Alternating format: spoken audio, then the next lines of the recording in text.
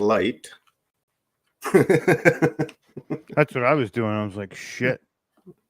Yeah, let me blind myself with this. Woo! There we go. Turn it up Let a notch. me go and have a look over here and see how we're doing. Make sure we don't have a...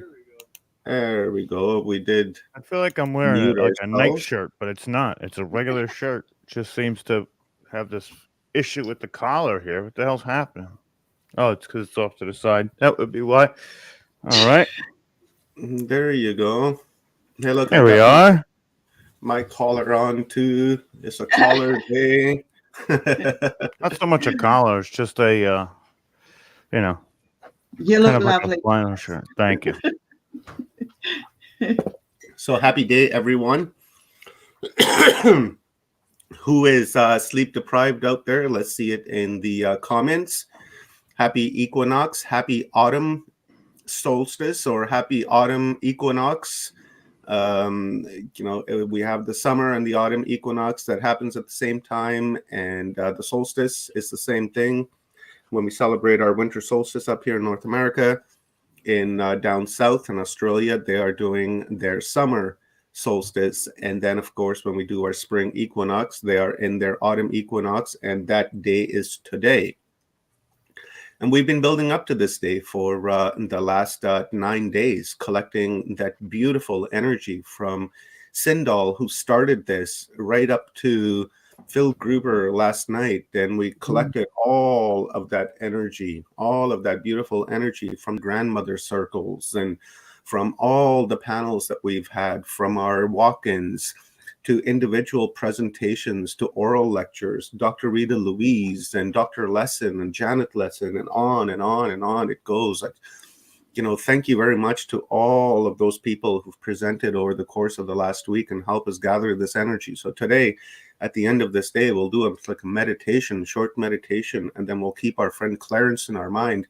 And when we release this energy into the world, we're going to direct it towards Clarence, so that Clarence can be healed, so that Clarence can gain some weight, so that Clarence can talk, and Clarence can breathe, so that he can come back and continue to give us the uploads that he gives through closer encounters, because he's truly an epic man. I love him to death. He's like a brother to me. So that's what we're going to be doing today. And then starting tomorrow morning, we're going to begin to collect that energy again. And then when the conclusion of this event happens, we're going to absorb that energy. And when we absorb that energy, we're going to move forward. And then when we move forward, we're going to use that energy to begin to create a new timeline for ourselves. So that's what my plan is, Rob. So what about you, brother? Well, I mean, we're on the same plan here. And I just want to say that today is the culmination of, like you said, the 8 days and the different areas of expertise and the information. So we've activated everybody with the information. The information is the activation, right? Phil Gruber says it the best, and it really is true. And I've been preaching this for a long time, but he articulated it so much better than I could. So we've been activating you to this point. Now it's time for those who are activated to create that cascade effect that creates an entire new paradigm around the world. So it's time for us to become those frontline workers, and let's say it's time for us to become those frontline light beings and really transition the rest of the world to follow in the wake of what we've done here, to be that next better carnation of humanity. Stone, you're down south. It's your autumn equinox. What do you say, sis? Yeah, no, it's lovely and dark. We've got a nice storm going on. It's blowing like a gale out there. It's cleansing all of the negative energies that have been around us. And tomorrow, when it dries, when the day comes, when the light comes in, it will be all cleared. So there's a mass storm clearing here going on. So I mean, totally, everybody is being activated now. We're all coming into the acknowledgement and the appreciation to ourselves that, yes, we were right. Yes, we have been right the whole time through. We've done the work. We've earned the right to say no more. Now let's shine. So raise your voices, raise your energies. We are a new frequency. We're going into a new dimension. So, fun.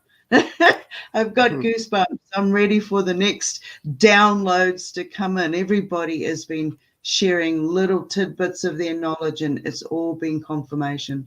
So bring it on. Right on. I love it. Let's before we begin to commit some blasphemy here, who's ready to commit some blasphemy here? Because I know I'm ready to commit some blasphemy. I commit blasphemy every day. Just call me Omar the Blasphemous, because really that's my name from now on. I love the blasphemy. I really do. And our next guest, my good friend Michael Feely, has raised my awareness on that, because before I thought blasphemy was something negative. And then Mike came along and then made me aware of what blasphemy actually is. Now I'm proud to be a blasphemist. Then you guys should be proud to be blasphemists as well, because Mike will explain to you exactly what blasphemy is. If you guys are not familiar with Mike, then you will find out. If you are familiar with Mike, then you already know. If you're not familiar with Mike, you're probably living under a rock, as I like to say. Let's change the view on this, maybe like that. There we go. on So, guys, today, channel. like we were saying last night, is going to be an amazing, amazing day. As you can see, we have very little speakers today, but we have some very powerful speakers today. And this day was designed in this way. So we're going to begin the day off with our friend, the blasphemist, Michael Feely, and we have him for exactly 2 hours. So he's going to do a brand new presentation that's being, featured here for the first time. And then after that, we're going to get to pick Mike's brain, because the last few times I've brought Mike on, he's on for an hour and then we kick him out, cancel him, and out he goes. And I'm not kind of, happy with that. So I've been trying to work around that on how I can engage in a deeper conversation after the presentation. So we got Michael Feely, and then right after that at 10:20 we have Dr. Michael Cremo, and then after that we have Dr. Smir Osmanovic, and then after that we're going to get a download from Flo Kruna and get some conscious music. And then after that we're going to have a feature film, There's Got to Be More to Life by Jennifer Koofman, and then after that we're going to have a panel discussion. After that, we are going to have our very own Paul Anthony Wallace, one of the sponsors of this event, come on, and then we're going to close the day off with Oli Demigard. So that is the schedule for today. Please share this out and give this stream a like on whichever platform that you're watching, and give it a like. And if you feel compelled to make a donation, please do so through the pinned comment in the chat room. So with that being said, let me bring up Michael Feely. I really don't think this guy needs any type of, bio reading, because we've just done so much work with him that majority of our viewers are quite familiar with him. And if you're watching on other platforms, like on New Realities and such, or you've seen Michael Feely on Portal to Ascension. But just as a quick note, Michael Feely is a former police officer. He's an esoteric code breaker, and he's an investigator. And the years that he spent as a policeman, that investigation skills, really prepared him to, investigate and crack codes of our ancient past and the esoteric past, especially, and from the Bible and other religious books that are out there. And Michael's decoded those. And, he's an amazing guy. And I will be sharing links to his website. Here, I'll show you guys one of his many books that I have. This is, I really like this one right here, Alchemy of the Gods. It's an incredible book. And Michael is also working, like the light worker that he is. And I love it that he's creating children's books with the same type of messages that he has for books for adults, so that we can begin to teach our kids the real, true history of our past. So with that being said, Michael Feely, welcome, my brother from another mother, my fellow blasphemist. Thank you very much. I appreciate your time here, your afternoon, my morning, and your contribution to Humanity Unplugged. Well, thank you very much, Omar, and as always, it's a pleasure to be here. Thank you for the invite. Just to go before I start into blasphemy, since it's been mentioned, A tree comes from the same word as true. Now, the only parts of a tree that you cannot see are the roots. So the roots are symbolic of the unseen, the unknown, secret information. Now, the word blasphemy means to uproot. So in other words, you are uprooting the unseen into the manifest world. You are exposing what was once a secret information, what is truth, into the public arena. So if you are basically a blasphemer, you are helping to uproot secret knowledge into the public arena. So hello to all you fellow blasphemers there. So Yeah, right on. Yeah, I guess we all blasphemous, huh? absolutely, Yeah, anyone that exposes what is hidden is a blasphemer, which is good. So what I'm proposing to do today is that the first part will be, to say, a brand new presentation, and after that we can obviously have a Q&A, we can have a chat, and we can get together and have a sort of esoteric chat just to conclude. So this is me, Michael Feely, and even though you can see who built the pyramids on there, the actual title of this talk is Beyond the Illusion, because that's really where I wish to take you. So if you can just confirm, Alma, they can see the... Mike, you want me to add it to the screen? Okay, just go back to your previous slide and I'll add it to the screen. And Mike, if we have like audio issues, because remember last time when you were running GIFs in your presentation, we had a bit of an audio issue. We'll try that out. And then if we have the same audio issue, maybe we'll go back to the same thing, open up your presentation in the background, and then we'll do the old share screen where the GIFs aren't playing so that your audio will be unobstructed. Okay, thank you. Once you confirm you can see my slideshow, I'll get it. Yeah, I see an angel on top of a pyramid, and then I see another angel on the right side on the bottom. And yeah, coming soon, the new book by Michael Feely, Who Built the Pyramids. Oh, boy. No problem at all. So let's take you beyond the illusion. So most people's reality, or most people's reality, is not what reality really is. Yeah, Mike, we got sound issues. So let's just stop your screen share. Yeah, there we go. Let's do it like that, brother. It's probably better. Let's hear your voice now. Is that any? Yeah, a little bit better. Yeah. Wonderful, no problem. So it's really a construct of the brain. So today, I aim to shatter people's illusion beyond the illusion. That is, the truth seekers who are coming into the truth. It's also those who've been here for some time who really don't have the truth, who talk about the light of a one world order, which is really not a new concept. It goes back to ancient Egypt, when they predicted that humanity will be governed from one center, one stable, and one shepherd. They asked the question many, many thousands of years ago, should civilization be united as a single culture of man? As I say, it is nothing new. People say to me, how do you get the information that you do? A lot of it is inner sight, which is inner knowing, which is downloads, and that really is how I get a lot of information. It's quite clear that we all live in a prison planet. We have all this surveillance, every move we make is monitored. Everything that we do is legislated against. We live in a prison planet. And yet, when we have the likes of this famous flag of the EU, it is 12 stars. 12 is really a lamed, which is the wisdom of Solomon, or the book of wisdom. It urges nations to seek knowledge. Unfortunately, they don't. So we send our children off to school every morning. We send them to be institutionalized into a world that is false, and they grow up believing that it to be true.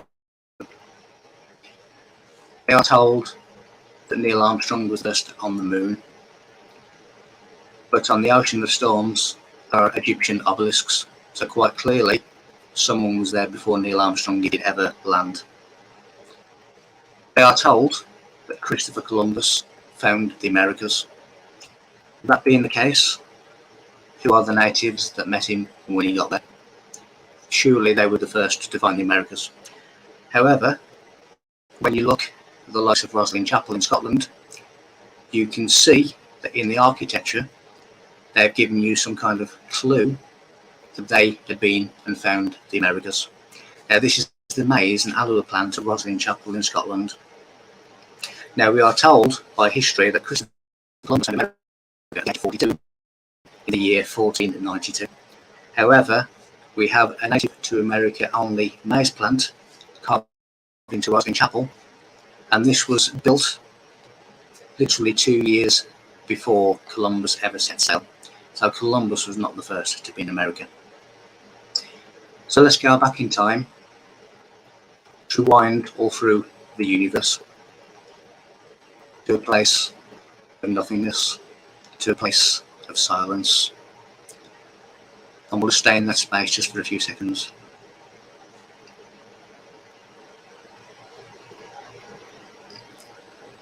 That is the creative space. Beyond the mind is the witness, who's the observer. Beyond the witness, there is silence. The cause wished to know itself through the medium of effect. And so it separated, it split. But as a result of that split, we had to have the creation of what we know as duality. That is the only way that we can have perception. That duality is a mirror symmetry. It is the division of an object into two mutual mirror images. With duality, you always have a manifest and an unmanifest presence that are in simultaneous existence. It can be no other way. When we look at the likes of the Hegelian dialect, it tells us that the human mind can only understand with duality. To give you an example of the manifest and unmanifest, at the moment, life is manifest and death is unmanifest in simultaneous existence. At some point, they will change positions and death will become manifest and physical life will become unmanifest. When that happens again, that is what we know as reincarnation. Now, we see reincarnation within the laws of nature. Every year we see the leaves dying, dropping off the tree, and then we see them growing again into full bloom. That is a reincarnation that we see within the laws of nature every year. Something is only recognizable if it becomes separate from unity. The visible world that we know is only recognizable because it has separated from original unity. Because then we have a comparison, and we can only have a perception if we have a comparison. Now, with reincarnation, sometimes people will have what they call déjà vu, which is really a conscious self-memory. It is the recognition of things that you may have seen before or done in a previous life, and you have some kind of self-memory of doing that. The word divine means to divide. In other words, to separate into parts. And that is exactly what we did. We separated into trillions of different parts, which is all part of the unity. Now, things turn out just how they turn out, not necessarily how we want them to turn out. It's almost as if somebody else is at the wheel of your car, the wheel of your vehicle. Because the creative force is not influenced by humans. A realization is to be. It is not thinking or talking about it. So therefore, praying to God is thinking of God, but it is not realization. Man can never find God outside of himself. It is something for the church book conveniently not tell anyone. Our physical body, when we come from a celestial place, is the cross that we must carry. The physical body is the burden that we have to carry. The cross, the Christian cross, is the body. It is man with arms outstretched. The position between the shoulders and the top of the head is the fourth way, which is the return to universal knowledge, which is our Father. At creation, without motion, there is no such thing as material existence. Even at absolute zero, there's still motion. So time is really a discrete series of movements. And it is almost like a movie reel called a flickery. So our eyes and brain work like that movie reel. And anything that goes faster than the flickery between the frames is invisible to us. When I was doing a talk at San Francisco, I pointed my camera out of the hotel window just to take some scenery shots as a memory. About 4 weeks later, when I actually got the photograph, I saw this UFO, which was whizzing past my hotel window, which I couldn't see with the naked eye. It was moving faster than the flickery, faster than the movie reel between the brain and the eyes. Creation is the tree of knowledge of good and evil, the tree of life. Now, when duality is created, it is what we know as good and evil. It is positive and negative. When we become unified once again and go beyond duality, we then become authorized to eat from the fruit from the tree of life. This is what the Apple Corporation logo is telling you. It is telling you it is beyond the duality. It is the unity, once again, the unity of self, which gives people the authority to eat from the fruit of the tree of life, which is creation. Now, in 1936, there was an excavation 50 miles outside of Athens in Greece. Part of that excavation, a 12-foot-6 box was discovered. Now, the only content of that 12-by-6 box was another smaller box that was about 3 times the size of this cigar box. Inside, 2 scrolls. And they related to beneath the base of the Great Pyramid, where they spoke of something called the abyss of universal intelligence.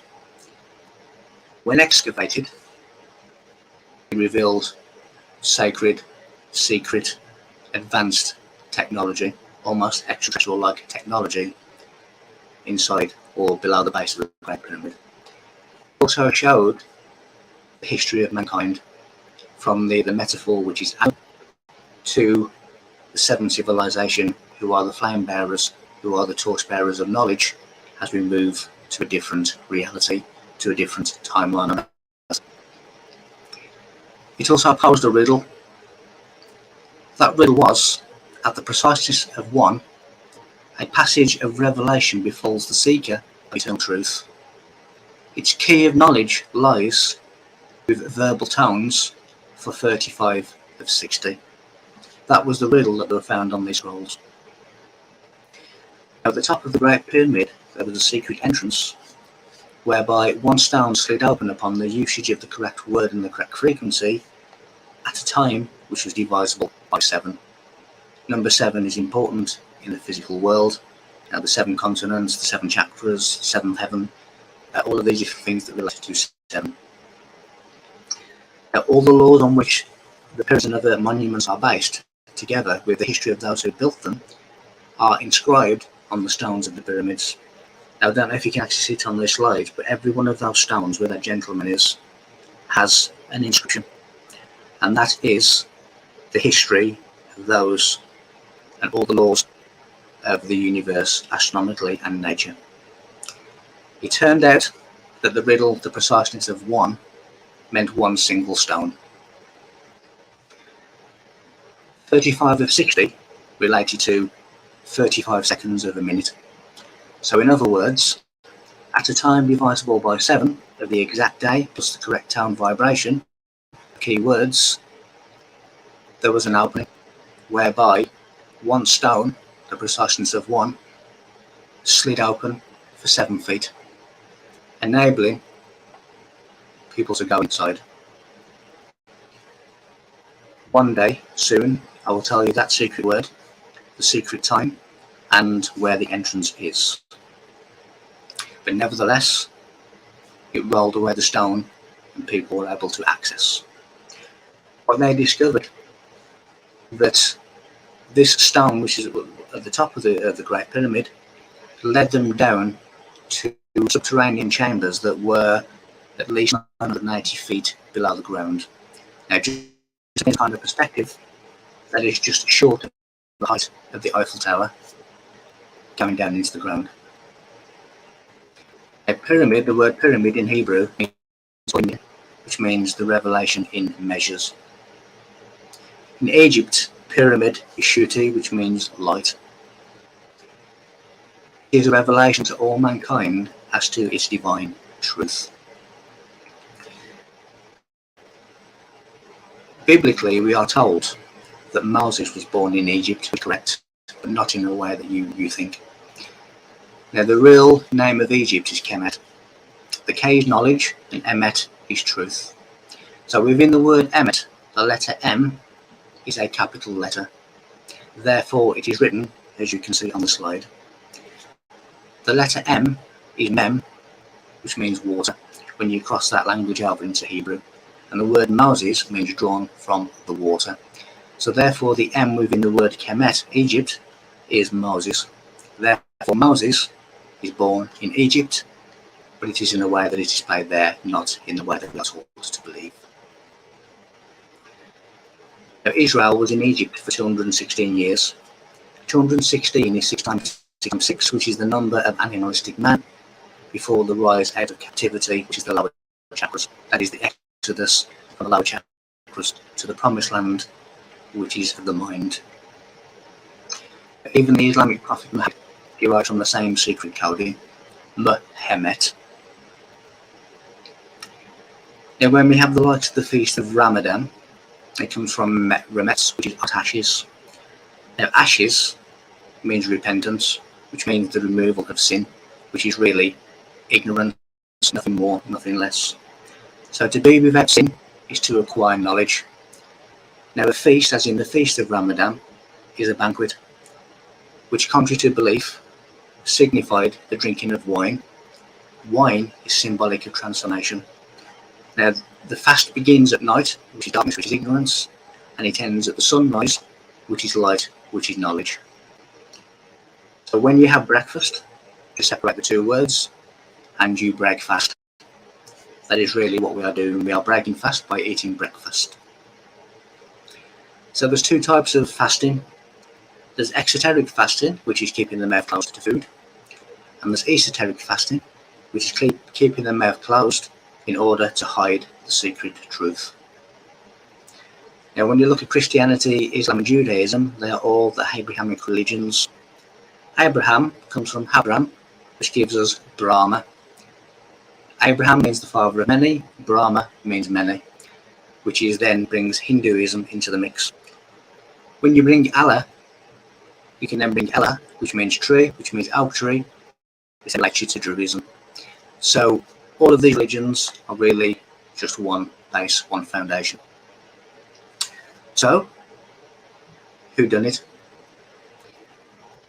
17 years of a career in law enforcement, I found many fingerprints at the scene.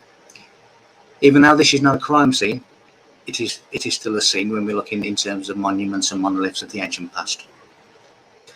So who done it? A group called the Beni Elohim. So what does that mean?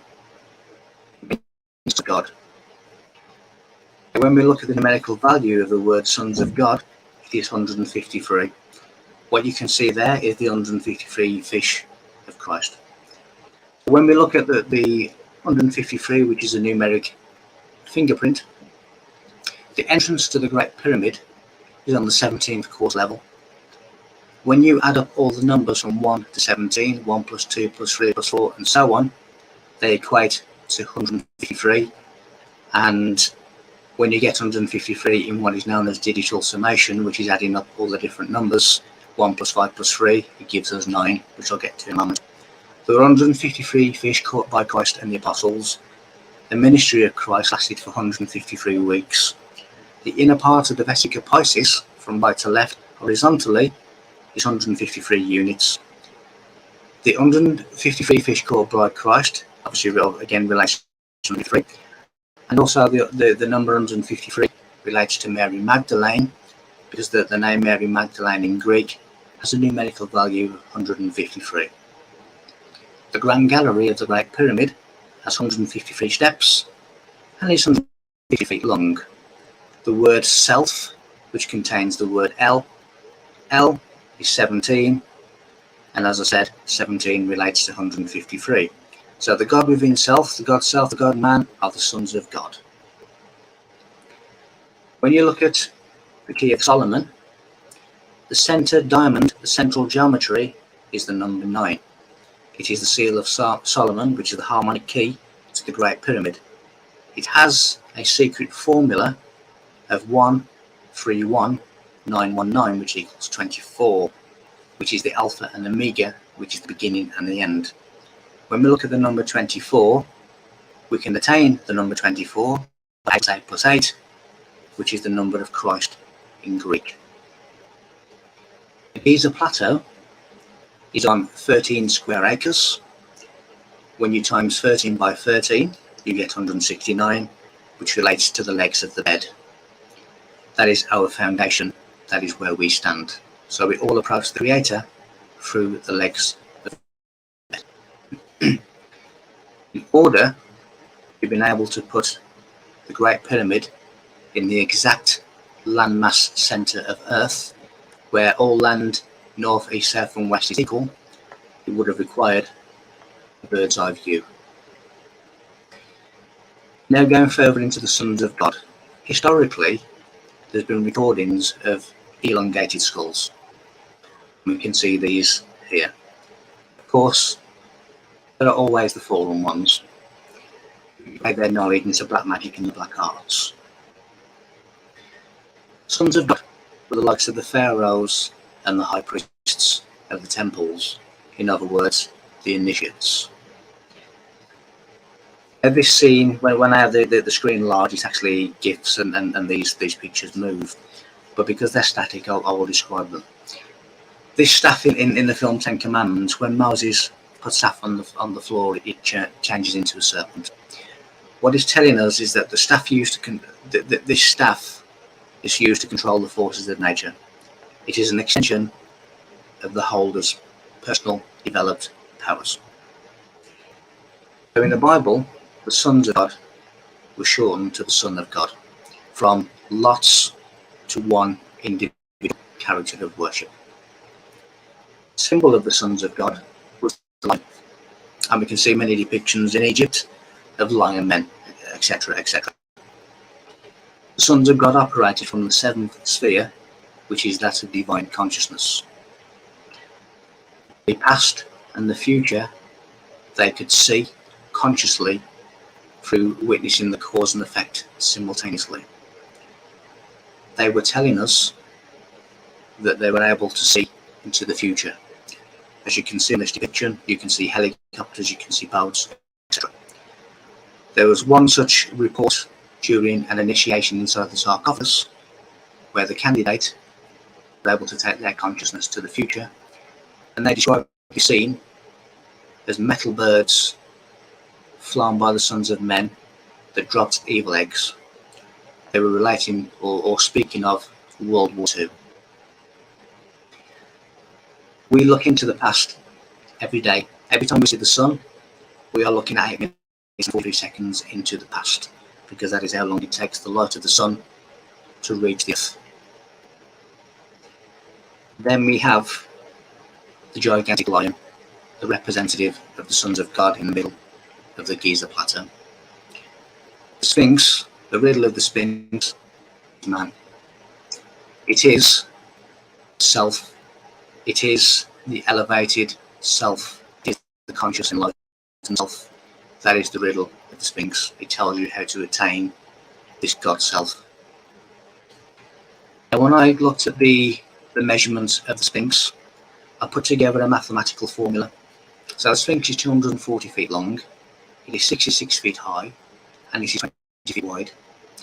When I added those numbers, times those numbers, it came to 316,800. 316,800 just happens to turn out to be the pyramid itself, the New Jerusalem, which is the city in the sky, which is really the biblical heaven on earth.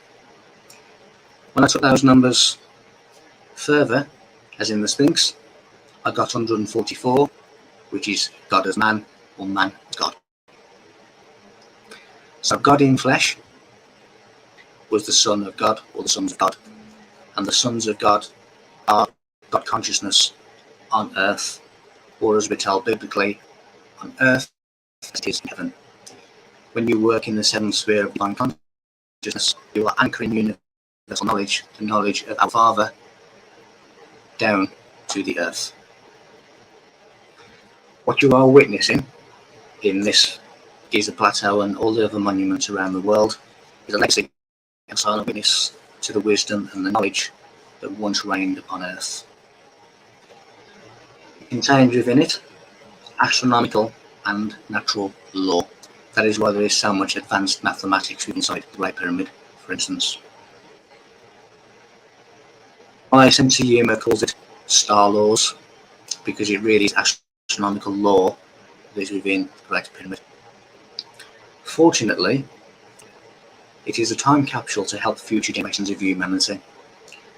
Fortunately for ourselves, it was timed to re-emerge on the 17th 360th cycle, which relates to Egyptian star codes, which later related to the Hebrew calendar.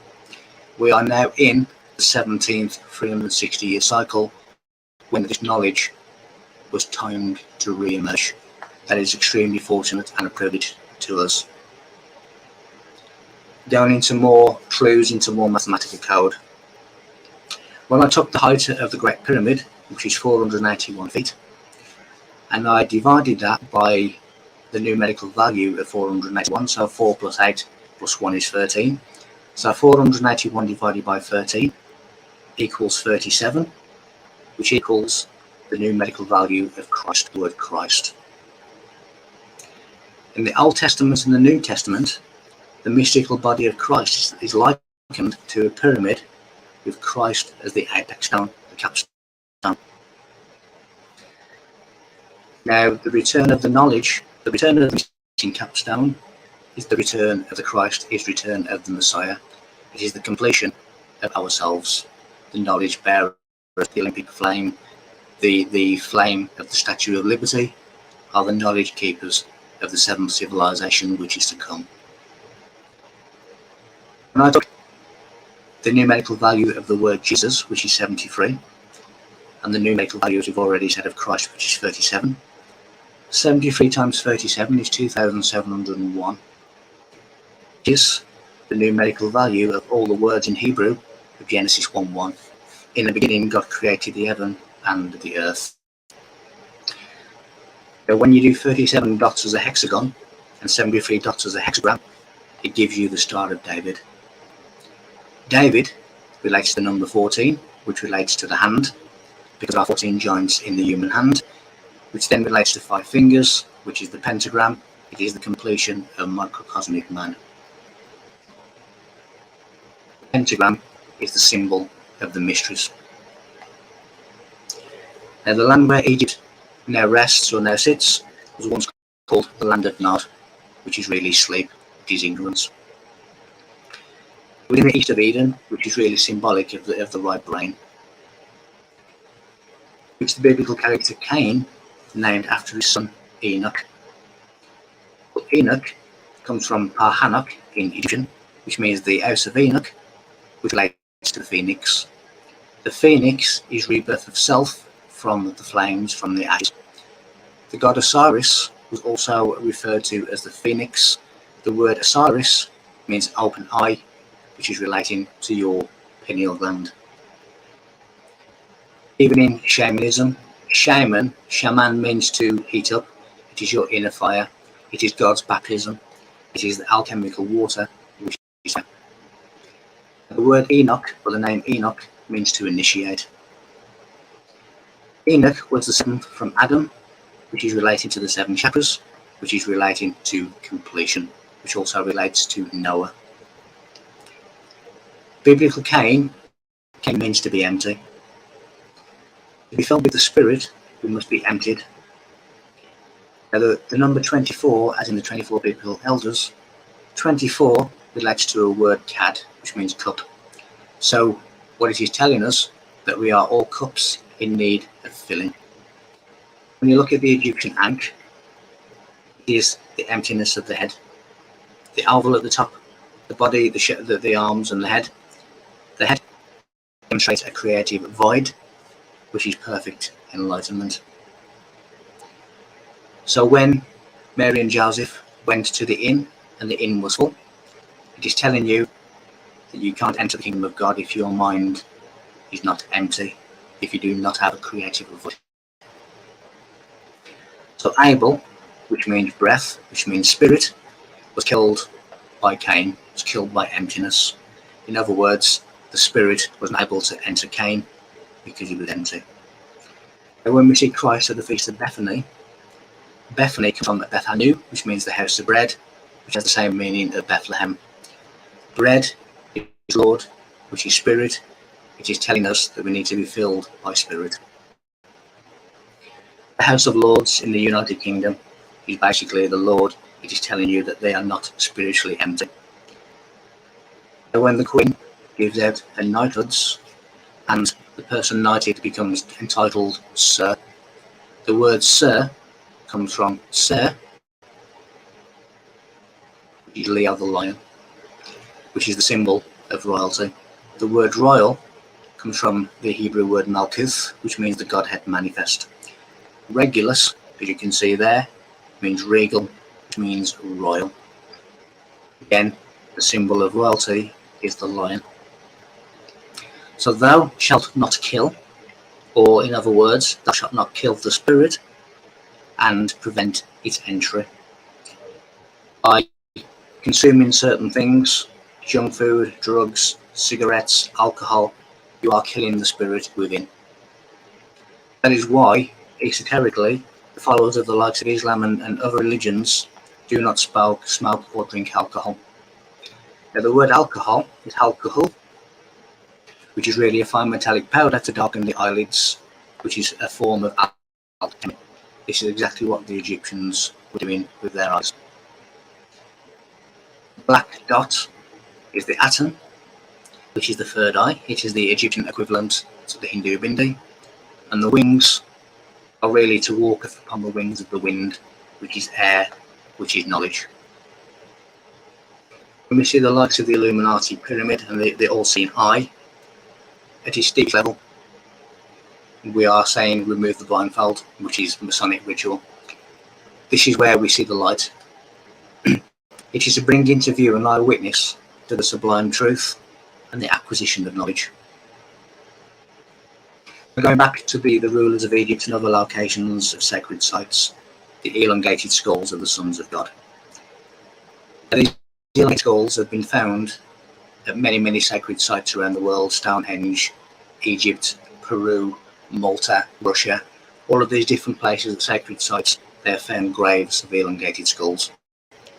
Now, an elongated skull is necessary for a fully developed master, which is the greatest spiritual abilities and capabilities. In other words, they were able to absorb and take in higher divine energies. They would use this in the likes of the Ark of the Covenant.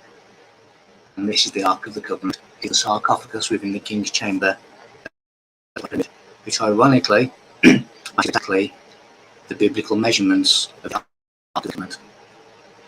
They're going back into passages.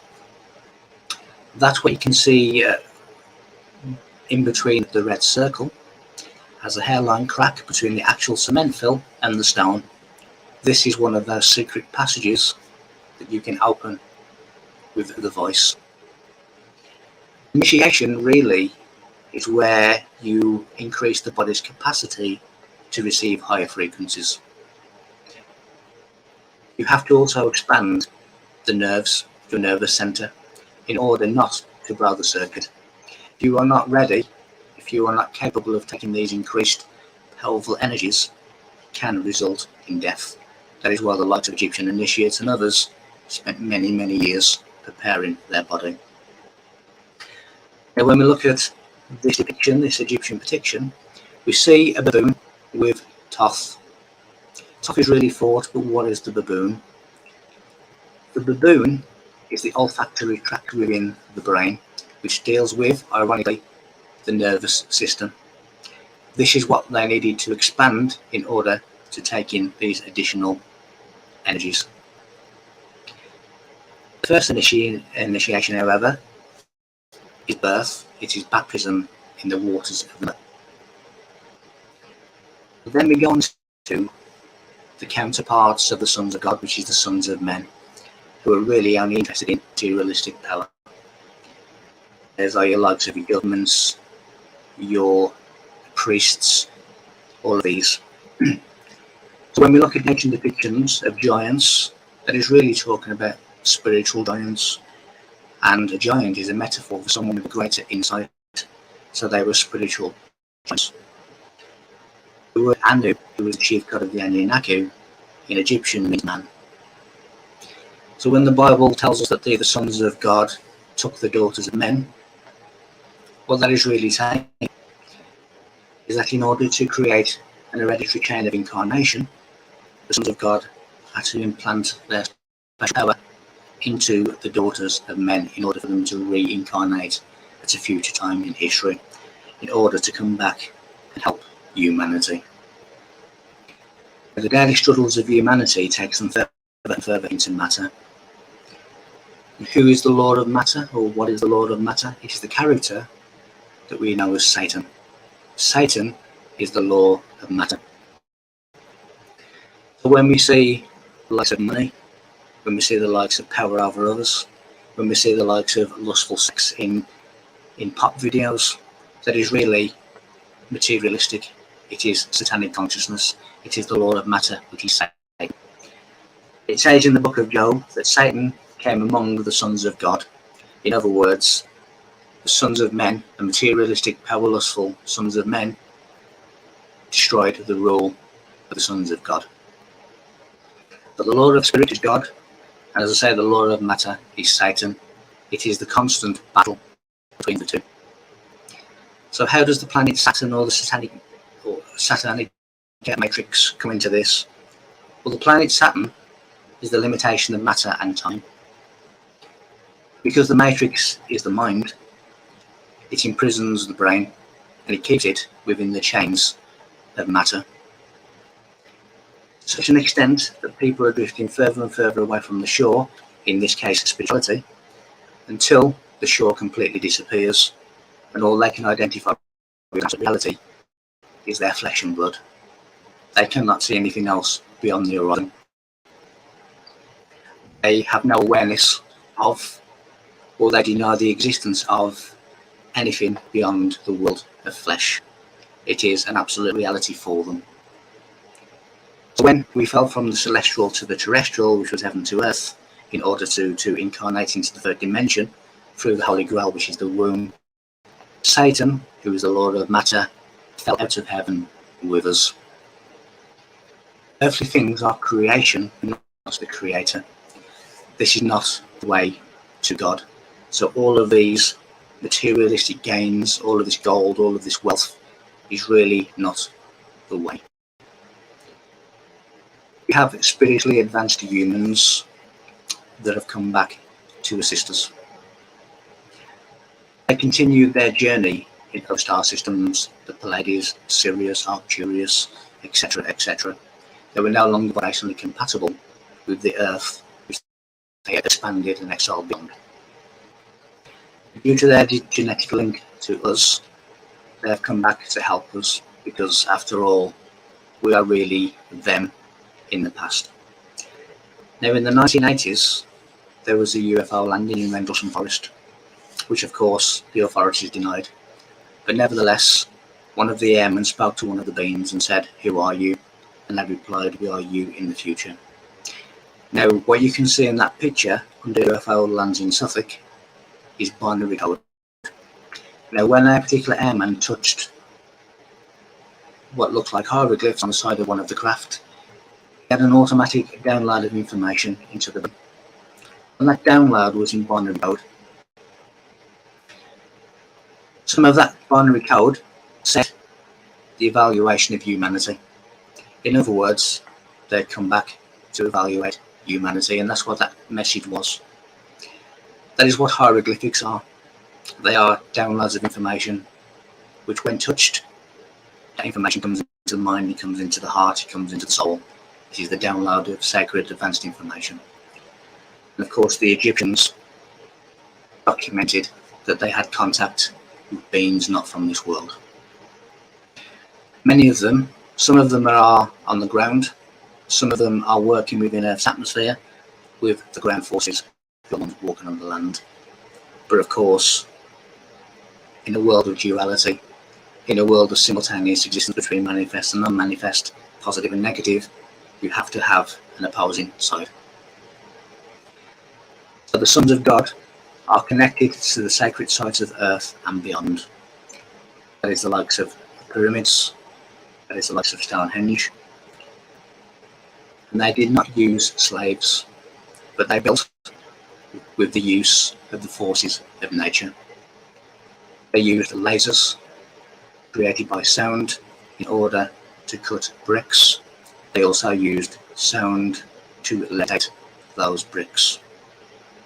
The word stone, and again, you're looking at the Great Pyramid, but the word stone is also biblical, because the original Bible is the Giza Plateau, which is really sacred knowledge in stone. So the word stone is Eben, which means father and son. Son also means Bena, which means to build. So in other words, son not only means to build, but son gives us the word, such words as sonic, resonate, resonance, and sound.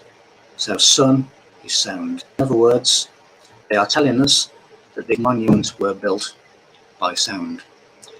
The word sons of God also means the builders of God.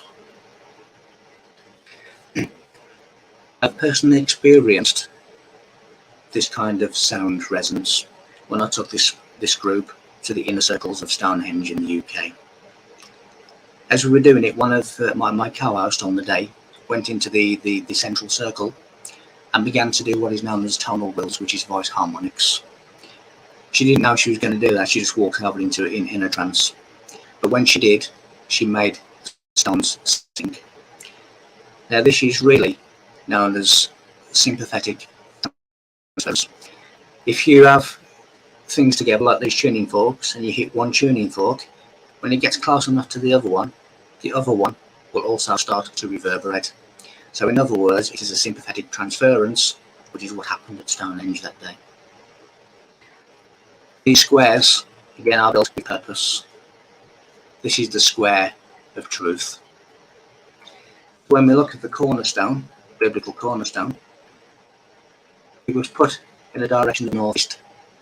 And why was it put in the direction of northeast? Because northeast is between dark and light. Now, when you look at this Masonic checkered floor, the corner that points to northeast is where the two squares meet. That is between dark and light. The pyramids were using matter to manifest divinity on earth. When we see the Great Pyramid and its 8 sides, they are telling us that that particular monument was built using the perfect square, the square of truth. If we were to stack all the stones that we used for the Great Pyramid, it would take us from Cape Canaveral in Florida to the alleged landing site on the moon. So the divine creative force is nothing and everything in simultaneous existence. But in order to know, to interact, to understand itself, and to see itself from the perspective of effect, it had to split into fragments. We, in this particular incarnation, are matter with a human consciousness. We could well have been a cat with a cat consciousness, but we are human. We are matter with human consciousness. But when the creative force recognizes itself in the third dimension, this is what happens.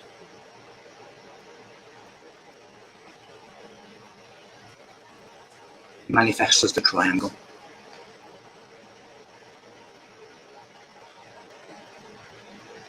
In other words, one becomes three, and three becomes one. It is the Trinity. Pyramids represent divinity manifest in the third dimension. They represent divinity manifest in the earth plane. Those who walked with the God consciousness were in direct communicado with the creative force. They were able through their hands to build these monuments through the instruction of the creative force. They walked around and anchored the creative divine energy and divine knowledge. They walked around as walking gods on earth. This is why we have the monuments all around the world and beyond the world. Now, when these sons of God left the likes of Egypt, or some of them left the likes of Egypt, they went to different parts of the planet. That is why we have elongated skulls in graves, as I say, in Malta, in Egypt, Stonehenge, in Russia, in Peru, because wherever they disembarked, they built these monuments, monoliths, to insulate their advanced technology. This advanced technology has been found within secret chambers. When people using the correct word on the correct day, anything divisible by 7 with the correct tone, stones open up that you can't see with the naked eye, and it allows access to these most sacred of places. As I promised, I will one day in the future presentation tell you the word, the location, the vibration, and what happens when you use them. Each and every one of us are all reflections of the same thing, one. We just have different levels of understanding as to what that thing is. As I say, people who have gone through an awakening, people who are realizing certain truths, people who realize that this reality is not what we think it is, are the ones who can see beyond the absolute reality that is matter. Those who are stuck within the absolute reality of matter are the people who only think that they physically exist. They believe that they are born, they work, they retire, they die, and there's nothing else. That is what they're being told by their rulers who have satanic knowledge, which is the knowledge of matter, because they wish to keep people down by making them believe that there's nothing else. There is something else that is everything else. Matter is only one part of the great plan. The great plan is really to relieve humanity from its darkness, from its misery, and from its ignorance. That is the great plan. Each and every one of us are divine. We are a divine spark. We are a fragment of the original one, who is nothing and is everything simultaneously. Don't let anybody else tell you otherwise. Not your governments, not your authorities, not your peers, not your family, not your friends. You are divine creation. Thank you. Before I end, I would just like to talk about another Trinity. So over the last X amount of days, you would have sat here and listened to many different speakers. When these events are put on, there is a host. Now the host needs the speakers, but speakers also need a host. Beyond that, hosts and speakers need an audience. So thank you to Omar, and thank you to the audience, and of course thank you to every single speaker that has spoken over the last week or so and who will speak in the next couple of days. Together we are a trinity: the host, the speakers, the audience. Thank you very much for your time, and now we can go into a question and answer or just a general chat.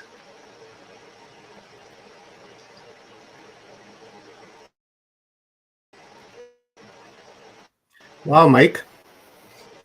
That's what I can say. Wow, that was amazing. Are you with me? Yes, thank you. I'm back now. Just removing my screen. Thank you. Wow, brother, that was quite the revealing. I now that's some blasphemy happening there, and I love it. That was deep blasphemy.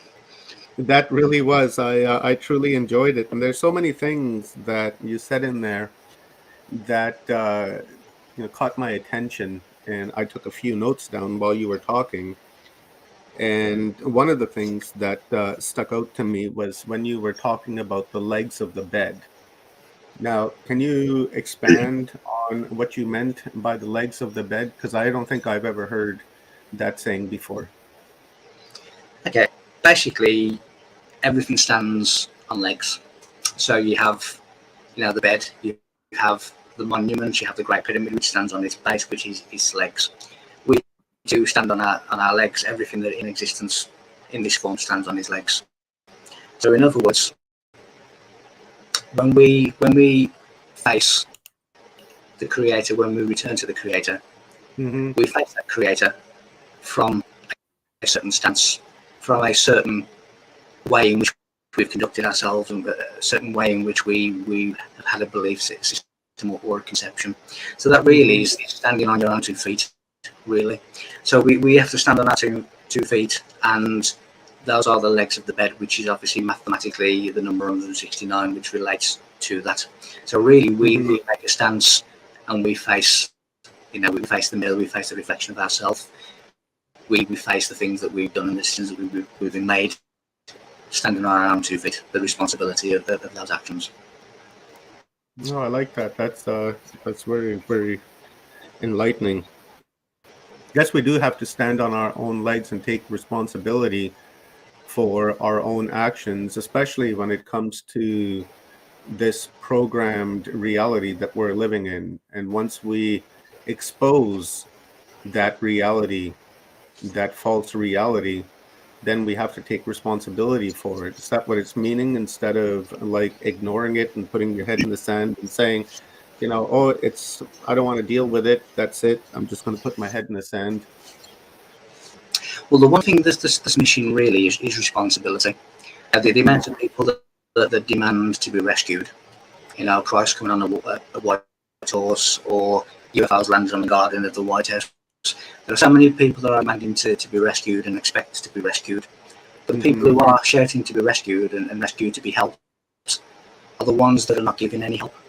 So what it's basically saying is each and every one of us is responsible for our own actions. We are responsible for our own ignorance. We are responsible for our own awakening. We are responsible for our own lessons. So it's really a responsibility. And that is what we're faced with. And until humanity really matures and realizes that we're not necessarily going to be rescued, we need to rescue ourselves. We have all the component parts that we would ever need. We have all the keys that have been left for us as a legacy, as a silent witness, in all of these stone monuments around the world and beyond Earth, on Venus, on the Moon. All of these different things are being left. But we're having these crops that are telling us the same thing. We have Nazca lines that are telling us the same thing. We have hieroglyphs, which are downloads of information. In a world full of potential knowledge, it is it's down to us to seek that knowledge. It doesn't come easy. Now, what I always say is, anybody can say, what does the Star of David mean? And just type into Dr. Google or Dr. Bing and a lot of information about what it means. But secret information doesn't come that cheap. And if you can find information in a split second on Mr. Google, then it is not the deepest truth. It is probably there, of course, but it is not the deepest of truth. So you have to put in the effort. You have to put in some kind of effort in order to find this truth. And it is extremely well hidden. And it is extremely well hidden, for one, so you could keep it away from the wrong hands. I mean, for argument's sake, people look at tarot cards, but tarot cards tell you more about the past take to the future, because the tarot cards, or Torah, was really a mechanism that the Knights Templar used to keep secret information away from the Church of Rome. So when you look at the likes of, the Fool, or in modern day playing cards of the Joker, that is really talking about the new initiate who's just starting out on his journey of discovery. And all of these different cards are really secret information. It is the same with dominoes. It is the same with dice. And I've said before, when I've demonstrated with dice, that every opposite number on a dice equals 7. So 7 is the unmanifest factor, which again is an important part of the third dimension key. Now, when you add up all the words, 1, 2, 3, 4, 5, 6, because there's 6 faces on the dice, in a secret language known as cipher, that equals 103. So 2 dice, which is 206, which is the amount of bones of the body. So Eden means paradise, and what you have with the secret information is the paradise. So it is talking about the temple as the human body. That is what the dice is really indicating. We have all these different mechanisms of secret information there for us all to understand and to decipher. And as I say, it doesn't come easy. When I've looked at things, we've been knowing with this thing, and I've meticulously pieced everything together. Sometimes I can't remember how I've done that. I just have. And when I look at mathematics, and I just have these ideas that come into my head. That what if now the question and the answer come at the same time. When I look at why is the Great Pyramid 491 feet? It's not just random, thing. Why not 482 or 480? Why 481? It encrypts Christ within the Great Pyramid. 481 feet divided by 13 equals 37. This is the number of Christ. It is encrypting all of these biblical things because it is the original Bible, and the Bible was extracted from that and then rewritten in order to reflect something else, whilst it maintained this secret original information for those who have the eyes to see and the ears to hear. So it really is, everything is deliberate. When you look at 481 feet, it gives you 204 course levels. Now that gives you the age of the pyramid, which I've said in other previous talks of 73,440 years of age, because using Egyptian star codes and using Hebrew calendars, which come from Egyptian star codes, which was then hidden within the Dead Sea Scrolls, the Common Cave Scrolls, which was then hidden by the Knights Templar, and I found that it's in Roslin Chapel in Scotland. It tells you the age of the Great Pyramid. It tells you how to work it out, and in the same way that you would work out the age of a tree with its rings inside the bark, when you look at the 204 course levels and you put them as 360-year cycles, which is what the Hebrew calendar is, then when you make that mathematical equation, it's 73,440 years of age, which is how old the pyramid is. So wow. All of this is really deliberate mathematics, which is the law, astronomical law, it is the law of nature, and of course it is these laws that are encrypted also within the pyramids, the Great Pyramids, and every stone, as you saw on one slide, if you could see that, has inscriptions. And those inscriptions are telling you the history of the people who put them there and the laws that were used in the construction. Now that construction, Beni Ha Elohim, the Son of God, means God's builders, as well as build with sound. And these monuments were built with sound, through sound levitation, through sound lasers, the square stones as a square of truth. So we have this re-emergence of knowledge that is coming forth. And again, when you look inside the history of man inside the Great Pyramid, it mentions the year 2001. Now, the year 2001, some people have wrongly believed to be Armageddon, to be the end of the world. But the year 2001 was the beginning of the 17,360-year cycle, which is now. And that is when the knowledge was timed throughout eons of the thousands of millenniums to come back now we are basically now living the 2001 generation when this information is set to emerge. So we are quite fortunate and extremely lucky that we are now at a time where knowledge was set to return, and it was set to return now because they believe that it had the best chance of succeeding now as humanity grows into its seventh civilization at the end of the sixth. How profound. Mike, just very quickly, can you just check your mic connection? It seems to be breaking up a little bit. Is that after that's a bit better? I'll just put it in a bit better. Oh, yeah, that's a little bit better. I've got lots of questions here for you, Mike. I'm going to keep you busy here for the next hour. Okay. Guys, visit Michael Feely's website and to place your orders for his books at michael-feely.com. I have this one right here. Actually, I got all of Michael's books. Well, pretty much all of them, but this one was a very good read, Alchemy of the Gods. So head on over to michael-feely.com. So here's another question for you. Popped up on the screen by Steve Lee. He says, thanks for your time. Really enjoyed your talk. 3 questions, please. What can we do or are we able to do with this knowledge? 2, how can it help our human lives? And 3, how can this info assist our soul energy? Okay. What we can do with this knowledge is share it and pass it on, because the more we are aware of it, they become. There's still a little issue with your mic, Mike. Is that better? Mike? Yeah.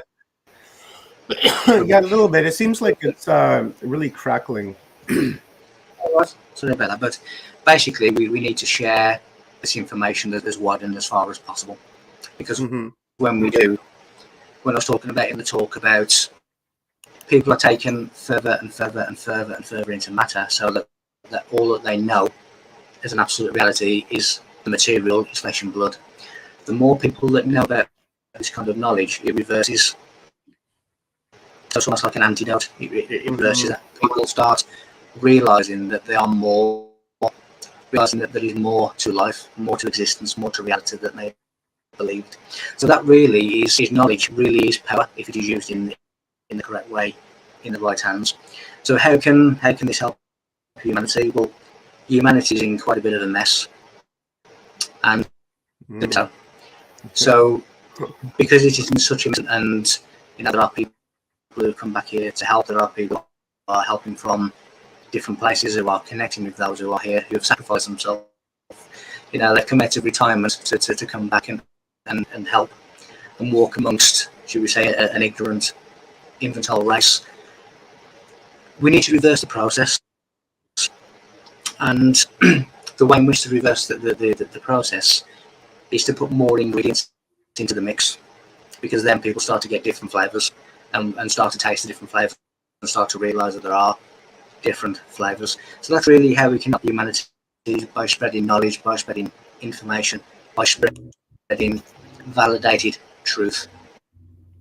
You can have lots and lots of knowledge which is not right.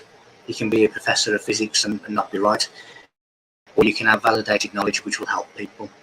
The soul, the third part of the question, the soul really is the unmanifest animator, and the soul's quest is to become fire, which is not a physical fire, it is a spiritual fire, because a spiritual fire is of a higher vibration than physical fire.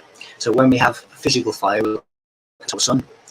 When we have a spiritual fire, we look at Sirius, the planet Sirius, which is in the binary with the sun. And that is why Sirius is held in such high regards in the likes of ancient Egypt. It is the spiritual sun of higher vibration. The soul really wants to become a baptism by God, really. And fire is God's baptism. It is the purifier. It is the ultimate knowledge. So when you look at alchemy and the baptism by water, which to alchemists is really fire. So it is really a deep cleansing purification, but it is the inner spiritual fire where we raise our inner self. So the soul really wants this information. The soul really wants this information to come to it. The soul really wants to pass this information on, because it recognizes that that is what it needs to fulfill its own goal. And as I say, when you look at when you touch the likes of hieroglyphs, that is giving you a download at the soul level, which is the unmanifest aspect, but it animates us. And when the body is no longer usable, it is cast away, and your true essence continues. But if you imagine Earth is really a school, it is a university. And whereas in the days of old, your initiations to expand your body, to take in the higher divine frequencies, these initiations were done in the temples, in the Great Pyramid. In modern day, they are largely done in the crossroads and the decisions of life. So when you make important decisions, when you have tests where you have to make a decision, that is really modern day initiation. And initiation is also at a soul level. So if you imagine that you are now, if you want to increase your muscle base, you need some kind of resistance to make your muscles big. So people go to the gymnasium, they pick up 150 pounds with one finger, and that is really the resistance to build their muscles. But we all have the same muscles, but they've enhanced theirs, they've built theirs up. And that is the same really in a soul way, in a spiritual way, in a maturity way. We have the resistance, should we say, in order for us to become stronger, in order for us to have a greater realization, in order for us to learn, in order that our soul can advance.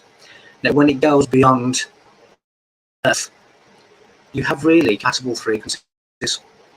So if you never get this, if you never listen to this, if you are always within the absolute of matter, then you will remain compatible with the frequency of this planet, which means you're going to keep coming back. If you imagine that which has been cited as, and held prisoners under the surveillance of the satellites and the prison yard cameras, unless you spiritually advance and awaken, you will keep getting recalled to prison. If you use this opportunity and advance yourself, you become mature spiritually. If you become enlightenment is what we are anyway, but it's just the remembrance of that enlightenment. If we remember that enlightenment, then we get parole, and it means that we are no longer compatible frequency-wise with Earth. So we continue the journey in different star systems, in different places. So really the aim for the soul, for the vessel, for the animation, is to advance, to learn, to listen, to see. And that really is down to ourselves to do that. So that is how we help humanity, that is how we help ourselves. What looks good for the parole board is when we help people. And we can sit there and say, I've helped all of these billions of people to awaken, to escape. That looks good for the parole board, the end of life review, should we say. So put it in different terms of understanding. This is now our opportunity to learn, to advance. But true enlightenment is not only learning and advancing yourself, it is advancing others and helping others. And that is basically my answer to that 3-part question. I got a follow-up question on that, Mike. But first, your mic is crackling up pretty bad. Is there any way you're able to use the mic from your camera instead of your actual mic? Because I think the connection, right up in here, back here, right? I think that may have an issue. So maybe if you can try to use your camera mic. Okay. Can you hear me? Is that okay? Yeah, I can hear you. Cool. I'll do it that way then, if that's any better. Oh, that's way better. Let's do the presentation over again. I want to hear it again. Have you got 3 hours? Yeah, I'll do it as well then, if that's better. But yeah, basically that is my answer to the 3-part question. Okay, so I've got another question. I'll ask Heaven's question actually last, because I'd like to hear the answer on that. Let's get a question in from Grandmother Suzanne. She was on a couple days ago with the Grandmother Circle, and she also did a presentation by herself. An amazing presentation. You guys should go back and watch that. I'll take the feather right here. The question is, how are these sacred sites being connected now to help humanity ascend? Actually, before I go to that, I want to ask that follow-up question, Mike. Now, when you were saying reincarnate and, pass this test here, we're approaching this, prophecy that many Aboriginals on the planet have called for, and most famous of them is from the Anasazi that has been given to the Hopi about the two roads. And we are at those two roads at that merger point. Now, this vibration that you're talking about, right? If we don't vibrate at a particular distortion, then we're going to have to incarnate and come back over and over and over and over again until we actually learn our lesson. But I was saying yesterday that I hated to put in us and them type of vocabulary, but that's really what's available to me. Us being people that are on this path of ascension and awareness and trying to raise our awareness and educate ourselves. And then there's the other camp where people seem to be under like a black magic spell where, they're not really aware of what's going on, and our effort to help them, to bring them over here. So people that are walking on this path right here and are beginning to ascend and become aware, and their vibration and distortion is increasing, would those people have to come back and incarnate, or would they come back to like a different vibrational earth and begin like new lessons and new way of life than what we've been accustomed to for like the last, Kali Yuga, I would suppose?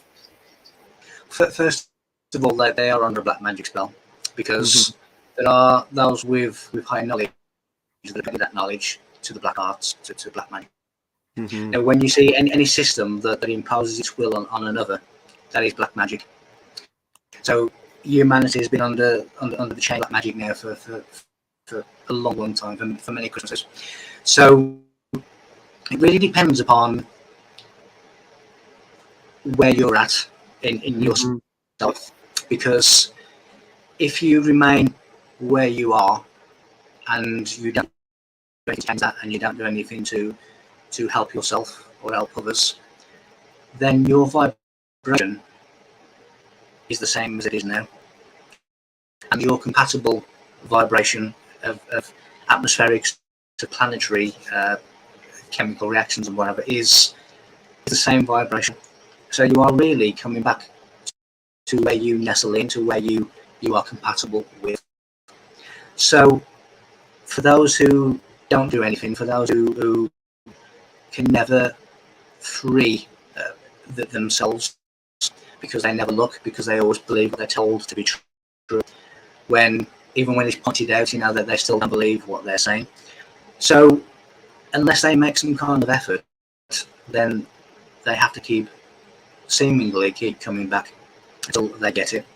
Now, when you look at the likes of Egyptian mummies, when an Egyptian becomes mummified, it's just telling you that they no longer need to reincarnate. That is the end of the reincarnation cycle for them, because their body can't come back, because it is encased, that there's organs removed, that there's different things. So basically, they don't need to come back. They have made it.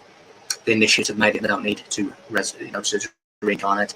And that is the same for everyone, because we are under the same development. We are in the same frequency. We are on the same planet. But it's how we choose, or what we choose to do with our time here. And if we choose that in development, in the development of ourselves and others, then our frequency automatically rises. With advanced knowledge comes the frequency of advancement, because everything has a frequency, everything has a vibration. So the words that are used, the things that we say, everything we talk, we are talking mathematically, we are talking as a vibration, we are expressing a thought. So when someone says something that's not particularly nice, that is a verbalization of a thought that wasn't very nice. So we need to control that. We need to control what we say, because what we say, we can either bring in real divine energy through the voice, or we can destroy someone. And we can destroy somebody with an instrument that has no bones, which is the tongue, because we can speak. So it is our responsibility to raise that. So yes, if those people need to keep coming back, then they will. And yes, you can turn around and say, well, they've been programmed, they've been brainwashed, but it's still their choice to be brainwashed. It can really take minutes to start chipping away at the truth. And as I say, you have to go sometimes largely further than Google and Bing and all of these search engines. But nevertheless, you still have all of this information around you all the time. And it is your choice whether or not to look at that information. So, if you don't, how can you expect anything to be different? Mike, I get the impression here because, throughout this entire conference, we've been talking about incarnating and learning lessons and, having to come back here again and again and again, that incarnate death, incarnate death, incarnate death. And then eventually, if you learn your lesson, then you no longer incarnate and then you can move on. But, from hearing all of this, I'm getting the impression that there is no free will involved there, right? Because if there was free will involved there, then I would choose not to incarnate to come back and say, okay, well, I don't want to learn the lesson on this planet. I'm going to go somewhere else and learn it over there, right? But it seems like that we just continue to, go through this cycle, and that gives me the impression that I don't have the free will to choose for myself whether I'm going to incarnate here or not. And it's almost like it's being thrust or forced upon me to come down here to do whatever it is that I need to do, right? So is there free will involved in this, or is free will just like a fantasy that we, hope exists because that's kind of what we want, but in actual reality, there is really no free will involved here, because it seems we're just being told, you go, you go, you go, you didn't learn, go back. You didn't learn, go back. It's like putting a kid in the corner when he makes a mistake on a timeout and he comes out of that and does the same thing, and you put him back and say, no, you didn't learn your lesson, back to the corner you go. And that's the impression that I'm getting from this whole incarnate death cycle. Well, if one of the comments in psychology is free will or determinism. Now, my argument is, regardless of how much you plead, regardless of how much you pray, regardless of how much you scream and shout, things turn out how they turn out. And that is not necessarily how you wanted them or pleaded them to turn out. So in other words, as I said in the presentation, it seems like somebody else at the wheel of your automobile. Who is actually steering that automobile? Because ultimately, they seem to be in control. And however, whatever highway that they wish to take is the highway that you get taken down. So that, for me, leads to the impression of determinism. So when you look at what am I, what are you, we are fragments of information that feed back to the original nothing and everything. That being the case, whatever my microchip has to feed back is what will be fed back. So until I feed back that information, then I have to keep trying. So my argument would be, we have very, very, very small free will within, the zone of determinism, because what will be regardless of what we a lot of the time what we want. So that could only lead to somebody else steering it. Somebody else has a particular outcome in mind, and someone is going to take us the direction in which that outcome will be fulfilled.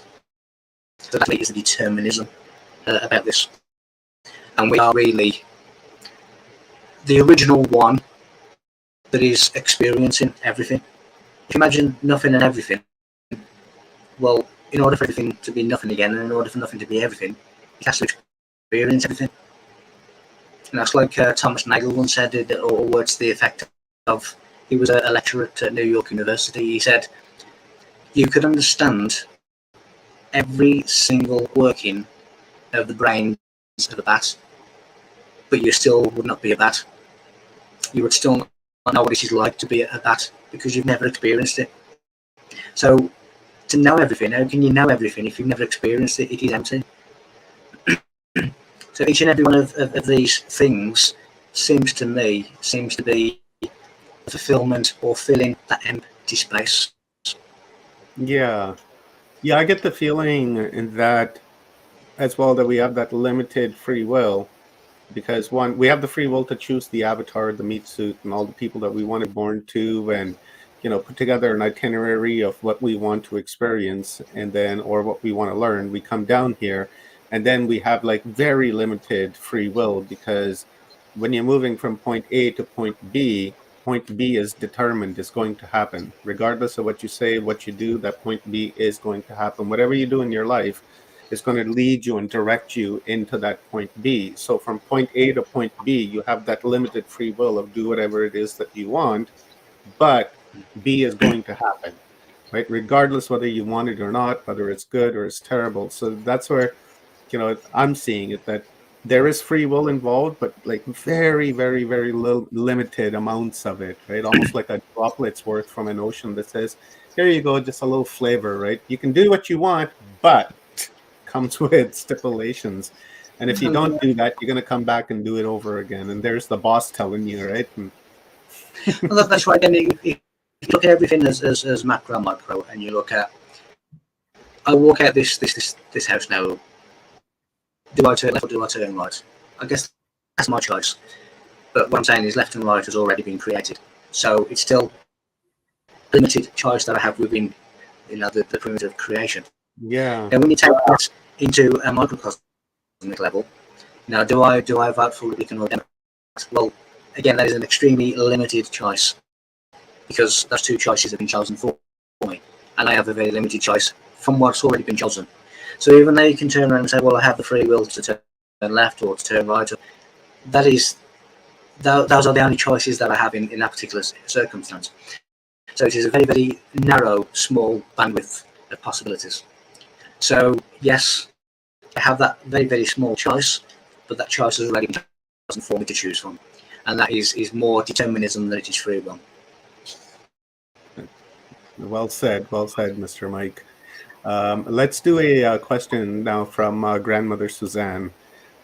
She was asking, is it popping up here on screen? Here, let's go with that. Press harder. Grandmother Suzanne asks, how are these sacred sites being connected now to help humanity ascend? All of the sacred sites are upon lines, magnetic lines, ley lines, whichever you wish to call them, that they are all connected by energetic lines. Now, when you look at the longitude and latitude mathematical coordinates of each of these monuments and monoliths, they not only pinpoint precisely their location, but they also tell you how to find the other sacred monuments in other places. So, for example, the famous face on Mars tells you precisely how to find Stonehenge. Mm-hmm. Stonehenge tells you how to find the face on Mars. The Great Pyramid tells you how to find the Fiery Pyramid and Cydonicity on Mars, and so on within the mathematics.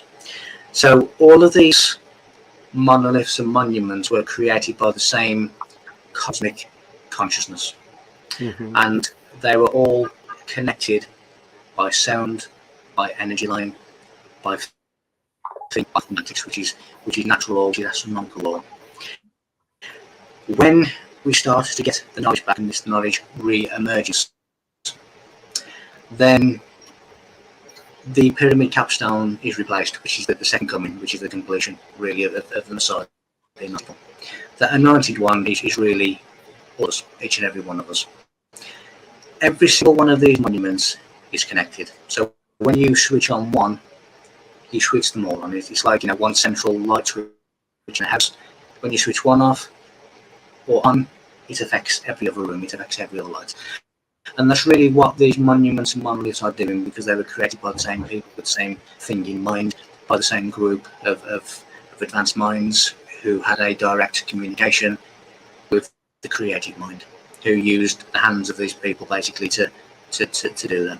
So when you flick on the switch, it activates the grid. And when you activate the grid, that is when you see the fireworks. That is when things start to happen. So what we're seeing now is, a lot of this, the information that is contained in. One of the reasons that we see many of the shafts that have been sealed is because it is insulating the dangerous in the wrong hand technology. So we're basically insulating it inside these monuments, so the wrong hands couldn't get out of them.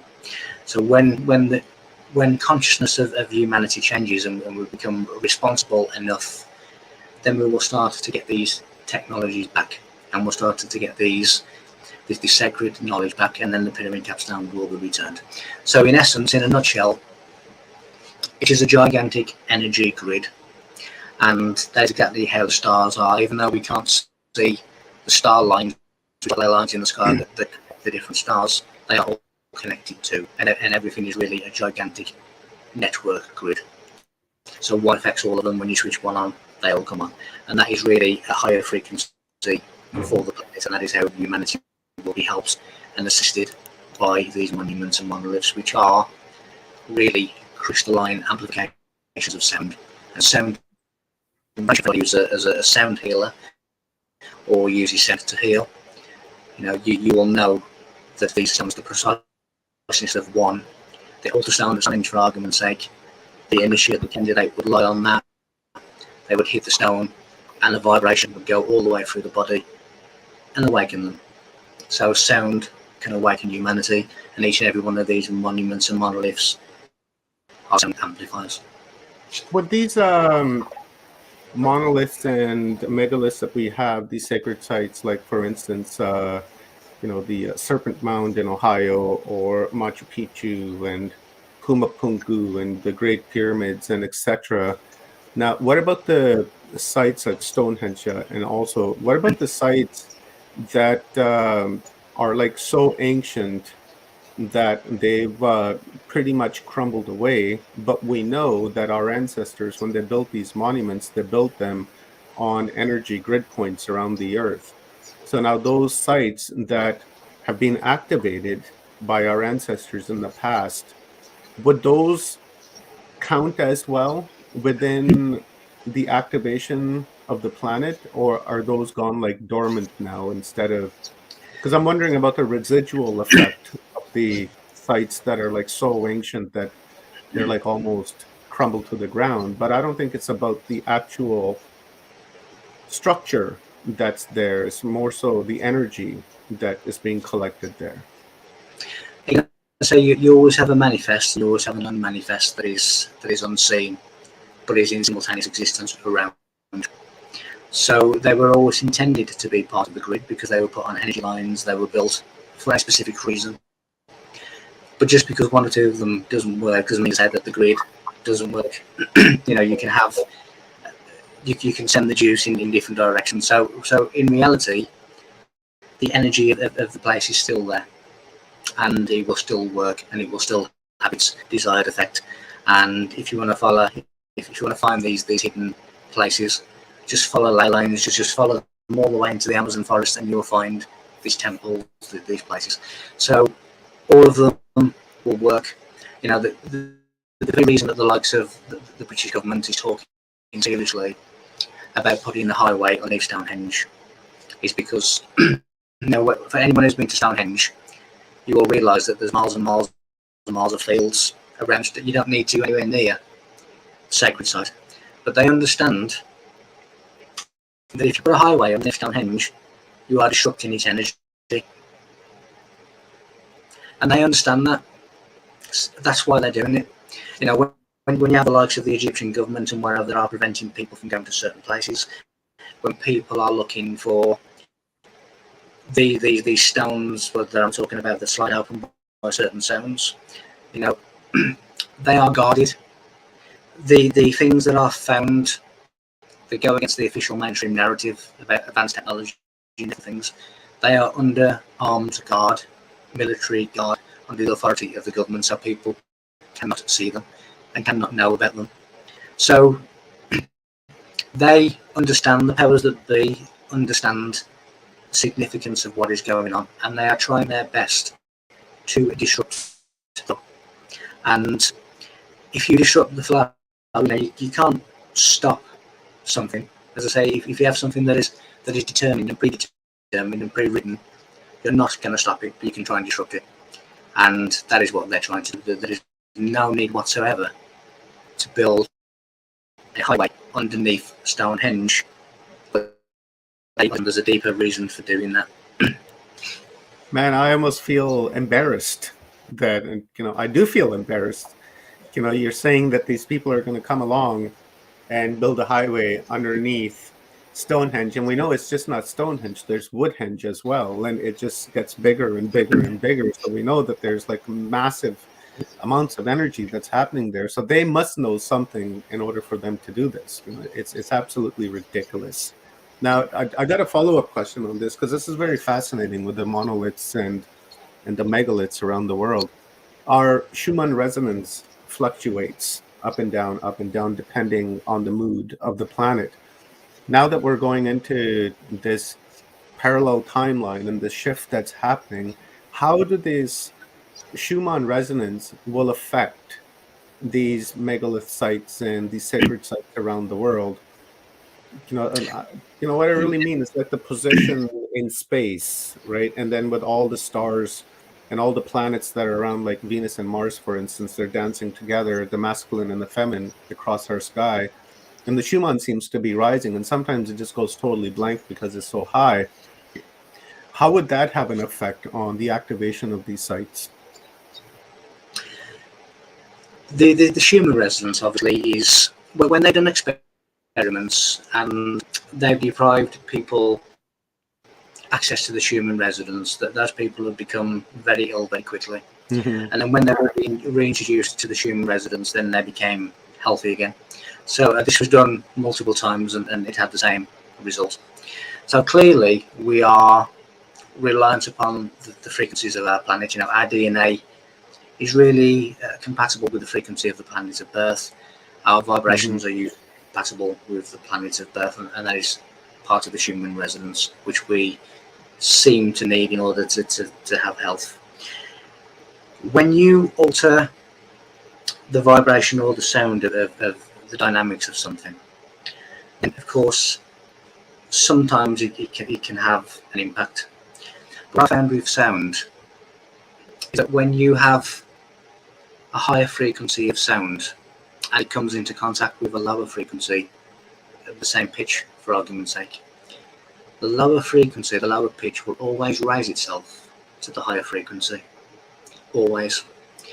So when people sometimes have strange sort of sounds in their ears and different pitches in their ears, what they're hearing is sound waves that are low and high, in other words, opposite, are meeting each other, and the lower sound is raising itself to the higher sound.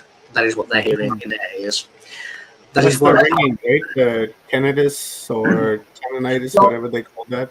Yeah, I mean, tinnitus is more of a medical condition, but people hear frequency, the change in pitch in their.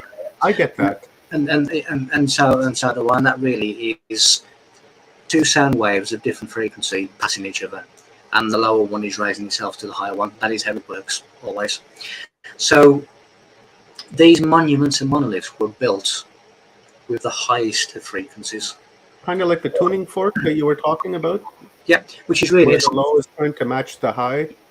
It is. It's a sympathetic transference. So basically, if you have two tuning forks next to each other and you hit one, then you put the other one that wasn't hit close to it, and it will start to vibrate. Yeah. And that is really sympathetic transference, which is what happened at Stonehenge on that incident. So these things are built with the highest of frequency, with the highest of knowledge of astronomical law and natural law, and because they are such a high frequency, any other frequency that is inputted into it will automatically jump up to match the high frequency of the monument. Yeah. So again, because they were put there with such special power, that's not going to be changed. And the idea is that humanity will be removed or helped or lifted up from its slumber. That is the grand plan. That is what the grand divine plan is, to help humanity. And all of these different tools have been put there for us to decipher, to learn. But like anything else, we have to, when we're a child, when we're growing up and we want to read a book, we have to learn to read. So until we learn to read, we have adults and other people telling us, this is what the word is, this is what the word means, this is what the sentence is, this is what the paragraph is.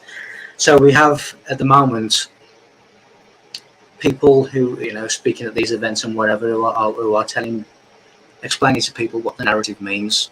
And then once they can read for themselves, that's when they begin to understand the narrative themselves and decipher it themselves.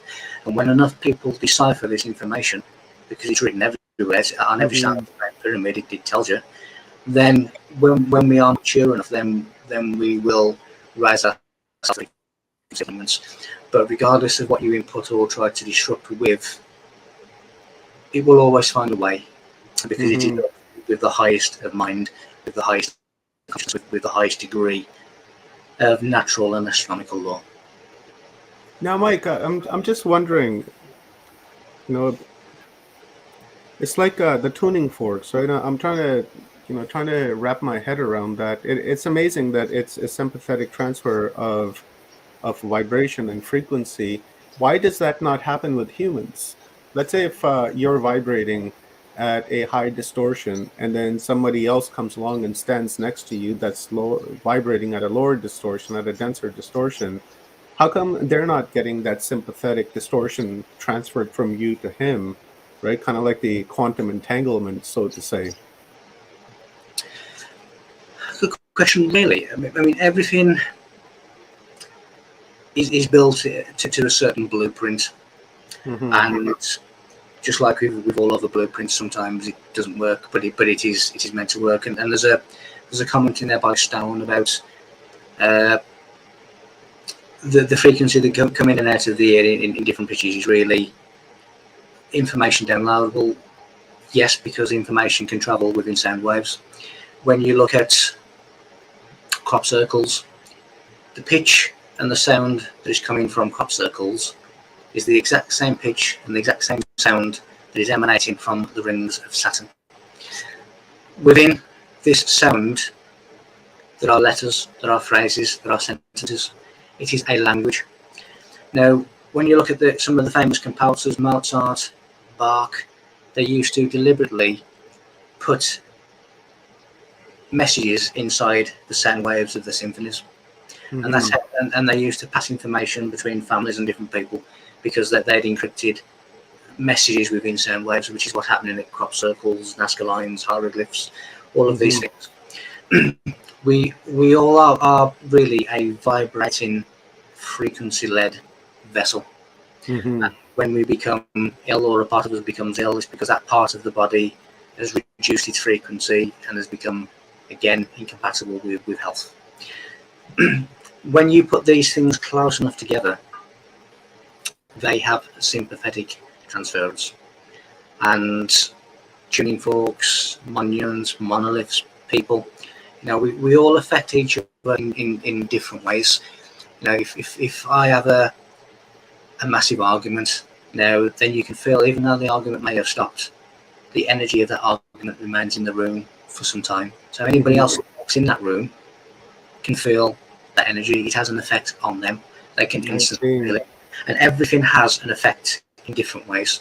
Kind of like the Monday morning blues. I think we talked about that before, where if you go to work on a Monday morning and you say, I hate Mondays, and then you create that negative, energy in that environment around you, and when you go to the office or to your work, then that rubs off on people. And then even if you're not in that environment at the moment, somebody else comes in, they feel it, and then they begin to respond with that lower emotion. And right, so it's almost like it's magnetically attracted to people, and depends on their distortion as to how they're going to respond to it. Well, you can feel it, and you can't get out of it, And when I go to a busy shopping centre, for argument's sake, what I'm doing when I'm walking through a shopping centre is I'm walking through the negative energies of many people, lots and lots of people. So it's almost like walking through a shower of mud really, because you can't escape everybody else's feelings, emotions. You can't help it. You just walk past 27 people who've had an extremely bad day, and their energy field reflects their bad day. And because I'm walking through it, it's almost like when I get home, the soul needs cleansing. Something needs to happen to get rid of all this tar that I've inherited. So we do all reflect and affect each other. And when everybody's feeling the same, oh God, it's Monday morning again, that becomes picked up as an accepted reality. And we all feel it. We all feel the same. And you can feel the build up of it on Sunday evening. You don't have to wait anymore. You can start. Come Saturday night, you're still fairly happy, and then come to Sunday, you're thinking, "Oh God, it's Monday again tomorrow." And if you didn't, that's in. there's thousands and thousands of people having the same thoughts. Now, when you have collective thoughts, you can actually create astral entities. Yeah. When you look at secret rituals in some of these secret temples, they are actually creating, through the power of collective mind, astral entities to interact with. Now, you can do that in a negative way, you can do that in a positive way. We have a powerful mind, and when those minds are together with a single focus, then you can move worlds. So, of course, if everybody's having the same negative thought and they're really focusing on it, then that is really a powerful force of creation. Because we don't understand how to control our thoughts, because we don't understand that every thought that we have is a creation that goes out beyond the mind, goes out beyond the skull, and it goes into the collective, and it can get picked up as a collective and become an absolute reality for people.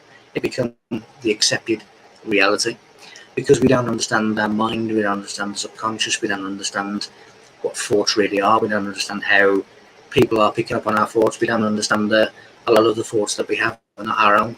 We're picking up on other people's thoughts. So there's a lot of things that we need to understand in part of who we are, what we are, how we really are created, how we act, how we behave, how we live, how we exist. And then when we do that, we start to control those thoughts. All the biblical chariots are really the wayward thoughts that need to be controlled and steered to a certain destiny. But again, it's all about the understanding of self and how we are a mirror of each and everyone else. And the way in which we react, things that we say, things that we think, the things that we do, have a ripple effect. They have an effect. Makes sense, Mike. That really does. You're blowing my mind here. Let's switch up a little bit of gears here now, and let's take this question from Huna Meraka, I believe that is. I'm sorry if I pronounced your name incorrectly. So Huna asks, can you speak on the recent inner chamber found in the Giza pyramid called the void and found through cosmic rays? Now, I know that you've decoded a lot of the pyramids, right? What is your finding? What is your thought on this chamber? Because I know that you've said that when you take the pyramid chamber and you put it on your head, right, and it has the blueprint of your head in there, where does that void come in to play within your construct? Well, the void, you see, inside your brain, which obviously is in Golgotha, the place of skulls, by the pineal gland, you have a gap. Now, all of what I'm about to say is confirmed by Gray's medical dictionary, but there is a gap by the pineal gland called the vault. Now, it is a void, it is a vault. So that is really the tomb of your inner Christ. So when your processes of enlightenment are going through the body and they reach the tomb, you have the Easter and the resurrection inside your head. With almost like an eureka moment of enlightenment. When you are looking at the Great Pyramid, then it reflects the endocrine system of the human mind, which is really the seat of consciousness. Now, the word seat comes from heart set. So again, you're talking about spiritual center, the seat of the mind, the seat of the heart, etc., etc. The one thing with the pyramid is my father's house has many rooms. Now, a house, the word pharaoh means great house, and a house is synonymous with the mind. So my father's mind has many rooms, which is represented by the Great Pyramid.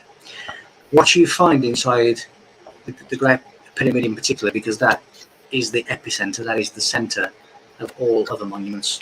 Mhm. There's no other like to the Great Pyramid. It is unique. You will find that there are many secret passageways that are voice activated with certain words, certain times, certain frequencies, and they lead you to many different places. Now, when you go into the Great Pyramid, or in the depths of the Great Pyramid, through the voice activated doors, there are multiple rooms, there are multiple voids that contain the information of different eras of humankind throughout the ages. These voids and these chambers that are sealed, they contain technological advanced equipment machines that are far beyond what we know. They are far beyond what we are capable of using. They are dangerous in the wrong hands. Every single stone of the likes of the Great Pyramid is a note, it is a tune, it is an octave. And as I say, certain tunes and octaves will open doorways to slide open stones that you cannot see with the eye. Each of these voids, each of these rooms that will appear as a void contains sacred information of the history of humanity and also secret technological advanced equipment that has been insulated inside these monuments.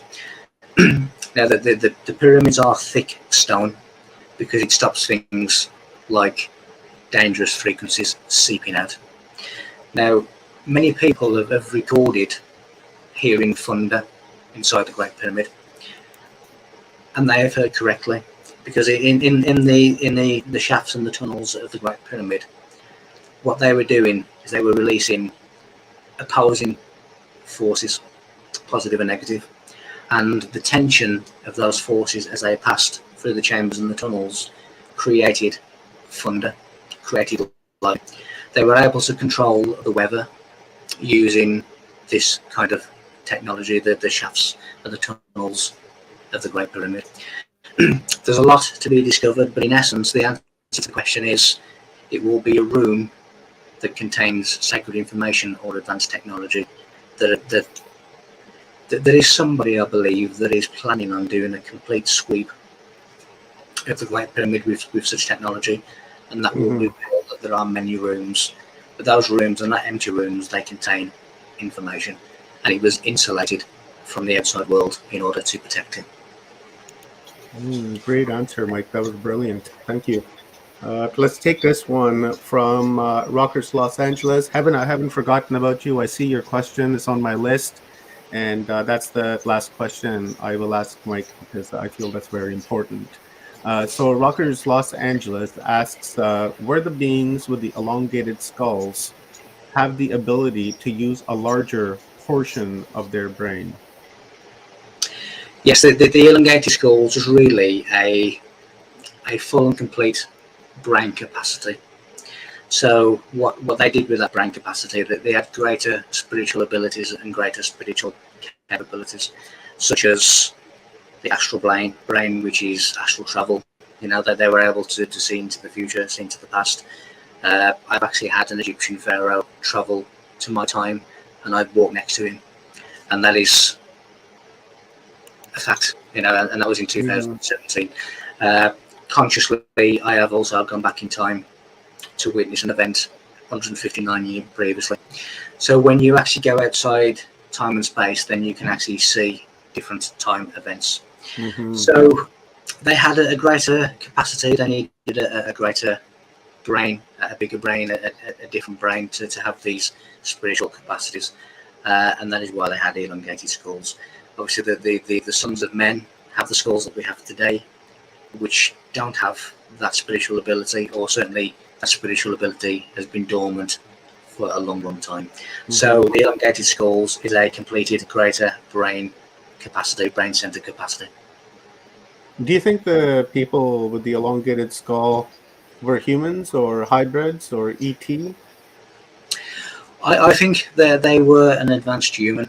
Now, when my view on the ET phenomena is largely, not all of course, is that they are spiritual, advanced humans, Mm-hmm. and they basically continued this journey of discovery in different star systems, which is a different frequency, which is now compatible with their frequency.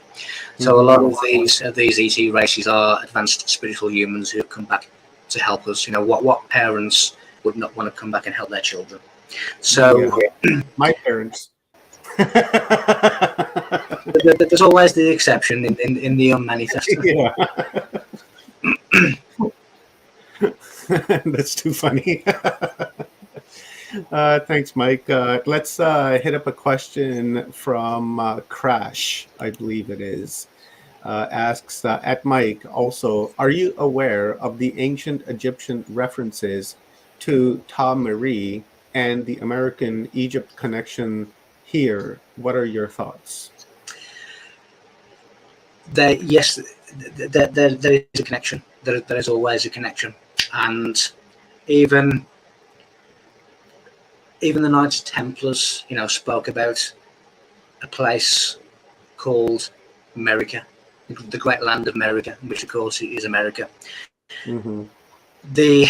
Every single sacred site throughout the world, Venus, Mars, the moon, Saturn, the moons of Saturn, the moons of Mars, have monoliths and monuments.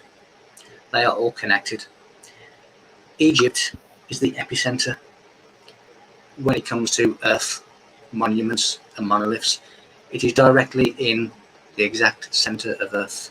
It is the monad, it is the middle, it is the central radiation.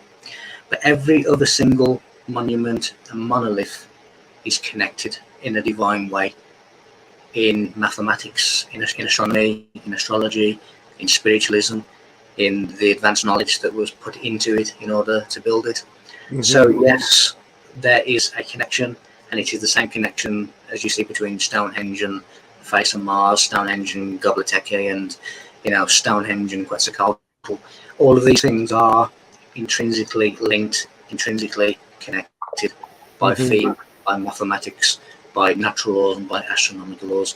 So nothing is separate. I believe you on that one, that nothing is separate. Everything is one, right? It's just an expression of separation, I suppose. Here, I'll hit you up with a funny one from our buddy at Inception Podcast, Gloria. Guys, head on over to Inception Podcast and subscribe to Gloria's channel. Gloria, if you can, please post your YouTube channel in the comments, please. So Gloria asks, question, have you shared everything or holding back? I believe you said earlier you're holding back a little bit because the time is not right for us to get the frequency in the word. The honest answer is I've not shared everything yet. No, I've shared a lot. The information that I haven't shared relates to the information that has been shared. But no, there is part of the information that is still to come out. Mm-hmm. Again, as you quite rightly said, you know, the word, the frequency, the time, the day in which to open these stones at the top of the Great Pyramid to get in. So that is something that I still hold on to and will share at the appropriate time. So the honest answer, Gloria, is no, I've not shared everything yet. I love the honesty. Otherwise, you wouldn't ask me. It has something to do with humming and whistling, right? You gotta come up with that right frequency, and then it'll just open right up like a stargate. Well, of course, it's also our conference security. If I told you everything in one go, you'd never invite me back. So, you know, I do a little bit for myself. Regardless, I'm bringing you back no matter what, because I've read enough of your books to pick your brain for like the next 10 years anyways. Well, the new one will surpass by a long way everything that's come out so far. So there's a lot of information there where I'm not holding back. Yeah, so I'm looking forward to it. Yeah, for sure. Guys, visit michael-feely.com and go there and check out the book collection he has. And you can actually schedule a time to speak one-on-one with Mike. He has that service on his website. So let's jump to another question here. This is actually a follow-up from the earlier answer with the stars and the moons, and it's from Heaven is Here, one of our members here on Watchers Talk. She asks, have you heard anything about the stars, sun, moon, and other luminaries being electromagnetic projections from technology built by Creator located underground, also tech located under sacred sites? Yeah, just to that part, there's lots and lots of technology under each and every sacred site. Mm-hmm. Again, it is underneath the base. You know, in the abyss of universal intelligence for one, under the base of the Great Pyramid, in all the voids and all the rooms we're talking about, there's lots and lots of technology. There's lots and lots of races that have transcended and have actually gone in Earth, whereas others have transcended and gone into a frequency that we can't see, because there's lots of realities around us. In relation to the universe and the stars and the planets that we know of or think that we know of, my view really is that the third dimensional world is a construct of the brain, and we have really a pulsating, should we say in computer terms, a central processing unit that is creating a software, but software is something that appears to be real. Mm-hmm. So my view of the planets, of the stars, you know, the Egyptian view of the stars was in the name of a star, which is Saba, SBA, which means gateway. So some of the ancient people believe that the stars were gateways. Some believe that they were souls that had left the earth. But my view really is that space is computer storage space. This is a software program, and what we think to be reality is a construct of the mind. You know, for argument's sake, our eyes see everything two-dimensional. Now the brain transforms that into a 3D model. So the 3D world is a construct of the brain. So nothing is what we think it to be, and stars and luminaries and planets would fall into that category. And certainly, another way of putting, you know, the defragmentation, the return to oneness, all of these different terms can be summed up with the projection returns to the projector. Nice, thank you, Mike. Let's hit up another one. We're on a roll here. I love this. I know you love it too. I know you do, because we've talked about this many times.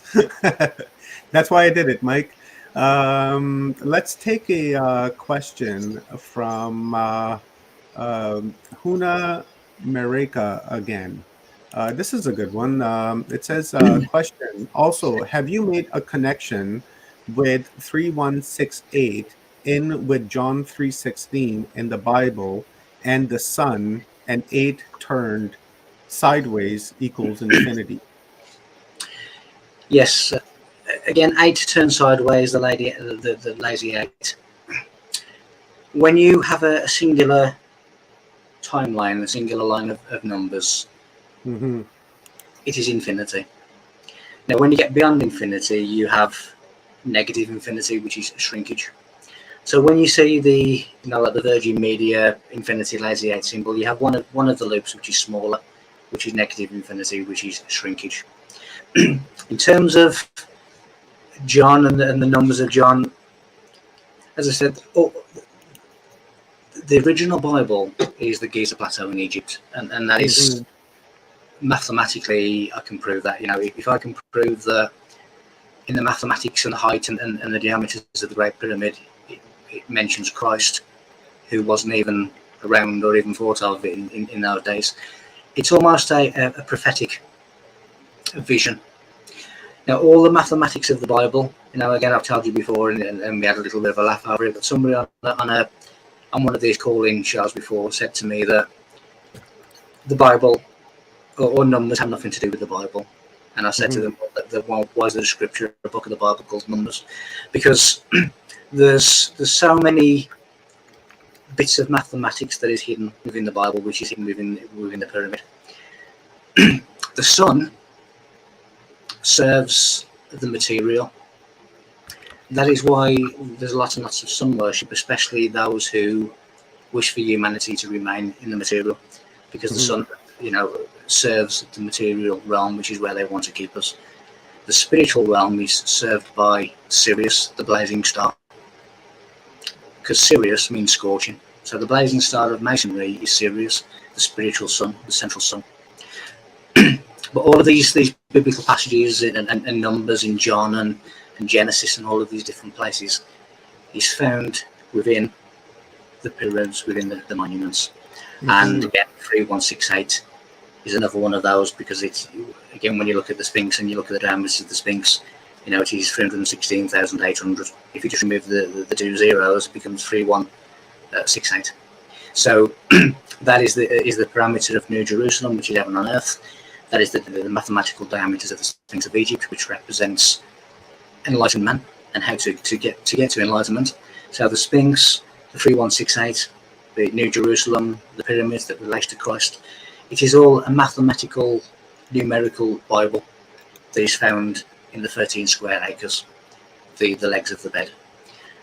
So yes, it is all connected. Yes, I have found that connection and more connections as well. So when the John 3:16 says, I'll put it up on the screen here. Where did it go? I believe it's something to do with the sun. It says, "For God so loved the world that he gave his one and only Son, that whoever believes in him shall not perish, but have eternal life." And that's really saying that if you can connect with that Christ consciousness and that you've become aware of yourself, that you'll have eternal life. Now, is that correct? Or when you look at, for God loved the world so much that he sent his only Son, then look at, again, when you look at biblical scriptures, you need to identify certain key words and you need to analyze what those certain words mean. For example, the amount of religious people that have told me to fear the Lord, to fear God, not really realizing that in Hebrew the word fear is yirah, which means to know and to understand. So it's not saying be scared, it's saying understand God, understand the Lord, understand who they are. So when you look at the sun, as I said in the presentation, what is sun? Well, sun is stone, sun is to build, and sun is sound. Now the secret word, like a baby. yeah. So the secret word that are used between initiates is the word Om, the chant Om, which is a word for the sun, which is what Hindus believe was the primordial sound of creation. But it is also a sound wave of 7.23 centimeters, which is the exact same distance between the chakras of the body. So when God sends his only Son, he's basically building the temple. And it says in the Bible that God is not in the temple built by the hands of man, but this temple is built by God. So we are sons of God, really. We are the temples of God. We are God's builders. So you have to analyze what they mean. So if you're just looking at the physical sun per se, yes, the physical sun gives life as we know it on the planet. It irradiates heat, it radiates light.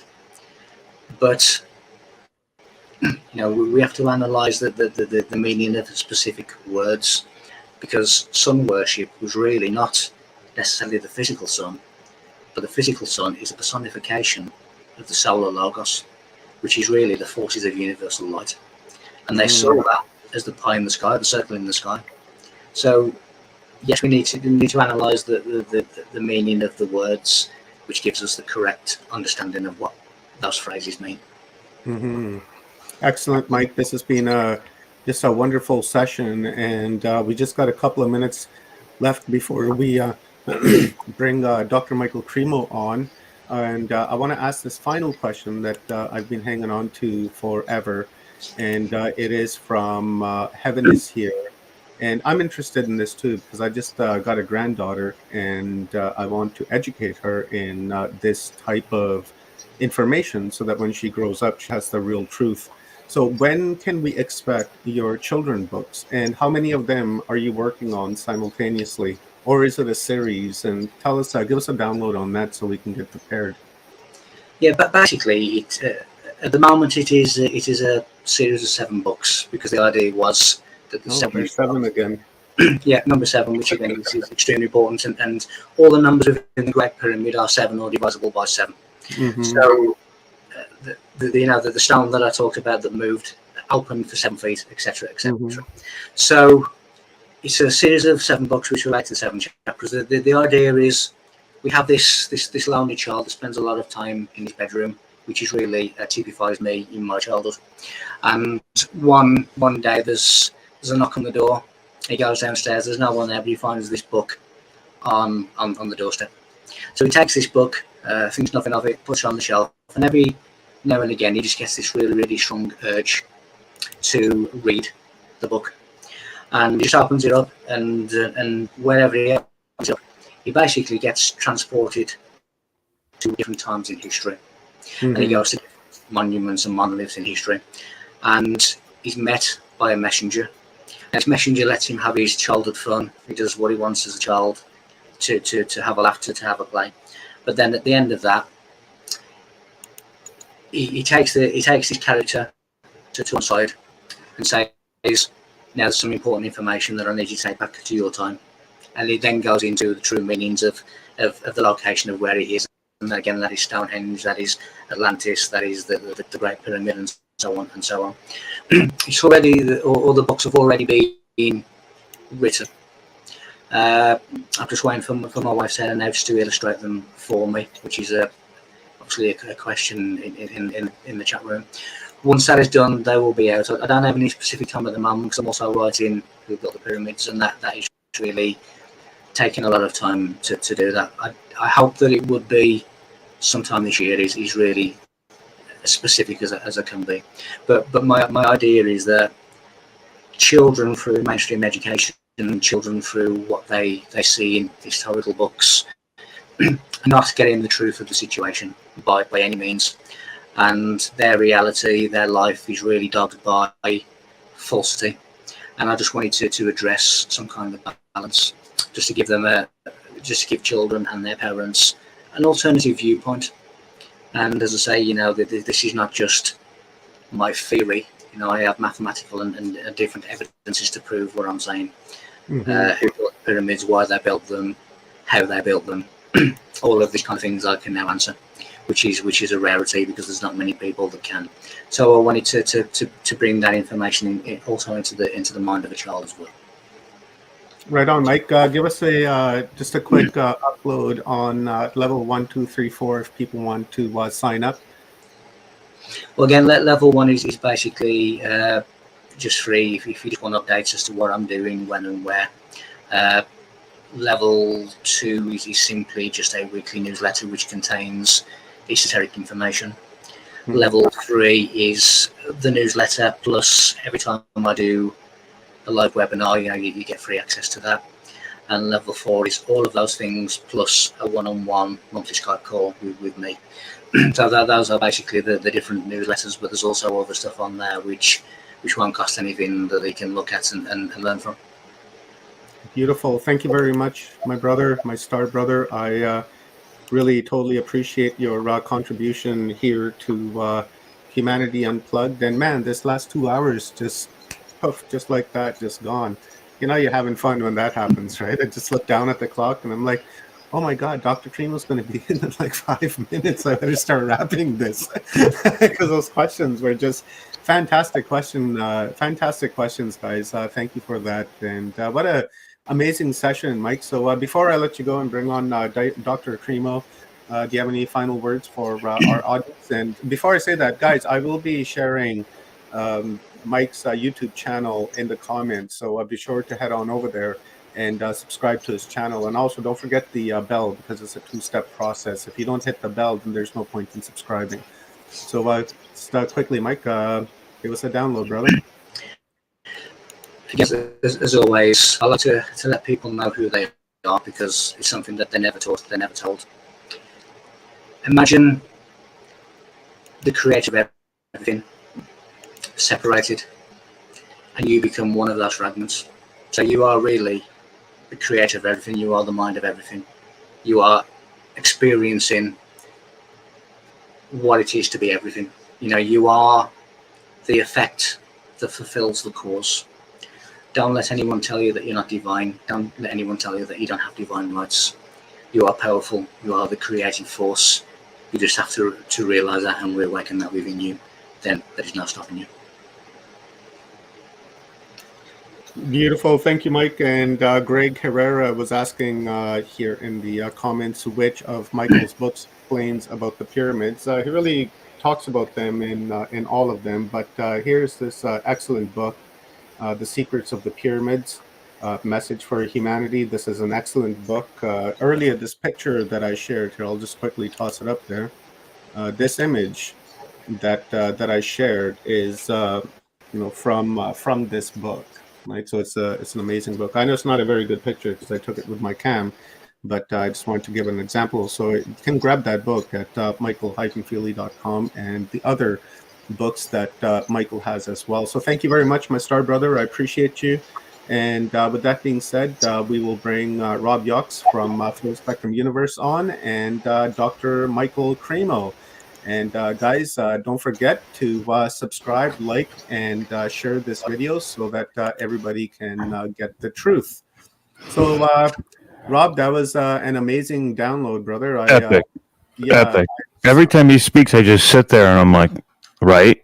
Okay. No, I get it. I get it now. And I have to hear it a few times because there is so much information, even in between the information, the topics that he talks about, and the way that they congruate. There's a congruency between it all. And I keep using these same words because everything's connected. So when you hear one thing and then it kind of connects to something else, you're like, oh my God, that's right. And then you go back and it makes more sense than it did before. And now you've got to reevaluate the whole thing. So it's pretty wild that it was like that. But now we have one of my personal favorite people is Dr. Michael Cremo. Yeah, so let me, before we do that, let me just quickly just show off a few books that I have of Mike's. So if anybody is interested, here, put me on full screen for a second, Rob. Gotcha. You can get this book, guys. It's the Code of Christ.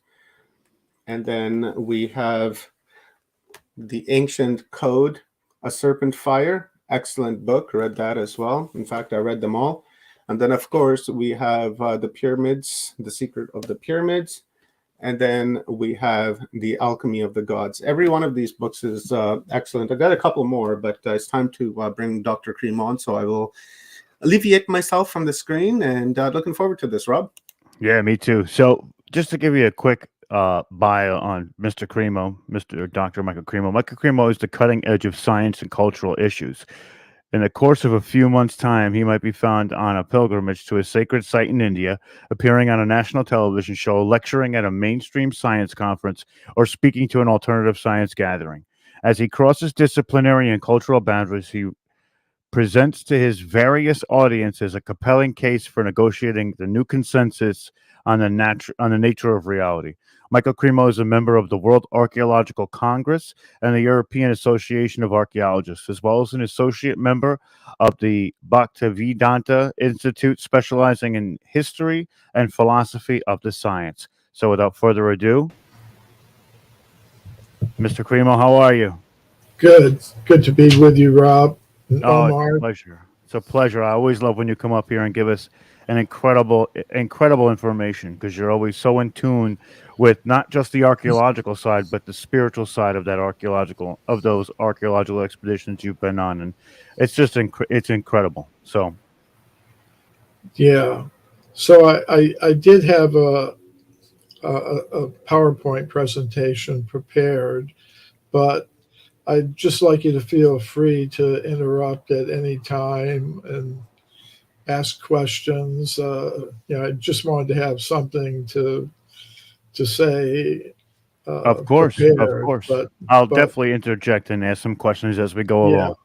Do you know how to share the screen on this, where you hit the share screen? Okay, I'm going to hit the share screen now. It's the plus sign. And it says share screen, slides, video file. So Is it a lot of slides? Is it a big presentation? It's fairly long, I guess. Okay, so we're gonna go to share screen. You're gonna tap it again, and then it's gonna have Okay. another box come up where it says share screen with the big blue bar.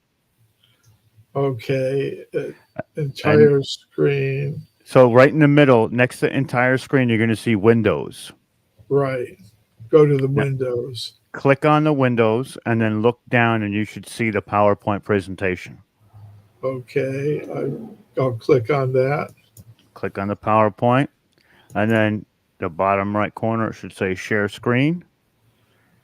Okay. I can't see the bottom right corner. Are we able to go to slides in the share like we did last time, Dr. Cremo? When we go to Uh, share and then we go up top to slides and then upload from your computer. oh, okay. So I guess I'll have to start again. Yeah, Yeah, we did that the last time and it worked out pretty good for us. So if you just okay. stop sharing screen and then share, and then right up at the top you'll see slides with an arrow. Okay. The problem is this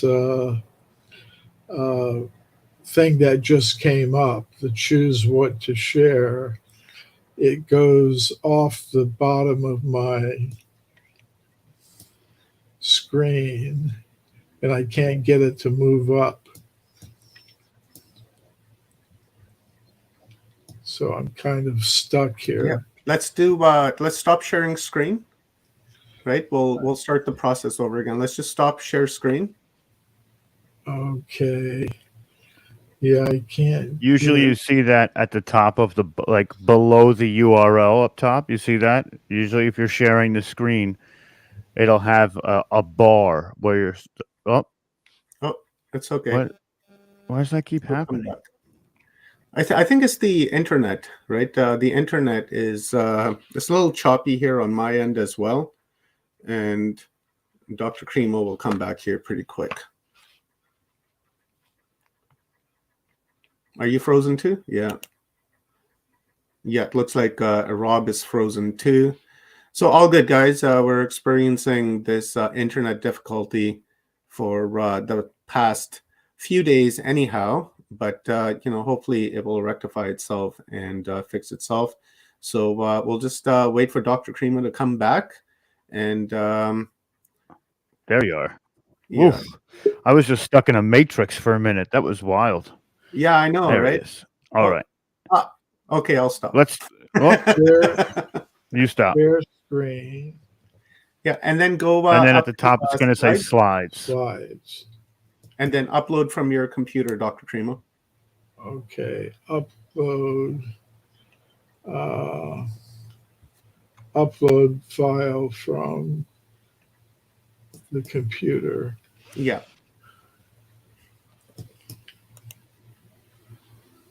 Let's see what files up. Okay. I have to select this.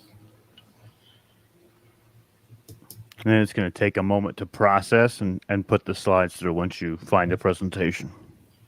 Yeah.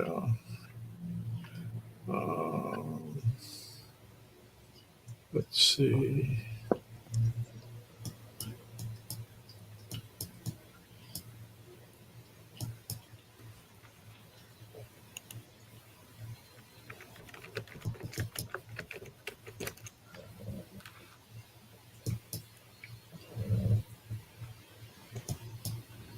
Okay.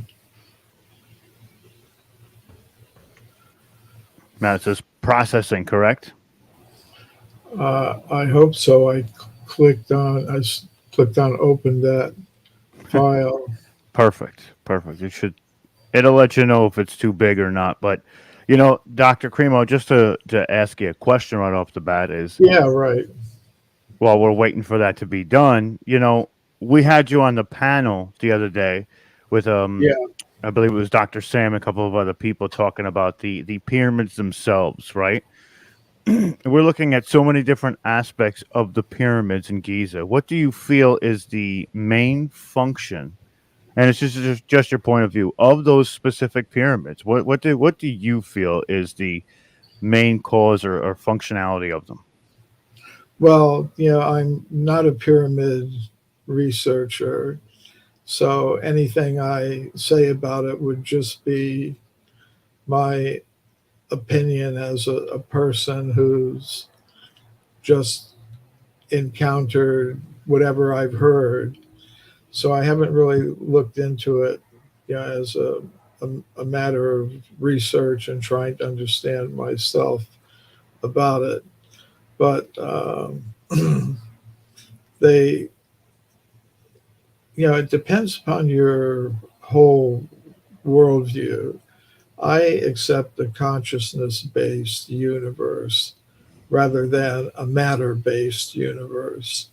So I connect things like this with things that other people might consider to be unscientific or uh, if we look at the Egyptian cosmology, like many other cosmologies in the world, they accepted there was a an overall guiding intelligence that was responsible for the manifestation of the whole universe and everything in it, and that there were different personalities involved. They had different names for these personalities: Osiris, Isis, Newt. They had different names for them. So I think their pyramid was a method of connecting consciousness on this planet with the larger spiritual consciousness or that functioned in the universe. And how the pyramids were constructed and what their purpose was has to be understood in that context, rather than just looking at it in terms of, well, there are these blocks of limestone that were somehow or other carved out of some quarry some distance away, and somehow or other, mechanically, according to the laws of physics, they had to be transported and lifted and set in place, at the Giza Plateau. There may have been other powers involved, like a few centuries ago, some of the scholars, Islamic scholars in Egypt, they were saying, well, these pyramids were made by King Solomon, and he used jinn. In other words, some kind of magical or mystical beings to manifest them. So I think that has to be taken into account, that there may have been some powers involved in the construction and the conceptualization and the use of the pyramids. I think they were used to establish connections and communications between humans on this planet and higher dimensions, higher beings, extraterrestrial beings, extra dimensional beings. And they had some purpose for uh, equalizing or adjusting or harmonizing the energies on this level with energies of higher and lower levels of reality, because they had a concept of the underworld as well. And they also had a concept of transmigration of the conscious self or soul. So, sometimes it's difficult to, for a group of people who exist later after the original culture has dissipated and gone, to fully comprehend what what that other culture may have actually been all about. So, Right. And you talk about, especially in your work, the de-evolution of the human kind of the human species as we get through. Your presentation did come up here, and uh, we're going to bring it up in 2 seconds. But that de-evolution, if we're talking about ancient Egypt and when those pyramids were probably built, we would have probably been maybe on a higher edge of that before that drastic downfall, coming in the later years. But let's get into the presentation itself. I'm going to do this. And now, Dr. Cremo, do you see up there where it says next slide, slide one? You can uh, click the arrows to go to the next slide. Do you see that? no, I If don't. you hover your mouse on the Oh, screen, there it Dr. is Primo, down you'll there. see it Yes. as well. Okay, I see it. Yeah. Also, if you hover your mouse on the main screen, you'll see the slide thing pop up, and you'll be able to control it from there as well. Okay. Yes. Yeah. So, of course, we were talking about something very interesting there. I mean, you were talking about the downfall. I think you're absolutely right about that. Because if we look back around 5,000 years at all the various cultures around the world, and we see that they had some very common features. The idea that as conscious, intelligent, personal, individual beings, we're not from this world of matter, we're from some higher realm of non material substance. That's our original home, and we're part of a whole cosmic hierarchy of beings. And the self, the conscious self, the soul, doesn't become extinguished at the time of death.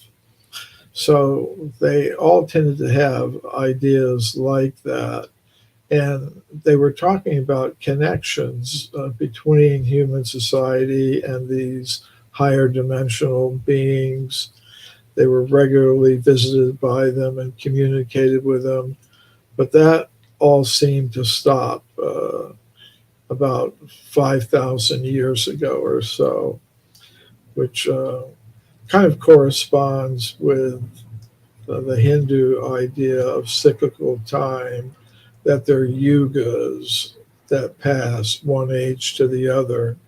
And there was a change in the yugas where things dropped to a lower energy level on this planet, which resulted in people becoming more concentrated on trying to dominate, control, and exploit the resources of this planet in competition with each other, which we see still going on today.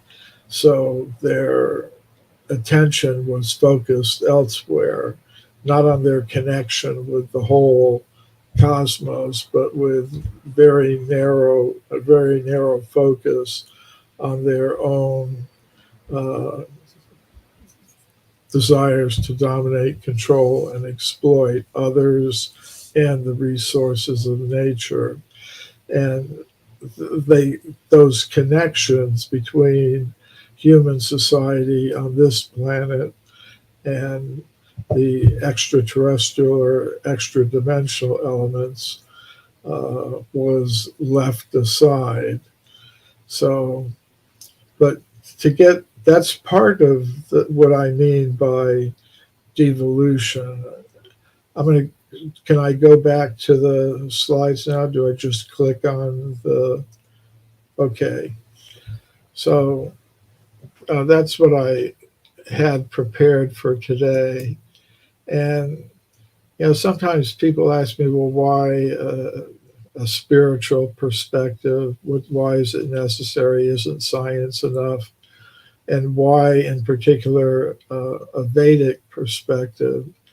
And that's because I am, like many of you are, a transcultural person. Now, to be trans anything is difficult, and transcultural is also difficult. A little bit of my personal history. In you go back to the 1960s, I was part of American Cold War culture. My father was an intelligence officer in the Air Force. I went to school, went to the university. I was preparing for a similar career in one of the intelligence services or the diplomatic service, the State Department. But after a couple of years at the university in those days, I became a little bit radicalized. I became part of the counterculture. And even that really didn't completely satisfy me. I won't go into all the reasons for that, but I wanted to turn on a more spiritual path. So I became a disciple of a guru from India, Bhaktivedanta Swami Prabhupada. And today I'm kind of a transcultural hybrid, integrating East and West and science and spirituality. And I think many of you also have an experience like that, that you're taking elements from different cultures, different worldviews, and blending them in with the culture and values with which you were connected through family, society, nation, and so on. It's a big feature of our world today where communication is facilitated by things like the internet and the ability to travel widely. So what I'm really interested in is the question of human origins, and the Vedic teachings, especially the Puranas or the historical writings of ancient India, talk about human populations that have existed on this planet for many millions of years.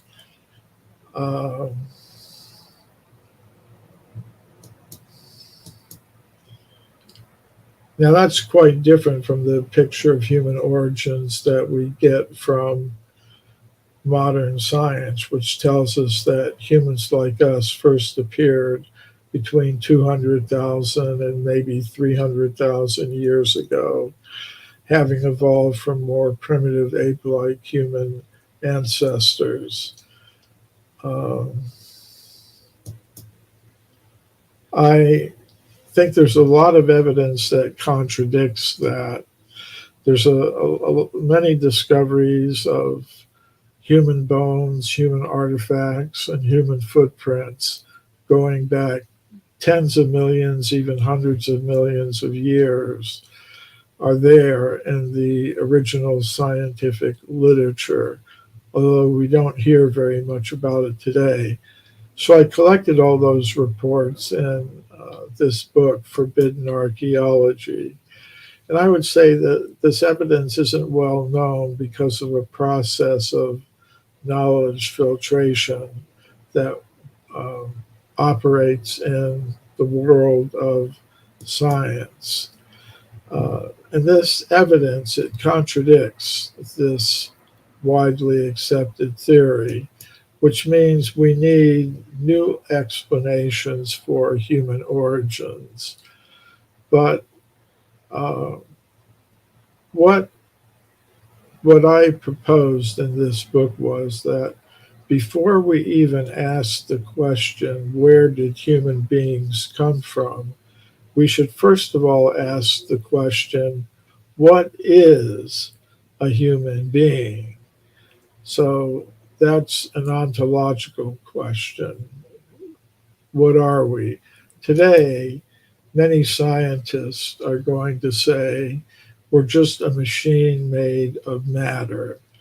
That's because their ontology, the ontology of modern science, is materialist. They think matter is the only thing that we should be concerned about. they say, well, we're machines made of molecules.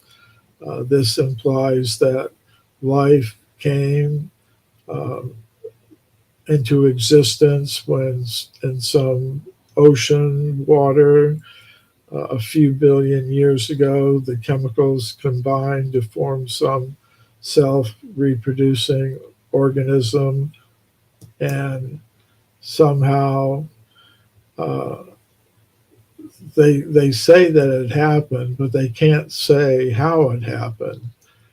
Um, it's an unsolved problem in modern science. It's, as you can see from this quote from a recent scientific paper. And then once you have some small, even if you grant, you can get some small one-celled creature.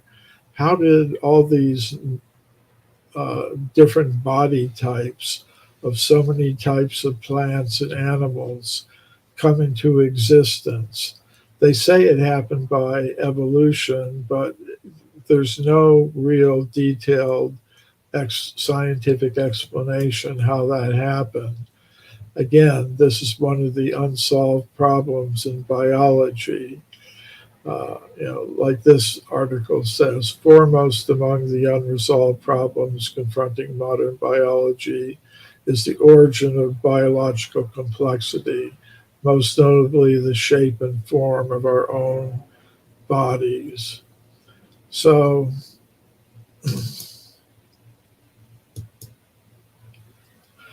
then there's the question of consciousness. Uh, Most scientists say it's produced by chemicals in the brain, but they've never shown exactly how. So I would say the materialist ontology, this idea that everything can be explained by transformations of molecules, is a failed ontology. They can't explain the origin of life by it. They can't explain the origin of species. They can't explain the origin of consciousness. Now, they may say, uh, well, but we're trying and we will figure it out. And they'll just stick to the same ontology that's failed in the past and hope that it'll be successful in the future.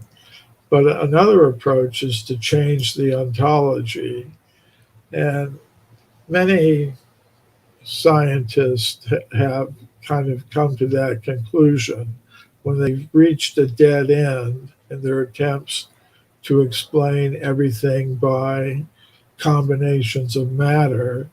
Some of them are thinking, like Rodney Brooks of the Artificial Life Lab at MIT, there might be some extra sort of stuff in living systems outside our current understanding. And among the possibilities he mentioned were some ineffable entities such as the soul or elan vital, the vital force. And you have other modern academics like Thomas Nagel in his book Mind and Cosmos, who says, we really have to take this seriously, that modern science can't explain consciousness. It's conscious subjects and their mental lives are inescapable components of reality, not describable by the physical sciences. So, what is a human being? A human being is not just a collection of molecules, not just a purely material being.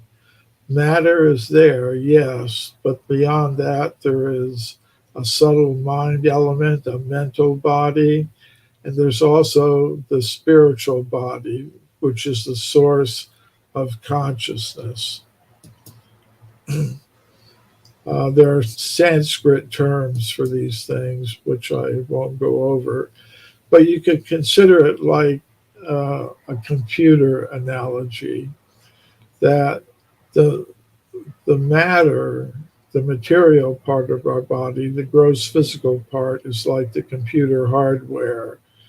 The mental body, which allows the gross physical body to interact with the conscious self, is like the computer software. And the conscious self, the soul, the spiritual element, is like the user of the computer. And there's a lot of evidence for these things. For example, there's evidence for a subtle mental body associated with the human organism that can act in ways that contradict the laws of physics as they're currently understood. Like, mind is something we can't see, but we can detect its effects.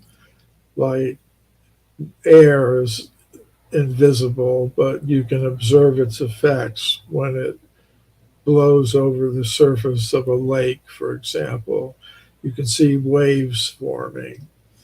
So, similarly, we can't see mind, but there are scientists who have, like Alfred Russel Wallace, who, along with Darwin, was the co-founder of the theory of evolution by natural selection. He was doing experiments with mediums, like he would observe cases of uh, mediums floating into the air, or uh,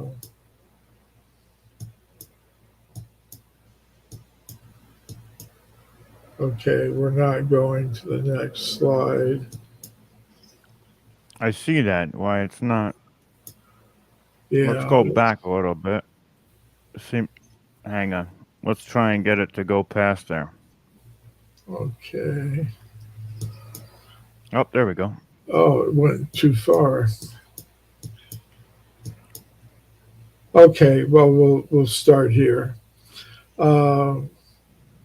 So there have been many famous scientists who've investigated these subtle powers. They're almost like yogic powers that people have.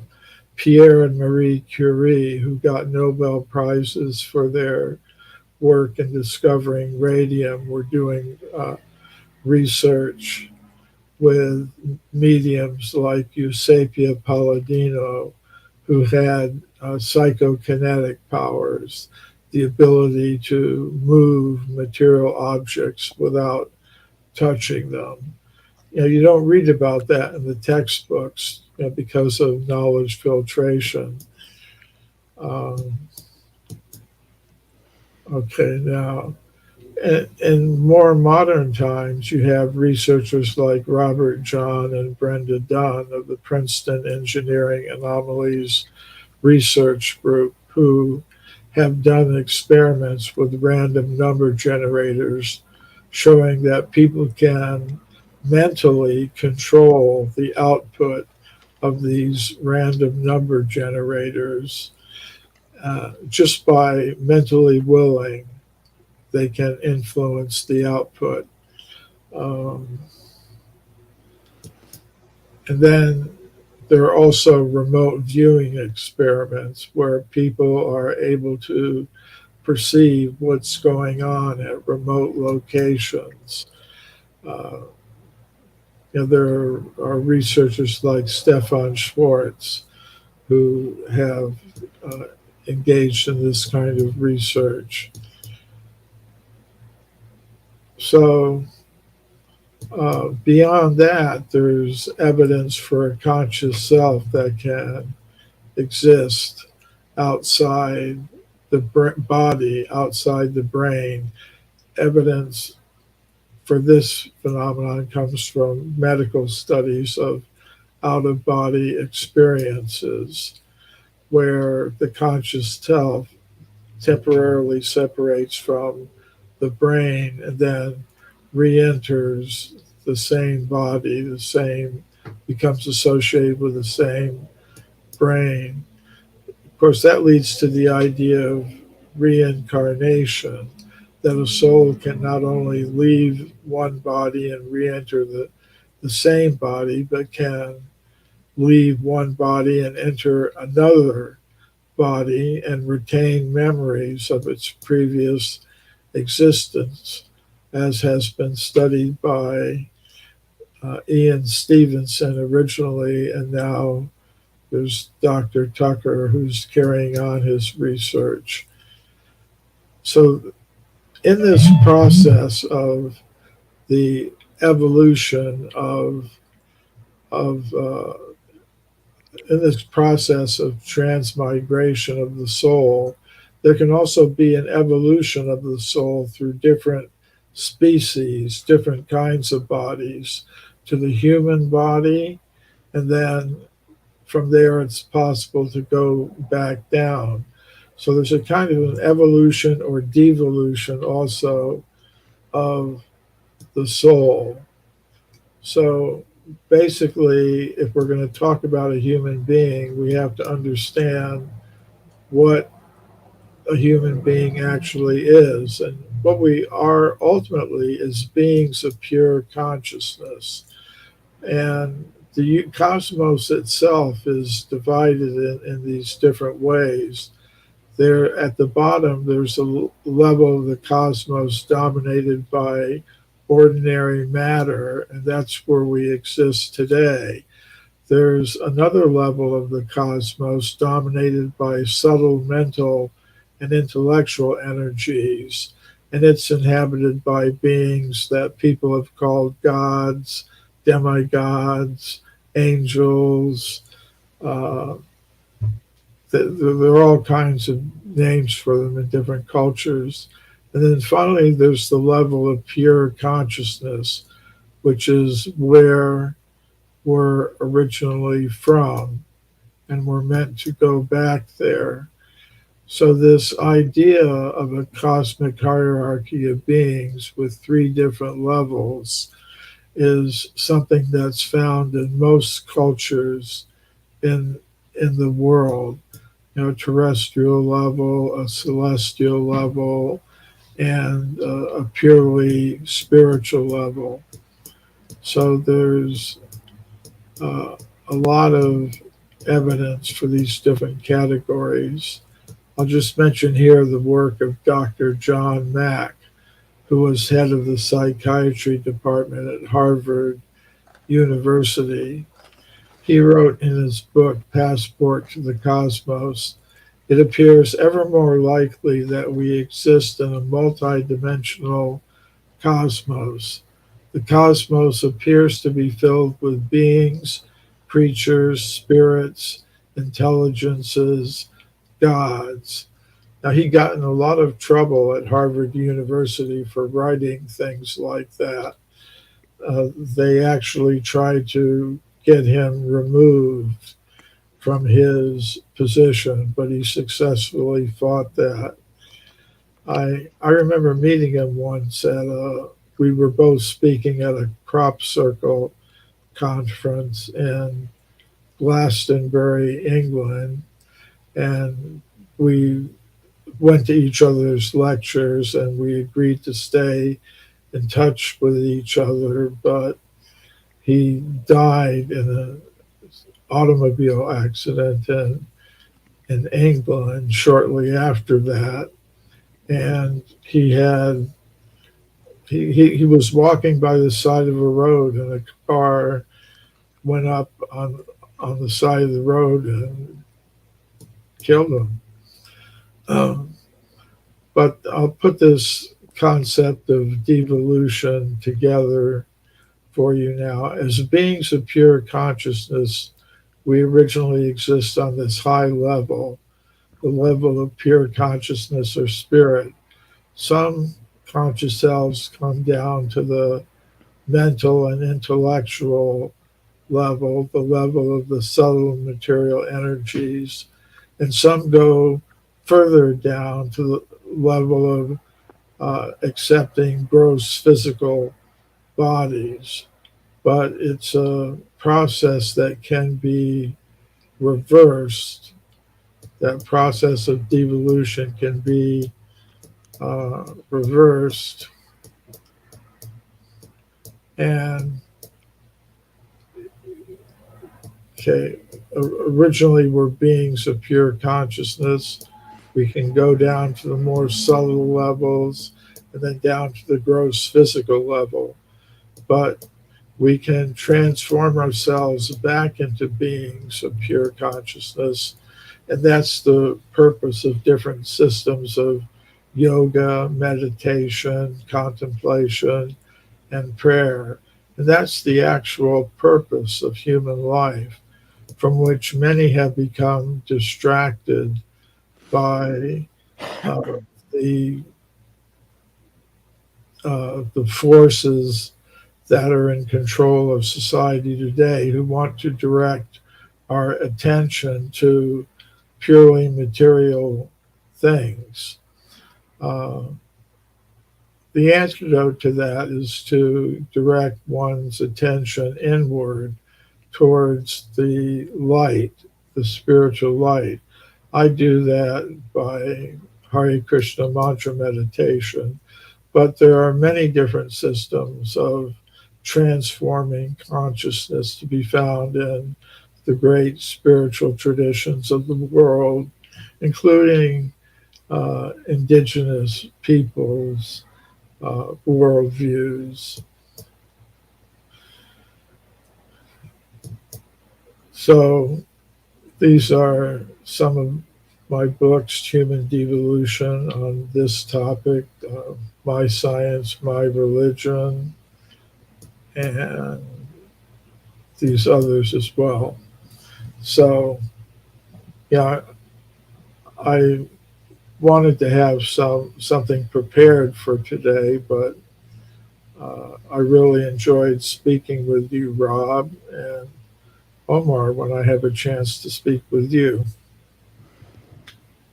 Omar is in the background. He's coming in. He was doing some screen checks. But, Dr. Cremo, one of the things that I love your explanation on is your reasoning for following the Hare Krishna model of what you feel is your spiritual side. Could you delve into that a little bit in the sense of what drew you to them initially? Uh, well, initially, I received a copy of Bhagavad Gita from some Hare Krishna devotees at a Grateful Dead concert in upstate New York in the 1970s.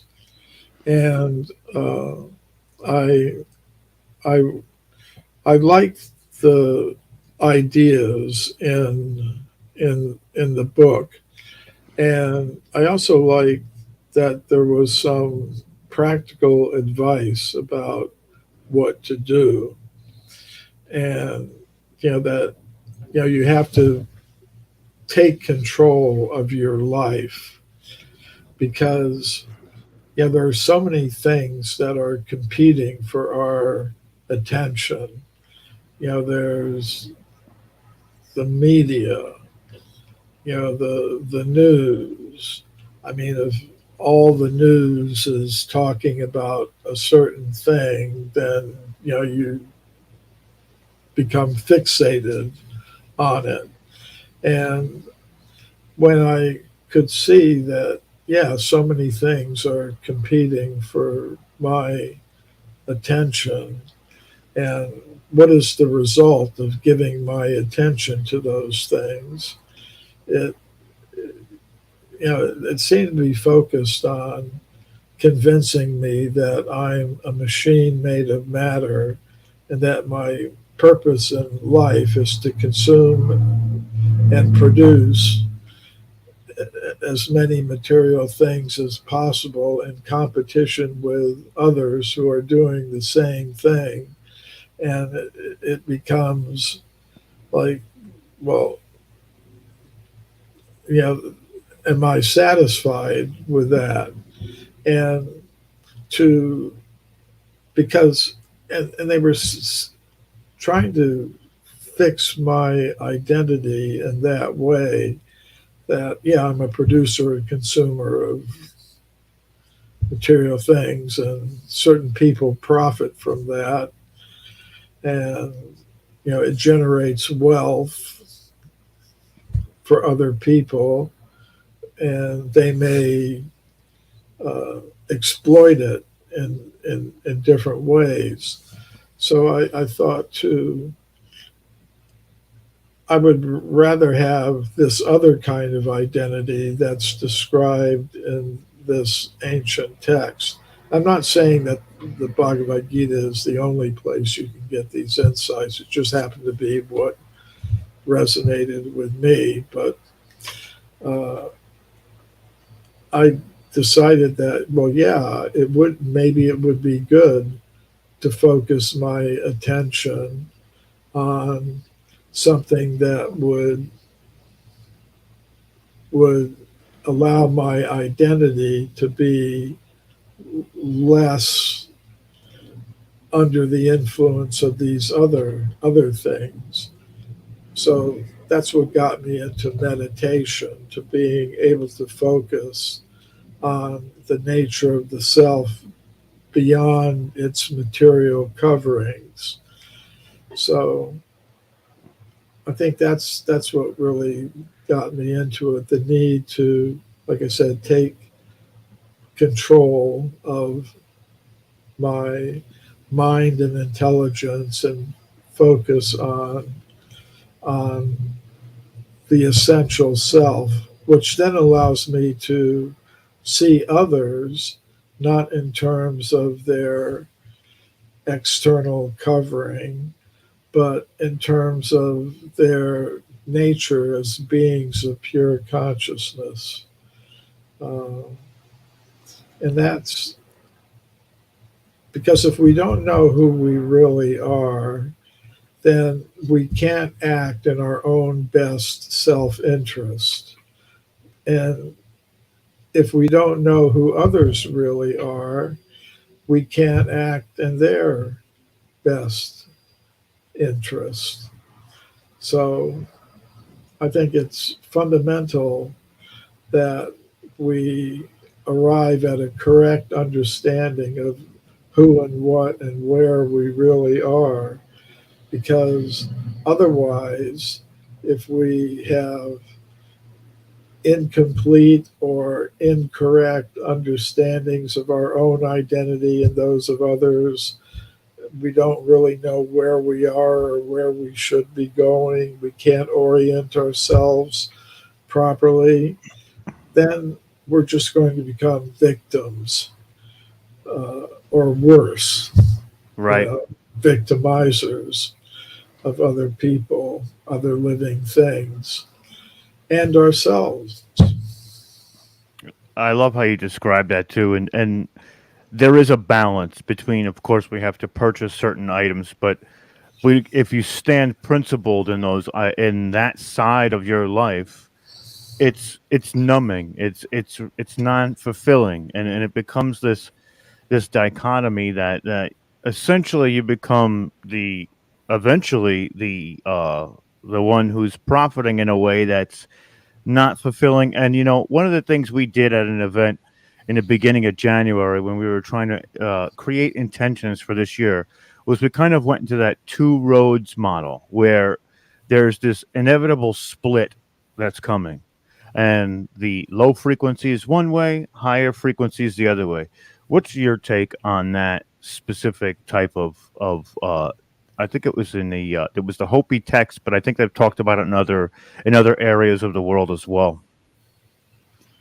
Well, basically, there are two types of conscious selves in this material world. Um, One type is trying to understand I'm a being of pure consciousness, you're a being of pure consciousness, we're all beings of pure consciousness, we're all related on that platform, And as you were mentioning, Rob, yeah, we do have material necessities. That's a fact.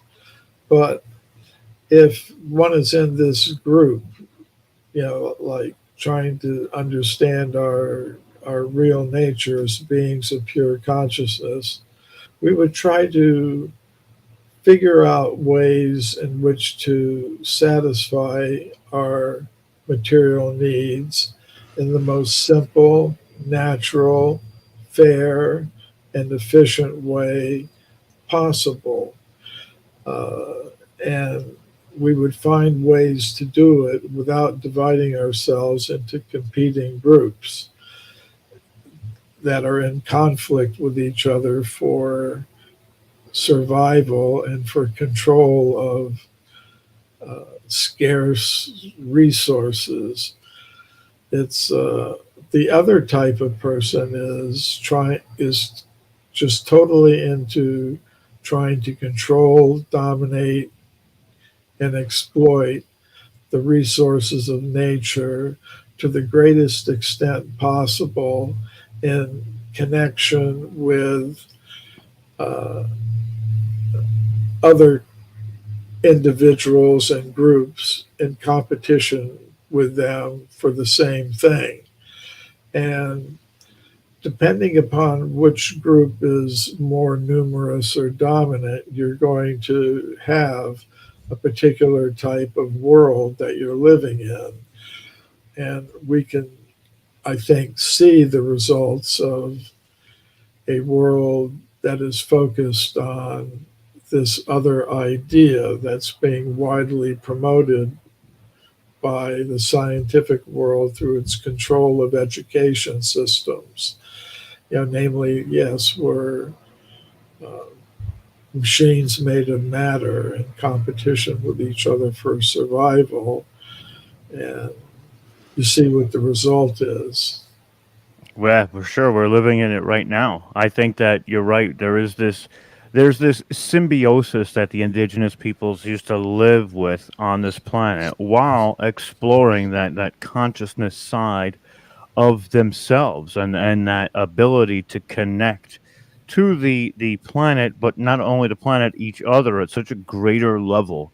And And not only each other, but with the whole universe, the whole right, cosmos, and what for lies sure. beyond that, even. Which is incredible. I think that that's incredible. And I think we really need to look back at all of those different teachings and try and bring that back, because that's kind of what this awakening process is all about, is kind of reevaluating where we are now and saying that this isn't really working. As we can see, there's a lot of downfall on either side of it, and we're losing who we truly are as a species into this level. See, the difficulty is that on the materialistic side, you think people can be compelled. If you just organize them and educate them, and you can get them to do what you want. Whereas on the other side, you understand it's got to be voluntary. People can't be compelled. It requires uh, people to change something deep within their hearts about their whole attitude towards life and what they're about. So, Absolutely. this It's very difficult because voluntary, they're not going to want to give up the creature comforts, or they don't want to have to get uncomfortable to be. But see, this is kind of where the path, I think personally, is. You may be uncomfortable for a time, but it'll prolong life, as and if we keep going at this rate, we may not be here in 10 years. well, it's uncomfortable the other way as well. So, Hmm. uh, but I don't think that life on the path of light is necessarily going to be uncomfortable. Uh, that's,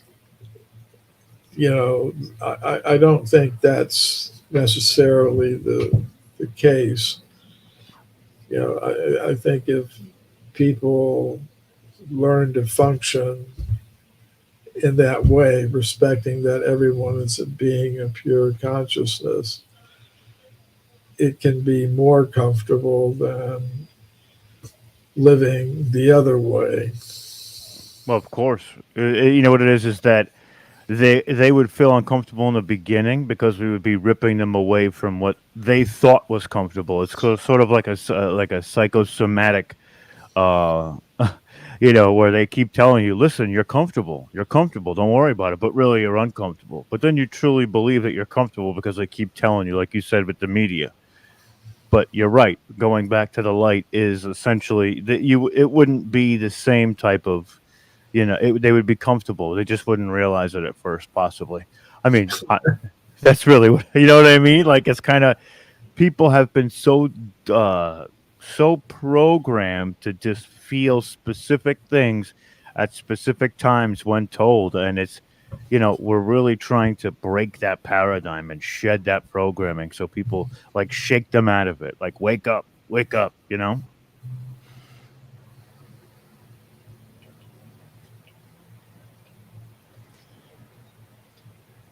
Yeah.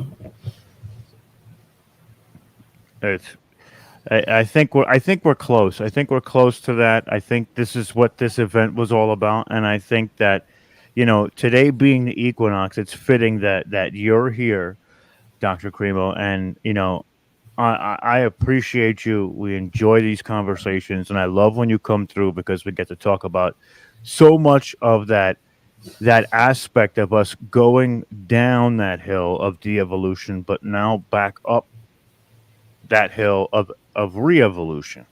And what do you see for humanity over the next 100 years if we stay on this, not so much the path, but as the collective community stays on a path of trying to reach for that re-evolution? Where do you see them over the next 50 or 100 years?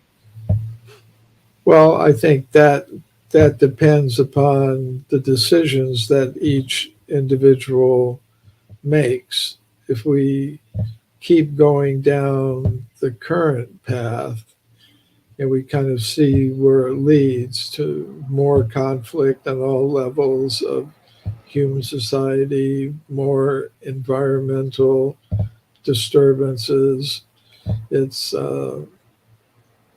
it could go in that direction.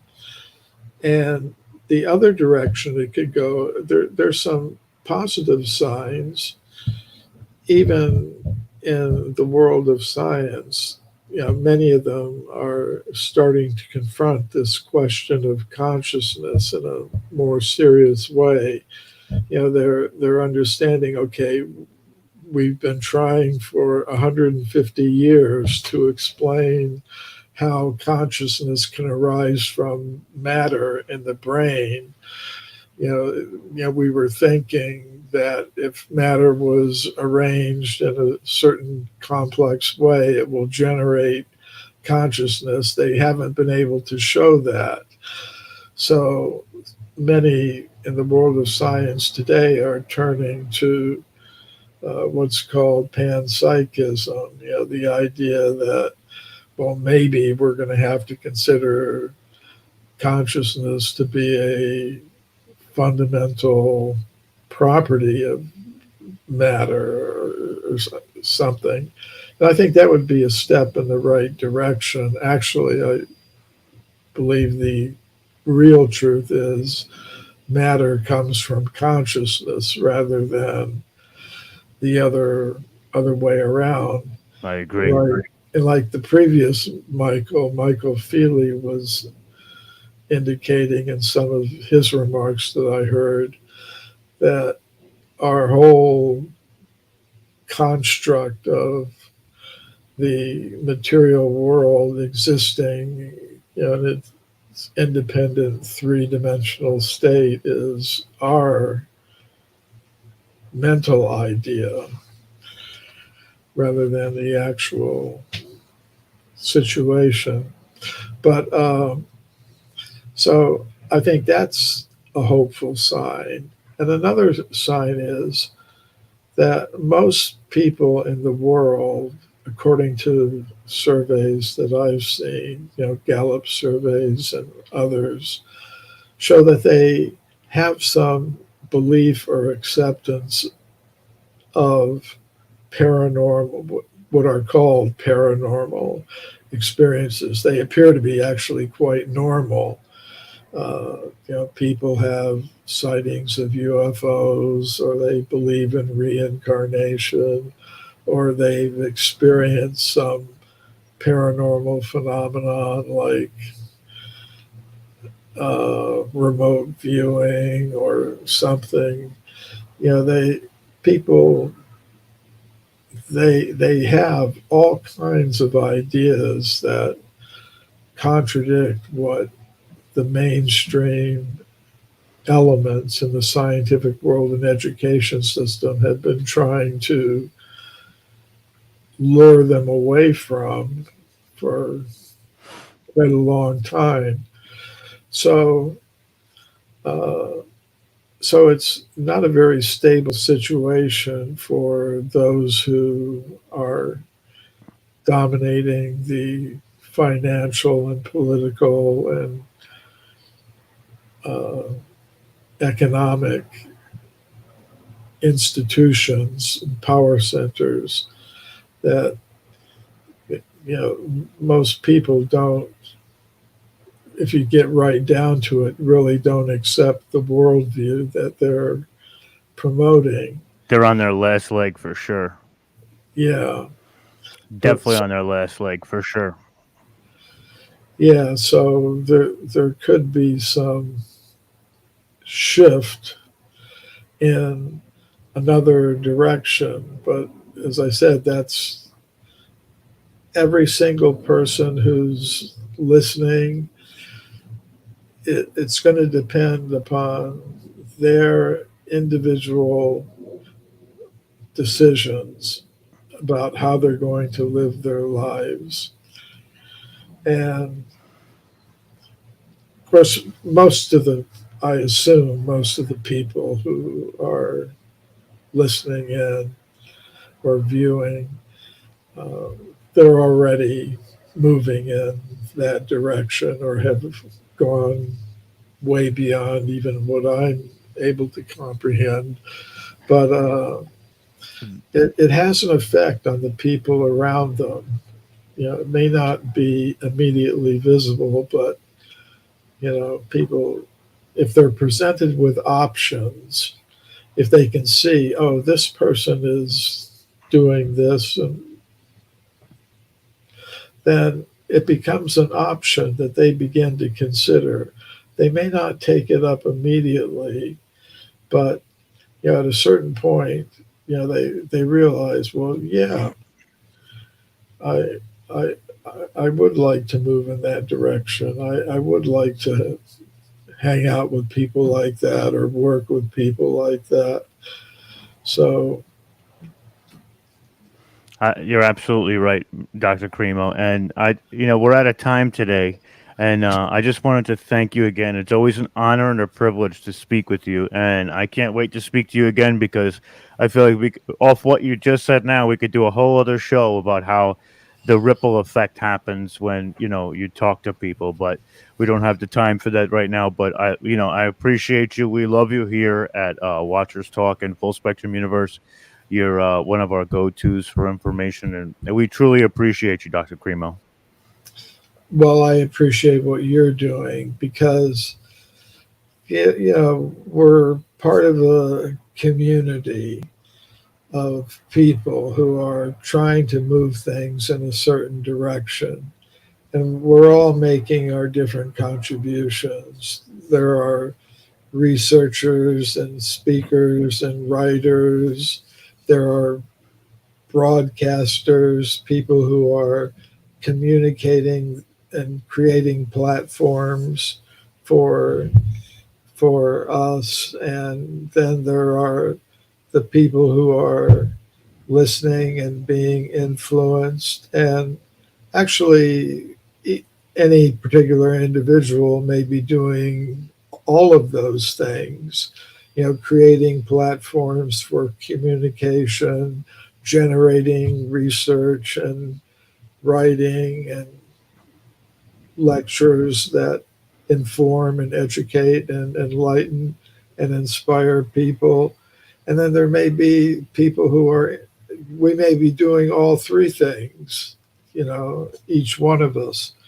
But it's not something that's done alone. And your efforts are also appreciated. And for all of you who are viewing and listening into Humanity Unplugged, you're doing it also.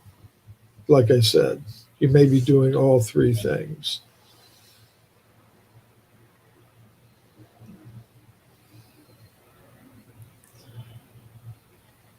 So are we off the air? I've lost you, Rob. You appear to be frozen. Omar. Looks like Rob froze up, Dr. Cremo. Thank you very much. I so appreciate you and the knowledge that you have to share. It is utmost important at this particular time in history when we're trying to create a new timeline and a new way of living than what we have been living with division and fear and all of that. And we need to move away from that. And your information really helps shine a light on what we need to be doing and how our ancestors operated and what knowledge can we take from them and apply it into our day-to-day life so that we can create this beautiful timeline that we're all trying to create for our grandchildren and our children. So thank you very much, Dr. Cremo. I so appreciate you and I love you very much, and thank you for your contribution to Humanity Unplugged. Thank you very much, Omar. You're very welcome, sir. And I will be in contact with you at the end of this event, and we will talk to you then. Okay. Have a great rest of the day, Dr. Cremo. Thank you. Thank you, Dr. Cremo. Love you. Have a wonderful day.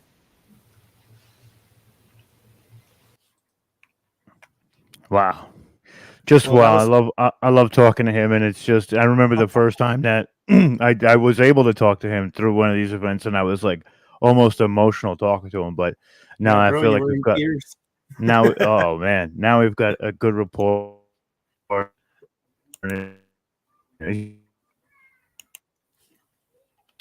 Oh, I got quite the lag on your internet on your end of the your end of the internet, Rob. But that's okay. We've got Leanne Curtis, our very own star sister, Leanne Curtis, coming on to give us a stretch before we get an upload from Dr. Sam Osmanovic. And guys, raise your awareness and visit Dr. Cremo's website at mccremo.com. I've got it here in all of the chat rooms. Place an order for his books. He's just an incredible man that's been sharing knowledge with us for decades now. And visit the site, raise your awareness. I go to that site quite often, actually, and I read up on articles and things like that helps raise my awareness. So head on over there and check it out, bookmark it so that you can go back and reference it, because Dr. Cremo has a lot of great information on there. Okay, so with that being said, Rob, I'm going to remove myself from the screen. I am converting and downloading a film that we're going to be watching in a couple hours from now. So let me pay my attention to that, and we'll bring Leanne Curtis on. Boop, boop. Hi, bonjour. How you doing, everybody? All right. I love Dr. Michael Cremo. He is like, everybody's so awesome. I always feel funny when I say I love this one because I love everybody. I can't help it. All right, so here we go. This song is always appropriate. End of a new beginning. You can figure out what that meant. No new world order. and back. All right, take a deep breath. Feel your feet in the ground. Happy vernal equinox. I have a burning question. Where do we come from? Breathe in again. Everything is spinning. We're gonna get everything to stop spinning. Except maybe the earth revolving around the sun. Love's the only answer. Stretch up and out. It's only just begun. Arms straight out. Let's move our ribs to the left and then to the right. Just start isolating some body parts.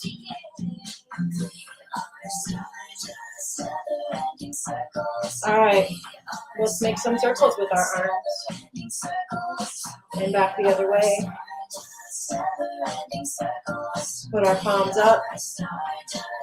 And stretch way, way up over our heads.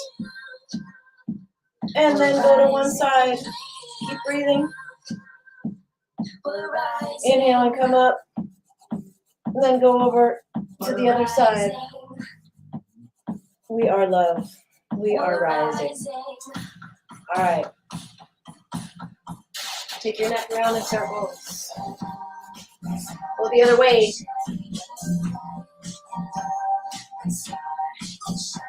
All right. Let's do it the other way. Let's start with our knees. Bring your knees together. Feet together. The other way. Switch. And switch. Okay, hands on your hips.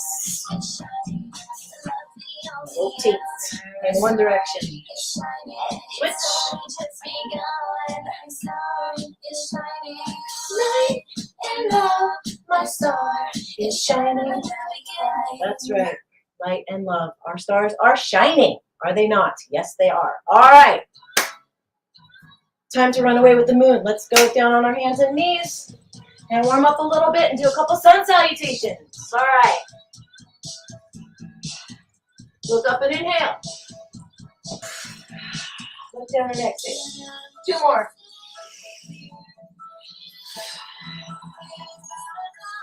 Last one. I love breath. All right.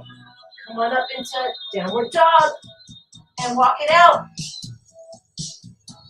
Walk it in time to the music if you like. That's what I'm doing. All right. Push yourselves back. Lift those hips up. Stretch those fingers out. Push yourself out of your hands up. Okay. Breath in. Step up to your hands. Exhale, come all the way down.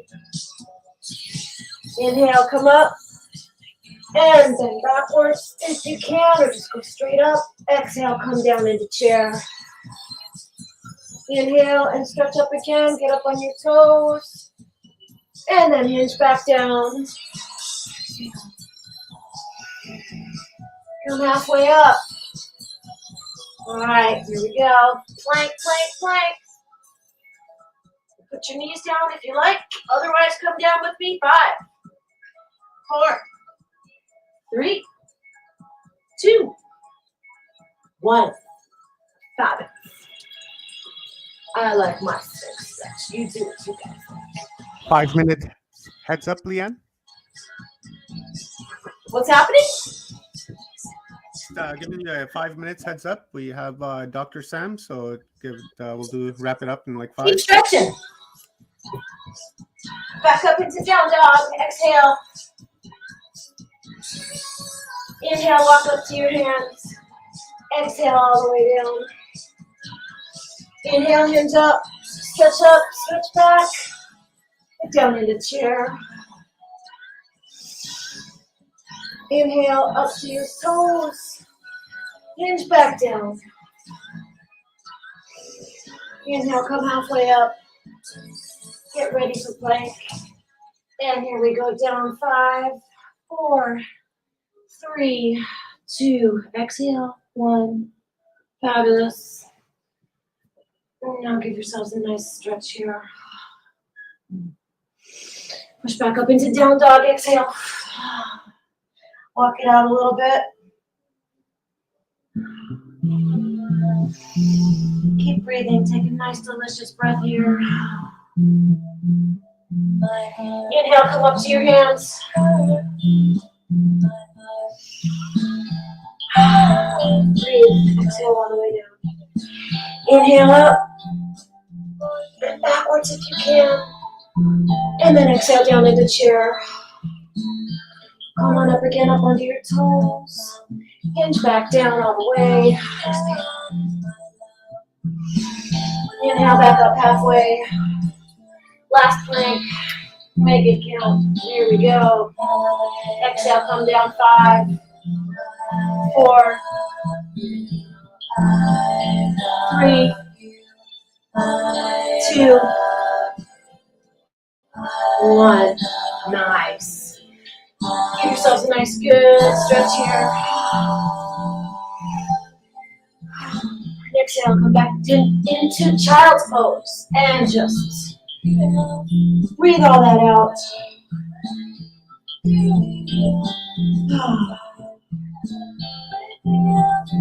One more big deep breath.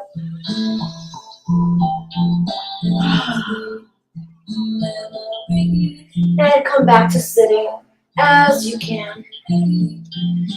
Cross your legs. Sit up tall. Palms up. 3 deep breaths.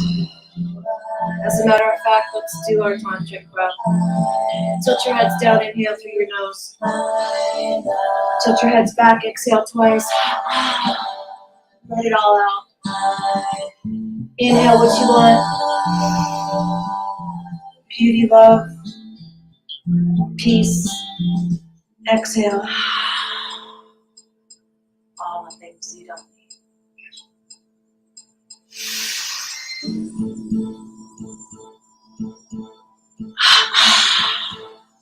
Let go of everything I don't need so I can rest and be present. Be the awareness.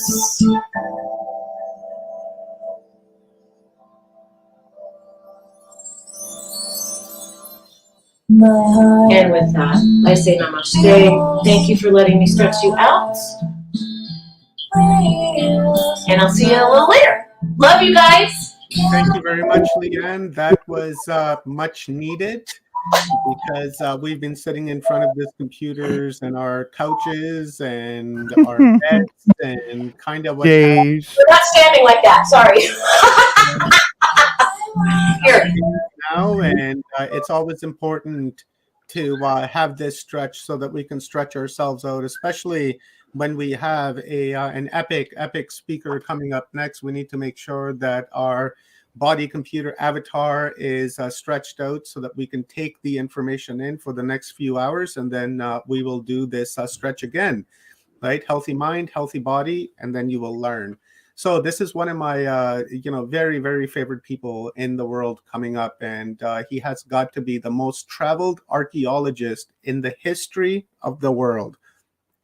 In the history of the world. You guys catch that? In the history of the entire world. This guy's probably been to every megalithic sacred site 10 times over across the entire world. He's amazing. He was with us just a few days ago at the megalithic panel that we did, and what an amazing panel that was. And my next guest is Dr. Sam Osmanovic. Dr. Osmanovic is a scientist, megalithic, and pyramid site researcher, internationally acclaimed author, and businessman. He's Bosnian-born American citizen who lives and works in Houston, USA, and Sarajevo, Bosnia.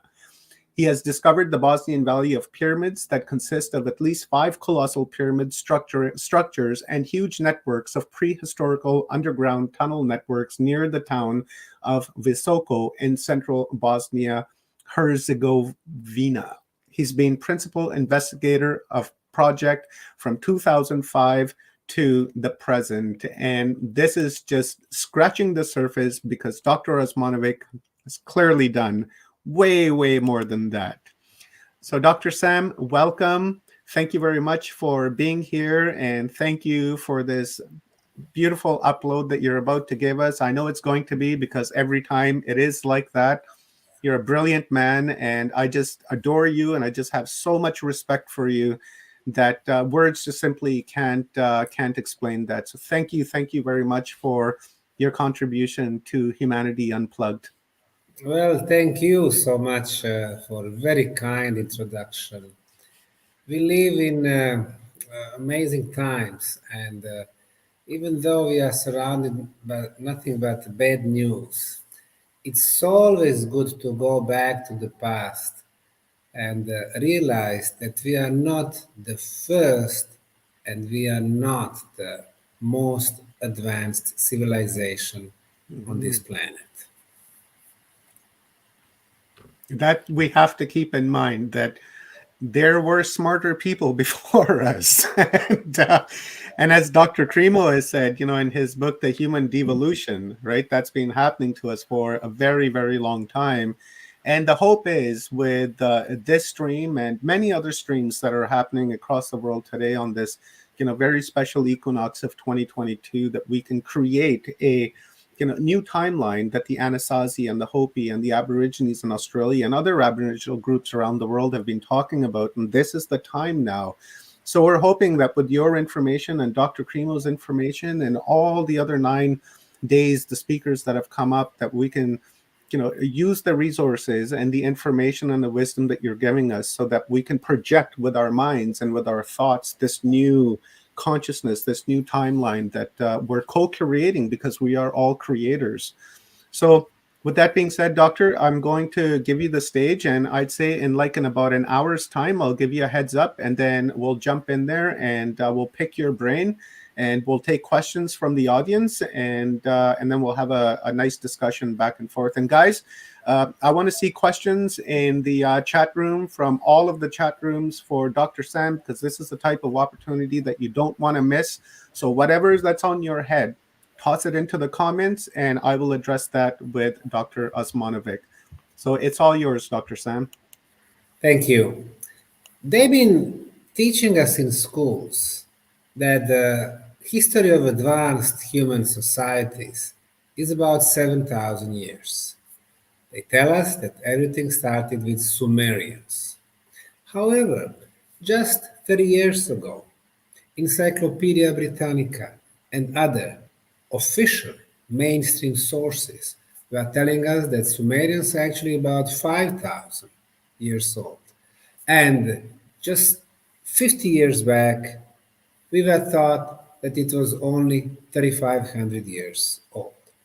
However, the history of advanced human societies are much, much older.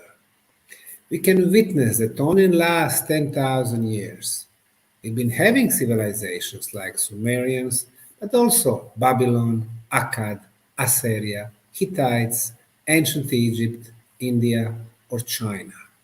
But this is only the last cycle in our civilizations. Before that, we did have more cycles of civilizations. Now, every time that humanity would reach the peak, then the global catastrophe would come. And that was the case 12,000 years ago, with the end of the last ice age. Before that, we had another peak of human civilizations. Most probably, we talk about the civilizations known as the legendary land of Atlantis, Lemuria, Motherland Moon, Og. And before that, there was another catastrophe, 18,500 years ago. And before that, another one, 34,000 years back. Then the solar flame would destroy most of the living creatures on the planet. Before that, 55,000 years ago, and 75,000 years back. Then we had a huge volcanic eruption in Indonesia. For hundreds of years, the sky couldn't be seen. So in the last 100,000 years, we had cycle after cycle after cycle. Instead, the mainstream science is telling us that human history is just the evolution. And then, tens of thousands of years back, we were nothing more than primitive caveman. And only today, in 21st century, we are the most advanced, the most intelligent, and the most beautiful. Well, we are not. There were times when humanity would reach very high spiritual peaks, and there are different ways of obtaining the knowledge. Today, it is through science, technology, and scientific ways to get information that allow us progress. Before, there were in other ways. For example, today, if we want to move big, heavy weights, we invent cranes, forklifts. Then we move 5 tons, 20 tons, or 50 tons. Well, we can see in many examples on all 6 continents that civilizations would move hundreds of tons in mass of just a single block. In Lebanon, we have a case of blocks of 1,650 tons being moved for 1.5 miles. In Egypt, the biggest stone block in the second largest pyramid, the Khafre pyramid at the Giza plateau, was 220 tons. Unfinished obelisk in Aswan, in the southern part of the country, 1,450 tons. Just when mentioning the pyramids, the biggest, the largest Egyptian pyramids, the Great Pyramid of Egypt, more than 6 million tons. In Peru, we can see amazing examples of construction techniques where the ancients were using polygonal blocks, not with 4 corners only and 4 sides, but with 6, 8, and there is a block in Cusco, in eastern part of Peru, with 26 corners. And what they would be doing, they would be installing them one next to each other, and you could not get a piece of paper in between them. How did they get this knowledge? You go to Easter Island in the middle of the Pacific Ocean, and you can see the famous stone heads and stone bodies. The biggest one, over 300 tons, on one little remote island. You go there, you talk to the guides at the site, they will try to convince you that the ancients were using little pieces of stones as tools, shaping those beautiful, perfect heads and half bodies, moving them for miles, and installing them so they can watch the ocean. There must be another explanation. The megalithic walls, the stone spheres all around the planet, dolmens, hundreds of thousands of menhirs, huge megaliths present in Western Europe, but also America or Pakistan or Bangladesh or India or Nigeria or Senegal in Africa. And of course, the pyramids. Those huge stone structures require an explanation. First, from a construction point of view, and then second, even more important, what was the purpose of those monuments? They've been telling us in schools that Egyptian pyramids were built by the pharaohs as tombs. Well, wrong. According to non-scientific Wikipedia, there are 118 pyramids on Egyptian soil. Wrong. I've been researching, investigating, and visiting 155 pyramids in Egypt, and not a single one has a mummy discovered within the pyramid. So, where the mummies were buried? In the Valley of Kings, 200 miles to the south from the famous Giza or Gizeh plateau, near the Luxor, Thebes, Memphis. Those sites were having the bodies or mummies of the pharaohs from the first dynasty, second, third, fourth, 19, and so on. The second thing they are telling us about the pyramids is that they were built in Egypt and Mexico. And again, wrong. The pyramids were built on all 6 continents. In Australia, there is a Gympie pyramid, 1.5 hour to the north by car from Brisbane on the eastern coast of Australia. It is nicely shaped hill with several tiers, steps, megaliths on the top, forming the circle, and 4 more megaliths showing the cardinal points, east, west, north, and south.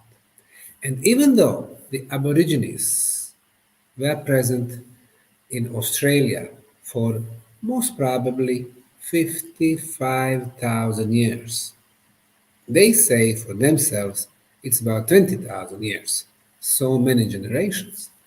But we do not have a proof that Aborigines did indeed build this structure. And then in Asia, there are more than 250 pyramids in the Chinese central province of Shanxi. 20 biggest one are more than 12,500 years older, and the rest of them, 230, were built from 2,300 years back until 1,000 before present. Interesting thing is that the newer pyramids are not bigger, they are smaller, made from inferior materials, from the mud bricks, and they do belong to the known generals, princesses, or members of royal families in China. But the biggest one were built from granite blocks and sandstone blocks. And the Chinese archaeologists, as they told me, do not have permission to open those pyramids for another generation, another 25 to 30 years. Who built those pyramids 12,500 years back when official mainstream archaeology is telling us that this was the era of Paleolithic times when people did not have tools, technology, or techniques to build such magnificent structures? In Indonesia, western part of the island of Java, our friend Dr. Danny Hillman discovered the pyramids in the middle of the jungle. He named it Gunung Padang, the Hill of Light, or Pyramid of Light. It is more than 24,000 years old, and it changes the history of this part of the world. Unfortunately, the mainstream science, the cultural establishment is against the investigation, so he was stalled for almost 15 years. Cambodia, in Southeastern Asia. Besides the beautiful, magnificent Angkor Wat, the capital city of the Khmer state from more than 1,000 years back, which has many pyramidal temples, also is a home to the beautiful 7-tier, 7-step pyramid called Koch-Kerr Pyramid. Perfect orientation east-west, north-south, built from the volcanic stone and the sandstone, with a lot of quartz crystal, with a lot of running water, with the resonance chambers inside the pyramid, tunnels, and so on. Now, when I would be visiting those sites, I'd realize that there are certain criteria that has to be met in order to have a functional pyramid. You go to Africa, besides 155 Egyptian pyramids, we have 224 Nubian pyramids in the northern Sudan. To the eastern coast, in the middle of the Indian Ocean, 7-step pyramid in the island of Mauritius, built from the volcanic stones. Their orientation to the major astronomical and calendar features.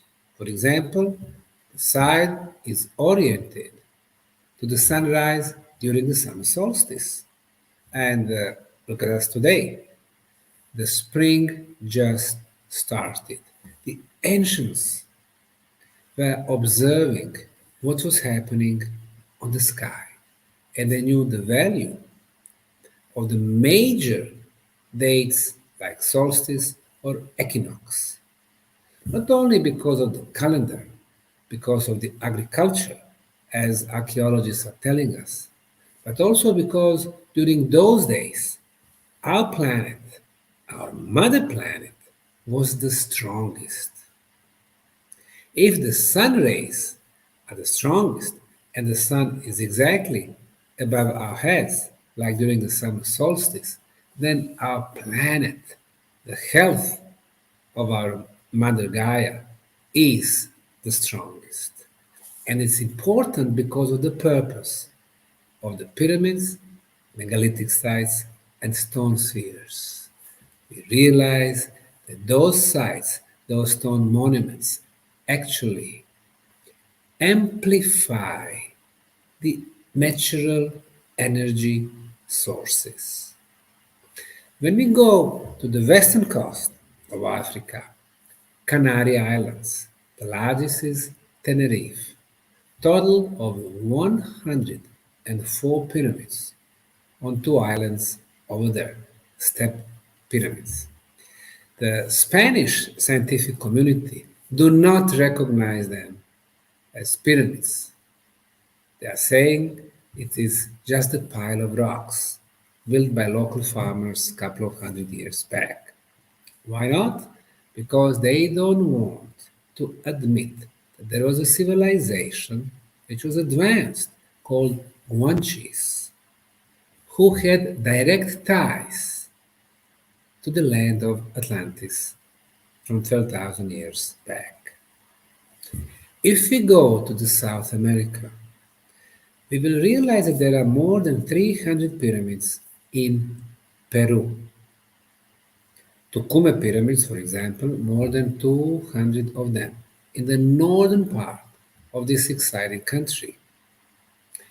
In Bolivia, there is Acapena Pyramid Complex, a beautiful, but today, unfortunately, mostly destroyed.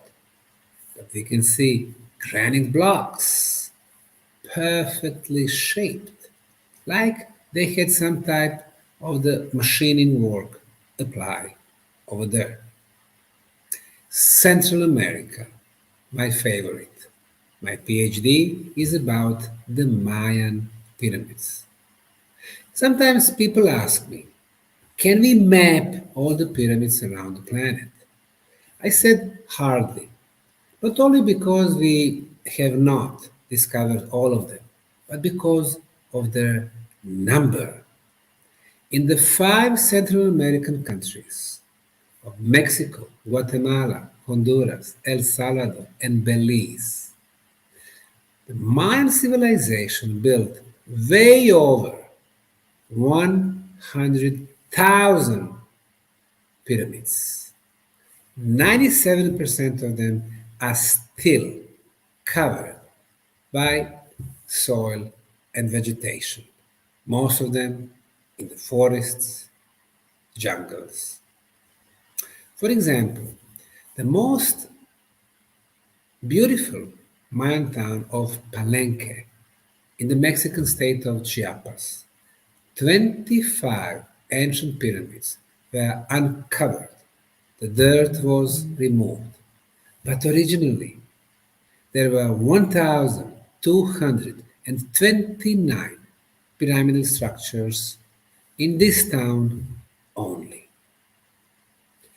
The tiny Belize, the smallest Central American country, had more than 1,000 Mayan villages, towns, and cities, and every one of them would have several, if not dozens, of pyramids.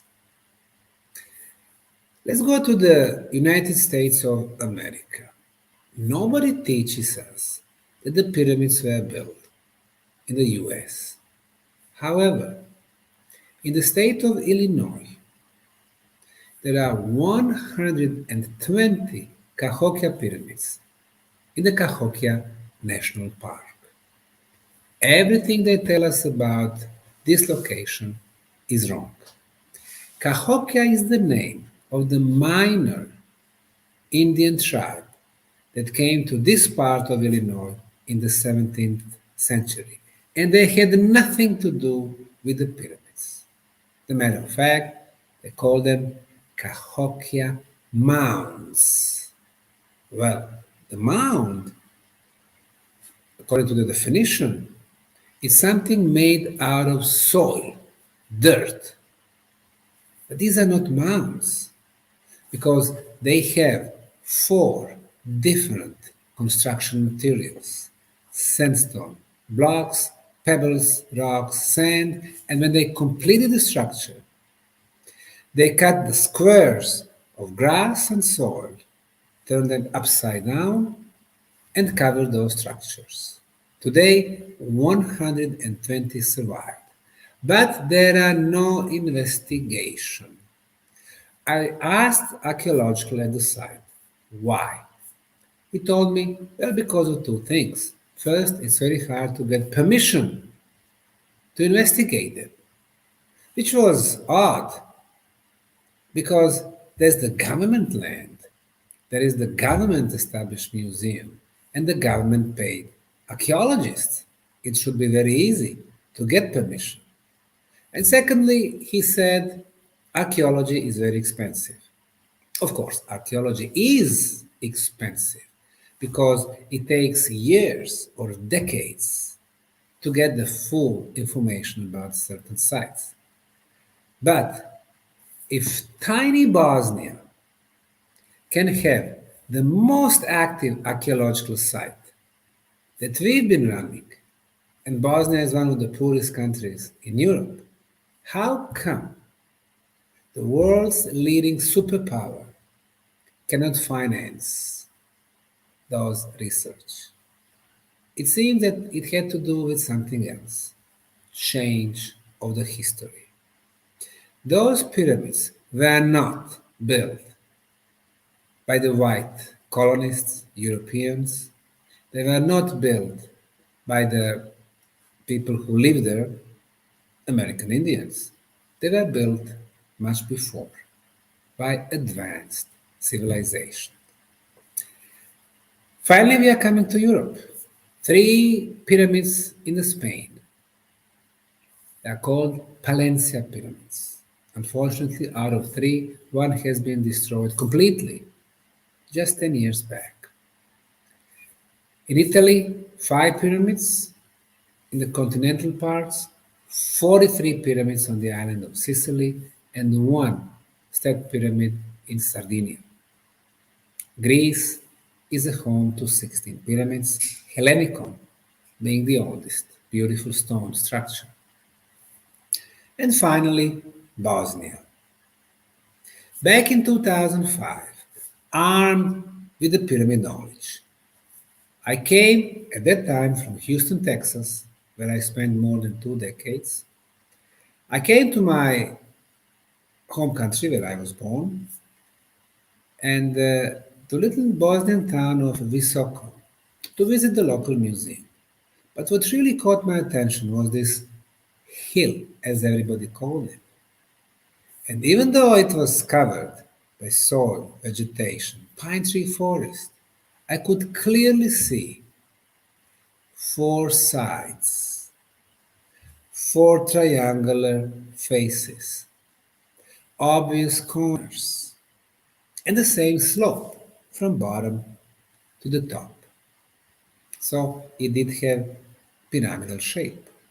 I took compass and it showed me that those 4 sides are perfectly oriented to the cardinal points, east, west, north, south. And that's how the pyramids were built. I immediately knew that it was an artificial structure that's been covered by soil after thousands of years. We had wind bringing the dust and the soil, and then rain and the seeds, and the vegetation started growing. So back in 2005, I asked for the permission from the Ministry of Culture in Bosnia to do some preliminary research. Everything we did, geological core drilling, archaeological trenches, lab analysis, were pointing to anomaly, anomaly, anomaly. So, I wrote my first book about the discovery of the first European pyramid back in 2005, and I announced the news to the world that we have pyramids in Bosnia. At that time, Reuters was there, Associated Press, France Press, all the regional media, TVs, web portals. So, 2005, the world learned about the pyramids in southern Europe. I went to the National Museum offering them collaboration in this project. They refused. They told me, we never had pharaohs in Bosnia, therefore we cannot have pyramids. I went to the Department of Archaeology of University of Sarajevo and I got similar answer. We know every square meter in Bosnia we have no pyramids. And then I realized that those people still live in the 19th century. They were programmed to think that pyramids can only be found in Egyptian desert. So I established non-profit, non-government foundation under the name Archaeological Park Bosnian Pyramid of the Sun Foundation, named at the major structure which I named the Bosnian Pyramid of the Sun. We started the investigation and it has been a very exciting project ever since. We discovered 6 pyramids so far, which we named the pyramids of Sun and Moon and Dragon, Earth, Love, and the 6th pyramid. We discovered a tumulus complex. In archaeology, the tumulus is conical artificial hill. For example, Silbury Hill in England, in southern part of the country, is the best known in the world, but also Marlborough and some others. And also we discovered 6 entrances to the prehistorical underground tunnels. In the last 17 years, we have cleared more than 2 miles of those tunnels. And we suspect that probably 60 miles of those tunnels are hidden below the ground. So when it comes to the archaeology, this is a huge discovery. The size of the pyramid. As we know, the height of the famous Great Pyramid of Egypt is 146.6 meters. Well, the Bosnian Pyramid of the Sun is more than 360 meters, 2 times higher and 10 times the size, the volume of the great Egyptian pyramid. When it comes to the orientation to the north, which is extremely important, mainstream scientists do not know why. Independent researchers also, they have no clue why the orientation was so important. When the researchers don't know, they use general terms like because of the religious purposes, because of the ceremonial purposes, but they don't know. They don't realize that everything is energy. Let's remember the brilliant mind of Nikola Tesla. He said, if we want to understand the universe, we need to watch it through energy, frequency, vibration. Well, our planet is nothing but a huge energy ball which vibrates. And in such a huge energy balls, we have movement of the energy. And the strongest movement is north-south and east-west. When you build the four-sided pyramid and you perfectly orient it, it initiates the movement of the energy within the pyramid. Well, the Great Pyramid of Egypt has a perfect orientation to the cosmic north. The error is just 0 degrees and 3 minutes. The Khafre, the second largest pyramid, 0 degrees, 3 minutes. Myceren, which is the fourth largest in Egypt, 0 degrees and 18 minutes. Bent Pyramid in Dahshur, bent, 0 degrees and 12 minutes. A beautiful red pyramid, also in Dahshur, the third largest pyramid in Egypt, 0 degrees, 5 minutes. Well, these are almost perfect orientations with the 0 degrees error. But according to the State Institute of Geodesy from Bosnia, the orientation of the northern side of the Bosnian Pyramid of the Sun has an error of 0 degrees, 0 minutes, and only 12 seconds to the right, using, of course, scientific instruments like total station connecting to the satellites. So, this second element was important because the Bosnian pyramid is having the most precise orientation in the world of all ancient monuments. The next element when it comes to the pyramid construction is the material. In Egypt, limestone and granite from Aswan and limestone from four quarries around Cairo were used to build those magnificent monuments. In Mexico, sandstone and granite. In Guatemala, shaped volcanic stones. In Peru, adobe bricks. Adobe is when you mix clay, sand, water, and you place it under the sun in the molds for 20-25 days, and you get your construction materials. In China, they use sandstone and granite as well. So every different location were using local construction materials. In Bosnia, when they were building the tunnels, they were doing that in the material called conglomerate.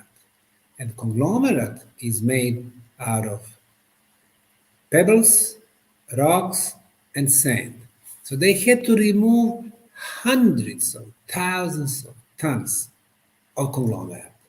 What did they do with this material?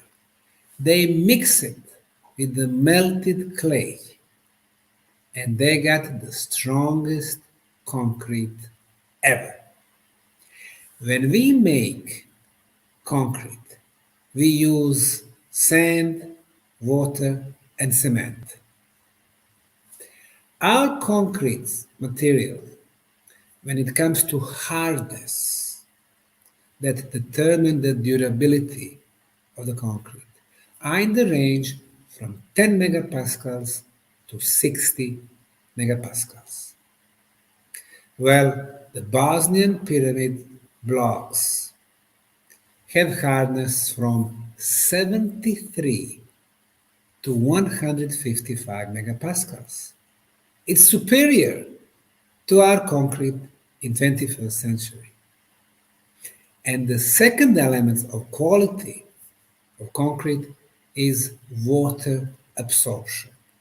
If water can get inside the concrete during the winter times, especially in the area where we have freezing temperatures, and the water turns to the ice. And ice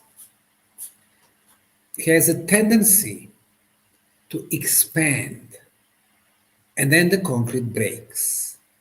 So we try to keep the water absorption very low, up to 3%.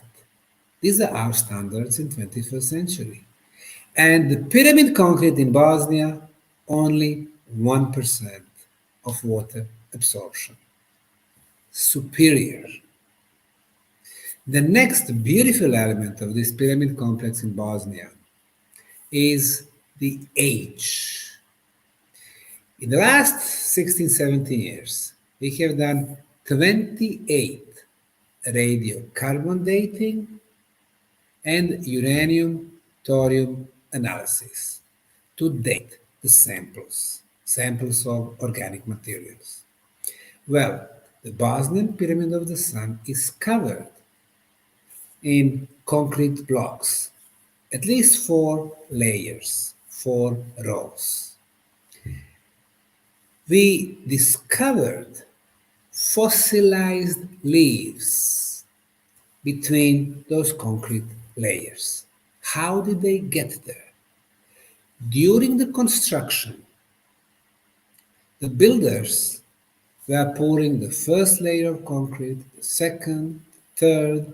The wind was blowing, bringing those leaves, and then they placed the final 4th layer of concrete.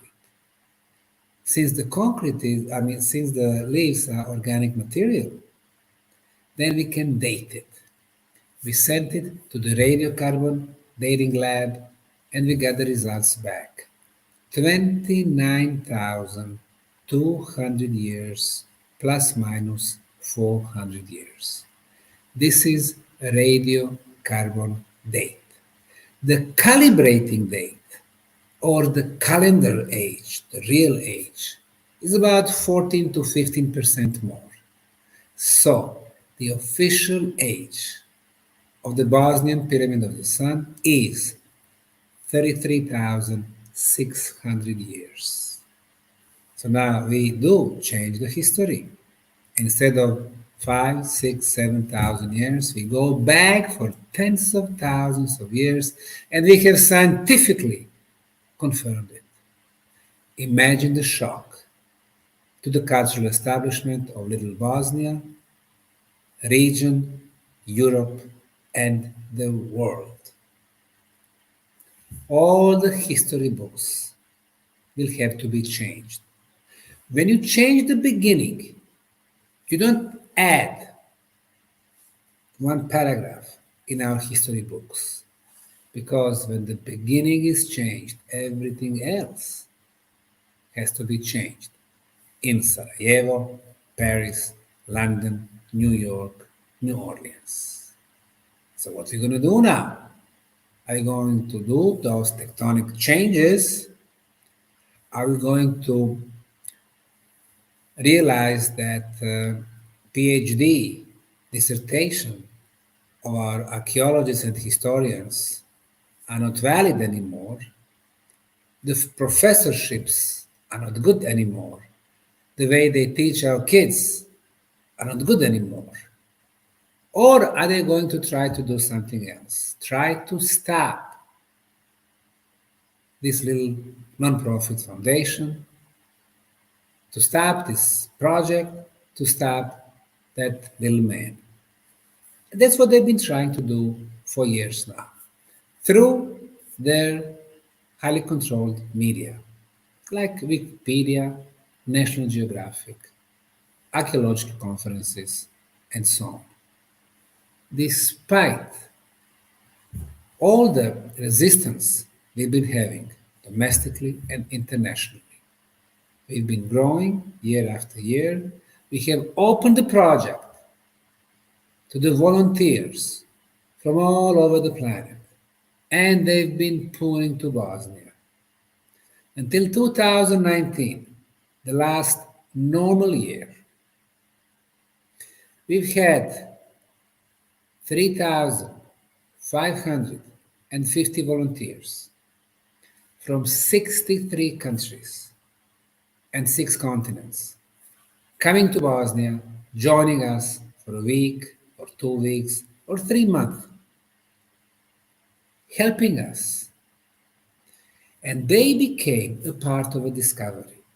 They were discovering more ancient, oldest, and the best quality concrete blocks, more prehistorical tunnels, organic materials, artifacts. In the years to come, they'll be able to tell their kids or grandchildren that they were there in Bosnia at the source when we needed them the most. This is the most open archaeological project in the world. You cannot go just like that to Egypt and start digging Egyptian pyramids. You will not be allowed. The same thing, Mexico, China, or Peru. But you can come and join the Bosnian Pyramid Project. When you go to the other sites, you try to talk to Egyptologists. They are nowhere to find. You try to talk to the diggers, they said, we cannot talk to you. What we do is confidential. Well, guess what? No confidentiality in Bosnia. We are open for everyone. There is interaction between diggers, archaeologists, geologists, with the visitors, with the media, with our guests. And everything is done with the smile. This is the vision of archaeology and any other science for the future. We don't exist here to hide the knowledge, because everything we find from the ancient historical sites belong to all of us.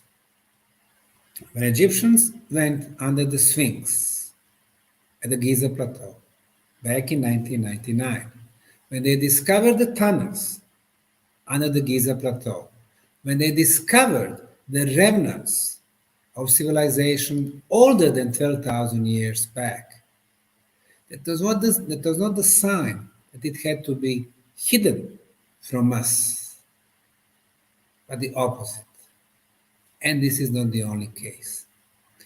When the Mayan archaeologists discovered that this civilization is much, much older than 3,000 years, and they have direct connection to the civilizations before the biblical flood, they have to share it with the world.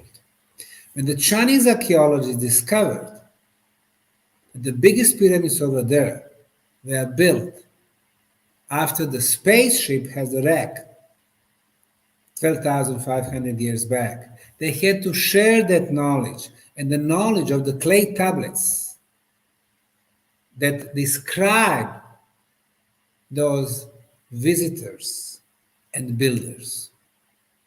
Unfortunately, just a very few archaeological objects, artifacts, are accessible and public knows about them. But even then, they are highly controlled.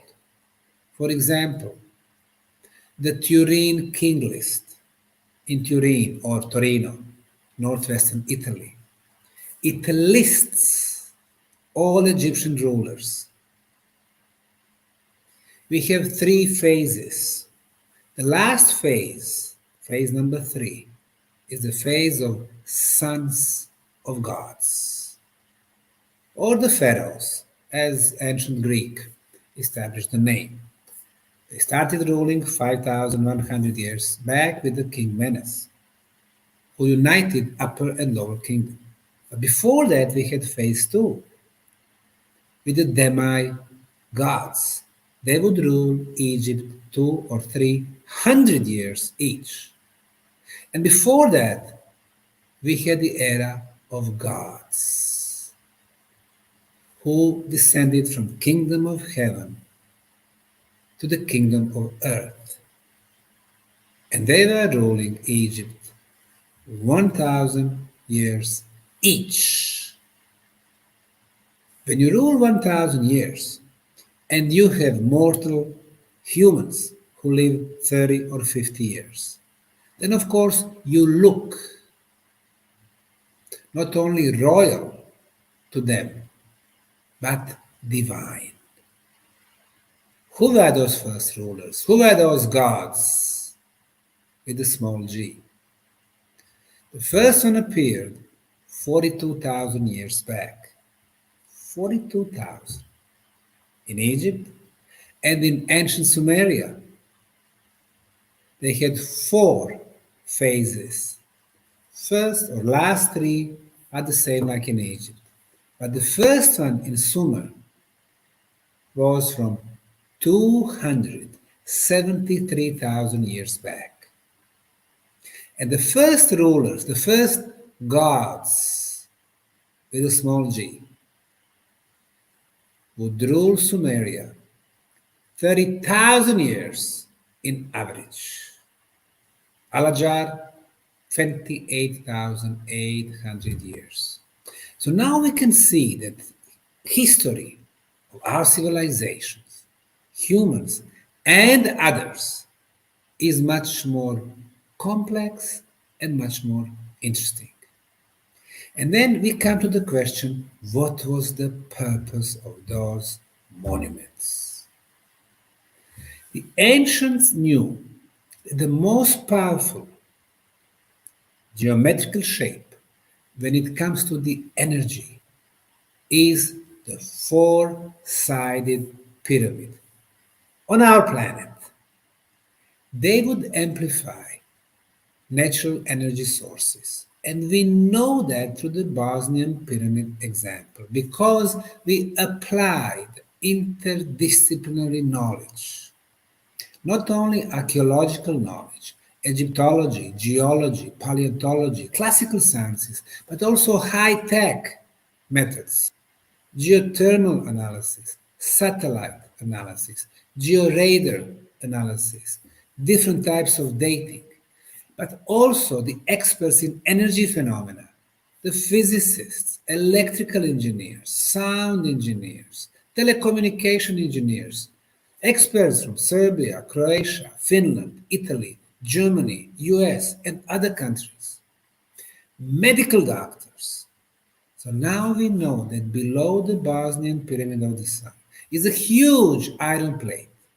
Iron generates electromagnetic field. The pyramid pulls this energy and makes it stronger. How do we know that? Because we have measured at the base and at the top of the pyramid. At the top, the signal is 50 times stronger. The pyramid is amplifier. Below the Bosnian Pyramid of the Sun, underground water flow, water moves, releases negative ions. Negative ions are so beneficial to our body and to the atmosphere. They clear the atmosphere from dust, from pollen. They clear our body from microbes, viruses, bacteria, fungi. The values of negative ions in the Bosnian Pyramid tunnels is 50 times higher than on the top of the mountains in the pine tree forests, which was considered the healthiest place. There is a second water flow below the pyramid. Between the two, there is a charge.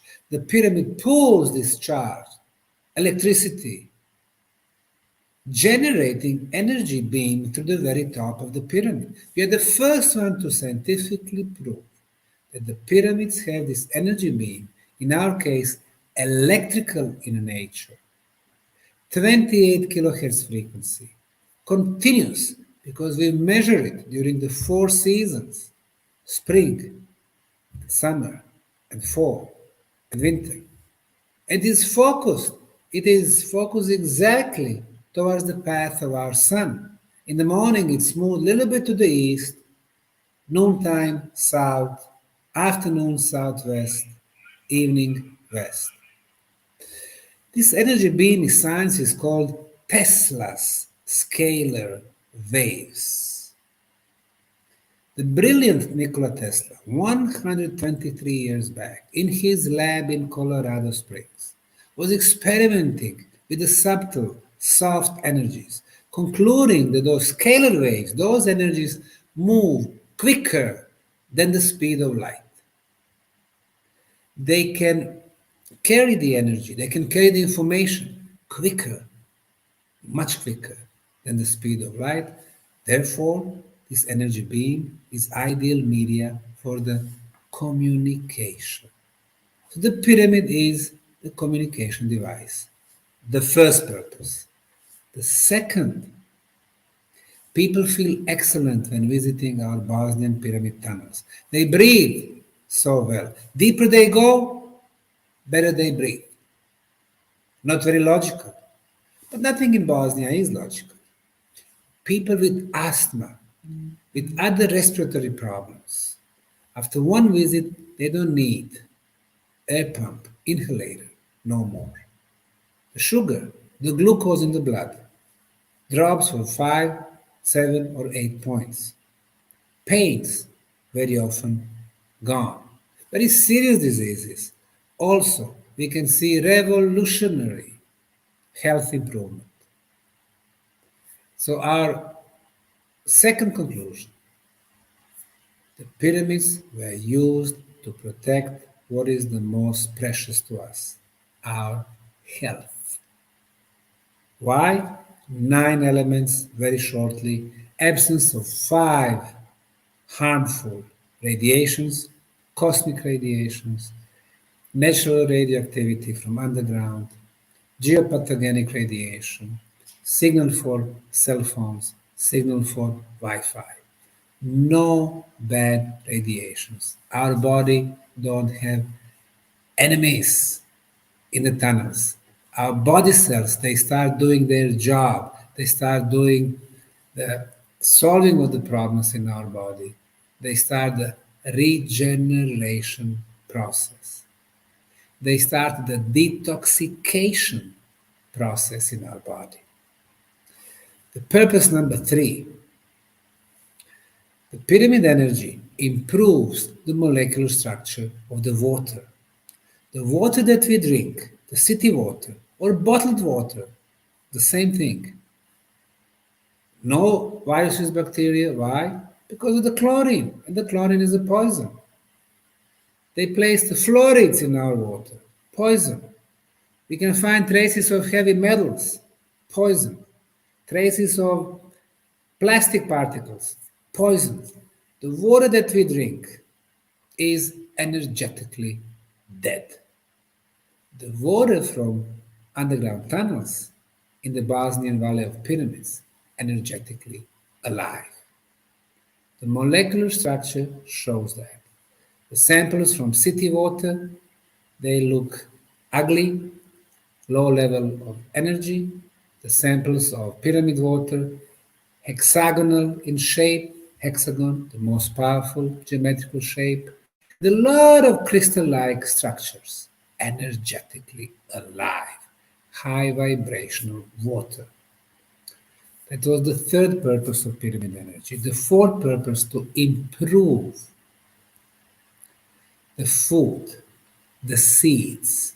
We did experiment with the seeds of beans, and we noticed that the beans that we exposed to the pyramid energy would grow 2 or 3 times quicker, richer, healthier than not exposed seeds.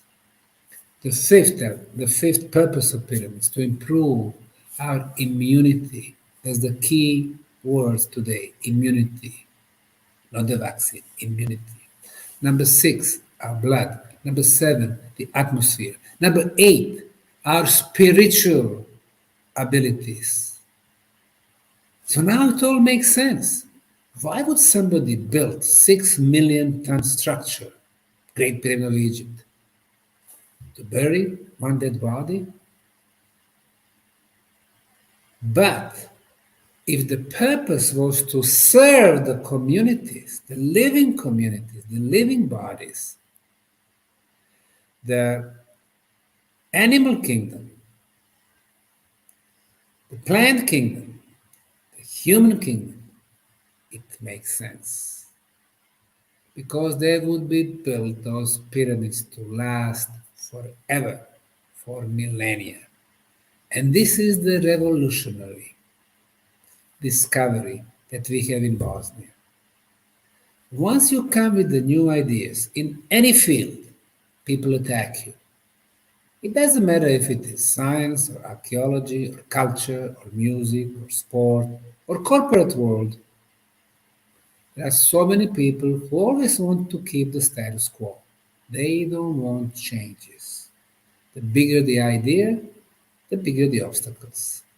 Imagine you come the biggest idea in the world of archaeology. The pyramids are not tombs, they are energy machines, and they were obviously built but by somebody who knew better the energy, the frequencies, the vibrations. 20 years ago, I remember when watching Discovery, National Geographic, History, or Science Channel. When they talk about Egyptian pyramids, they always mention the pharaohs. Nowadays, they started to talk about the energies connected to Egyptian pyramids. Dr. Sam, just want to Yes. give you a 5 minutes heads up before we start taking questions. Yes, I'm just about to finish. Okay, great. So we can see that in the future, people will realize more and more there was a high purpose to those structures.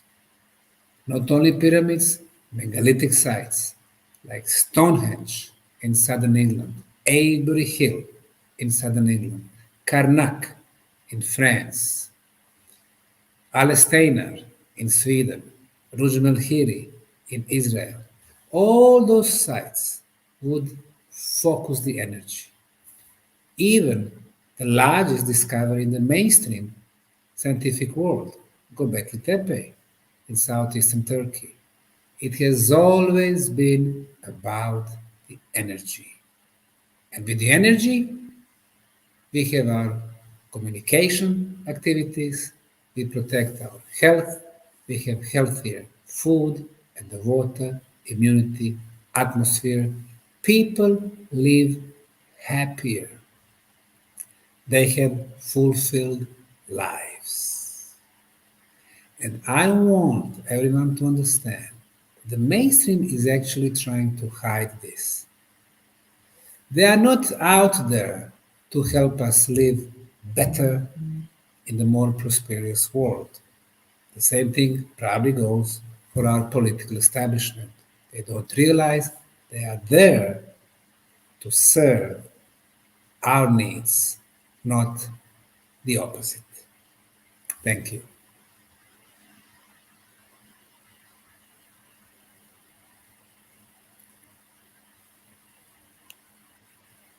Amazing, Dr. Sam. That's amazing. Wow, what an upload. Thank you very much. Hoo-wah. I'm not quite sure where to start. I have Yeah. I have this thought running through my head, and I'd like to hear your opinion on it.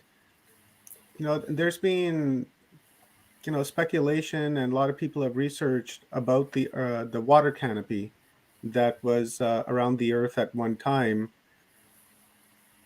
What effect would that have had on the pyramids, or do you think when they built the pyramids, they had that water canopy in mind? Because from what we see around the world, they obviously had technology to orbit the planet or see the planet from very, very high perspective. So I'm sure they would have been aware of something like that. That amount of water, what effect would that have had with the pyramids?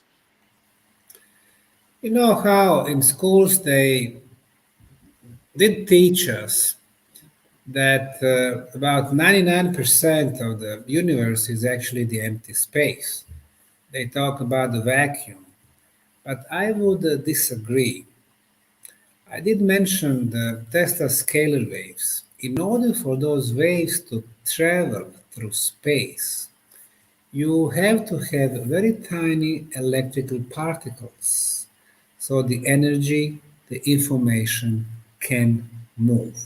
So I don't think that there is something like a vacuum, there is something like empty space at all. We always have some tiny particles everywhere. When it comes to the water, it is really a great mystery. The origin of the water on our planet.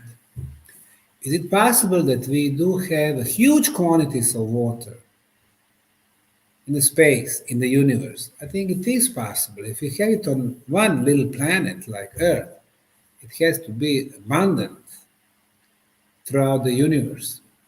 And then, is it possible that we did have a dome over our planet in the ancient past? Of course, some of the holy books do mention that, and there is a reason for that. I mean, it has to be based on something.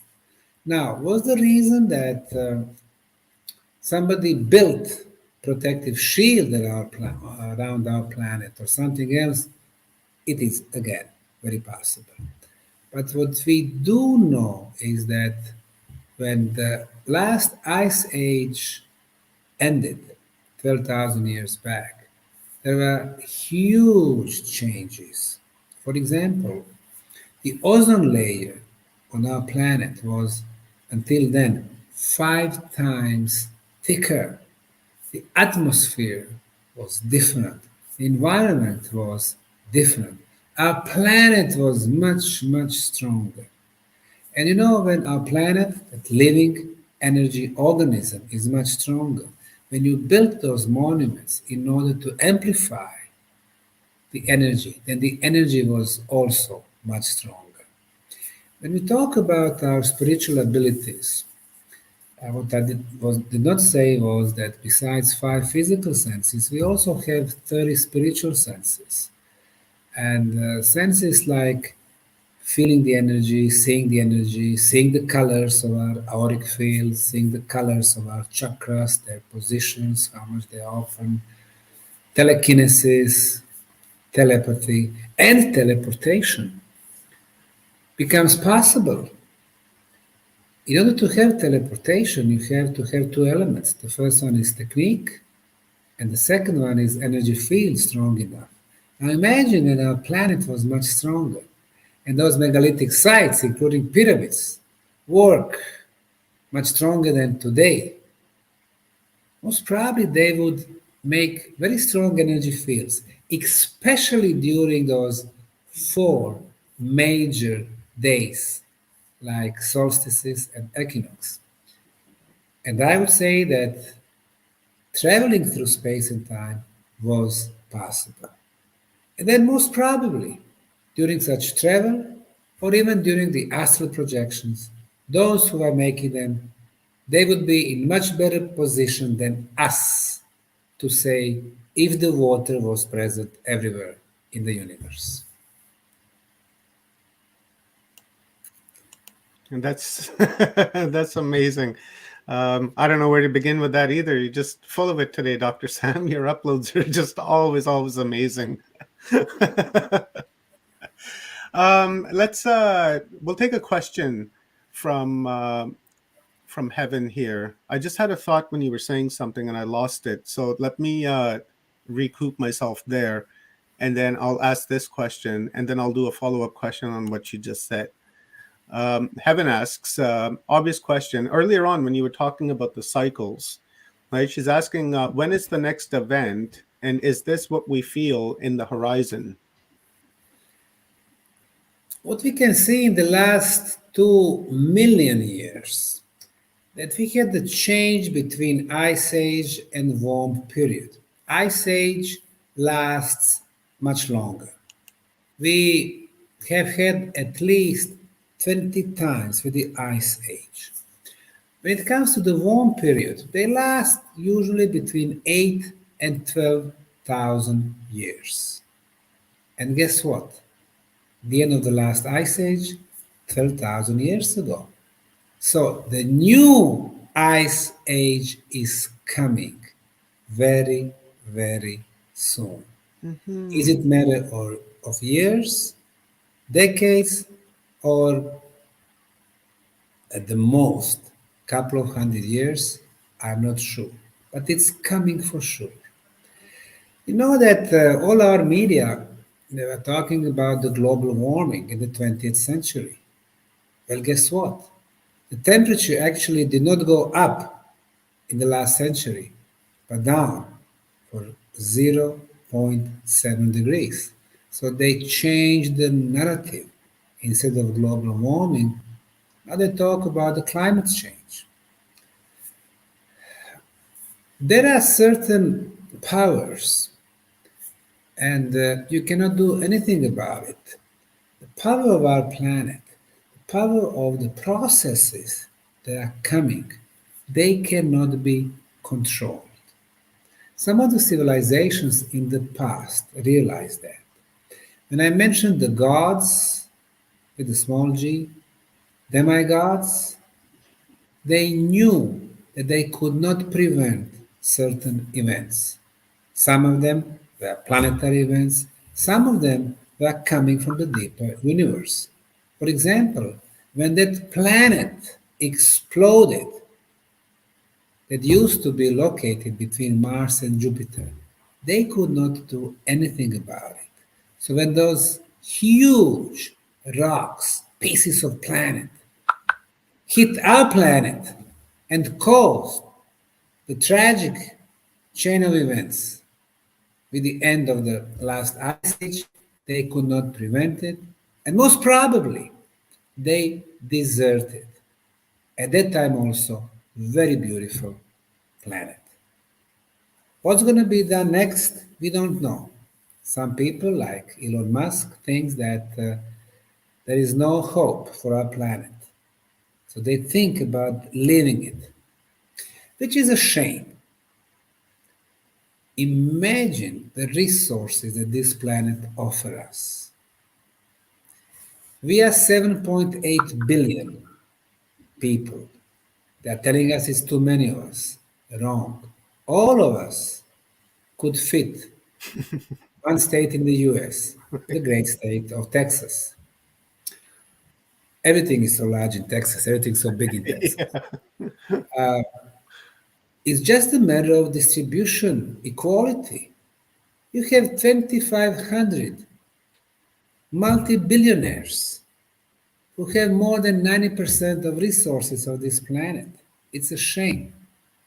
So it's just a matter of the equal distribution of different social organizations. And we could live in peace and friendship, and we could be happy. Ordinary people like you and I, we don't need much to be happy with our family, with our kids, with our wives, with our partners, with our mistresses, with whatever, with little travel, seeing the sights, talking to other people. We don't need much. We don't need to have 10 villas or 5 planes or yachts. I mean, you cannot live at 10 places at the same time, obviously. We don't need much. So it shouldn't be about the greed, about the ego. It should be about the social interaction. It should not be about the social distancing where every person is considered a potential enemy. It should be about the harmony. It should be about the happiness. It should be about the communication among us. So it doesn't matter what the future holds for us, but if we live in a dignified way, if we cooperate with other people, then there is a future. Not for our physical body, it is for one use only anyway, but for our soul, because our soul is going through different experiences. And this is one of them. He has chosen to come to this body at this particular time. not to hide, to be afraid, to live life in fear, but to experience it and to try to do much more to our fellow friends, citizens. And we have to think if we are going to pass this test. Let's not be afraid. And there is a hope for us that this experience will be rewarding to us, and then that we will grow much quicker than during some tedious and boring times with no challenges. Hmm. I like that. I like that. I really really like that. And to go back earlier when you stumped me with the power of the pyramids. You know, I was thinking when you were saying that, I was thinking about Pharaoh Onus, and he is said to have traveled to Orion a number of times using a pyramid. I believe I forgot which pyramid, but he was using a pyramid to travel back and forth. And then when you were mentioning the energy and the power, it would have been a lot more. Do you think that he would have been able to use the pyramid to travel, use it as a stargate to travel between here and whatever planet that he went to around the Orion belt or in that cluster? Since 90s from Robert Boal and then later on Hancock and the others, there is an idea that those three pyramids at the Giza Plateau match the layout of three stars in the Orion belt. Mm-hmm. It is possible, even though the third pyramid is always a little bit off from the third star in the Orion belt. Matter of fact, the star constellation of Cygnus is probably the better fit. But let's say that there is a connection between the Orion belt, the stars over there, two bigger stars and one miniature star, and the Egyptian pyramid. Is it possible that there was a connection there? Is Mm-hmm. it possible that we have a signature from potential builders? It is possible. Is it possible that the Aborigines of Australia were visited by their space brothers tens of thousands of years back, who explained then that their origin is not of this planet? And is it possible that the Aborigines ever since were trying to go back to the lands Mm-hmm. of the people who actually came to this planet, their ancestors? You know how people are saying that during their dream states, or maybe astral projections, they Mm-hmm. actually did find their way to their planet where their origin stands. It is very possible. For us, 50 years is a lot, or thousands of years. But for the universe, it's really almost nothing. Yeah, not even a. Travel, yeah, the travel between star constellations can be done in different ways. Not in the rockets that we build today.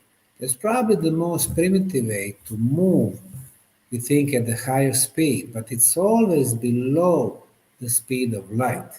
Mm-hmm. And even with the speed of light, most of the star constellations is out of the reach. There are different ways to travel. Not only our soul, but also in the physical dimension. There are probably not one but many possibilities to travel, to move our body from one point to another, to Mm-hmm. dematerialize in this world and materialize at some other point. So, the idea about the cosmic gate that you just mentioned sounds so logical Mm-hmm. because our civilization is no the new civilization is very recent, and even if we had number of civilizations on our planet before us, they are still very new. Mm-hmm. You see, I would say that the life, especially advanced forms of life, requires several things, and probably the major thing is how approximate, how close those planets are to the source of the energy. So, the closer to the center of the galaxy from where everything started, closer to that point, probably the life would start much, much, much earlier, billions of years back than on our planet. Because let's not forget that our galaxy, Milky Way, is at the outskirts of the universe, so far from the center of galaxy. And our solar system is really so far from the center of the Milky Way. So the life that's been started here actually started so late that probably millions and maybe billions of different civilizations, different life forms, started reaching their peaks and disappeared so long time ago. Mhm.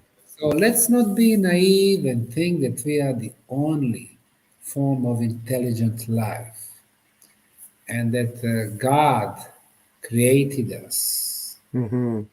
using his picture that, we equal the gods.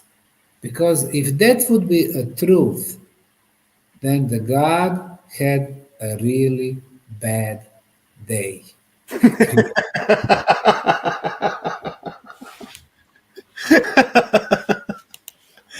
Oh, that was a good one. I loved it. Let's do a final question, Dr. Sam. And this one is from our grandmother that we had on the other day, Grandmother Suzanne. And earlier on, when you were talking about the pyramids in Illinois, Grandmother Suzanne said, why do you say the Illinois pyramids weren't built by indigenous civilizations?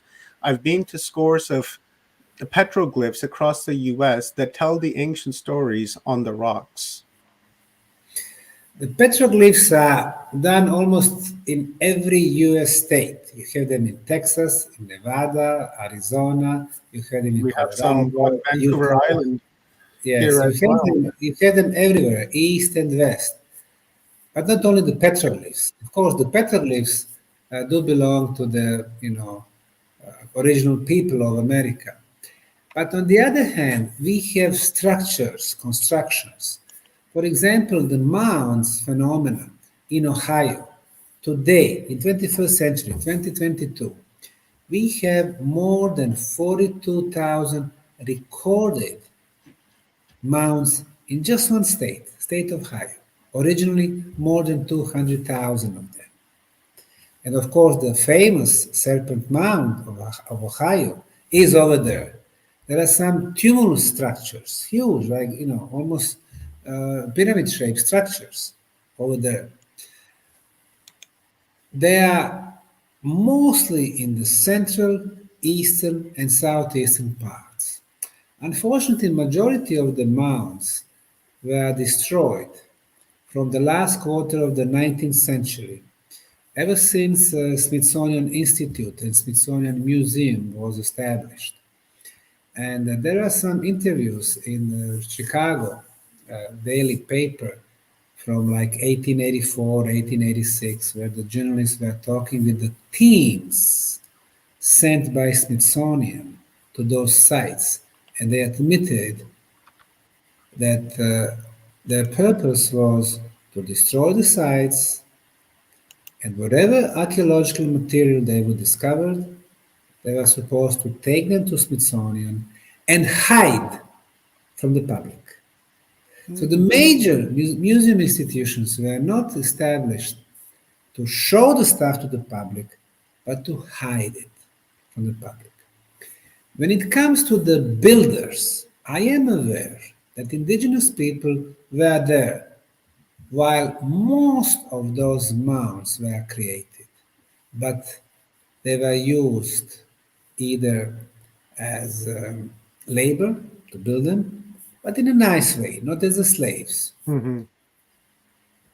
The original builders would teach them certain energy properties of those structures, they would teach him astronomical features.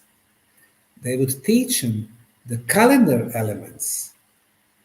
But they were no builders. They were not builders because still they did not have the construction techniques to do that.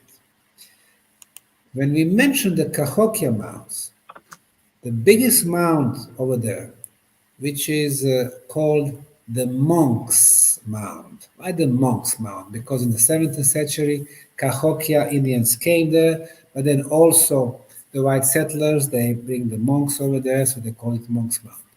It had nothing to do with the original builders. The largest structure over there is 12% bigger, larger in surface than the Great Pyramid of Egypt.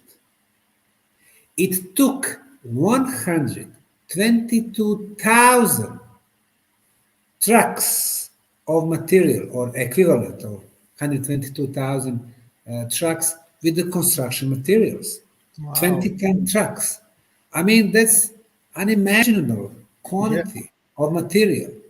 Today, there are remaining 120 pyramids, originally probably 220. I mean, in order to maneuver with such huge quantity of material, for the people who would not build, the big structures, indigenous, people, Indians, they were never built such huge structures. Obviously, that was not their forte. That was not something they were doing. But were they there during the construction? I'm saying yes. They did have benefits from those creators, from those builders. So even the US history is much more complex and much more interesting than what they try to portray to us. You would expect that the places like Cahokia National Park, with all those pyramids, if they start doing the archaeology and digging, and if they start unearthing the secrets, they would realize so much to learn from ancient builders. And since it is the US, you would expect that millions and billions of dollars is poured over there, that they would make another Las Vegas, not with the casinos, but with the nice archaeological discoveries. But no, they keep that basically as a secret. They give very simple explanation. They have, for example, in Cahokia, the museum at the site, which called $20 million in 1970s. Now it's like $100 million, and they are saying they have no money for investigation, spending so much money for the museum with the half-naked Indians standing there, shown as the builders.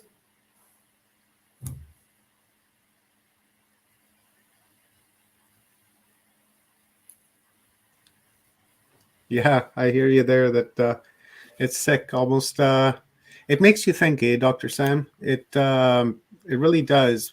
We've like really, literally, not even scratched the surface. We've like just like that, and we're seeing all of this now. Imagine what would happen if we actually scratched the surface. What we would find underneath that, and that's for another day. Thank you very much, Dr. Sam. I so appreciate you, and I just have so much respect for you. I love you very much, and I look up to you, like a mentor, like a father, a brother. You're just an amazing, amazing guy, and I just love your energy, and I so appreciate your contribution to Humanity Unplugged, not only today but a few days ago when you were part of that amazing panel as well. So before I let you go and bring on my next guest, Flo Karuna, and give us any final words that you have for our audience, and then we will bring Corona or Flo on.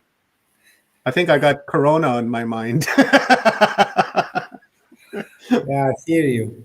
Well, I always like to invite people to come to our site in Bosnia. So much to learn, and our site is so different because people go to Egypt, they take selfies from, with them in pyramids, they ride the camels, they say we visited the pyramids.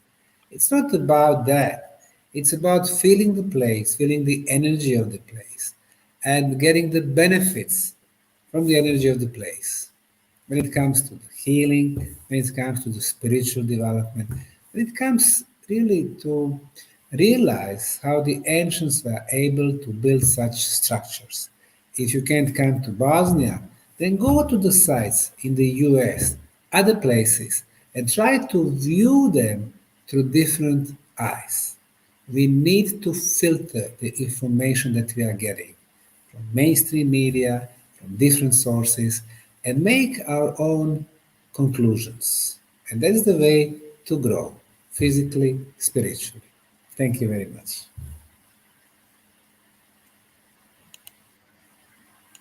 Beautiful. Thank you very much, Dr. Sam. I so appreciate it.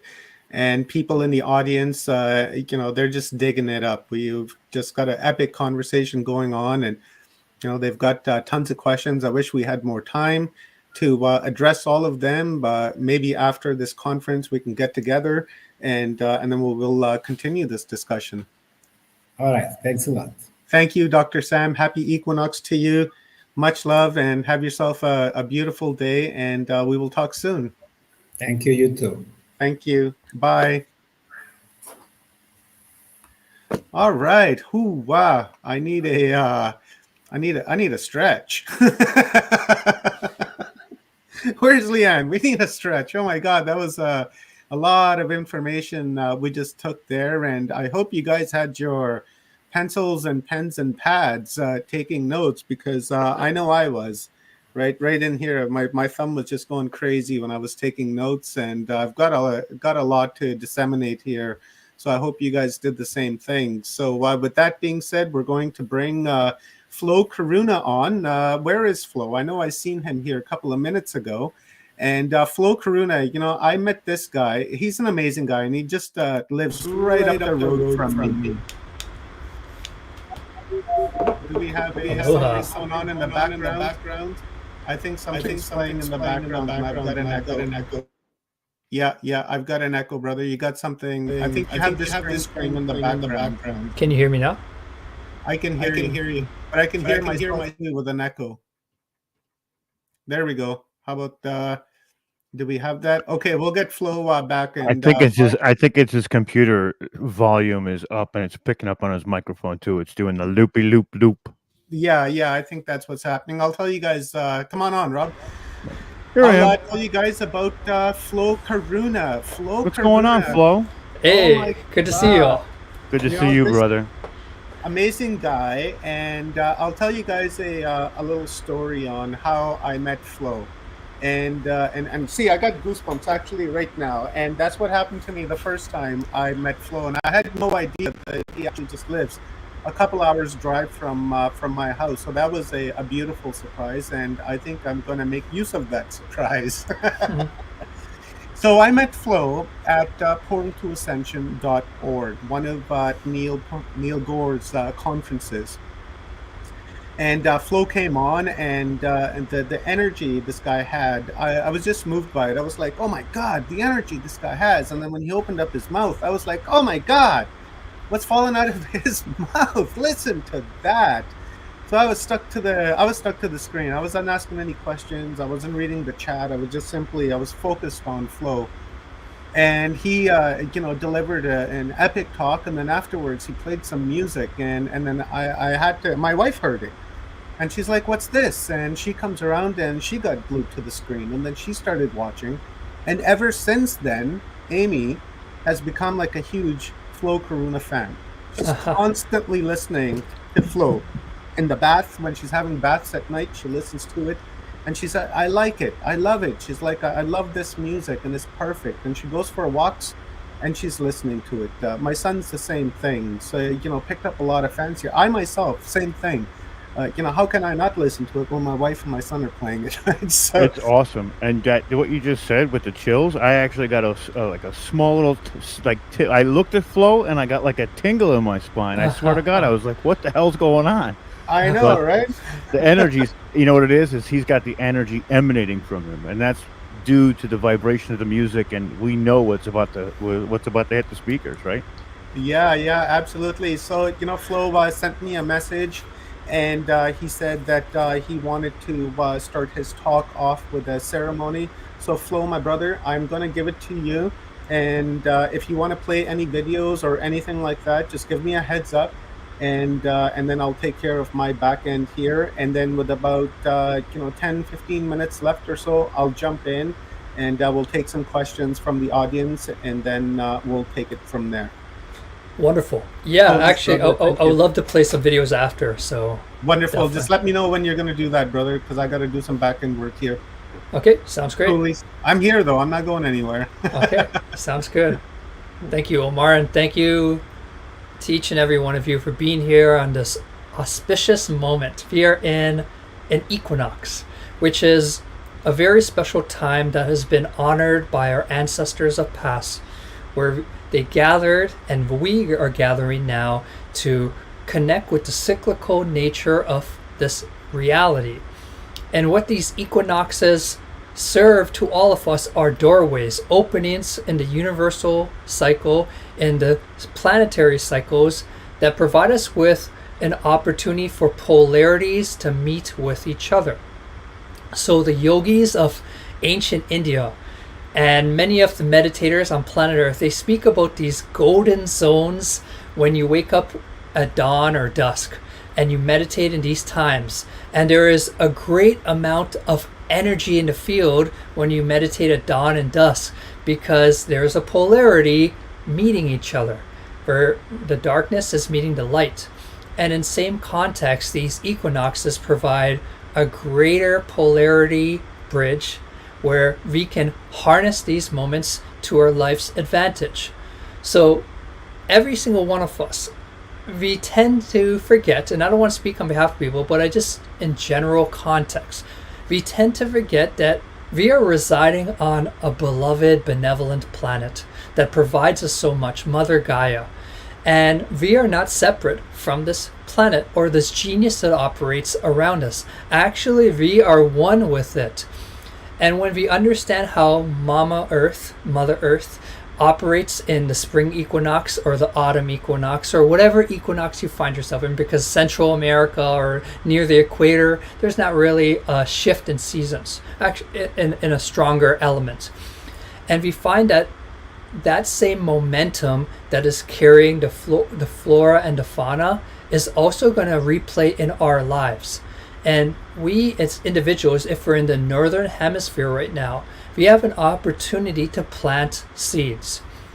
We have an opportunity to harness the natural current that is bringing life, that is, I find myself in British Columbia, Canada. It's bringing the animals out of hibernation. It's bringing the flowers to slowly sprout through the soil. Since we are no different from Pachamama, we too have this opportunity right now. And if you're in the north, I hope you could take advantage of this gateway to begin to plant the seeds for your life. Maybe there's certain dreams, visions, goals, aspirations, or something that you seek to manifest and bring to your life. Well, when we connect in rhythm with the earth and we merge our consciousness into the planetary consciousness that is alive and breathing, we become one with her essence, and we gain a momentum to bring into our reality all that we seek. And this is what's being offered. This is the opportunity right now for everyone in the northern hemisphere, is to really open up into a ceremony, open up into your sacred space, connect with our beloved planet that provides us so much gifts, provides us oxygen, food, shelter. Really, that is the true strength of our reality. And it's important that we detox or disconnect from the matrix sort of thinking that money is the only reason that we're alive. Money is our reason for survival. Of course, in the society context, that is true. But from a global and a larger perspective, we are here because of Mother Earth. We are here because of the oxygen. We are here because of the fruits and trees. We are here because of the sun. We are here because of the elements. And it's important as empowered, free humans to to know and become conscious of where we're putting our energy in regards to survival and thrival. And when we become aware that there's something much more greater than the monetary system that is giving us life, we begin to bridge our neural network into this alive field of abundance, and she will provide. She will bless you. She will give you all that you need. She will bring the right people into your life. She will create synchronicity. She will create fluidness. And this is when, as us humans, we return back to the ways of the ancestors, the ways of honoring the feminine. So to each and every one of you out there, may you form that strong connection with the planet today. May you realize that she is hearing our communication. She is reciprocating our communication, and everything in this reality is a two-way street. Everything has an alive, vibratory consciousness to it. The ancestors of our planet, from not just Turtle Island, but even going back into the Atlantean times and Lemuria times, which naturally comes to you the more you tap into the universe within, they had a relationship. We hear the term "to all our relations" spoken often. And to me, that is, to all our relations, is to realize that everything is alive. Everything is a vibratory essence, from the smallest stone to the plant, to the animal, to even the field that we find ourselves in. And this universe is a very interesting place, because through our perceptionary gateway, we're going to give permission for what we want to see. So if we think the world is stable and not alive, your wish is the universe's command. Okay, now that rock is not going to vibrate in its essence. Now those animals aren't going to communicate to you, and that is fine. We all have our free will choice. But when we begin to play around with our inner laboratory that we all have access to through our consciousness and perception, we realize that we have a lot of ability to open up this alive field and begin for it to have a communication with yourself. So this applies to everything, not just the natural world, with the humans you interact with the entire field, because this is a reflectionary field. If you honor the intelligence of the alive field will honor the intelligence of you and begin to reveal information, begin to reveal data. We are so powerful, divine ones. We have the opportunity to bring to life this existence and see it in a deeper way. So may you connect with her aliveness today. May you realize that your sound vibration, your frequency, your prayers are meeting this alive field. And since we're in spring, and the soils, we plant the seeds for the crops. Also too, from the sound vibrational perspective, which the sound vibration is not just through auditory, but it's also through the emanation we emit to creation. And we've seen these Dr. Emoto research, and I just bring it up because it always connects to everything I say, but we've seen how Dr. Emoto studied the vibration of water, the consciousness of water. And by writing words, by thinking thoughts, we created a ripple effect to the frequency of water. And each and every one of us is water, and we live in a water world. So how powerful are you when you're using your thoughts, when you're using your perception to alter this field and reshape it? And these are the teachings of the empowered souls. These are the teachings of the masters who have awakened their consciousness in past times and are now here. And this is the opportunity that each and every one of you have to begin this exchange with creation and upgrade our awareness, upgrade our consciousness. You know, some people call it shifting into a dimension or changing something in your awareness field, whatever you want to call it, it's irrelevant. But we all have the opportunity to make this a deep, visceral experience, to make it a lucid experience. So we have many types of dreams. We have a dream where, you know, at night, where we're just undergoing, we're experiencing what is happening, and we're kind of just at mercy to it.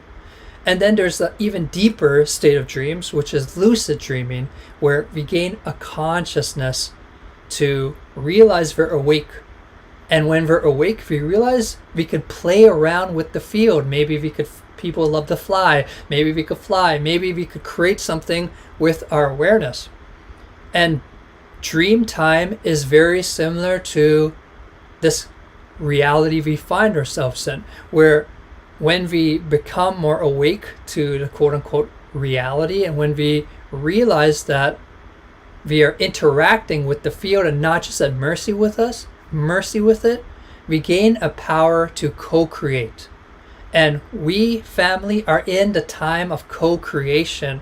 Each and every one of you, we have made it to a different cycle, a different planetary cycle of consciousness, where we're shifting out of the masculine cycle, which is represented in the pyramid, and we're entering a slightly tilting feminine cycle, which is built on the circle and is built on co-creation. And what this entails for each and every one of you is hierarchy shifting completely. Hierarchy coming down to the planet, and for each and every one of us to carry a unique weight and opportunity where we detach from leaders who abused power in the past, we detach from financial systems, and we open into a new earth consciousness. And this is the opportunity, and this is why we have all been incarnated for the sacred moment on Pachamama. It's to rewrite the script. And when we become empowered into our vibration, when we become empowered into who we are, because all the masters said, know thyself, all the yogis said, the universe is within. When we become aware and we access these doorways of empowerment within us, Mother Earth and our consciousness begin to have a deep connection. And we realize that we have some abilities that maybe we weren't aware of.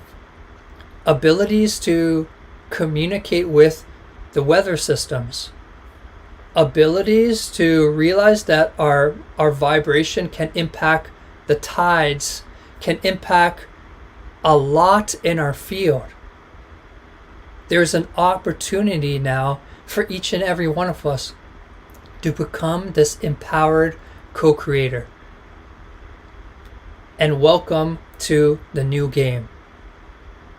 The new game is here. The new opportunity is here, and you are this representation. So what is the world that you want to see? What are you seeking to bring in your life through your expression, through the way you carry yourself, through the way you are? This is not a statement of pressure. This is a statement of opportunity, that your life has such infinite meaning to the cosmos and has such a great offering to consciousness. As we enter this feminine tilting time where we're all spokes of consciousness on the wheel and we're coming together in group consciousness together, you have a valuable input through your life. And I want you to know that from the depths of my soul, the depths of my heart, what a gift you are to this creation.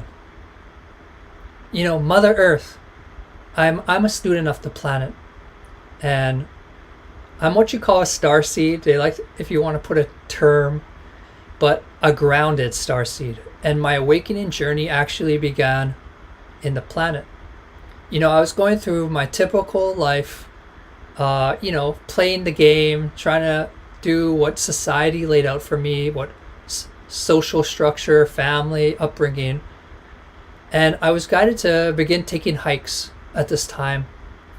And these hikes in the woods were completely shifting my field. They were giving me space from the technology. They were giving me space from what I thought I was here to do based on how I was brought up. And they were connecting me with a current of whatever you want to call it. You could call it God, you could call it the universe, you could call it source. But they were connecting me with that benevolent current. And that benevolent current was opening an awareness in my mind, in my energy body, in my field, was slowing my heart rate, was relaxing me, making me less stressed, and was making me realize that there's so much more to this existence than I was led to believe. And this laboratory of Earth is the pillar for awakening. All the countless stories of many souls who have in past times masters, or whatever you want to call them, they have had their epiphanies, they have had their eyes open in the temple of Gaia, in the temple of Earth. And she provides you with everything you need.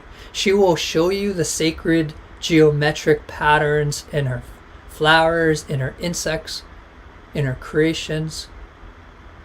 She will connect you deeply to who you are on a deeper level, not just a human, not just part of a species collective, but you are part of a planetary collective.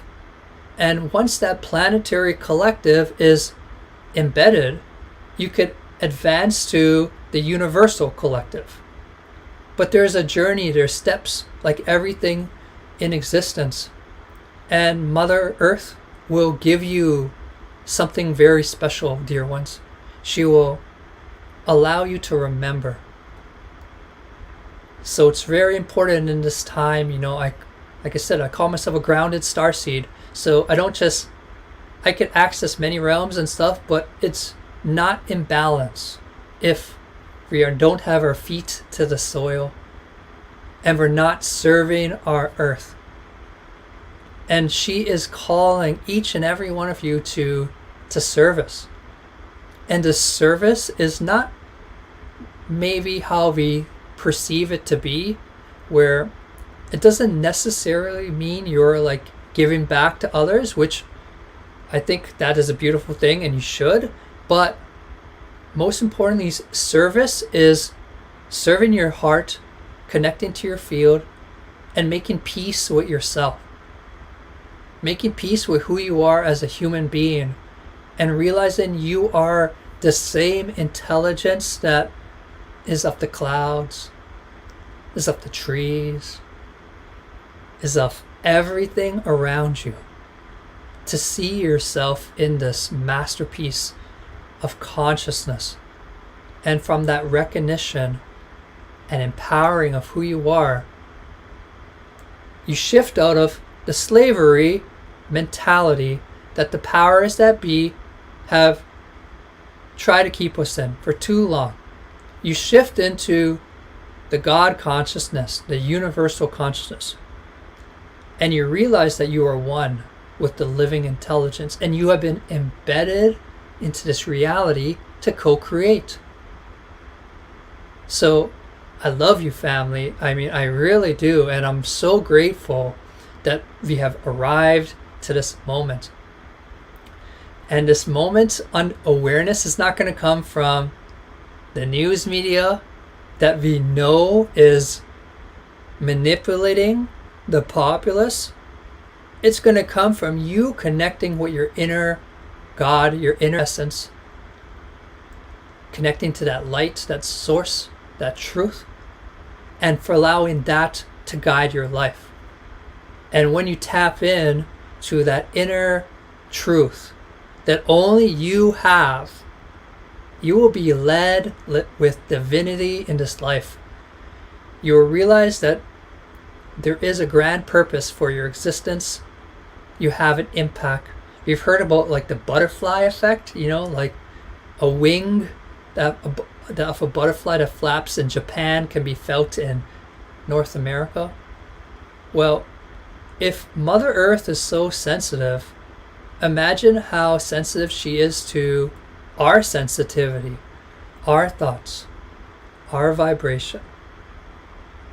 The opportunity at hand in this human life is for many things, but the greatest opportunity is to explore who we are, to explore yourself, to realize you are a unique essence that wants to be uncoded through your awareness.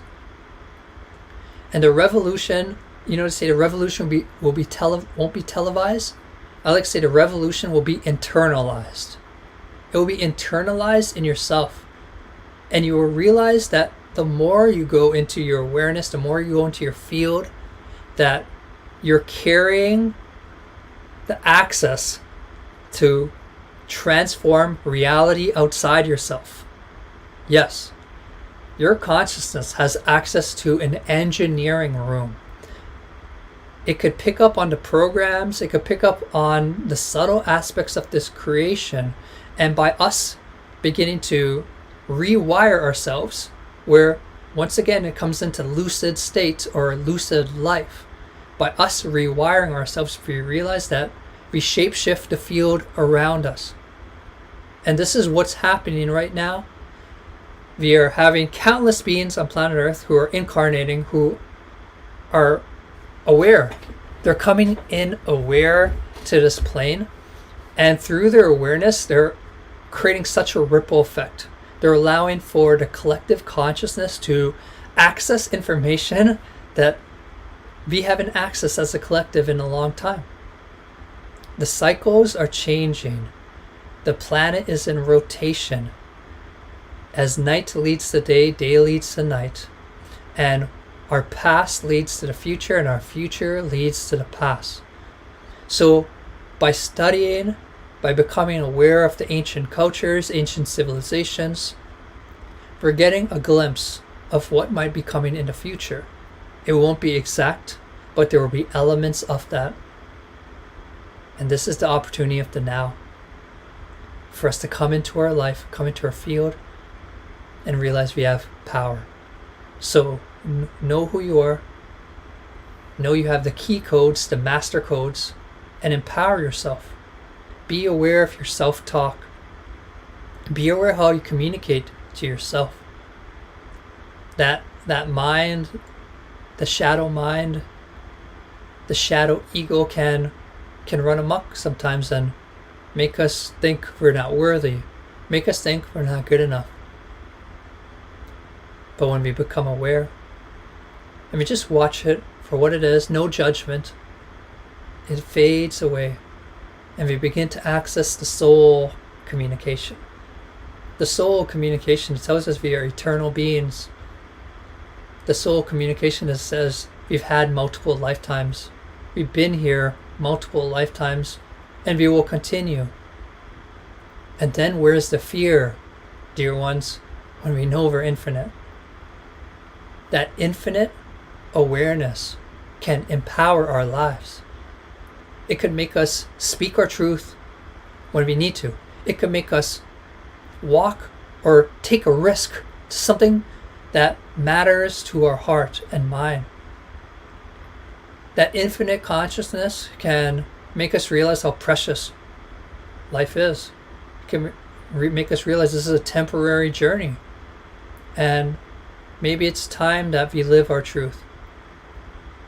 And as we find ourselves today in this spring equinox, what a glorious moment, what a glorious opportunity to plant those seeds, to tell the universe what you want, and to know you have meaning. So I spoke a little about the spring, right? So it's not spring everywhere. It's not the spring equinox everywhere in the southern hemispheres. It could be the autumn equinox. And this is what I love about this planet. She is having multiple perspectives simultaneously. And I feel like our whole past culture is based on one perspective, and if it's not that perspective, it's not true. But Mother Earth teaches that multiple perspectives can coexist.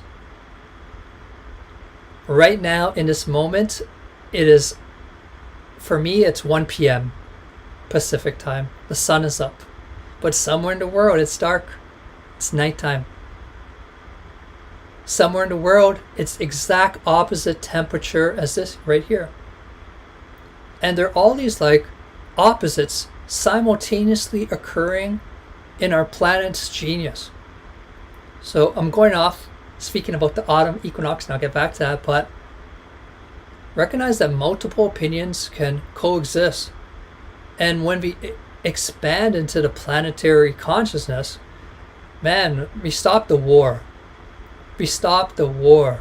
The too much war on this plane of imposing, hey, it's 1 p.m. here. Oh, it better be 1 p.m. on your side of the world or you're living a lie. What kind of crap is that, right?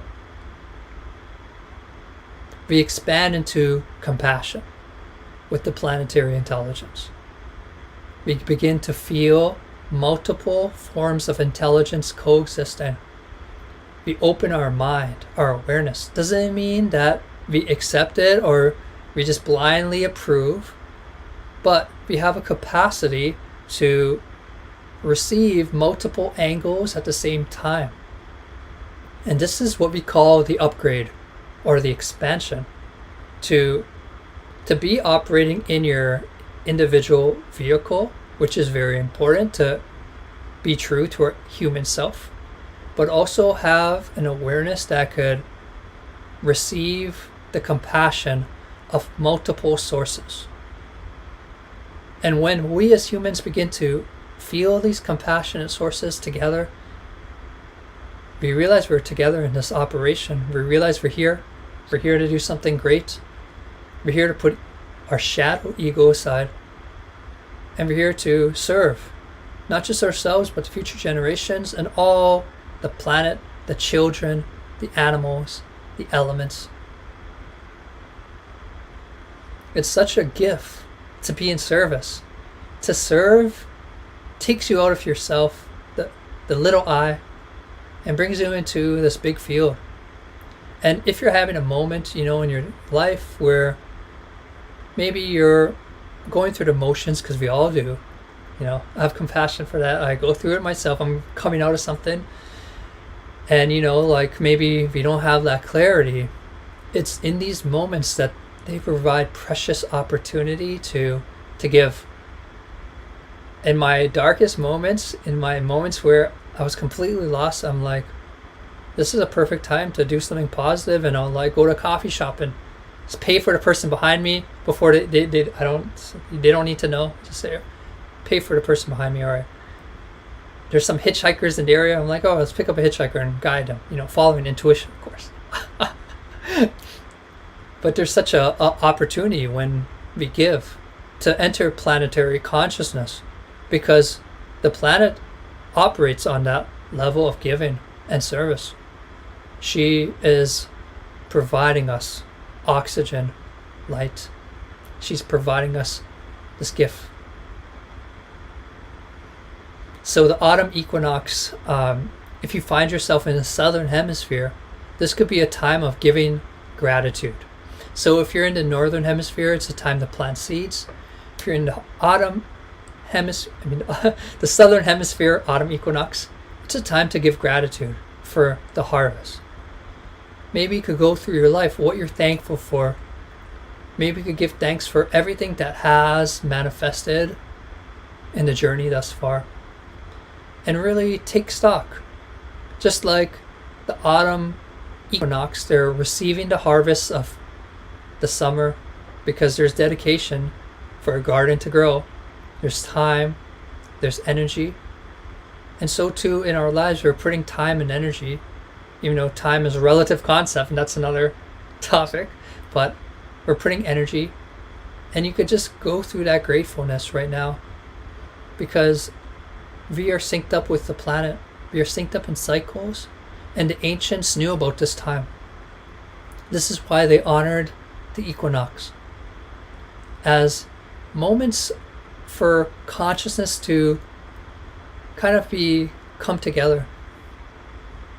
You know, they built there are many pyramids and temples that are aligned to the sun of equinoxes. They literally would design a temple for one day to get a specific alignment. And we all have our own theories, but my theory is that the ancients, they built these temples to anchor in frequency, to receive the current of the universe, to embed it in the structure, and for it to be anchored in, so when the people go into these places, the vibration of the equinox would remain intact. It's like a harnessing. So we are rethreading family. We are rethreading consciousness by coming together and on equinoxes, just like our ancestors. And a lot came out, but I thought I would do a little gentle ceremony just to celebrate this time with us together and make us go on a little journey. So hope you're all comfortable. I would say just go it's 1:42, okay, so I have some time. I'm just going to ask you to sit in a comfortable place. Just going to take a sip of water.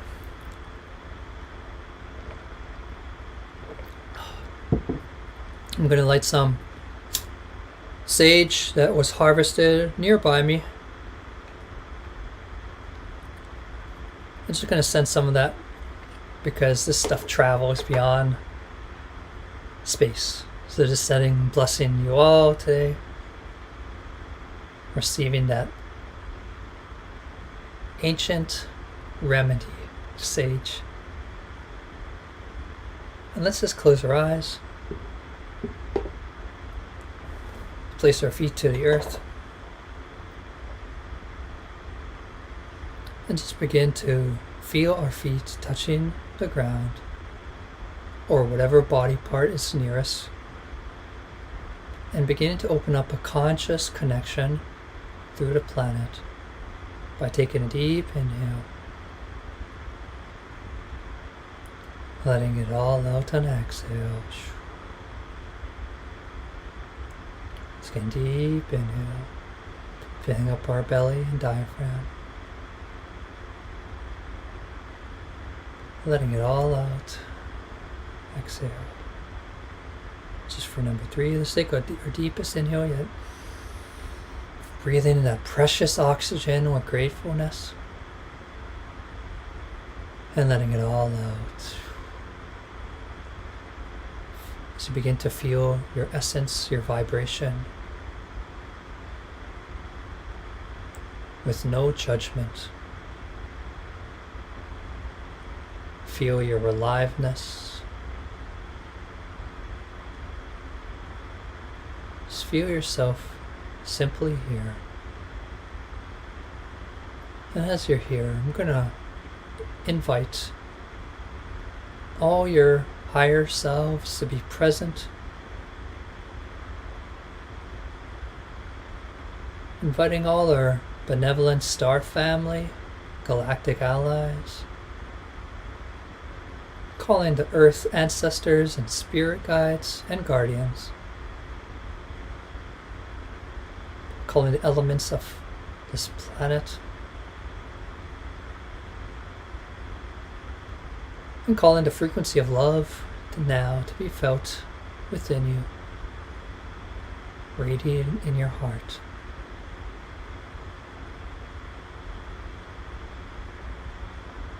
And let's just know that we are here with many others, just forming in this collective.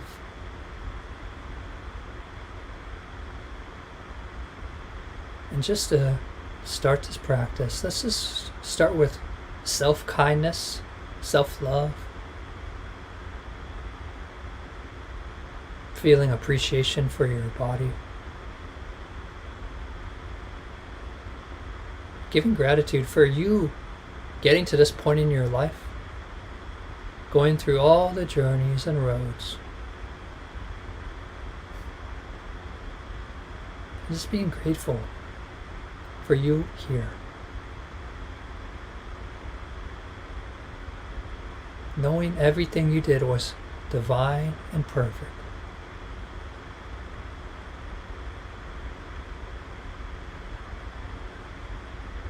And as you feel this self-gratitude, we're going to open up into an equinox ceremony. So if you're in the spring or northern hemisphere, just open into the freshness, the new opportunity that is for all of us, no matter where you are. And if you're in the south, just connecting with the gifts of gratitude.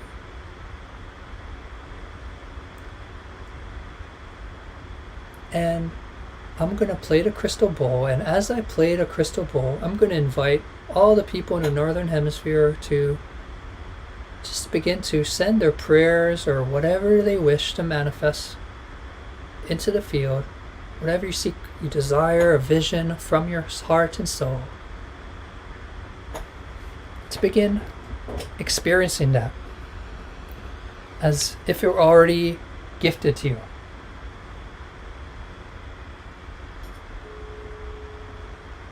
And anyone in the southern hemisphere, just connecting with gratitude while I play the crystal bowl. And as we do this together, we'll amplify the gratitude with the new beginnings.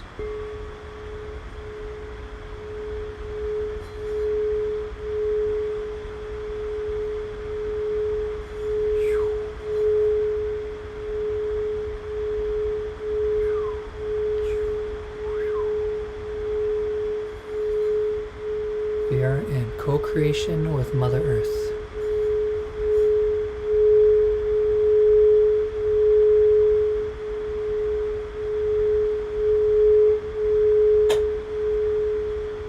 It's time for you to live the life you've always dreamed of. All is possible now.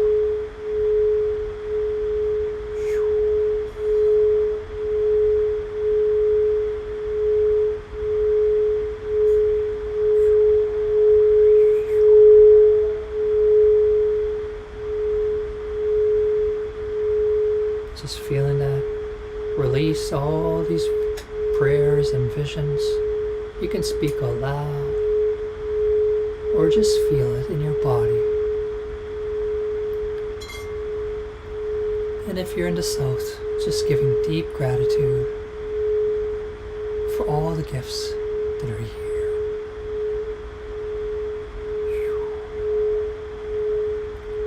Shanti Om Mani Padme Hum Om Mani Padme Hum.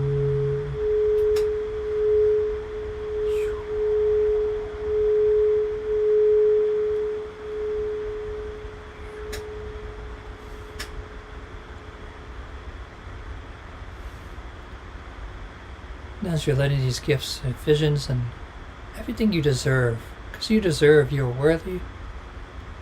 Let's just feel your connection to Mother Gaia. Feeling these seeds being planted for the northern hemisphere and receiving the gifts from Mother Gaia in the southern.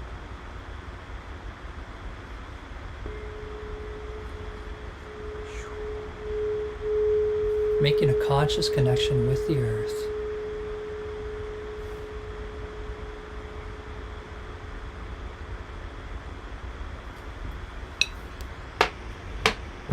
May all your visions from your heart and all your dreams be manifest in alignment with our beloved earth.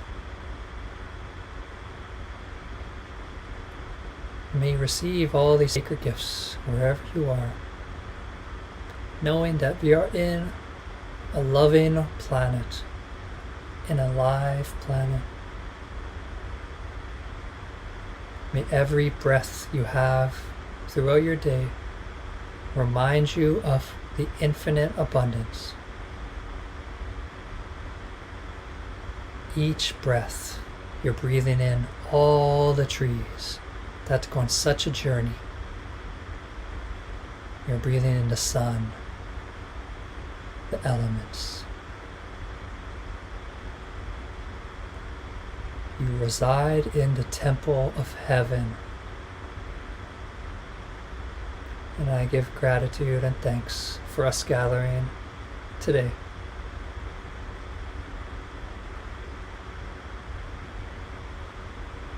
Maybe continue to gather. Maybe continue to co-create. We're just getting started, family. We're just getting started. The time of the empowered human. Love you all. And yeah, I pass it back to Omar if there's any questions.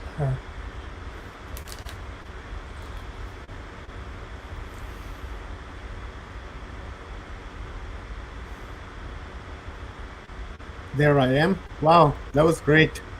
Amazing. What a beautiful message. Just a totally beautiful message, Flo. I like that. You just mellowed me right out. I'm in a mellow mood. Maybe I have to pass on my mellowness today. Yeah, you just mellowed me right out, especially that sound bowl. I was sitting there just melting here in my chair. I was like, wow, this is great. Amazing stuff, my man. Let's hit up a question from Brown.flop.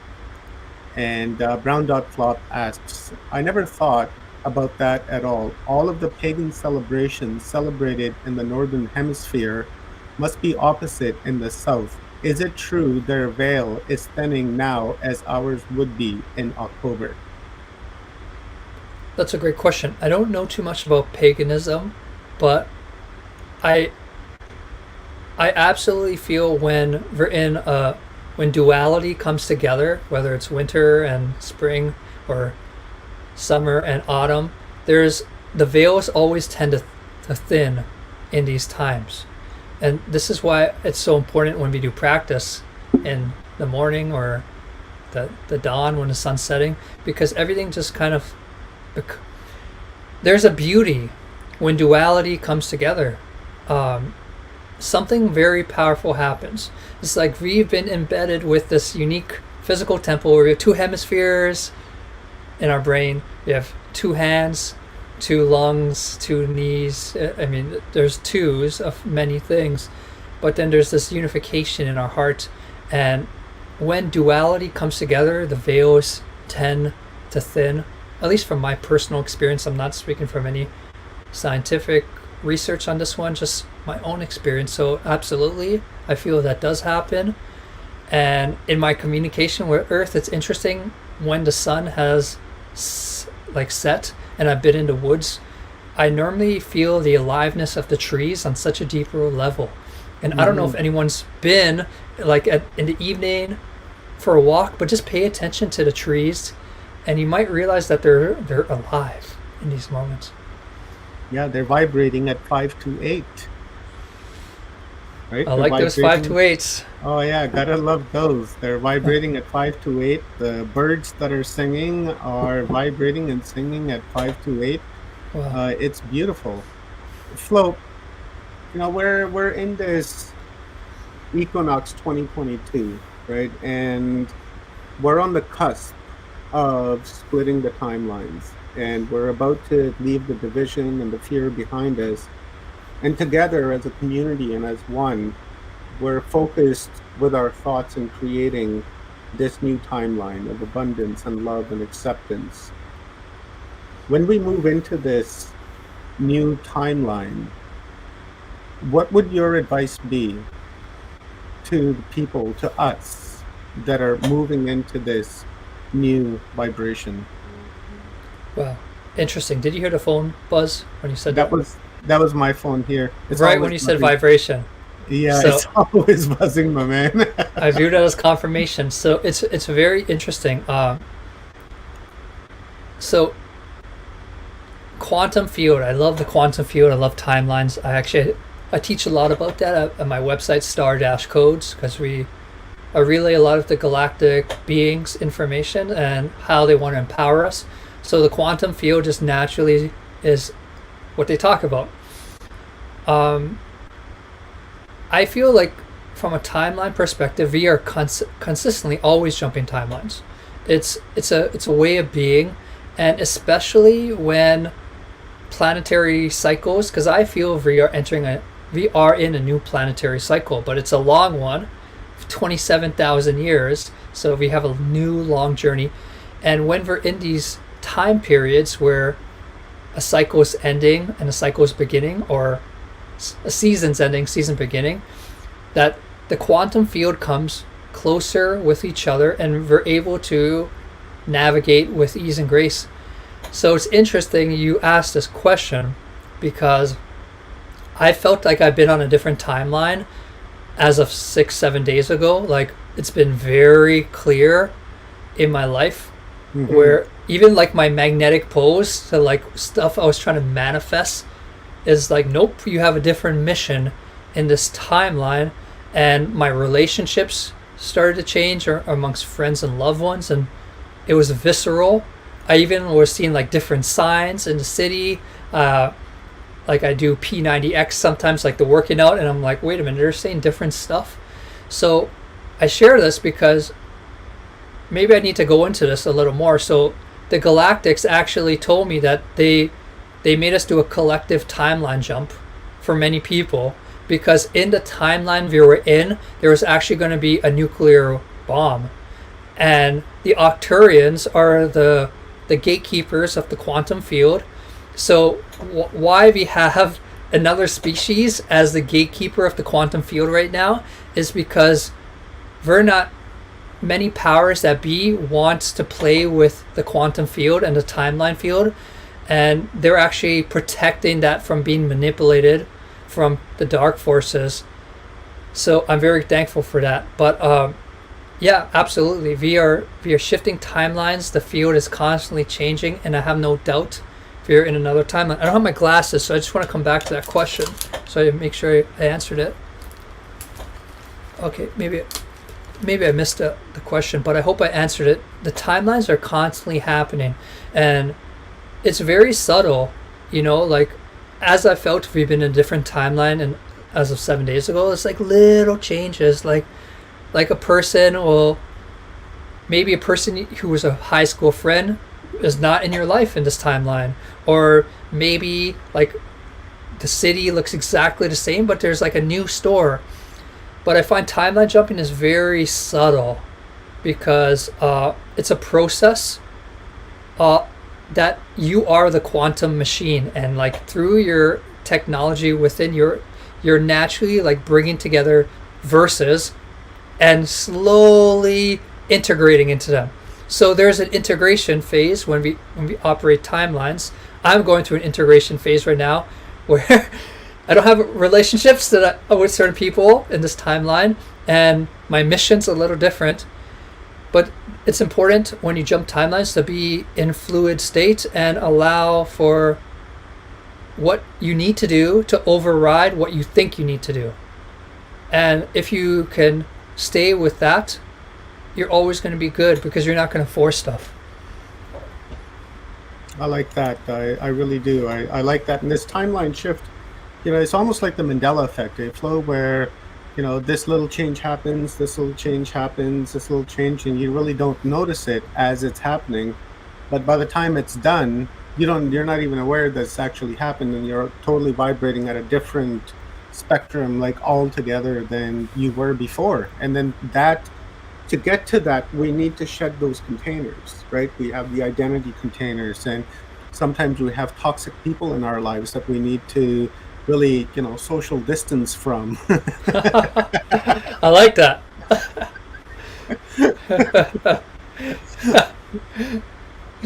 You're a musician, you're an artist, right? And that takes imagination, right? And then that comes with creative visualization, comes with creative imagination, creative thinking, conscious thinking that comes with. So when we go into this timeline, and with the conscious thinking that we're practicing right now and going into, what role do you think music and art is going to play in this new timeline that we're about to go into?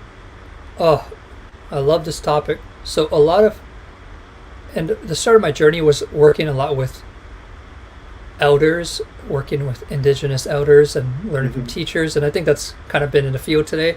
But a lot of them would say like the currency of the future is art, and they would always tell me like get organized, and I didn't understand what they meant, and I'd be like, what do you mean by get organized?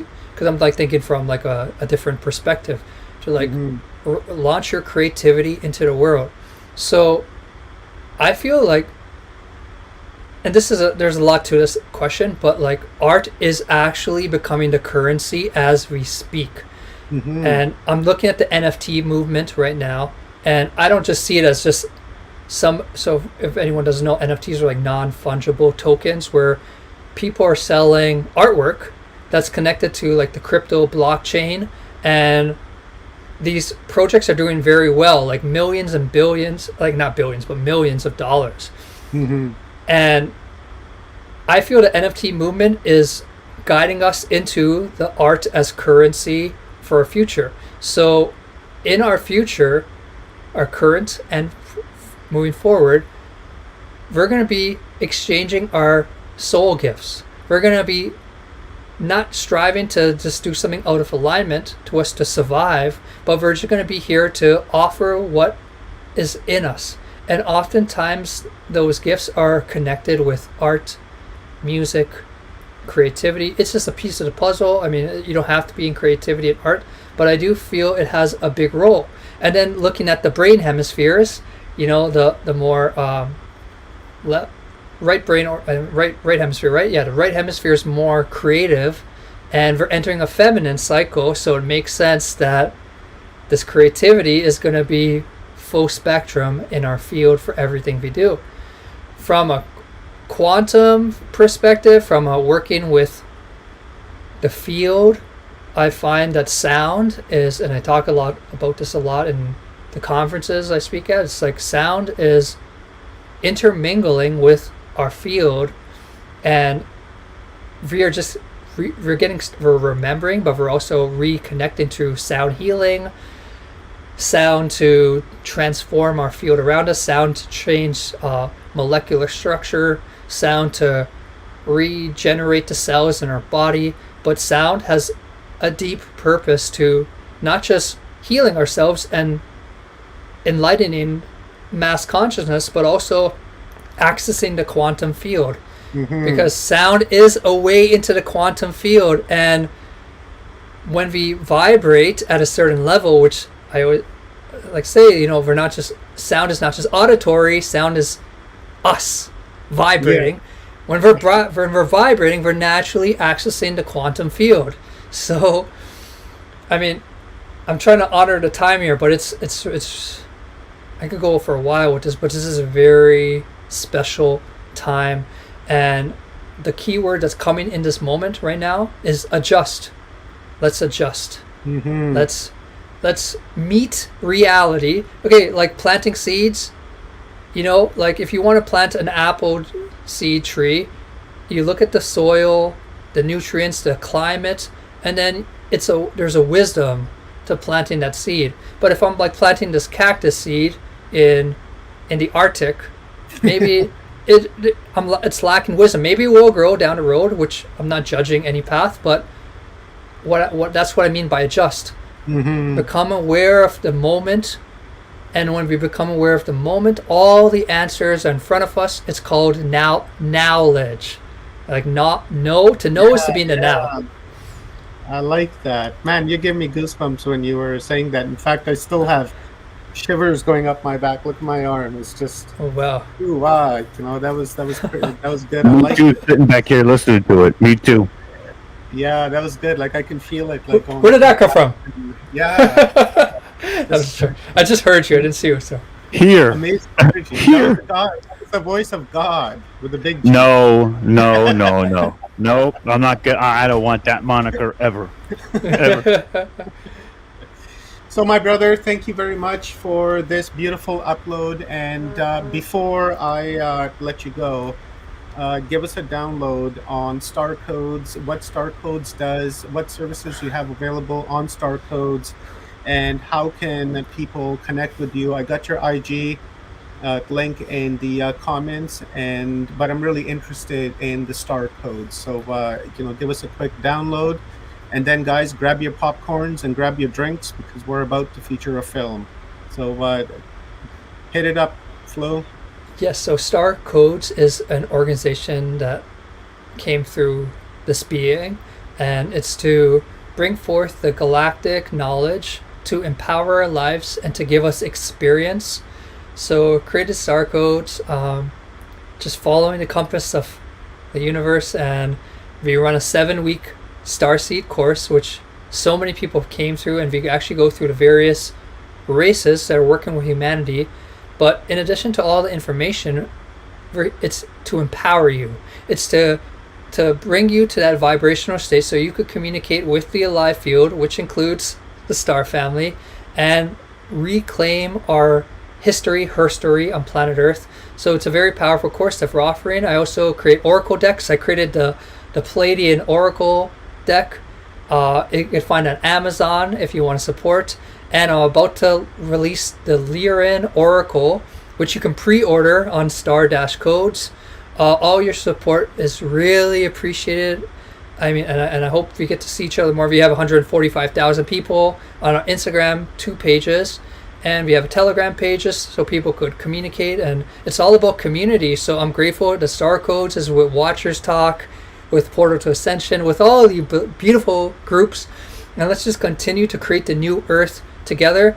And we're actually going to be coming with some more courses in the future, so stay tuned for that. It says February 24th, but that's from the old one, and we do it every 7 weeks, so we're going to have another one April 7th. So if you register for that, we'll hook you up for that. And yeah, I'm just grateful for this opportunity, Omar, and just thank you from the depths of my heart.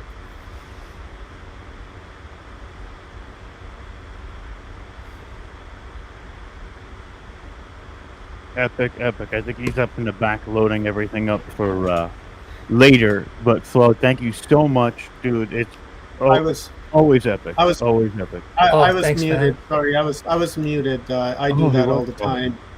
What were you saying? Just wanted to say, there's the, we just cruise through there and fill out this form so that you guys can stay connected with Flo, because this is important stuff. Remember when we were telling you in the beginning, like 7 days ago, 8 days ago, we were saying that there's going to be a lot of resources available for you guys during this conference, and this is one of those resources that I was talking about. I was waiting to share this website with you guys, and I wanted Flo to talk about the 7-week course because I think we can all use it. Right, and so guys, head on over there. I've got the website in the comments, and sign up and share this with friends and family. Share it on your IG, on your social medias, on your Twitters, whatever that you have. Share it, because these are the fundamental resources that we're going to need to prepare ourselves for the time that is coming. Remember, this is the time of purification. This is the time of cleansing. This is like we're like in our own Ramadan kind of deal, and we need to move forward with these resources and help ourselves, because when we help ourselves, remember what we were saying this entire conference, when you help yourself, you help everybody else. So do that. And Flo, my man, thank you very much. I so appreciate it. I love you, brother. Love you. And thank you for your contribution to Humanity Unplugged. Probably in a few weeks, I'm going to be in your neck of the woods, and I'll shoot you a message, and maybe we can do like an in-person talk and have an epic download like that. That sounds divine. And yeah, grateful to all your team. Grateful to Rob, and I'm seeing a new person here, so grateful for you. I don't know you yet, but yeah, and to the new Earth. All right, my Salud. Thank you. Salute.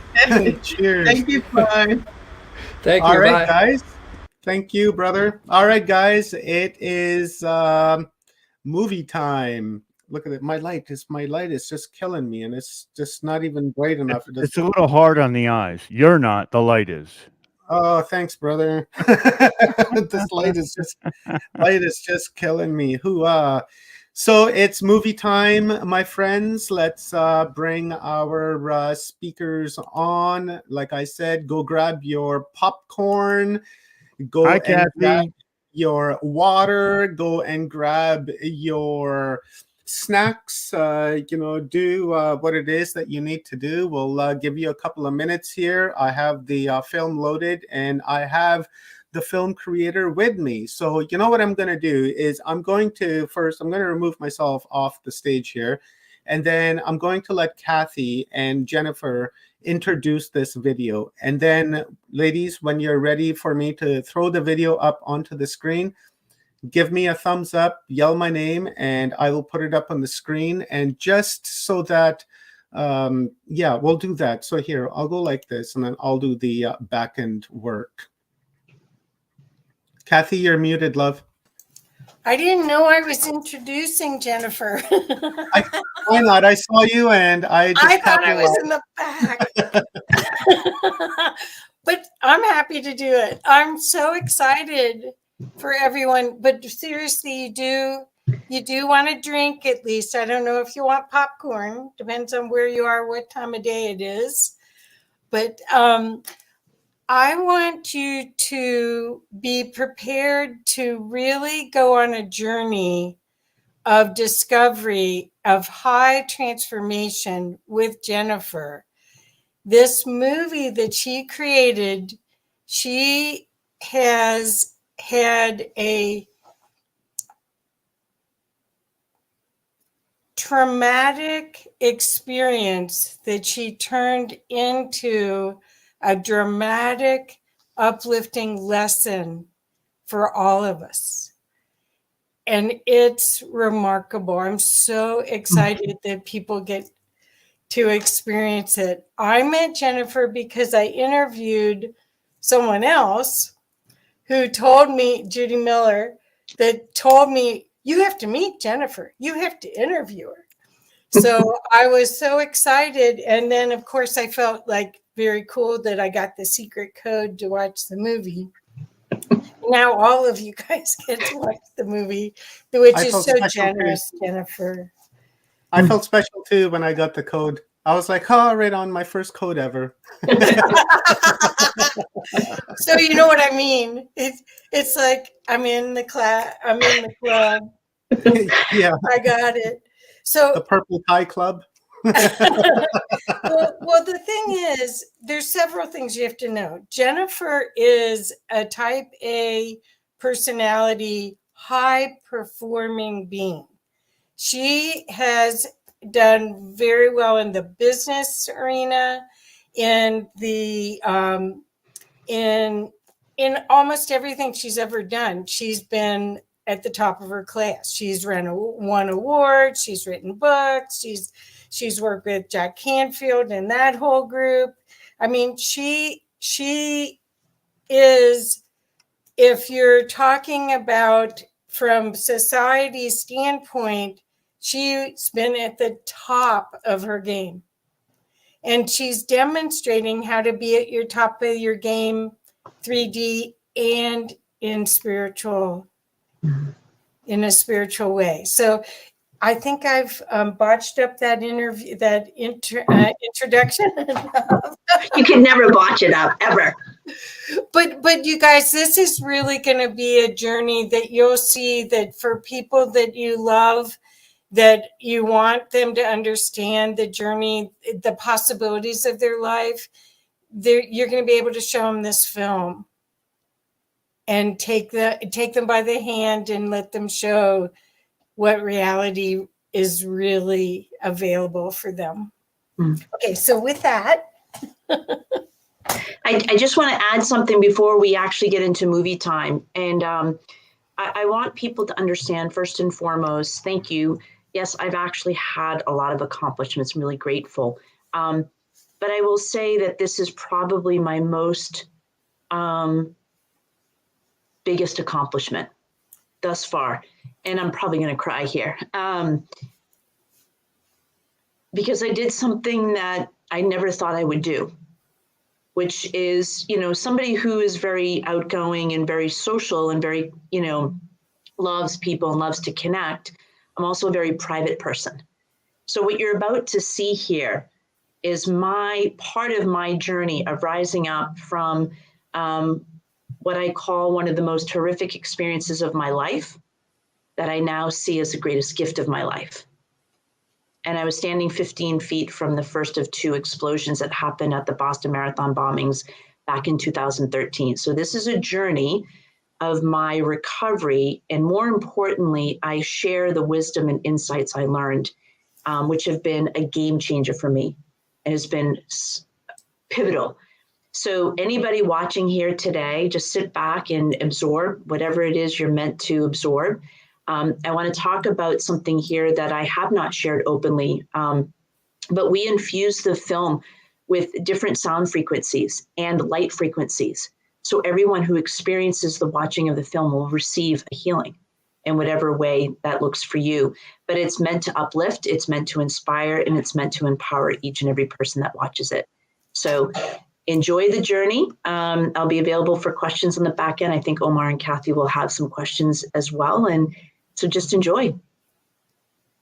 Thank you so much. And this is so generous of you. I know this film is for sale. So what she's gifting us here is quite remarkable. We're very, very lucky. Thank you. Thank you. You know, I just want to just quickly throw my 2 cents in here before we throw the movie up onto the screen. You know, when I was approached by Kathy about this movie, you know, I resonated with that. And I was like, hey, you know, this is a perfect opportunity and a perfect time to showcase this and to highlight the sickness, you know, the mental illness of humanity on some level. You know, I'm not saying that all of us are mentally ill, but, you know, what's happened and the division, the violence, the wars, and all of that, you know, to me, I see that as mental illness. And when I was approached with this movie, you know, I was like, hey, this is a perfect time to highlight what we're leaving behind and what we're creating. Because what we're creating, this is not what we want. We don't want the wars. We don't want the divisions. We don't want the violence. We don't want the lynchings and the beatings and, you know, death penalties and all of that kind of stuff. We don't want any of that. And to show this is a stark reminder, a very dark reminder as to like what's happened here in this timeline to people and what we can build for the future. Because if we know where we're coming from, then we're not going to create those same mistakes into the future. So with that being said, I'm going to remove myself and we will put the movie on.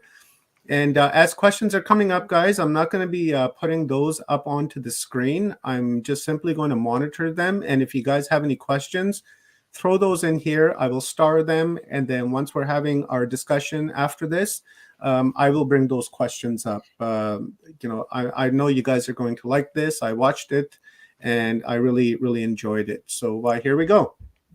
So Jennifer, why don't you tell them the name? So the name is There's Got to Be More to Life. And frankly, that has been my internal conversation. So Kathy shared I had a lot of accomplishments. And I had those accomplishments because the truth is I was running for myself. I was in search of happiness. I was in search of feeling fulfillment. I was in search of purpose. And so I am a type A. In fact, some people would say A++ personality. And I'm a go-getter and an achiever. And I thought that when I reached my goals and accomplishments, I would actually feel happy and fulfilled and on purpose. And although I had moments of that happiness and fulfillment, it wasn't long lasting. So then I would set out for the next goal. And then I'd achieve that and hoping that there would be some, you know, lasting, you know, to the happiness and to the fulfillment. But in my experience, that didn't happen prior to my experience at the bombings. Post bombings, I've been on this journey of, and this is the remarkable piece here, is because I've been on this path of there's got to be more to life. Life can't be about struggle. It can't be about hardship. It can't be about, okay, we work hard and create these successes and then what? Is that it?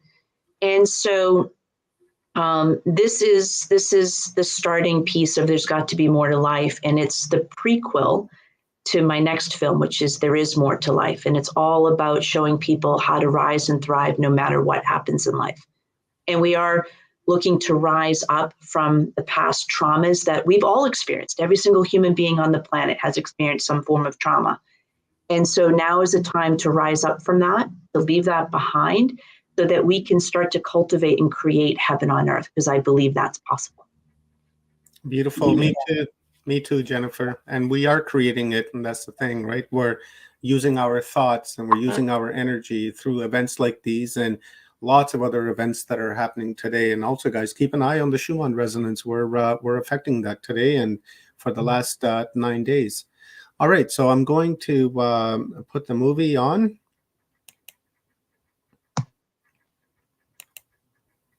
Let me just pause it and make sure that everything is loaded up. Go like that. Give it a second so that it doesn't skip or anything like that. I've had it up for a while, so it's already processed. Let's turn up the volume. All right, guys, here we go. Enjoy.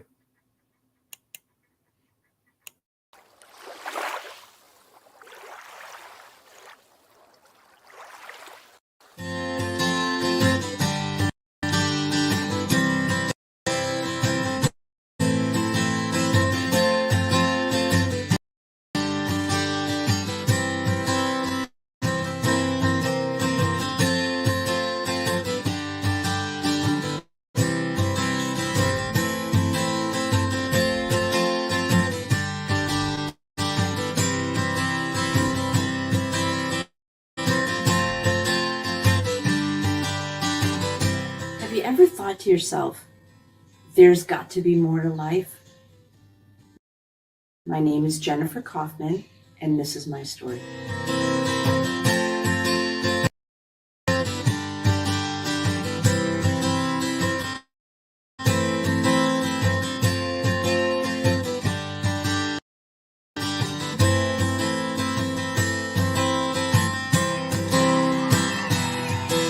I woke up feeling so unsettled, and I didn't understand why. And yet I wanted to honor my commitment to my dear friend. I'd never been to the Boston Marathon before, never had a desire to go. As an athlete, I was in awe when I saw the disabled runners and veterans passing by. In fact, I was moved to tears. The day started out great. Everyone was so happy. The crowds were electrifying. Then, out of nowhere, there was an eerie gust of wind, bone-chilling. And then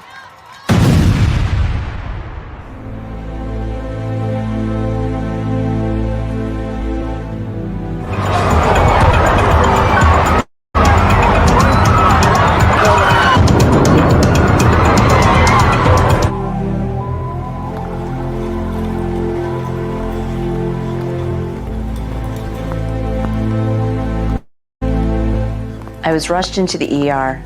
Doctors and nurses swarmed my bedside.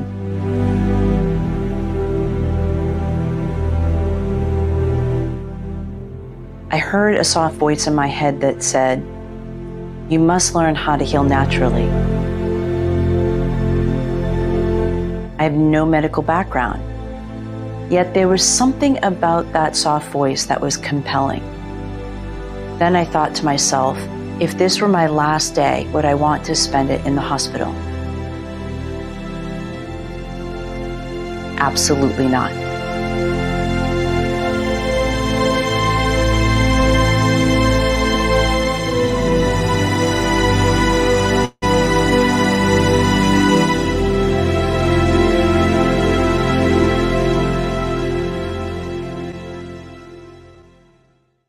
What if you were to trust your own instincts? That day when I laid in the hospital bed and I heard that inner voice say, you needed to learn how to heal naturally, that was something I did not know how to do at the time.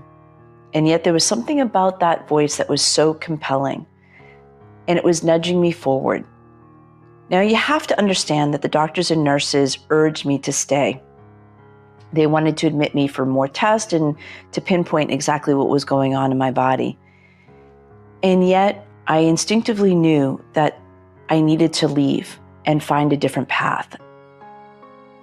Taking that very first step was the doorway that opened up, and people showed up in my life to help me learn how to heal naturally. These were people I didn't know, many of whom that you'll see in the film.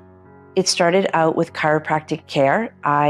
When I left the hospital, I could barely walk for 5 months. So I saw a chiropractor multiple times a week to help me regain my strength and help me regain my ability to walk. I had such internal injuries that I couldn't eat whole foods.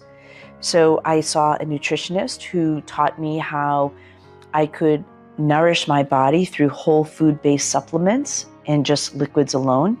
I embarked on working with a Chinese herbalist and acupuncturist who helped me manage my pain so I didn't have to take pain medication. I ended up doing brain integration treatment to help me to rewire my brain and my body so that it could release the trauma that I had experienced. I also did biofield tuning, amongst so many other things that you will see in this film and in the next film. I want you to know that my journey and my path is just that. It's my journey and my path. There are things in this film that are likely to inspire you, and I encourage you to seek what feels right to you. Trust your own instincts. This is not a prescription of how to heal naturally. This just happens to be my journey and how I healed naturally. So I want you as the viewer to know that as you watch this movie, just notice how it makes you feel.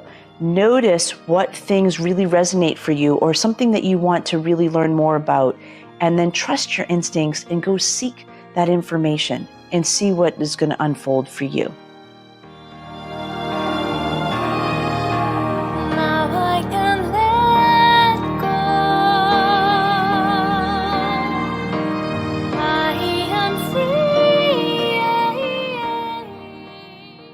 I was desperate to get relief from sleepless nights, from anxiety and panic and pain. I mean, I had enormous pain in my body. And I also was just struggling to make sense of it all and understand it and put it in a way in which I could move forward in peace. And was scared of being touched in the beginning because everything hurt.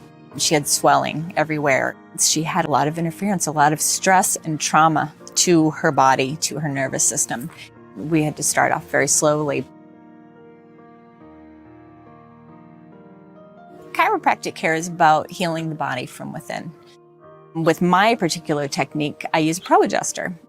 It uses an instrument that scans the spine and finds the subluxation, really gently percusses and taps the spine back into proper alignment so that your body can heal itself. She was doing everything for her body that she could possibly do. She was seeing so many alternative healthcare practitioners, and it was a team. It was a team effort. I don't think she could have done it with any one of us. I think it was everyone working together, and most importantly, Jen working on herself and trying to take care of herself and get herself healthy. She was able to find, through this terrible thing that happened to her, she was able to find health and healing in a holistic and natural way from so many different people. And she learned so many different things along the way that helped her get healthy. She was the one who got herself healthy. We just kind of gave her little nudges along the way. What I really feel in this spot is just the rush of the trauma through your whole system.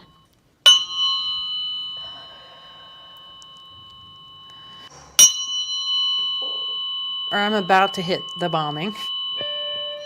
Right in here is where we're, that's it. Yep.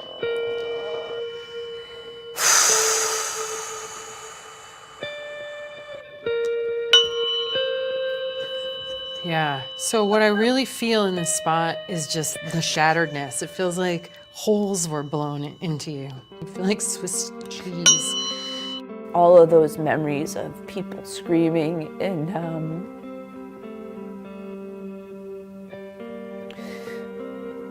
the visions of it all just come flooding right back as if I'm there now. So I'm just gonna hang out in here. Let your body start to repair itself.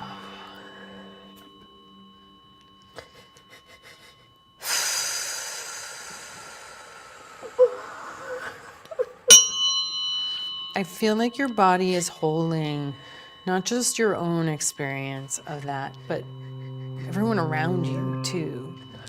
Which means that as you heal it, then you help heal more than just your own story too. I have felt like a burden, like a weight, just like this heaviness that I don't know how to explain.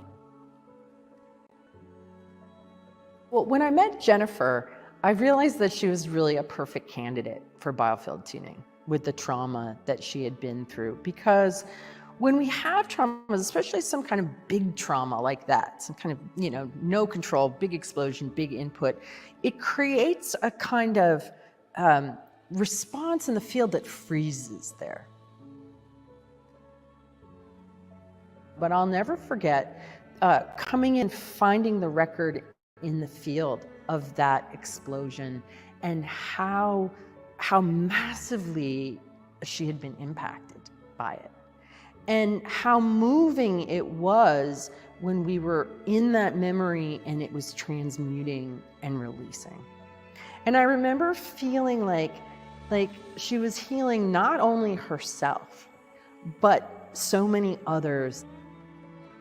Jennifer told me that after tunings, that was a really big step in the healing process, was to release that trauma from the electrical system and start to really come into a place of greater coherence and healing. I'm more skeptical than anybody. So if you're skeptical, I get it. But, just give it a try.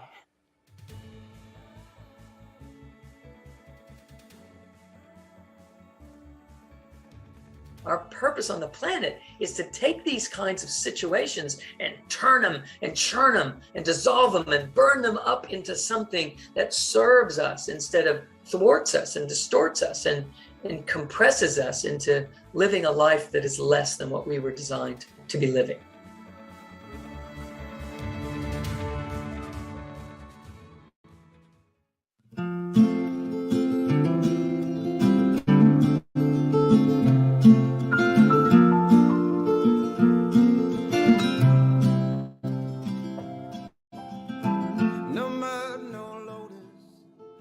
I was a nose tackle. I was significantly bigger than I am now, like 60 pounds heavier.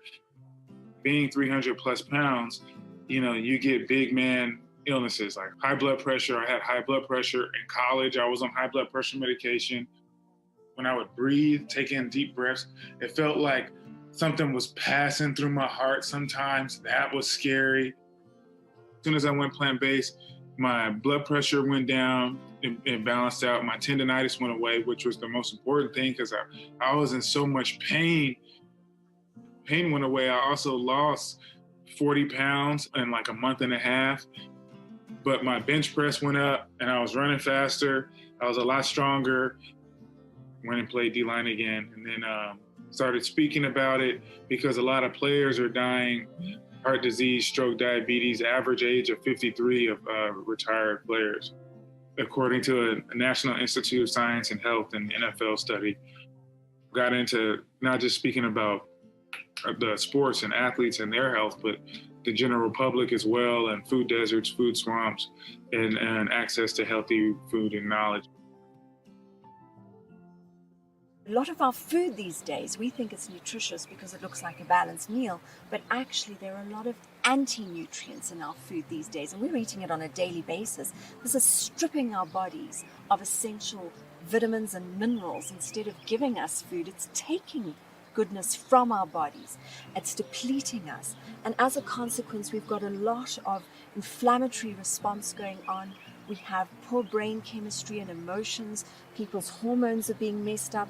Their cortisol levels are much higher than they should be. Their adrenal glands are being stressed. And as a consequence, we are gaining extra weight because we're in a state of constant stress, in this fight and flight condition of constant fear brain chemistry, because our cortisol is on edge. Cortisol is also incredibly aging. So when you start to reduce the inflammatory response of your body through eating correctly, we need to understand that we have a body for a reason. We have a spirit, we have a soul. When we start giving our whole selves this love that says, hello, gorgeous, I'm going to take care of you, because if you radiate, you will bring your gifts to the world. So it's learning to become your ideal self, to understand that you do not have to hang on to parts of you that no longer serve, that you're not trapped in your personality.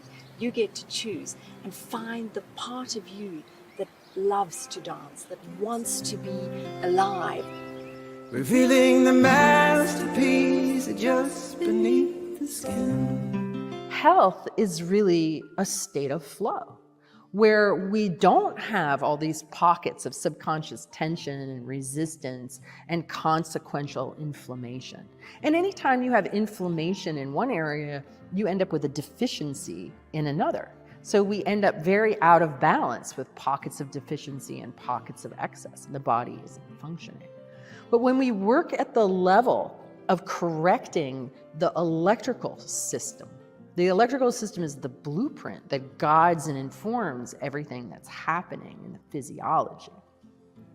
We all do have the potential to be in a state of health and harmony for our whole lives. And when we are accessing our potential, who knows what we can collectively create. The patterns of the pain in your past. The things that broke you, they also awoke you to the questions you needed to ask. I'd like to talk about trauma as a gift, which is a complete new perspective. Yeah. One of the big traumas I had in my life was my sister, who was 11 years older than me, committed suicide. Losing her to suicide, it was literally the thing that woke me up. It shook me in a way that I don't know that I would have been woken up in that way. And so I dedicated myself to doing everything I could to find that joy, to heal in me anything that stopped me from being in that joy. And I'm grateful now. Healing from that and all that had to happen, I had to get in touch with my anger. And understand that that anger was serving me, because that pushed a huge anger button in me.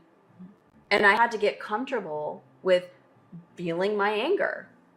We're afraid to just feel and let it go.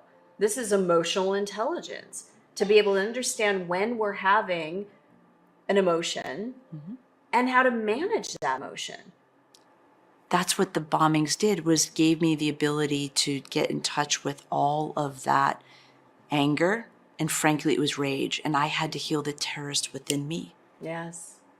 It's a natural emotion that when we get in touch with it and we have an ability to express it in a healthy way, we can shift it quickly, in a matter of seconds, literally. But when we suppress it, in my experience, it builds and builds and builds, and we're like a ticking time bomb. Right. So whatever needs to be expressed needs to be expressed. And the more that we suppress that, we are literally suppressing ourselves, shutting ourselves down and dimming our light. Yeah. And the key here is to stay in that vibration of love and joy, and in this moment, in the now. There's this notion that it's not okay to be angry. It's not okay to have fear. Those are the emotions that we were given. They serve a purpose. And I think that's the key, is to understand that it's all good.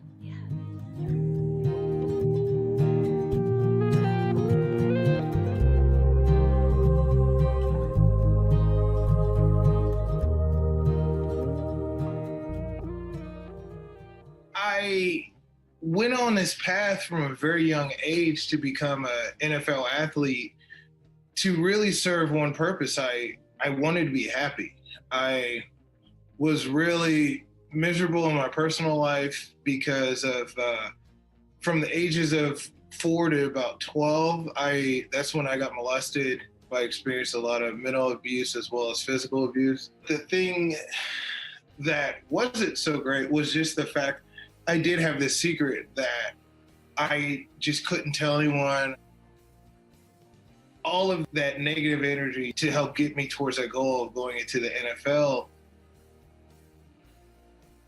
I was sexually molested as a child. My mom knew about it and my dad knew about it, but they never talked about. And like Reggie, football was a way to get that aggression out. I didn't want to let people in, or I didn't know how, because I was afraid to. They say the easiest way to kill your enemy is by isolating them. When you isolate yourself like that, you start to kill yourself. There's a organization that Reggie's on the board of called 1 in 6, and it's saying that 1 in 6 men have been molested in their life. Like it's right in front of, right in front of, right in front of you. Living like it's right in front of you, right in front of you, right in front of you. Get out there, talk to people, communicate with people, find people like yourself, like Reggie, and realize you're not the only person that's gone through this. We're stronger than that, not letting our fear, not letting our emotions weigh us down to the point to where we can't move, or to where we isolate ourselves, to where we kill ourselves. We don't want to be our own worst enemy. Yeah, that happened to us. That doesn't make us less than. It doesn't devalue us. It doesn't make us who we are. I make myself available to talk and be the person that I wish I had. I want to be an example, and I want to be an ear for anyone who's gone through this trouble to really overcome it. Find someone that you can trust and just start sitting a little bit. Just a little bit. Like, don't go into it with the goal of, I'm going to dump everything out and then I'm going to be healed. That's not how this works. That was one of the biggest things I wish I could have done, is just talk about it. I think I could have made the path for myself way easier, a lot easier if I could just get it off my chest, but it's the hardest thing to do. I make it sound like it's an easy thing to do, but no, it's not. That's why I'm saying, like, just say a little bit. And then the next time, say a little bit more, and then a little bit more, and a little bit more, until you can finally get it out. Because the more that you speak about it, the less power it has over you. But at first, it's going to have all the power over you. And focusing on the right things. And when I mean right things, I mean the things that you want, the things that you feel that you're drawn to, the things that give you life, the things that open up parts of yourself that you want the world to see, that you want to see. Focus is really a superpower. Focus is that direction that you need, that you're going to need to get you out of these dark places. What you focus on grows. So those things that you want to create, focus on them. Something that was just very profound in my own journey, when I realized that I was allowing somebody to terrorize me beyond the moment. They terrorized you one moment, that's one thing, but they have no right over your whole life. When we make that decision that I'm not going to be terrorized anymore, allow yourself to have that mental freedom, because they can trap you. It can make such a difference just deciding, this is my life, and they have no right over it anymore.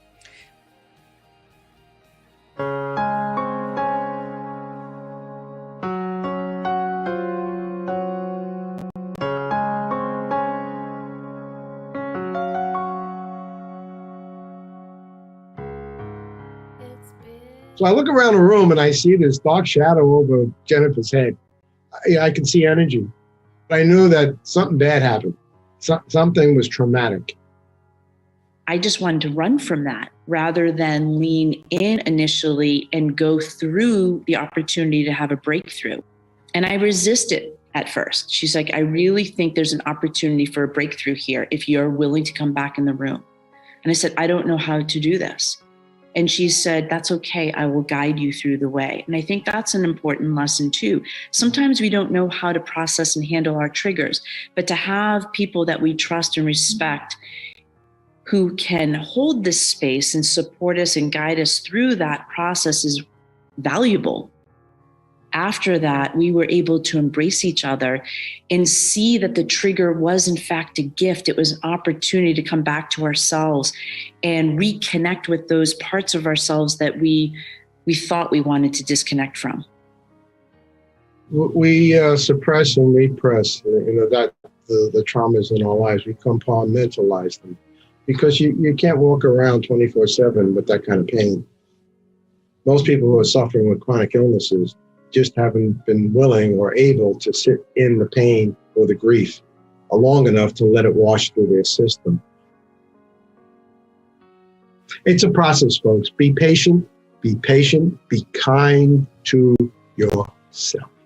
Forgive yourself, for you know not what you did when you did it. At the level of consciousness you had at the time, you acted, your behavior was based on that. It changes. You got to start looking within. So meditation is what I would tell people to start doing. Start sitting down, being quiet, listening. Your soul self, your essence is always trying to get your attention. So unconsciously, we can attract synchronicities. Synchronicity is the universe's way. It's the wink. They call it God winks. It's a wink to keep you on your path. And signs and symbols are everywhere present. In this moment, everything shows up. Everything presents itself just as it is. And when you slow down, let it all happen. I became, a perfectionist, and then, of course, living perfectionistically. By the time I graduated from college and graduated from school, became a doctor, opened up a clinic, I was managing myself in a lot of strain, a lot of high-strung stress. So I started meditating for purposes of stress relief.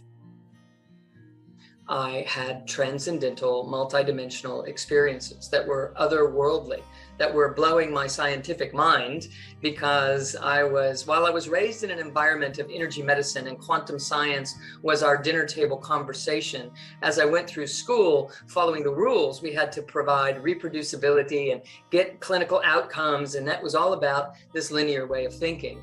So performance was linear, even though my understanding conceptually was quantum. The brain is an amazing instrument, and it's capable of amazing creativity. And we actually stifle that by repetitive thinking, overthinking, worry, concern. And so with meditation, what you're doing is you are slowing down. You are decelerating the brain activity. You're giving it a rest. And that rest expands your holistic energy. And out of that arises natural creativity, focus. And so your creativity comes forth naturally, experientially, joyfully. Meditation is a medication.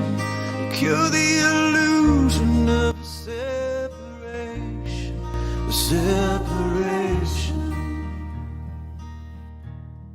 I came into meditation because I was learning I wanted to have more productivity in my life. I wanted to be able to do more. And I was told by people that I knew that if I incorporated meditation into my practice, I'd be able to achieve more. And I was always about achieving more.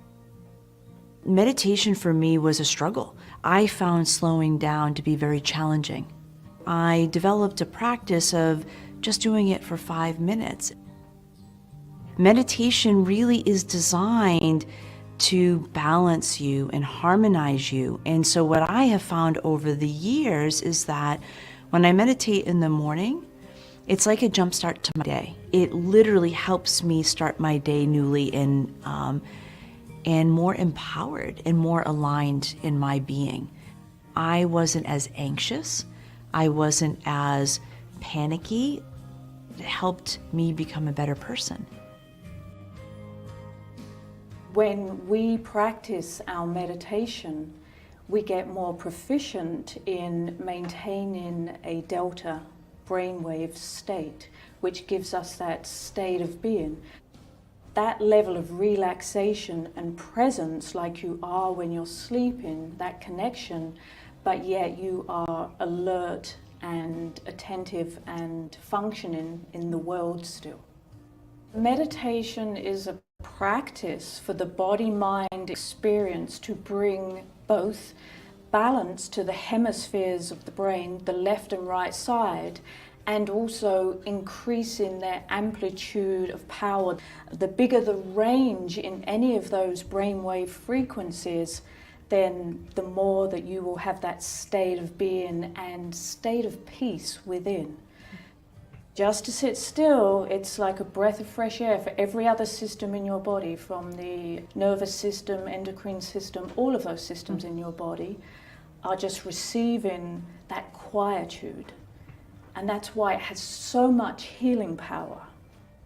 When you change your frequency of vibration in your whole state of being, anything that's not congruent with that new frequency of vibration is going to rise, it's going to surface, to be cleared. You're letting go, you're shedding the old, so that there is more space for more peace, more state of being within yourself.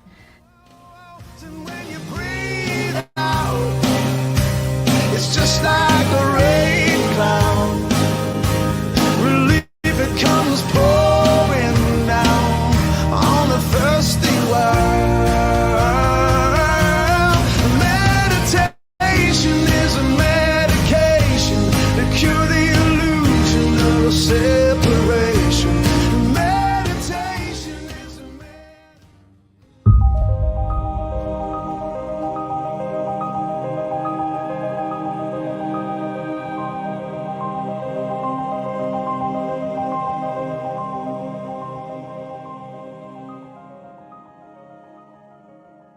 We connect by not trying to connect. We connect by being present tenderly with the self. And when we do that, we start to vibrate at a frequency that is the frequency that connects all of us, that we're all made of. So there's this byproduct that gives this sense of belongingness and well-being and assuredness, to the point that we're no longer seeking for that. We are that, and we're interested in creating a better world. We're interested in allowing others to show up and to reveal and to heal just as we are. These types of energy frequencies are the ones that are required to allow the heart and the brain in the high brain centers to connect. Those frequencies are needed for the brain in your gut and the brain in your heart and the brain in your head to align. That's the common frequency. The energy that those dispositions cultivates is the vibrational frequency that is required for the trapdoor to open and for this illumination to be able to embody instead of just being a theory.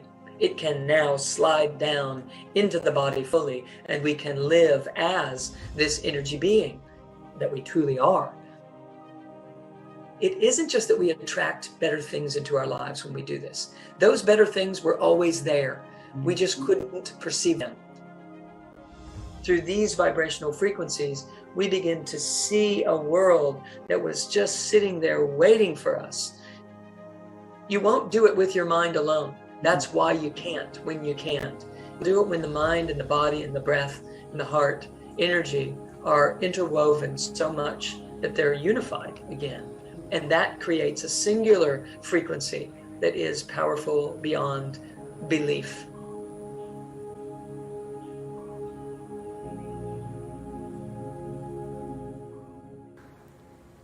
What happens when you balance and align your chakras constantly is your life begins to develop a different flow. The balancing frequencies are a medicine that immediately brings you into alignment. What begins to unfold is the new quantum human that is no longer hampered or living from a place where all their energy is dealing with these subconscious blocks that they've repressed for 5, 10, 15 years, in some cases centuries. As Bruce Lipton has very carefully stated in his book, that it is impactful on a cellular level, that sound and sound frequencies are roughly 100 times as powerful as supplements and pharmaceuticals. They actually have direct impact on the cell. Your cells are always eavesdropping on your thoughts. So if you have a barrage of negative thoughts, it's estimated 85 to 95% of human thinking is negative. Your cells are going to be listening to that and distorting your actual human experience. In our very simple software, you are able to decode some of the deepest blocks that you have carried and suppressed in your subconscious without going to the story. NASA scientists showed us that going into a therapist's office and telling the story, she actually showed us the brain image where it became encoded in the brain, became stronger. An effective therapy, like sound, is that it's a loosening effect. It is actually going to the cause and releasing it through the use of vibration. So it's vibrating out this deeply held subconscious pattern that you may or may not be aware of. Sound is the medicine of the future, according to Edgar Cayce and many others. It is the way to vibrate out, or the loosening effect of the patterns of PTSD, depression, anxiety, without any side effects other than lightening the load, freeing you, giving you a new way to live.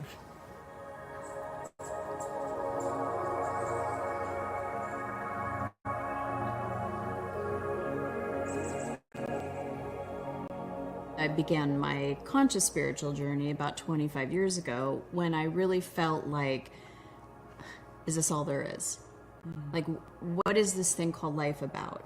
I was told, and I learned, that you gotta look perfect and you gotta have everything be perfect, and tried to be perfect and reach for perfectionism as much as I possibly could. And each time I did, it fell short. I was dissatisfied. And I reached a level in my life where I was depressed, because if you feel like something will make you happy, and when you get that thing that is the illusion that will make you happy, and it didn't make you happy, then it's like, then what? What is this all about? Is this it? And I started doing very, very deep meditations, energy techniques, and my life started changing.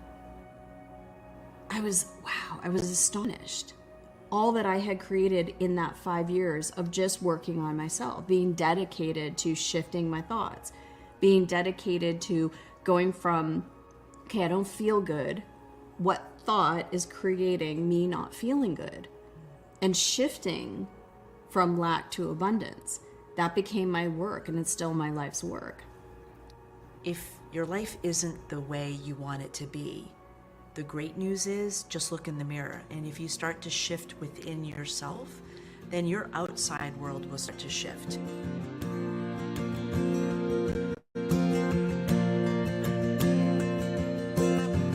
If you want to go fast, then go alone. If you want to go far, you better bring somebody else along.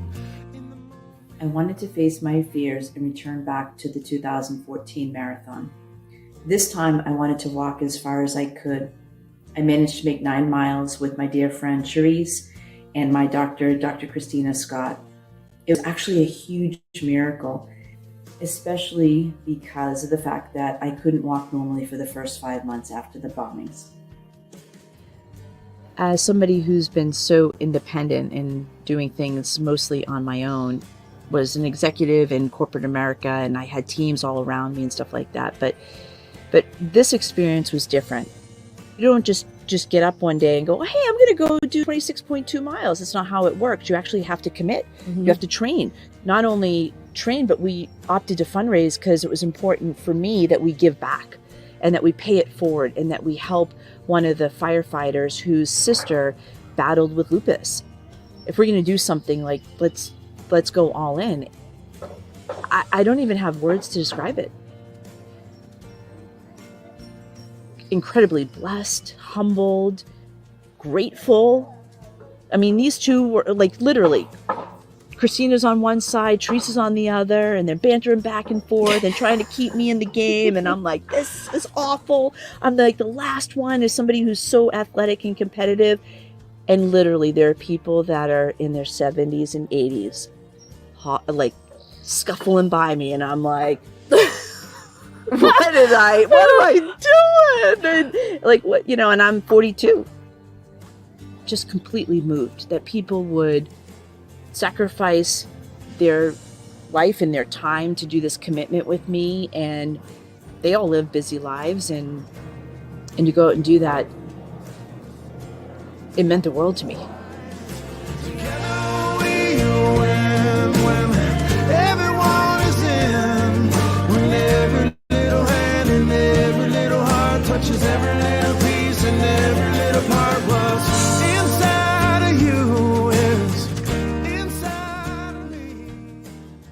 I thought I was ready to soar. I thought 1 year was enough.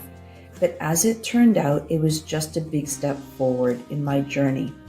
And it wasn't a straight line. There were twists and turns and ups and downs. Year 1 was all about facing my fears. And year 2 was learning how to rise above my rage and healing the terrorist within me.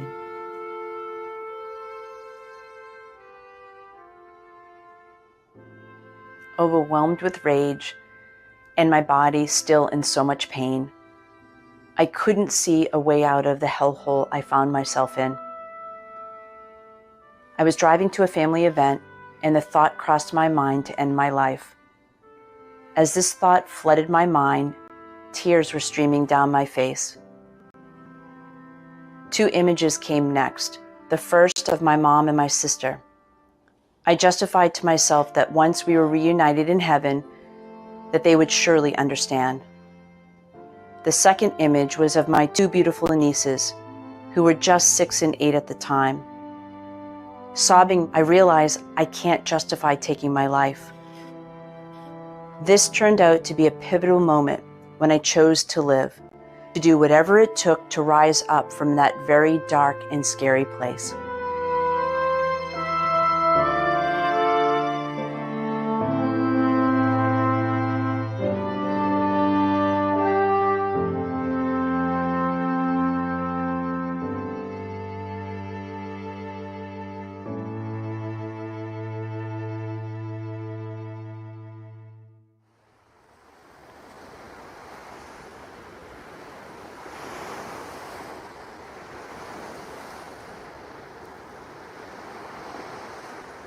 I was running from my life, doing everything I could to not face myself and face my past, which was not so great at times.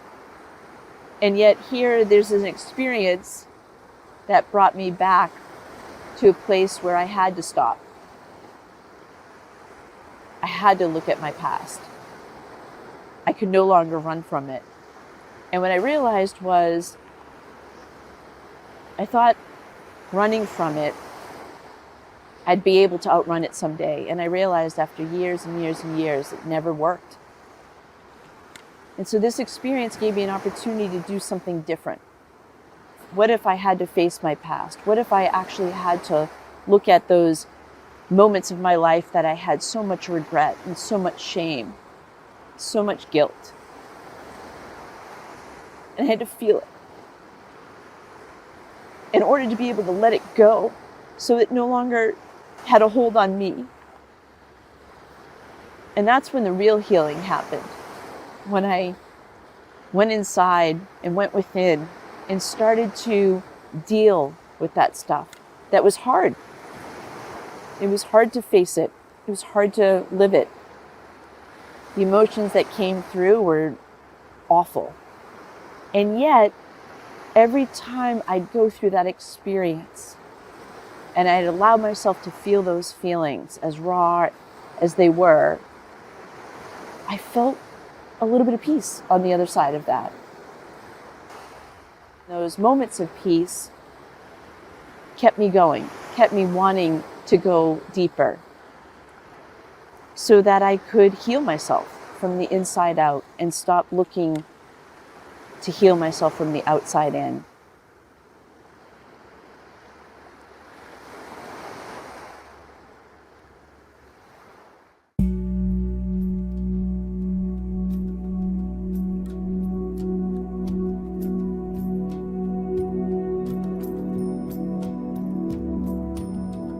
And I remember during this experiment, and I had walked by a mirror and paying attention to my thoughts, I think I had about 10 cut downs, 10 criticisms of myself in that mirror. And it stopped me because, wow, it was so negative. And I even remember stopping and saying, you're so mean. If that's going on in my head and I believe it to be true, how could I ever find peace? How could I ever connect with the truth of what I now know, the abundance of the universe? Because it was all about lack. And that's where my healing journey began. I had to learn how to literally rethink and be aware that the thoughts I was thinking, I had the power to shift them and change them.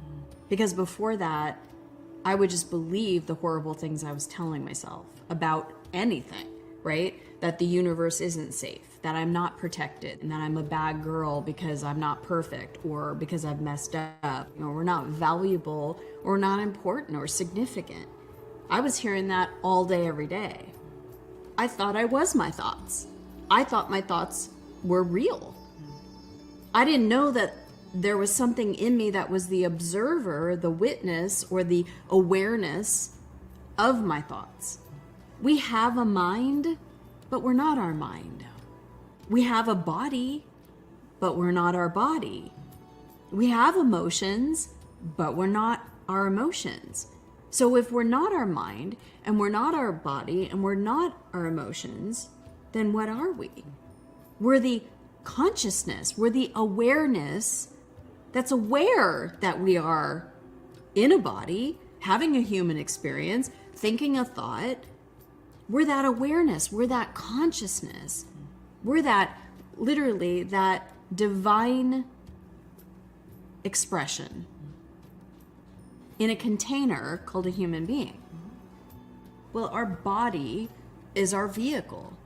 And if our emotions are saying, I'm overwhelmed, I'm exhausted, I'm resentful, I'm disappointed, we need to be aware of that and be able to feel those emotions, process them because it's energy.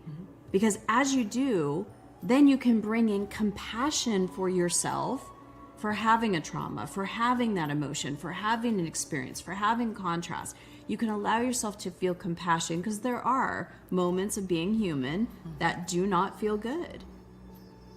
Most of my life, I was running from myself and my pain and my childhood trauma. And the irony is, I go through an experience at the Boston Marathon to stop me dead in my tracks and to actually face myself and face my trauma and feel the pain. And I think that's it. I think people are afraid to feel their pain. And I want to be really clear. We don't have to do it for long. You talk about this, it's 90 seconds. If we give ourselves permission to experience whatever's coming up, sadness, anger, pain, and be with that, wherever that is in the body, bring our attention and awareness there, It taught me how to love myself and those parts of me that were just looking to be nourished and nurtured. And as a result, I was able to shift it. And when I shifted it, I released it. And then I started to feel more alive. Everyone has the ability to do that within themselves. And then you bring in, like you said, the energy that you want to experience, the high vibration, peace, love, joy, bliss. Yes. We have the ability to do that. We not only have the ability to do that, we're divinely designed for that. We're not here to struggle. We're not here to be in drama and chaos and feel this separation from those things that we want to enjoy. We're actually here to literally enjoy and thrive. But all emotions are important information for us to know about ourselves, to be able to literally take any contrast and shift into what we do want. We decided when something happened in our outer reality, we decided how to perceive it and said, that's bad, or I'm not enough. It was a decision. And we can make a new decision in any given moment that we are loved, that we are important, that we are significant, that we are going to enjoy our lives because each of us has free will and choice to do that. Just like the awareness to look at something from like a camera lens. If you're going to take a picture of something, right? You could take a picture like a close-up, or you can go back and look at a different perspective, have a wider, more expanded view. That choice is ours. Absolutely. Free will.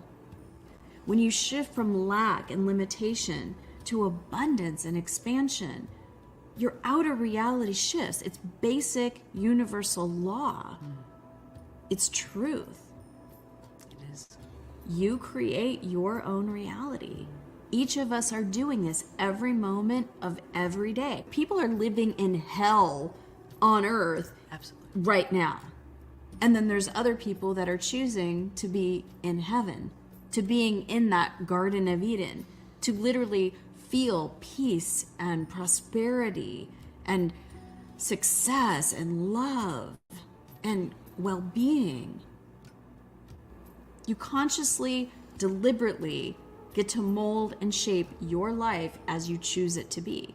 So you can let go of the things that are the traumas of the past, are the reaction points, are the pain body points, and release the pain body. Release with the pain doesn't take long.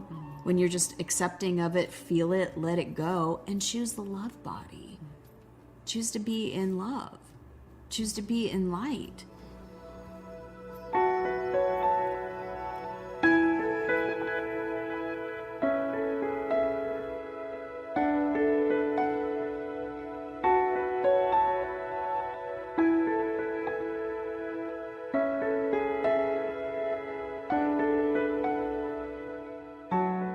It doesn't serve me to stay angry. It serves me to recognize that I am bigger than any of these circumstances. And when we do so, we send messages into our own cells that then start producing different chemicals. And those different chemistries and neurotransmitters start to fire through our body and generate immunity and an ability to digest and an ability to have stamina and to be responsive and to youth rather than age, and to be alive and vital and to thrive. The breath work will help us to open the door. Just breathing in the belly, it automatically activates the parasympathetic nervous system that calms you down instead of the sympathetic nervous system that gets you into fight or flight. And so it allows you to just incrementally move yourself into more of this state. When you do feel triggered, it is because you've tapped into something else that was stuck beneath the trap door. So think of it like the trap door. There are thousands of little trap doors. It's not just one trap door, because anyone can do that. Even if in hearing this conversation, the immediate thought is, there's no way I can let go. This has been happening in my life for 30 years. It is true for everyone. There are no exceptions to how we are built and how the system works and what we can do to shift it. It is almost as if the mind is the last to know that you're okay. Once you start moving this energy in the body and you start working with your own system on the self, this happening in your life was a way for you to come home to yourself. And that is culturally what we all have to learn to do. I describe it like we land here and we kind of splat. And in the splat, we disperse our energies, and our mind goes one way and our body and our breath, and we don't see them as a system that's supposed to be woven together and integrated and operating as a single unit. We see them as different parts of who we are. Our job in our life is to gather ourselves back from that splat and learn what self feels like. We can be free regardless of where we've been and what's happened in our lives. So it's a matter, I find, of cultivating this spiritual energy being rather than continuing to feed the personality who's wounded and hurt and devastated and confused and buckled over. And as we identify as the energy itself, we can bring that personality along the way and heal it and allow it to be part of something greater than itself. First your heart goes cold, then your stare goes long. A fire in your eyes, the burning desire left long ago. Scientifically, 5% of your life is coming from your wishes and desires. 95% is coming from your program. The things that you wish for and desire and you struggle over and you work hard and you sweat over them. Why are you working so hard? The programs that control that do not support the solution.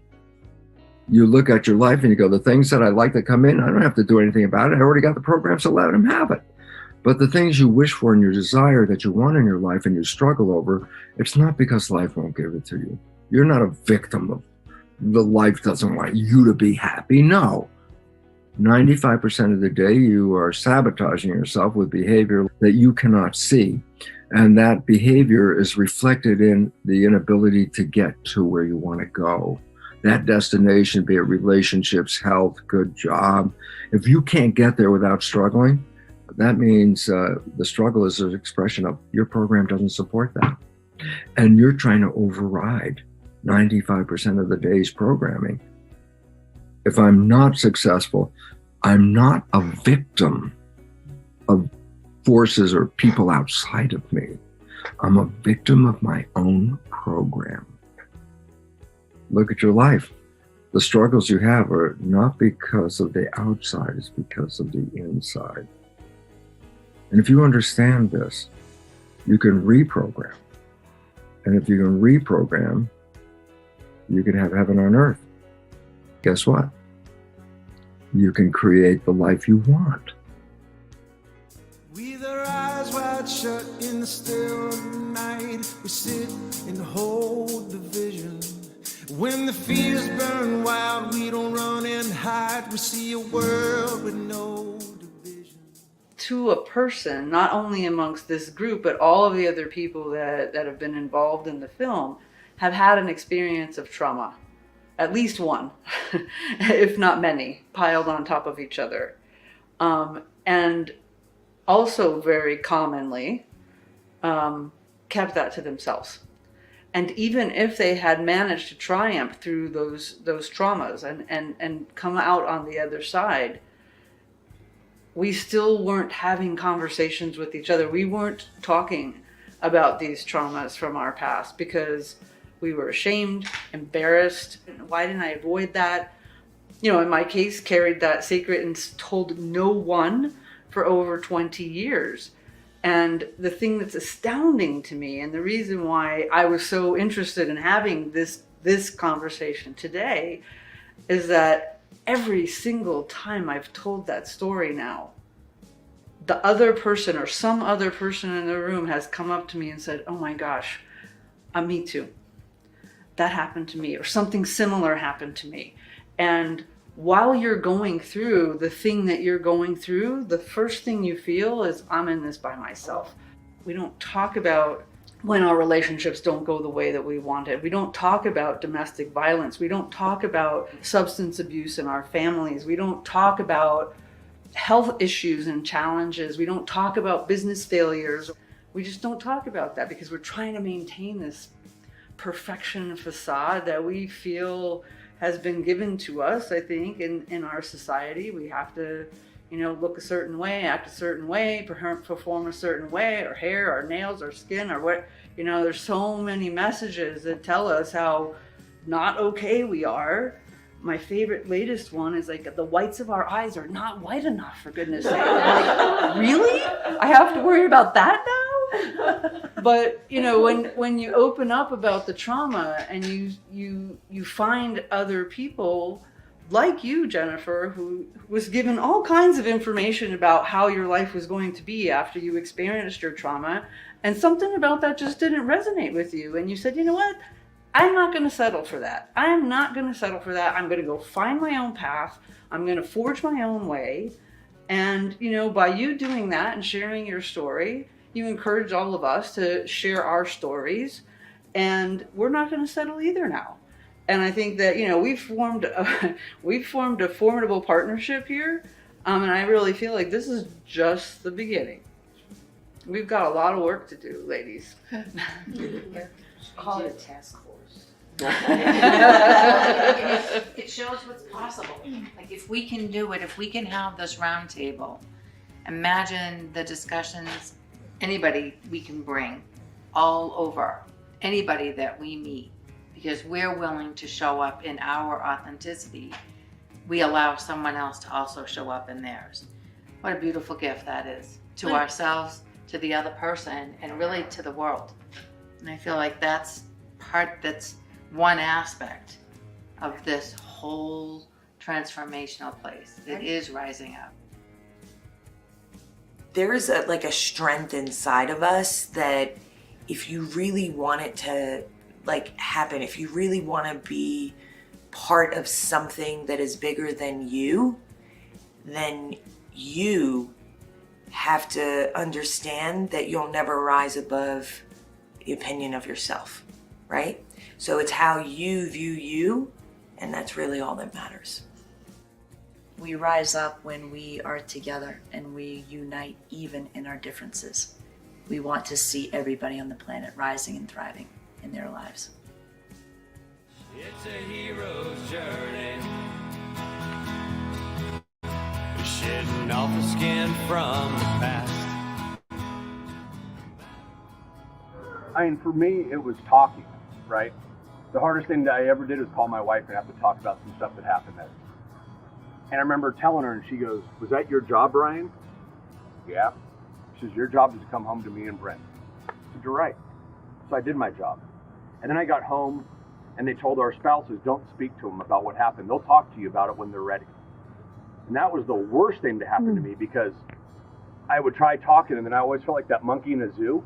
Everybody was always waiting for me to throw shit at them or do something crazy. And I kept going like, why do they just stare at me at family functions? Yeah. And then I just kept going farther and farther into myself until I finally broke down. And then I started talking.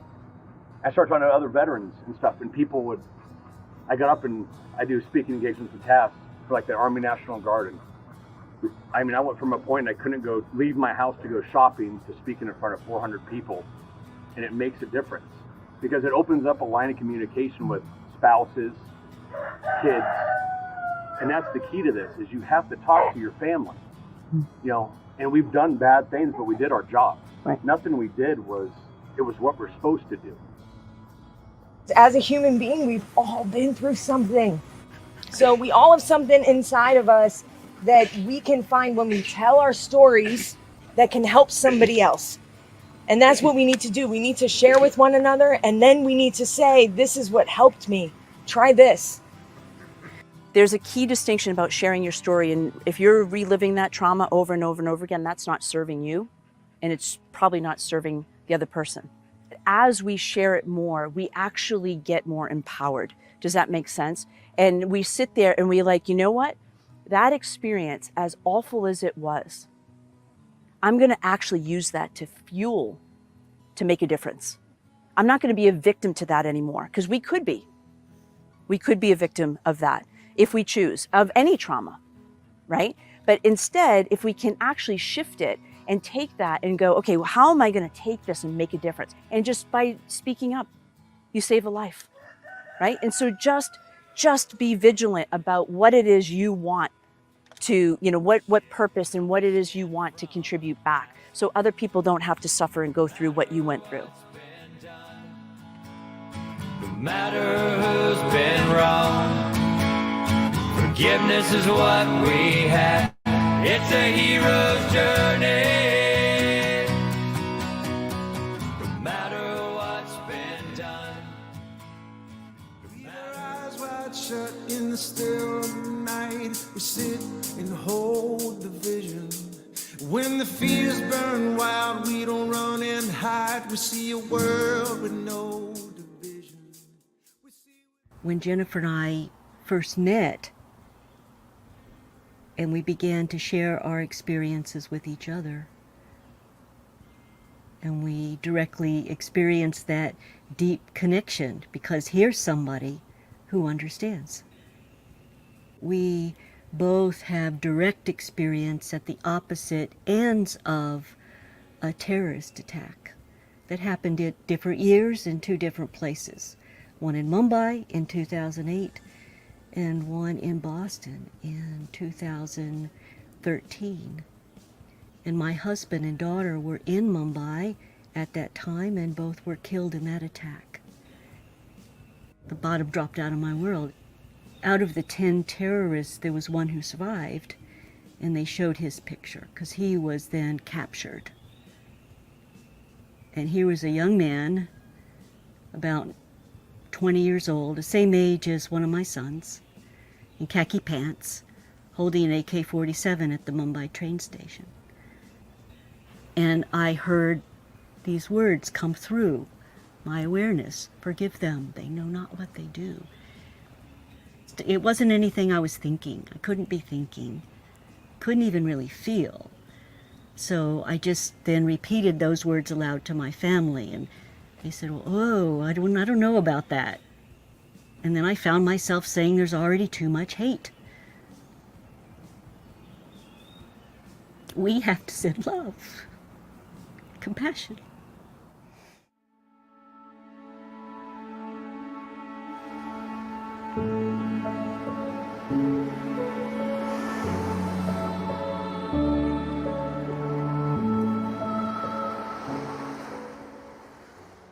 I've been on a journey of forgiveness, actually having the opportunity to be in the courtroom and give a victim impact statement and look the bomber in the eye and genuinely and authentically forgive them. And that's something I'm not sure I would have, realized I would have done. If someone had said to me, gee, you're going to go through this, the most horrific event in your life, and you'll have an opportunity to forgive, the bombers that did that to you, I probably would have said no way. But what I realized was forgiveness wasn't about them. It was about releasing me from being a victim of that. I never viewed myself as a victim. I've always viewed myself as a survivor, but I still felt attached to that experience. I had a lot of rage and anger that I had to work through. And the minute that I actually forgave the bombers for what they did, this overwhelming amount of peace came over me. And I started to see that my own healing actually accelerated. Not that it, I had been making progress, but, some of that rage and anger just dissipated. So I'm just curious, you're standing in the courtroom. Yes. You're looking at these two people who...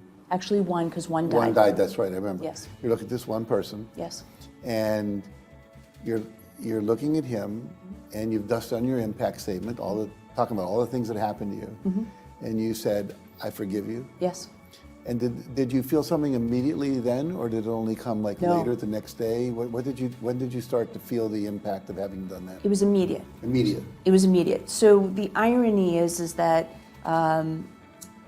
he never looked at anyone in court.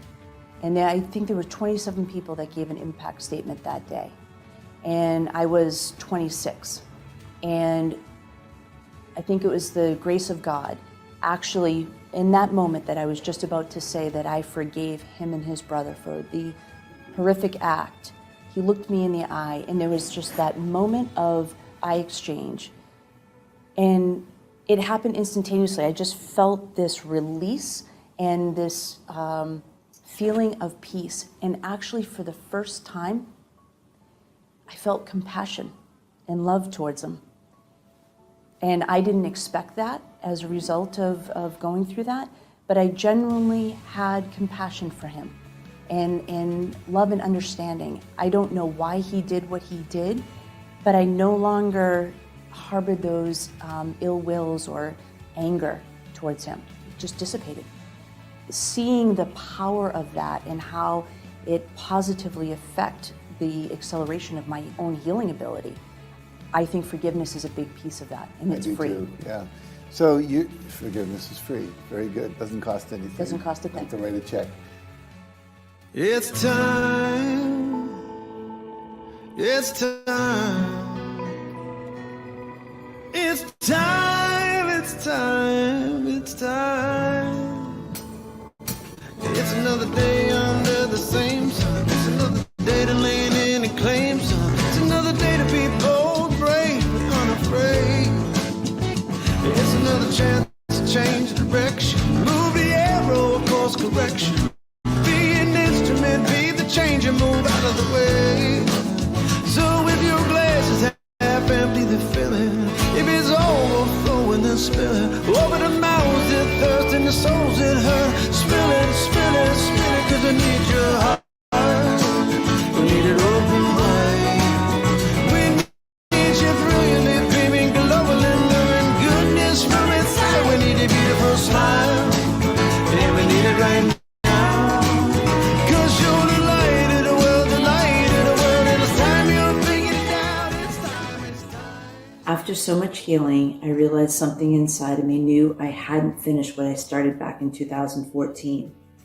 So I embarked on something that seemed like an impossible feat, and it was to return back to the 2017 Boston Marathon in an attempt to finish the race. The most amazing part was standing in front of Marathon Sports, exactly where Jen was standing once the bombs went up. But not only was I there, her family was there. And it was like, it was saying, you know what, we're not afraid to be here. And we belong here. And this is our turn. But the best part was being at the finish line at the end and waiting for her to come around the corner and for us to see her coming down the road. And she was so excited, and I filmed her as she was running by, and she's going, yes, yes, yes. And that was like the best thing, to see her complete the finish. I was so proud of her because she struggled training for this. She struggled. It wasn't an easy feat to accomplish, and but that's who Jen is. I'm gonna finish. I'm gonna do it. Watching Jen cross the finish line was like that a burden that she had carried for so long was finally behind her, and that gave her the strength to go on and do awesome, amazing things beyond that. Jen's life's been on quite the trajectory. Just some amazing things have come into her life, working on a couple of film projects, and just all the great people that she's gotten to meet, and some of the great teachings that she's been able to learn and to pass on to other people. But everybody has challenges in life, and it's how are you going to move through those challenges that makes a difference. And any little thing that you can do that might inspire somebody else makes a difference out there. You don't need a traumatic event to change your life and take back your power, whatever that looks like for you. So my challenge would be for you to go out and live a life that you love and create it. If you want to go fast, then go alone. If you want to go far, you better bring somebody else along. In the moment of darkness, in the moment of truth, you'll think you're lucky. darkest stars, that there's someone there with you. There's a beauty in numbers, it's impossible to deny. It takes two hands to applaud and a pair of wings to reach the sky. Where there was one, there will be many. Where there was nothing, there will be plenty. When me turns to we like... I would say it's believing in your calling, answering that call, and being willing to answer that call even if it means going in the complete opposite direction of everyone around you. That's the hero's journey. And that means not following the herd, but going where our soul is whispering, is nudging us. And that means really being in our authentic self. That the authentic self is moved by nature, is moved by its own soul, not by the expectations of others. And we're watching the evolution of humanity right in front of our eyes. And, very often it's darkest before the dawn. Very often we need the contrast of contraction and difficulty and stress and trauma to appreciate the contrast of moving into a more light, expanded, healed place.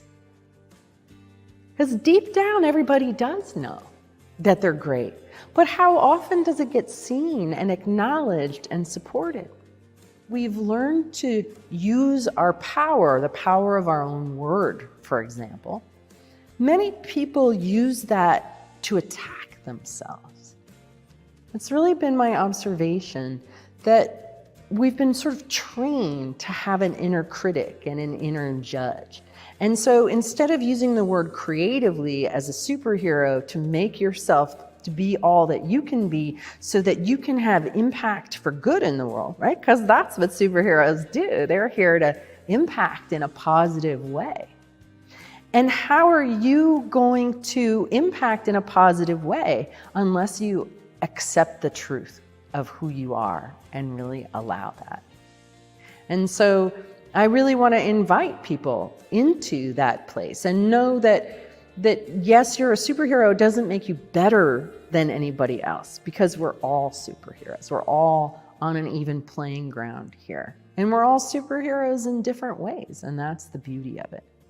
And the world needs you to be the superhero that you are.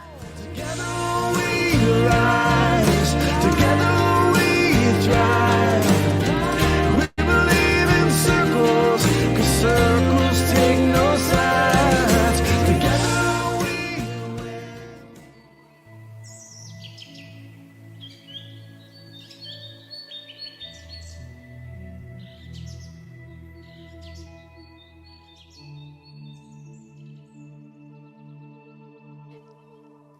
So Eileen, I want to thank you for taking the time to come out and do this really magical experience of tuning myself and basically all of humanity in the center of a labyrinth. Tell us a little bit about why you thought tuning in a labyrinth would be so magical. Well, Jen, when you told me that the intention of the film is to create a vortex, it was just the first thing that came to mind. And I've always loved labyrinths. I love the whole process of going into a labyrinth and what happens. So for people that have never been in one, it's designed to mimic the human brain. And so what we do with a labyrinth is we approach it with some kind of question or some kind of struggle that we're looking for resolution. And then we walk along the path. And what's so interesting about it is just when you think that you're getting close to the center, it kicks you back out, like all the way almost to the very outside before it brings you back into that center. And I find that that's such a great metaphor for life. Because there's so many times when we think that we're almost there and then all of a sudden we find ourselves so far away. We're like, what's this with this one step forward, two step backward thing? But in the labyrinth, you come to the center and you open to receive whatever answer or solution is going to come. And so the thought of doing a tuning on you in the center of the labyrinth to really help, for me, I feel like it's really about connecting to nature. That the simplest and most profound medicine that is available to us is surrendering to nature. And going out in the woods and quieting the mind and standing barefoot on the earth and listening to the birds and just going into that state of being. And we have so many different obstacles in us that stop us from really able to just be fully present and surrender to nature, right? And some of those came up while I was working on you. As you were tuning me, I could feel places where the energy was stuck, right? I could feel this resistance. We would talk through that a little bit, and then I would feel it shift. I could also feel at one point you were doing quite a bit of work around my heart. I felt this kind of knot in my stomach, and you picked up on it, or the tuning fork picked up on it, and I felt this connection between my heart and really my womb area, which is fascinating, right? Because here we are, I feel we are evolving, and I feel like we're going through a rebirth process. And so we're transitioning out of our victimhood, our traumas, our wounds, if you will, and tapping back into our authentic selves. And that the way that we heal the world really is by healing ourselves and feeling worthy of bringing ourselves to a state of high voltage, of high coherence, of high energy, because you have that potential and you're worth it. And when you do that for yourself, you do that for everyone around you. A rising tide lifts all boats. It just does. We want everyone to feel free. We want everyone to feel that potential, because they can. When I do that inner work, there's this greater expansion that happens. And in that expansion, my experience is I experience more bliss, more peace, more joy, more love. And it doesn't matter what's going on in the exterior world. And the way I look at it is that is my contribution back. You throw a pebble into the pond and you see this ripple, right? Well, what if we choose to be the ripple of bliss? And then everybody in our environment and in our surroundings get to experience that too. And if they ripple bliss, I believe the world can rise up from the turmoil and the chaos and transition into this state of harmony and bliss. I no longer refer to things as transformation. I call it blissformation. What a great word. Our bodies are actually built for bliss. We have all these pleasure centers. We have all of these senses and ability to appreciate beauty and harmony and deliciousness. So why wouldn't we set that as our goal, that we experience bliss? And we want everyone to experience love and to know that they are loved. We can be the light and shine that light so others can find their way and their path to rise up to their own greatness. And that's what I believe. And so I believe that it is my duty, it is my honor, especially after going through some of the deepest, darkest days of my life, to actually shine more light into the world and radiate love, because we all deserve it.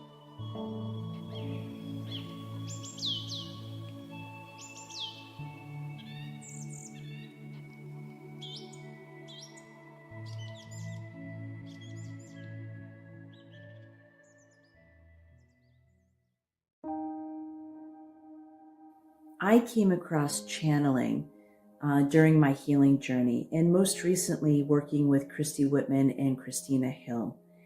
And what I have found is that channeling is tapping into higher realms of wisdom and insight. And even though it seems really far out, and trust me, it did for me in the beginning, I have found tremendous healing and insights in working with both Christy and Christina. And so I encourage you, as you listen to this next segment, to just notice how you feel. Your mind is probably going to tell you this is crazy, this is woo-woo, this is far out there. But if you can actually put that aside and just notice how it makes you feel. Listen to the words that they speak and notice the insights that they're giving to you and how you too can rise up from adversity and trauma and live a life where you're thriving and experiencing bliss and peace.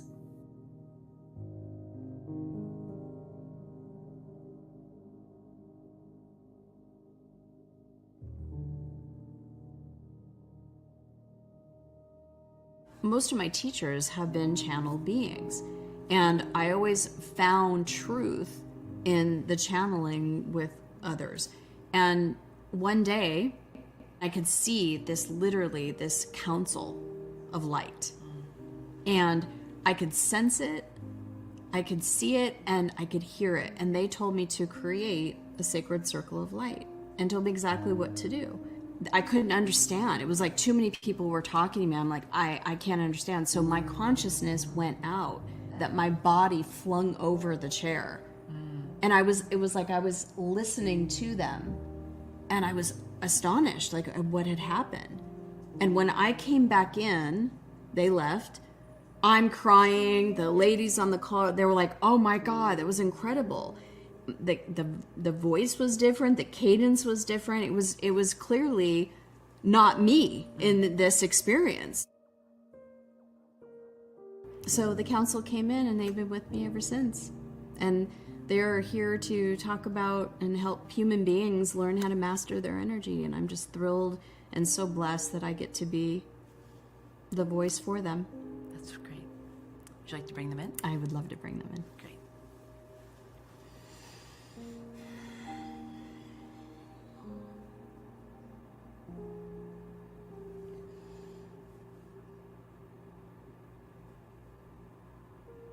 We are here. Hi, Council. Hello, dear one.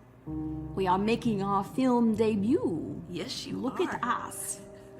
We are delighted. You are the star of the show. Happy as always. Great. I'd love to ask, what words of wisdom do you have for people today, and how they can evolve in consciousness and rise up and live a life of their dreams and thriving? You all have the ability to heal yourselves. If you do not know how, you are now in a time, in an age, where you are not isolated by yourself. Reach out on the internet. You are creating this film so more can understand that it is not only possible, probable, it is inevitable. And you choose and decide the type of energy and experience. From the inside out, your lives will change. It is that simple. Don't listen to the people that don't have the lives that you want to live. Don't take advice from those that are in struggle. Find those. There are so many beautiful coaches, people that are dedicated in light service. Find those people that are living their best lives. They're the ones to learn from. They're the ones to be influenced by.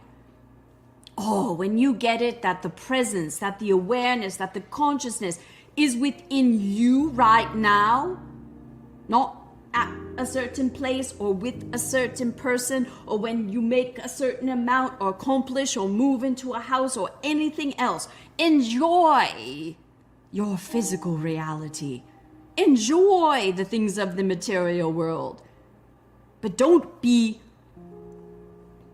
disempowered by it. Your power is within. Your power is energy. And it's accessible to you now. We infinitely love you all. And we always say before we go out, you are infinitely loved. You are infinitely loved. There is no higher truth than this.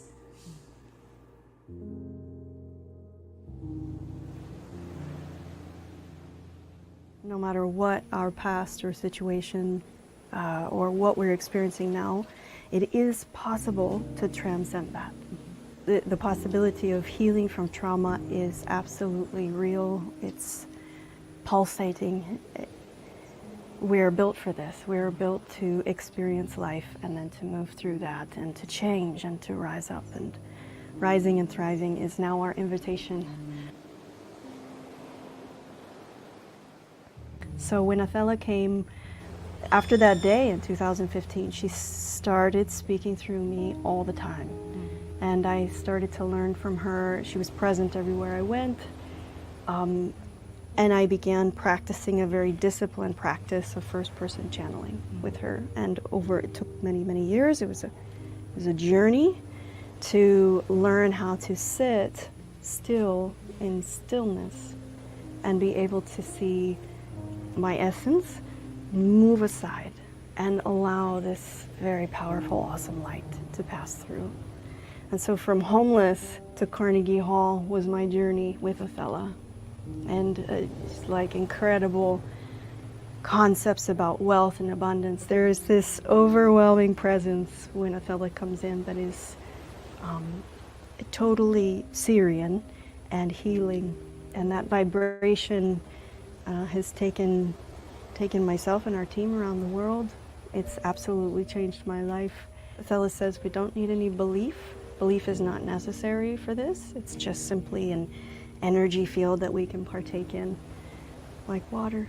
And when Othello speaks, she changes and utilizes my voice box, my vocal cords, and changes the vibration. And everyone around in the environment that hears it is also impacted by that. That's the Blu-ray light. Light. That is also another vibrational attunement. This light, you're born with it. You've had it your whole existence, even before you came into the physical. Take your hands now and place them over your heart center. The light is here. As you touch, you connect with it, you affirm it. Now release. The light is still there, and you can spread it out into your day. Awareness that you are light is why humans are here on the planet, is to become aware that you are light. That's your life mission. The fear demia that has been spreading is designed to take you inside, to feel your own light, to know yourself as light. The planet is being appraised, ascending, and everyone is being called to come up now.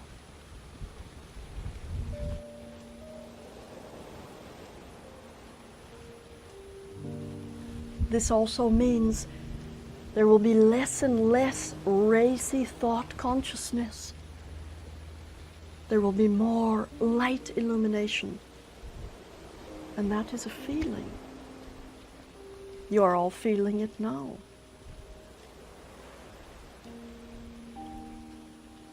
The fear demia is here as a teaching and as a ladder, a stepping stool, an instrument by which every human being can now rise above.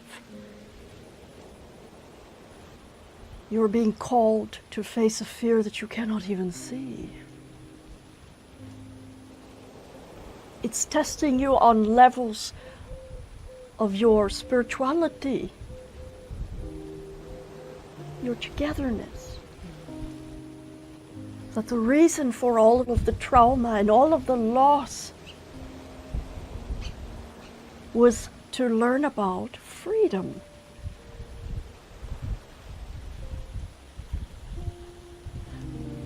To turn inward into the light. Whatever every human now is being called and asked to do is to hold the light. For your energy, your attention to something is atomic, and whatever you put your attention to is going to grow. Instead, place your attention on health, seeing yourself and others in total health. Speak it, sing it, listen to health affirmations. Write affirmations on your water glass and then drink it. Speak to the children about health, how happy you are that the planet is healing. See yourself in health. I hold you in health vibration.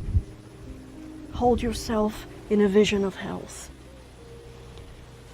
This will spread, and it is the only cure. Consciousness is now being renewed. There are two options.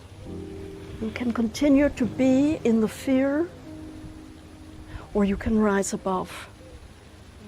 This film is an opportunity to drink from the nectar of light and to change. Begin with sitting with yourself quietly every day.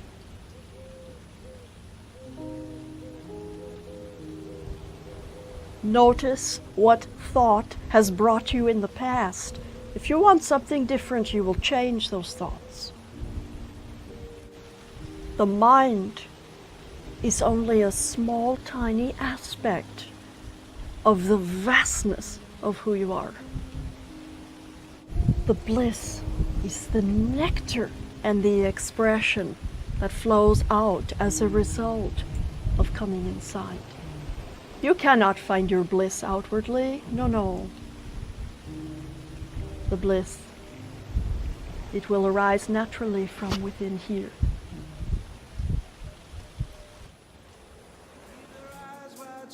In the still of the night, we sit and hold the vision. When the fears burn wild, we don't run and hide. We see a world with no division. So my journey of rising up was not easy, and yet it's the most rewarding thing I've done. If you had said to me that I would live through a terrorist attack and then find a way to rise up from that experience all naturally, something I did not know how to do before, then go on and be featured in a best-selling book with Jack Canfield, be interviewed by Jack on Hollywood Live, to receive a Quilly Award and be inducted into the National Academy of Experts in Best-Selling Authors, to actually producing 2 Emmy Award-winning films, to then later go on and create a first ever Broadway show with Rudy Rudiger that we won Telly Awards for. And now, actually directing and producing this film, which is part of a series. I could never imagine having been able to do that. And so what I want you to walk away from is that in the beginning, I didn't believe I could do all this, but I was blessed to be surrounded by such amazing people, many of whom just came into my life after the bombings took place. So I invite you to actually ask yourself, is it worth rising up from whatever adversity or whatever trauma that you may be dealing with so that you too can live your best life? If I can do it, I promise you can too.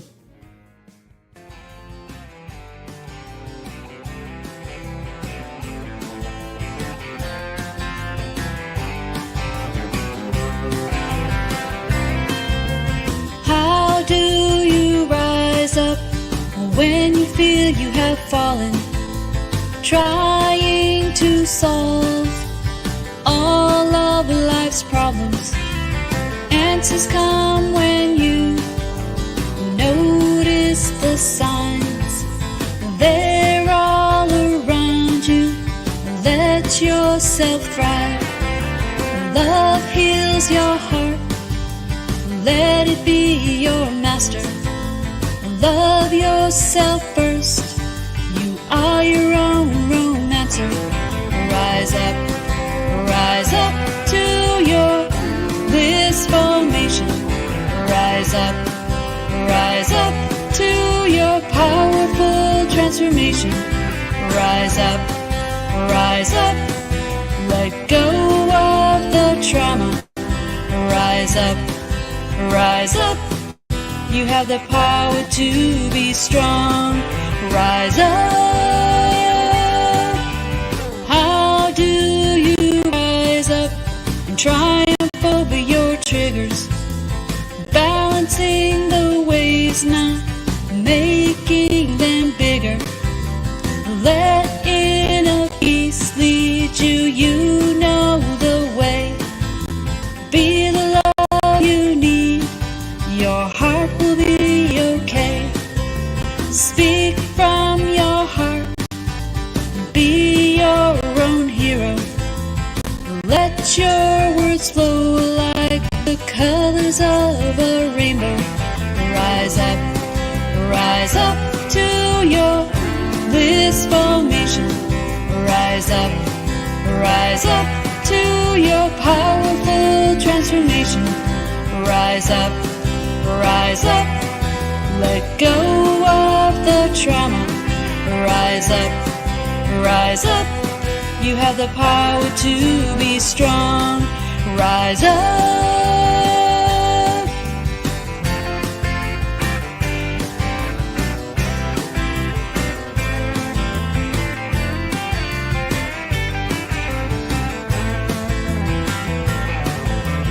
Words are not enough to describe this blissful magic carpet ride.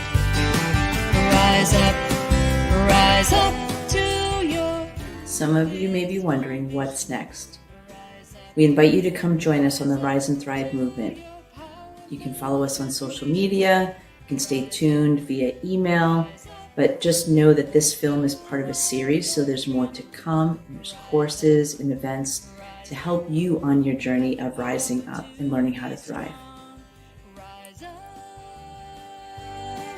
Rise up to your bliss formation. Rise up to your powerful transformation. Rise up, you have the power to rise up.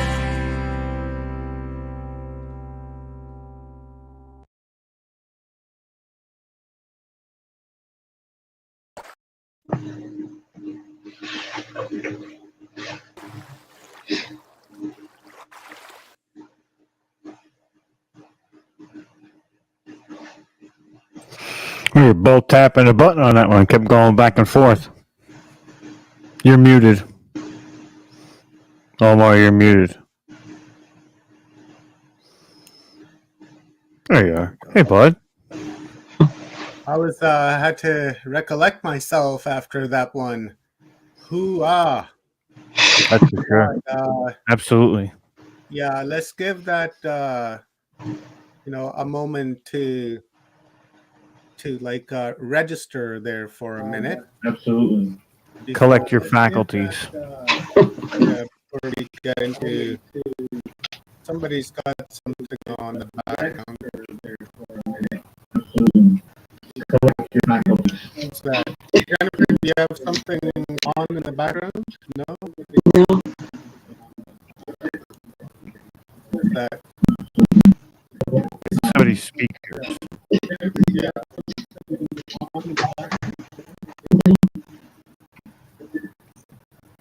That's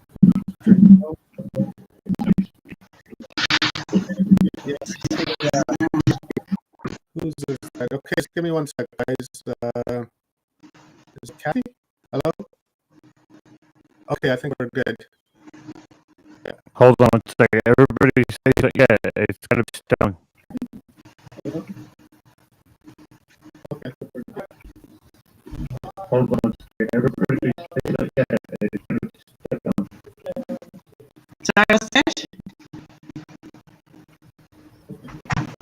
I think your speakers are lagging, or you are. Yeah, so I think it's your speakers go like that. Let me go try this. Hello, hello, hello. Okay, we seem to be good there now. Yeah, we're good now. Stone, that is your audio, hon. All right, that is that better? Oh yeah, way better. Right on, right on. I can't hear anything now at all.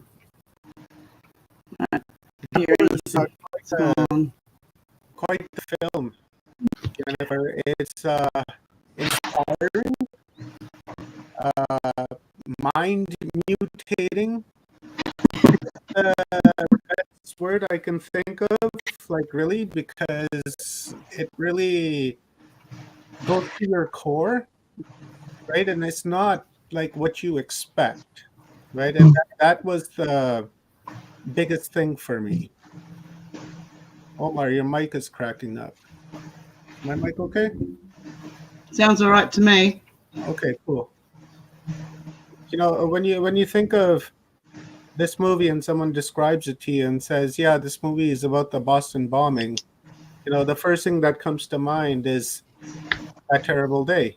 You know, we all see what happened that day, and that's the first thing that comes to your mind. And Hollywood seems to have twisted our mind into creating this film in our mind and, you know, create a narrative that actually really doesn't exist until you actually begin to watch this film. And once you begin to listen to everybody and the channeling, right? Once you actually understand the message that's being delivered there, it really moving, one, and two, you forget about the Boston bombing, right? You get into like something just totally different. Like it covers like what, the first minute and a half, you know, that's about it. And then after that, it's about holistic healing, personal healing, conscious healing, you know, conscious thinking, affirmations, tuning forks, you know, really going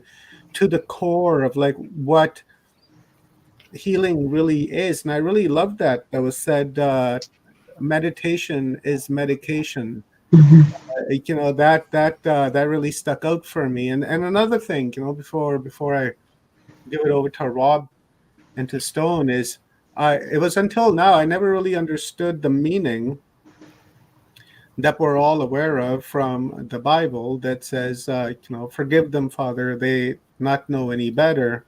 You know, and then instantly I had this energetic feeling come about me, and I understood what that meant because I translated it in the manner of what's happening today.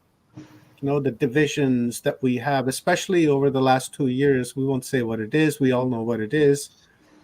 You know, and that, to me, I found, I've been saying over the course of this conference, as much as I don't want to say it, the us and then them camp.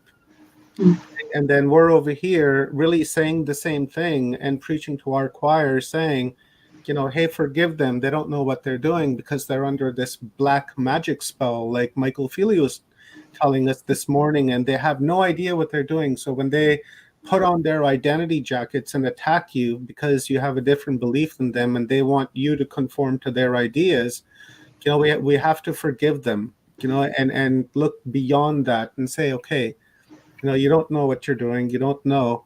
And that was a moment of clarity for me when I heard that. I was like, wow, you know, that was profound for me. You know, I was really moved by that. And then that's the lesson really that I took away from this entire film, you know, not to take away from anything else, because the entirety of it was just right up my alley, exactly what I'm into, right? But that one point of clarity was very, very crystal clear to me. And we have to forgive, right? You know, we've been talking about trauma and you know, genetic trauma and ancestral trauma and societal trauma and personal trauma and global trauma, with just trauma. And we've been saying that if we heal ourselves and once we begin to work on ourselves, we begin to heal everyone else as well. Yeah. And that comes from forgiveness, right? You have to forgive in order to move forward with the healing and with the remedy. Because if you're anchored to that point of energy, then regardless of what you do, you can use tuning forks, you can do acupuncture, chiropractors, you can do, whatever. You can call up the doctor from Voyager and it's still not going to work because Star Trek, Yeah, Voyager's in the future. because you're anchored to that particular energy. And to me, that's the most moving thing I think we can take away from this entire conference, is that we need to forgive. And that's the timeline that we want to create, because we don't want to take, burdens with us. We don't want to take old ideologies with us. We don't want to take the old thinking, right? Because it's the old thinking that's created this problem to begin with. Because if we didn't have this thinking, we wouldn't have this problem. We wouldn't be having this conference because everyone would be aware, right? But it's unfortunate that we need to have these types of conferences. It really is, to raise awareness in people. Bob? No, I agree with that sentiment 100%, and that's what Michael Cremo alluded to earlier as well, is that there's this kind of two roads to where we're at right now. And one of the things that I saw within that movie is the traumatic experience, and everybody's traumatic experience is different, but it seems most of the people within this community have that traumatic experience. And a lot of what I saw for Jennifer was that she took it right away to where it needed to be to get to that awakening point. A lot of people take many, many, many, many, many years, 10 years, 20 years to get to where she made it there in a shorter amount of time. And it seems to be, for me, it was really masterful the way that it was documented, and that journey, and how you see the emotional ups and downs, and it describes what a lot of us have gone through, and we can resonate with it. So there's this vision of you seeing yourself, maybe not in that specific situation, but you can resonate with the emotions and the feeling behind it. And that's what I was picking up. And it was emblematic of my journey as much as it was, Jennifer's journey. And I really think that we need to take these types of journeys and put them out there in a more of a mainstream way. And that's what Jennifer did with this movie. And it was amazing. For me, it was amazing. And that's I'm still processing it, because there was a lot I resonated with, and it made me look at myself a lot deeper. And am I doing enough? Did I do that in my journey? And kind of taking it back and forth. So I think that's all I have for right now. I'm still kind of processing a little bit, but it was definitely something for me, and it moved me quite a bit. Mm-hmm. Thank you. Yeah, Jennifer, I just would like to say a really big aroha. That means love from me to you, for sharing the journey that you have. You rock my boat. A whole lot of skeletons fell out in one go, and I was like, what the heck? So, you think you've done so much work on yourself and open up all of these areas, and you're doing it, and then boom, you just get hit with something else. So it's been a huge clearing today. We had thunder and lightning while the movie was going on. And, winds early this morning, and now we've got light coming through, and we've got this massive flood happening down the bottom. So, which means I'm stranded. But that the energies released so much for me. I resonated with so many different areas, from the forgiveness area. That's been a major one for me, because part of the programming was, when I asked, why did you do this to me? And I was told, because I loved you. That's imprinting. And to be able to try to forgive the traumatic stages, that the programs that I had to break, to be able to say, well, can I forgive? What is it that I'm forgiving? What am I attaching myself to this? And what I basically saw was it took me through so many different reincarnations of my own traumas by having to break all of that down. And I saw, okay, well, my God is a little bit more hard on me than others out there. I'm not allowed to just forgive. My forgiveness is when I know what you've done, because I've seen the truth. I was the other party. You know, I know the lie that was perpetrated and been carried on and been twisted around to create more damages, and you know, and it's like when you can admit to me and everybody else out there that you're telling the truth and what you did, that's the depth truth, then I can then I can forgive. But at this point in time, I have no attachments. I choose not to use any energy in those areas, so it could be attached in any form. I sever ties, and I felt really, and that's when I basically woke up, is because that was my form of forgiveness. There's nothing else for me to forgive because it's not mine to carry any longer. I healed myself from that, but it doesn't take away the lifelong memories, the compounded injuries. And so coming with that comes the teaching to self, inner self, how to heal, how to manage all of these different aspects that come in. And like today, sitting here, honestly, that was absolutely phenomenal. I've been both the patient and the counselor in different forms of psychology, and that was absolutely brilliant. This is amazing. The areas of forgiveness don't just come with the word forgiveness. It comes with a total self-knowing, a total awareness, because you forgive yourself. You've got to go through these grieving stages. And the way you put that movie together, honestly, thank you. I as where I've come from, dimensionally, because invasion is not just on 3D level. And so I, as a being here now, thank you for sharing that journey. And anybody else out there, I mean, I watched that chat room. I watched it like a hawk. And, you know, there's a lot out there doing the releasing today. And I appreciate you, okay? And I think you should appreciate yourself too, because that's magic, guys. We are so moving forward. We're going to be able to dump all that medication and dump all that goo and everything that has been toxic, because we know the truth.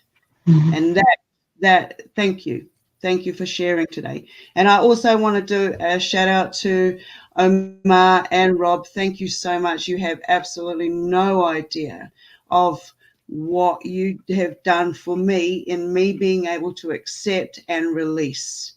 You know, thank you guys. So thank you everybody. Thank you, Jennifer. Love you, sister. Thank you. Yeah, I want to just say that you know, the creation of this film, this is my first film that I've actually directed and produced. And it's interesting because I hired people that have been in the business for 20, 30 years, some of whom have received Emmy Awards. And I was highly encouraged to actually do a traditional arc of a film like Hollywood do, where it's largely based on fear-based and a lot of drama. And then there's, you know, at the you know, towards the end is when you kind of rise up. And I said, no, I don't want to do that. This was not about projecting trauma or reliving trauma.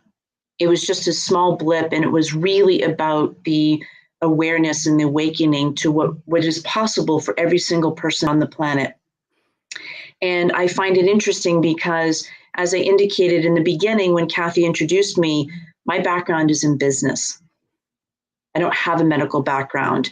You know, I didn't have an understanding that it was possible to heal naturally. And what you have to understand here is that I had trauma as a child, actually various bouts of trauma.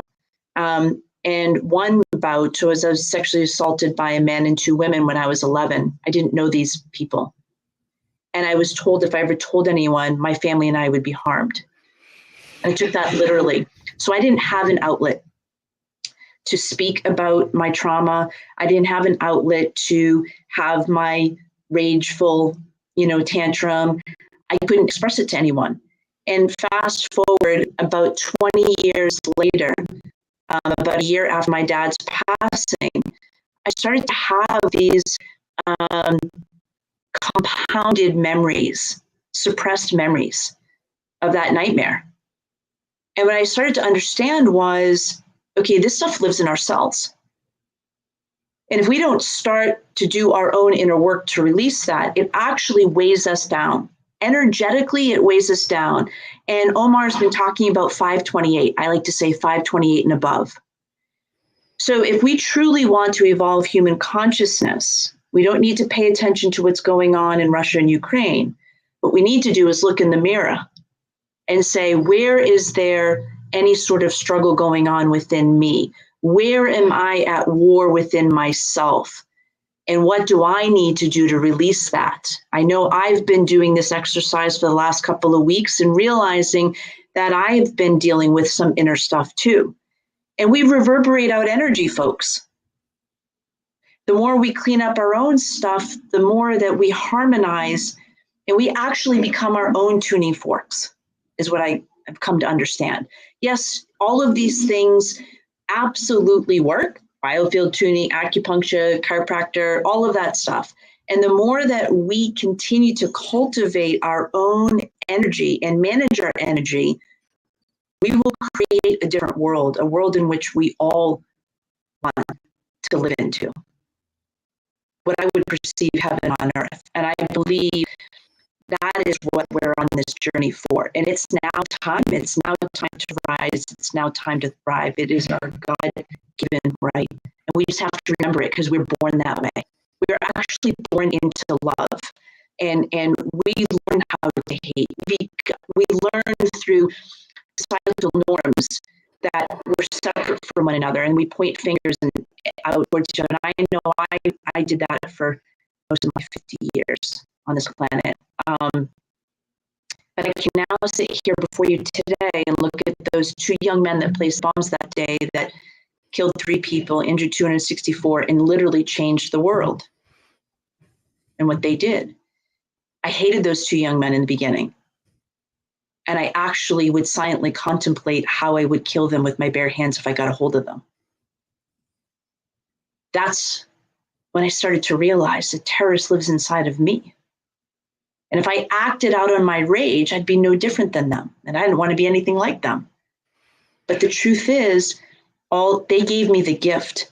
The gift was to go within myself and to learn how to love myself and nurture myself through that horrific experience, to be able to forgive the unforgivable, to then go on and have compassion for those 2 young men, which I did not have before. And that compassion led to curiosity. That curiosity led to, who does this? Hurt people do this. Those 2 young men had bombs laden on their city growing up. I personally don't know what that's like. I can't even begin to imagine that. Until we stop doing this to one another, we're going to continue the cycles. I don't know about you, but I don't want to live this cycle anymore. It's time for us to rise, and the time is now. And I will say that curiosity then went to love. And I see them as my soul brothers just on one end of the spectrum of life. They're not separate from me, and I'm not separate from them. And when we can embrace that, it's not easy, I'm not going to lie. It was probably the most difficult thing I've done. But and it's a journey, folks. It's not a flip of the switch. I had to work through those emotions. I had to let that out, let it go, and then get to forgiveness. And that forgiveness led to peace. And by the way, I might say, it was the minute I chose to forgive them, my healing exponentially soared. And I never looked back. And I will say this, it's kind of like riding the horse. They say when you fall off the horse, what do they tell you to do? Get back on the horse. Well, my practitioners said the sooner you can get back to the place where that bomb went off that you were injured at, the better off you'll be. I don't want to go back there. But I did. I was back there within a week. And 4 years later, I went back and ran it. Here's the beautiful thing that happened. I had no idea that my family and my dearest friends would be standing in the very spot I stood in 4 years before, that a young woman lost her life and so many innocent people were maimed and hurt. And now my family and my friends are cheering me on. So when I think of that day, I have a brand new memory. One of hope, one of peace, one of resiliency. If I can do it, I promise anyone can. And that's why I did this film.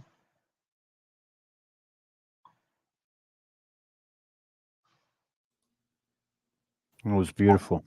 You're an amazing person. You really are. You're amazing. You're inspirational. I gotta fight myself right now. No fighting. No fighting. Only forgiving, only loving.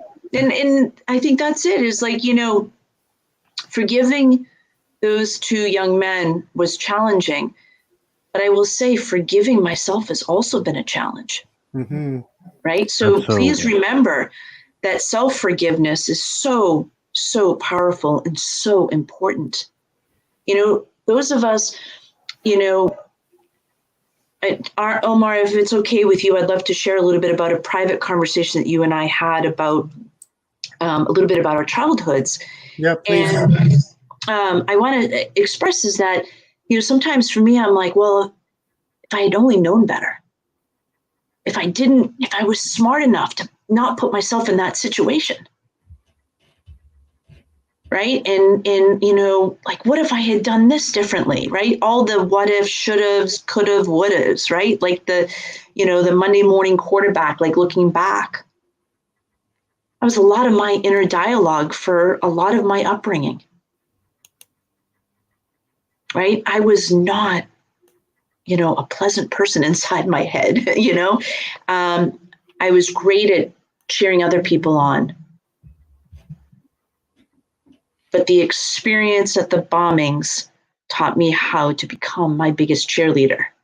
Have I fully mastered it? No, but I'm so far on my journey. So far on my journey. And that is the opportunity that we all have. I've got a beautiful question, because you're up there and okay. On my journey, it's like there wasn't just one. How do you forgive hundreds? Okay. Great. Yeah, because there might have been one or two that initiated the whole lot, but how do you? There's those aspects. I mean, I'm always working through every single. It's constant. PTSD is not just about the fear factor. It's about the mental capacities, because we live in that state of obsessive compulsive disorder. We're always going over this, and we're always finding ways to say, okay, I'm going to transmute that negative energy into a positive outcome. And that's what I do. That's just what I do. And that's been because of this process.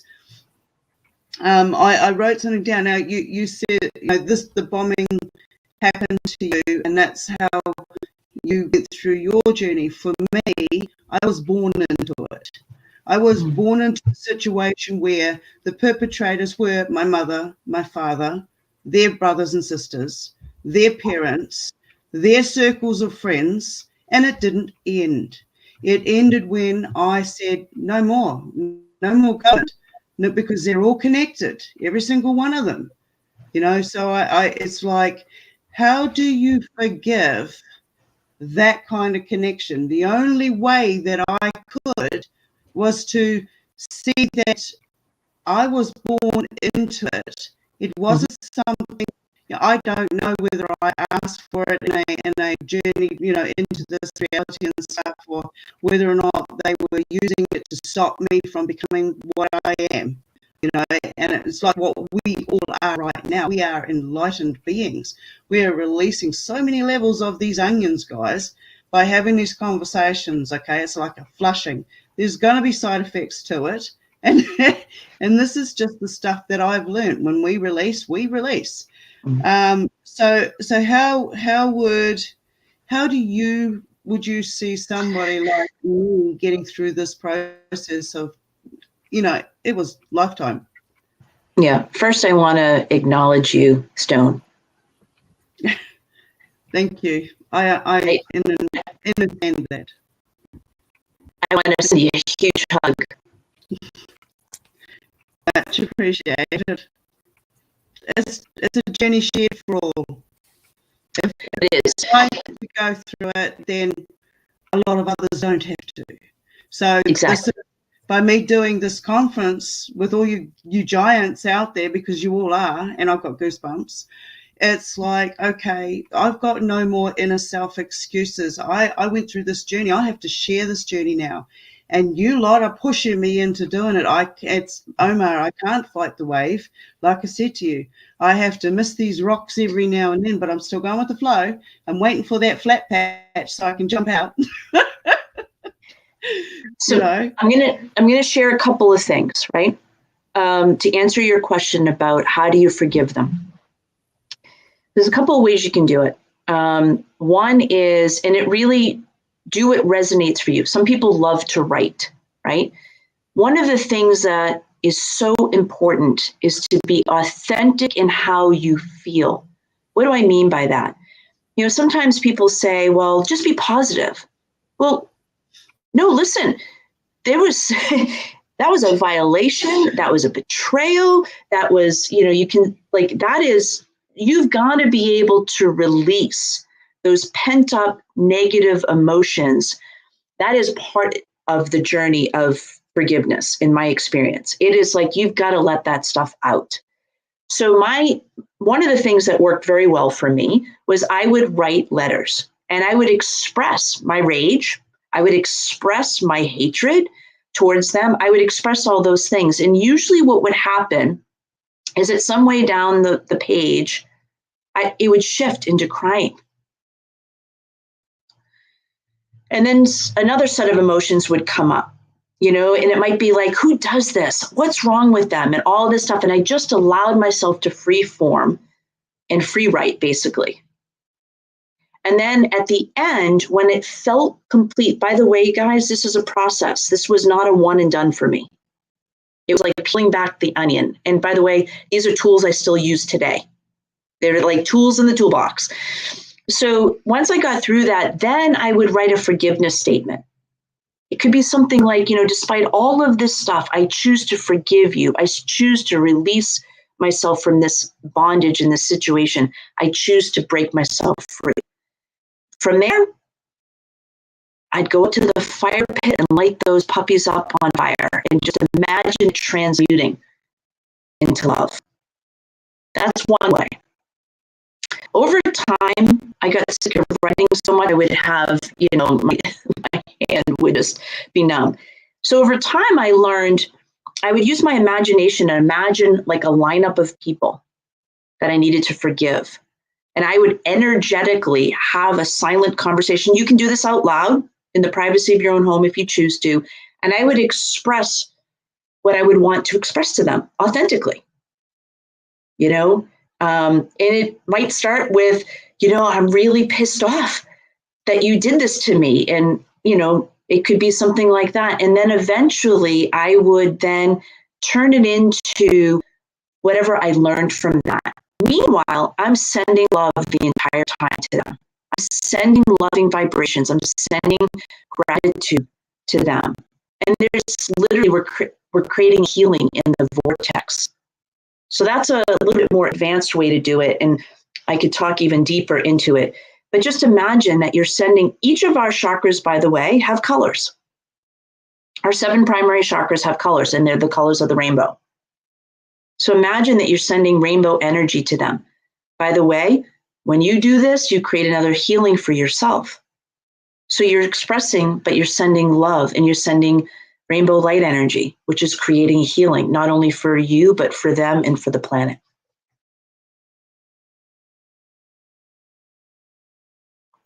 Yeah, that's absolutely right.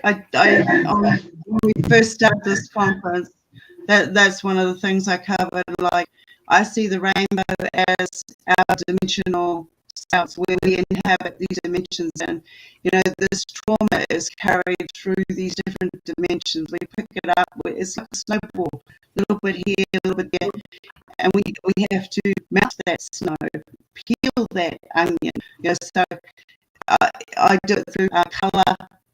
I call it color magic, color frequency, which equals going into the different chakras, which go into the different dimensions. So I'm making sure that when I'm transmuting a negative into a positive, I'm doing it on a multidimensional aspect, because this is true. What we do, how we interact with everybody out there, is through a frequency of vibration. And we just have to look at somebody and smile. I mean, it's a bit different when a guy smiles at a guy, or a guy smiles at somebody else's wife or something. But when you work it out, when you work out that energy, it comes from the eyes. It comes from it will glow from you, and you just have to smile. You change somebody's life. You can watch them turn around and smile at somebody else, and you can watch that ripple effect. And it is the same as the clearing that's going on here. It's like you understand the journeys that you have done. Oh, I love you. I love you. Keep going, Bill. I love you too. Ladies, I'd like to get a word from Kathy. Call me. But Kathy has to say so. Kathy, let's hear your thoughts, please. I just want to compliment Jennifer so much, because I met you in November last year. And I think I watched this film for the first time in November last year. And I can see a huge difference in you since I've met you, in the immense healing and the immense capacity to hold light that you have. It's quantum. And so I just want to acknowledge that. I mean, not only are you helping thousands of people, hopefully hundreds of thousands of people with your film, but you are a bright light, and you're just getting brighter and brighter. And so I just want to acknowledge that, because I don't know if you can see it, but I can. I love it. That's all I want to be, is a beacon of light. And that means I just continue to work through my stuff. And I want to speak back to something that Stone said too. I don't know why we come in with these kind of really crazy assignments. At least that's how I would view mine. But Dr. Sue Morter, and this is a teaser for the next film, by the way. And the next film is called There Is More to Life. She talks about what's called the bus stop conversation. I'll quickly share this with you. Okay. It's like, we basically think of it like this, Stone. Hey, Stone, you and I meet before we come into the physical plane, and I go, I need you to do something so horrific, Stone, to me, so I can learn how to forgive and love like I've never done before. And we're buds, right? We're like sitting at the bus stop having this conversation. You're like, okay, Jen, I'm going to come up with something that's going to rock your world. And then when that doesn't happen, I'm going to come up with something even more until you get it. And for me, I had to have multiple iterations of that until this happened. But what if the trauma is really there to wake us up and to remind us who we are in our divinity? And that who we are at the core is love. Who we are at the core is peace. Who we are is bliss and thriving. And modeling love and authenticity. Yeah. Thank you. That went right in and right through. Thank you. Yeah, you're welcome. I'll get you back.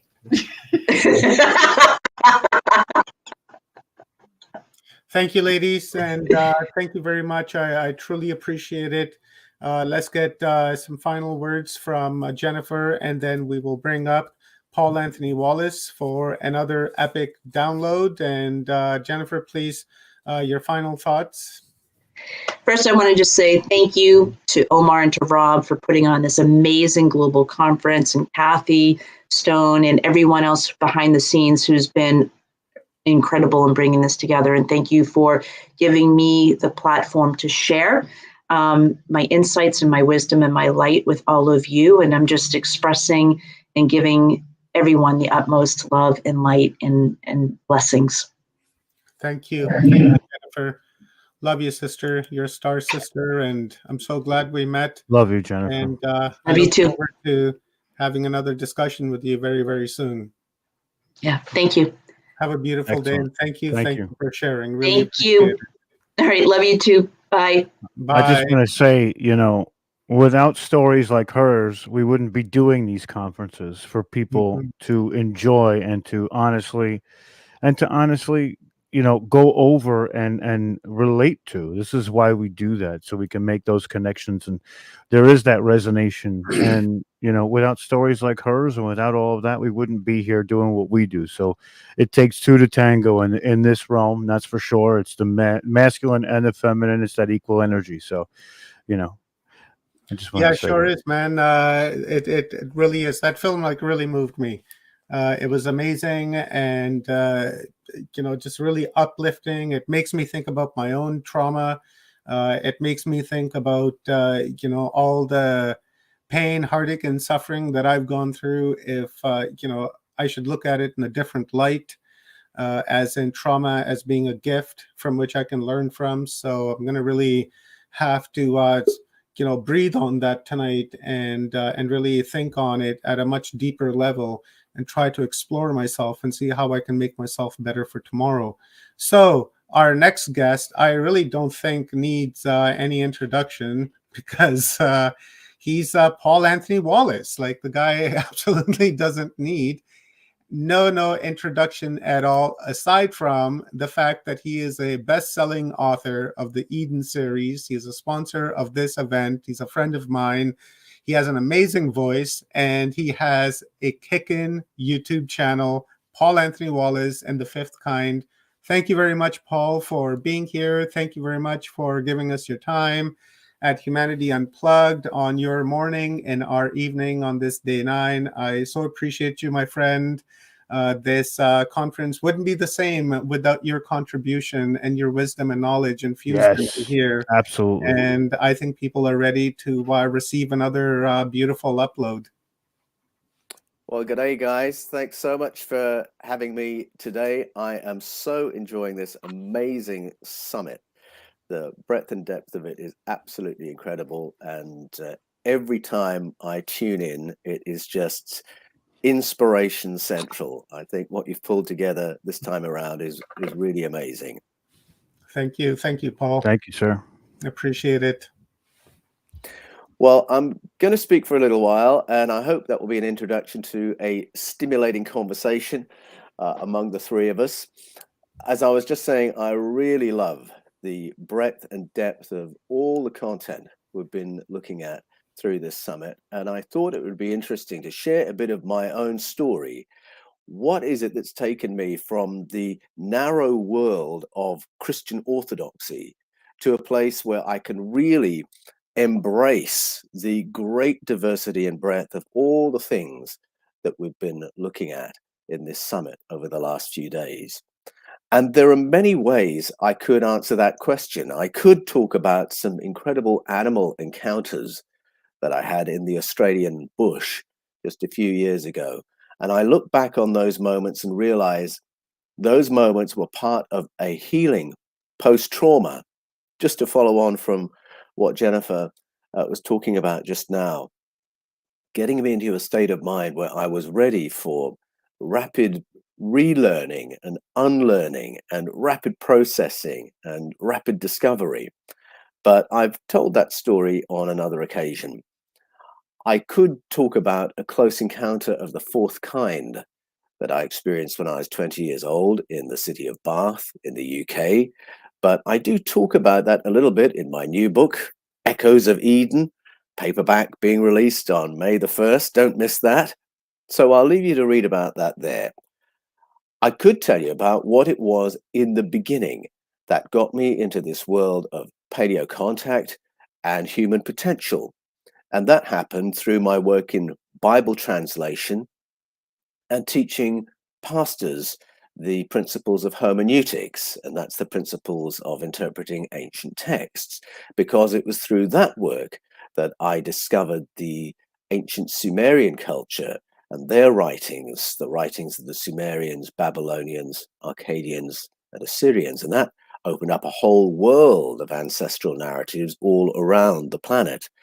But I talk about that in my book, Escaping from Eden, so I won't do that today.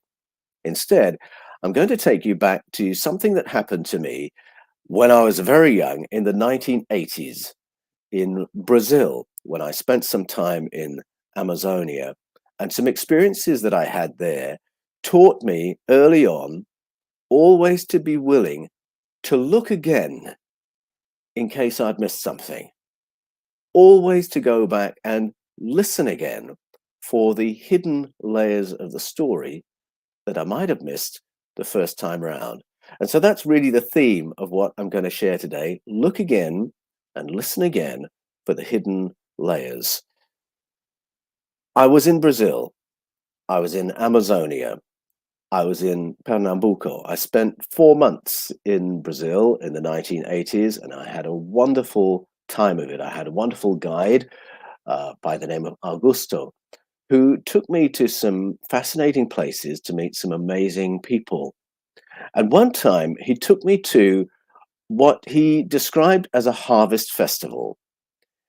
Now, Brazil is a Roman Catholic country.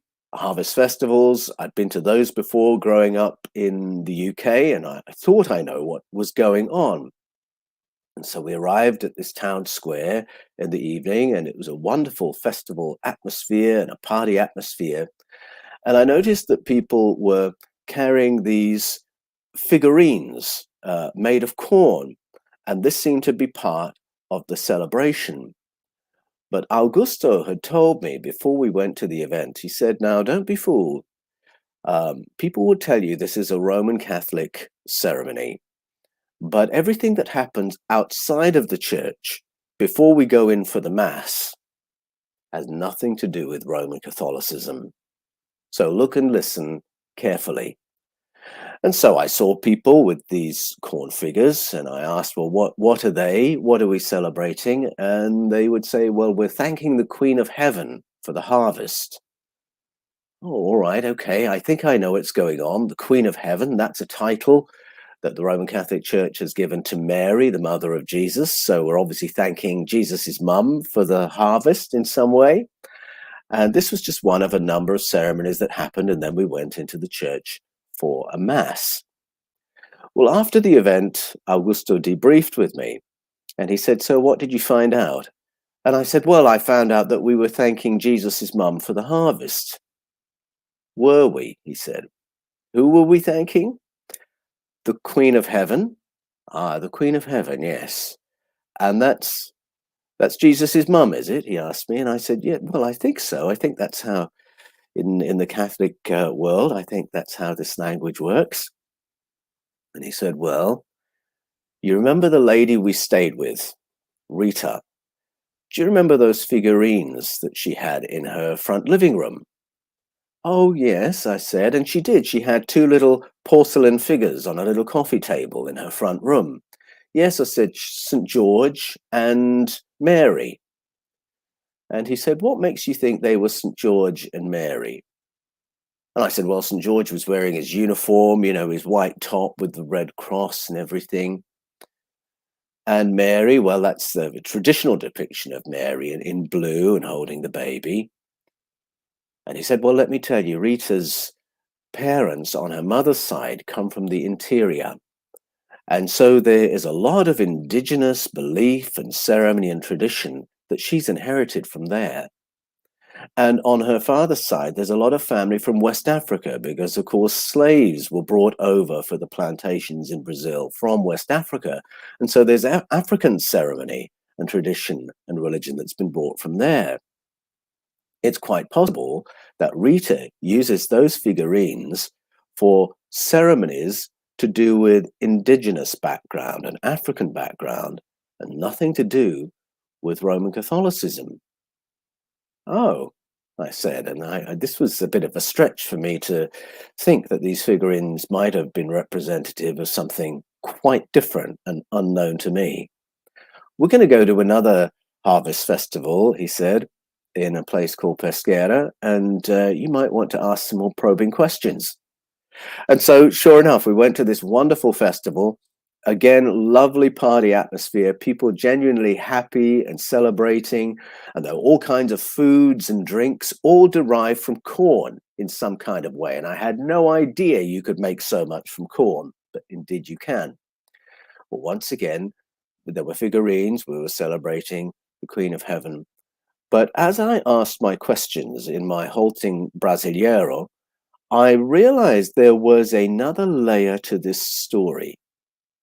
Who are we celebrating?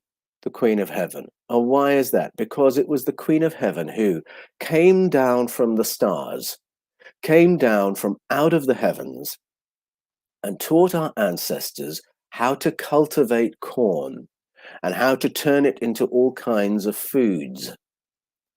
So this time around, I'm picking up on the fact that this was something that happened long before Jesus, long before Jesus's mum, that this visitation was way, way back in the ancestral past, and it was a primordial lesson in agronomy.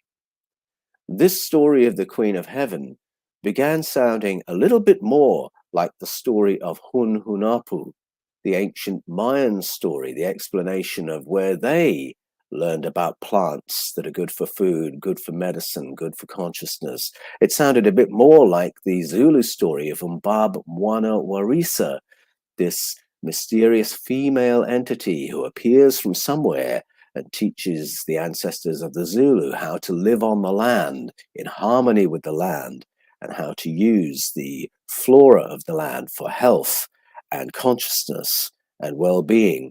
It sounded like the story of the Nomos, the story told by the Dogon people of Mali, West Africa, as they explain the origins of their society and their technology. It sounds like the story of Oannes from ancient Babylon, this mysterious being who was clearly not human, who taught their ancestors, along with his friends, all the accoutrements of living as a human civilization on planet Earth. It sounded like the story of Shamhat, who civilized the ancient wild man in the ancient Sumerian story. Now, I didn't know any of those stories when I was 20-something in the 1980s. I learned those stories much, much later on and began to spot the parallels and the similarities. But what I did notice in Pesquera as I asked those questions in my halting Brasileiro was that this was not the story of a supernatural eternal entity that we pray to for a good harvest or a healthy baby, that we were actually celebrating the memory of something that happened to the human race in the deep past, something to do with contact, something to do with cosmic help for human civilization on planet Earth. But when I was in Brazil in the 1980s, Pope John Paul II was trying to stamp out all the non-Catholic elements of these ceremonies and celebrations. He was busy cleaning up, and he wanted to get rid of all the African elements of these celebrations and get rid of all the indigenous elements of these celebrations and leave only the Portuguese Roman Catholic contribution that arrived in 1500 with Pedro Álvares Cabral. Everything else could be gotten rid of. Catholicism only was to remain. So he really was trying to clean up not only the practices, but the worldview of the people living in Brazil. And it was extraordinary to me to think that Portugal had been in Brazil for 500 years, and in all that time had failed to stamp out what was there before. The goal was to delete and replace, delete the indigenous knowledge with Catholic orthodoxy and replace it with Catholic orthodoxy, and they hadn't been able to do it, and the people were still resisting it. And I found that a very curious thing to behold. What was the power of this knowledge that it could survive against the odds for so long?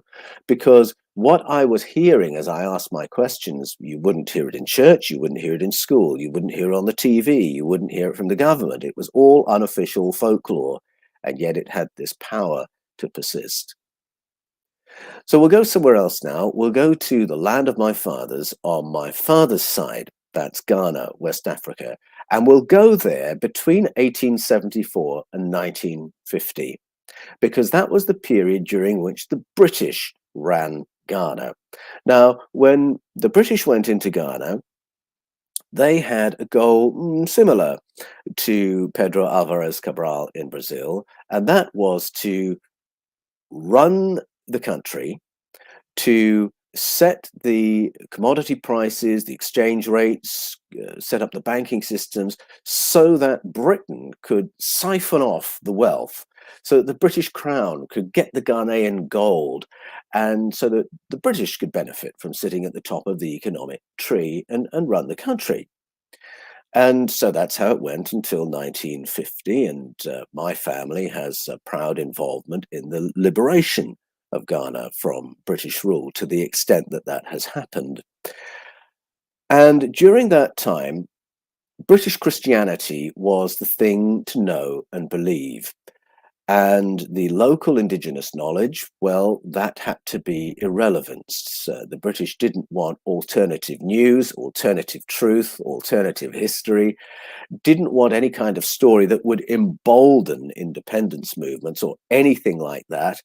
They wanted full spectrum dominance. So the British provided the newspapers, the media, the school teachers, the police, the civil servants, so on and so forth. And the local knowledge had to be marginalized. Now, in colonization in other parts of the world, this has been done very, very brutally.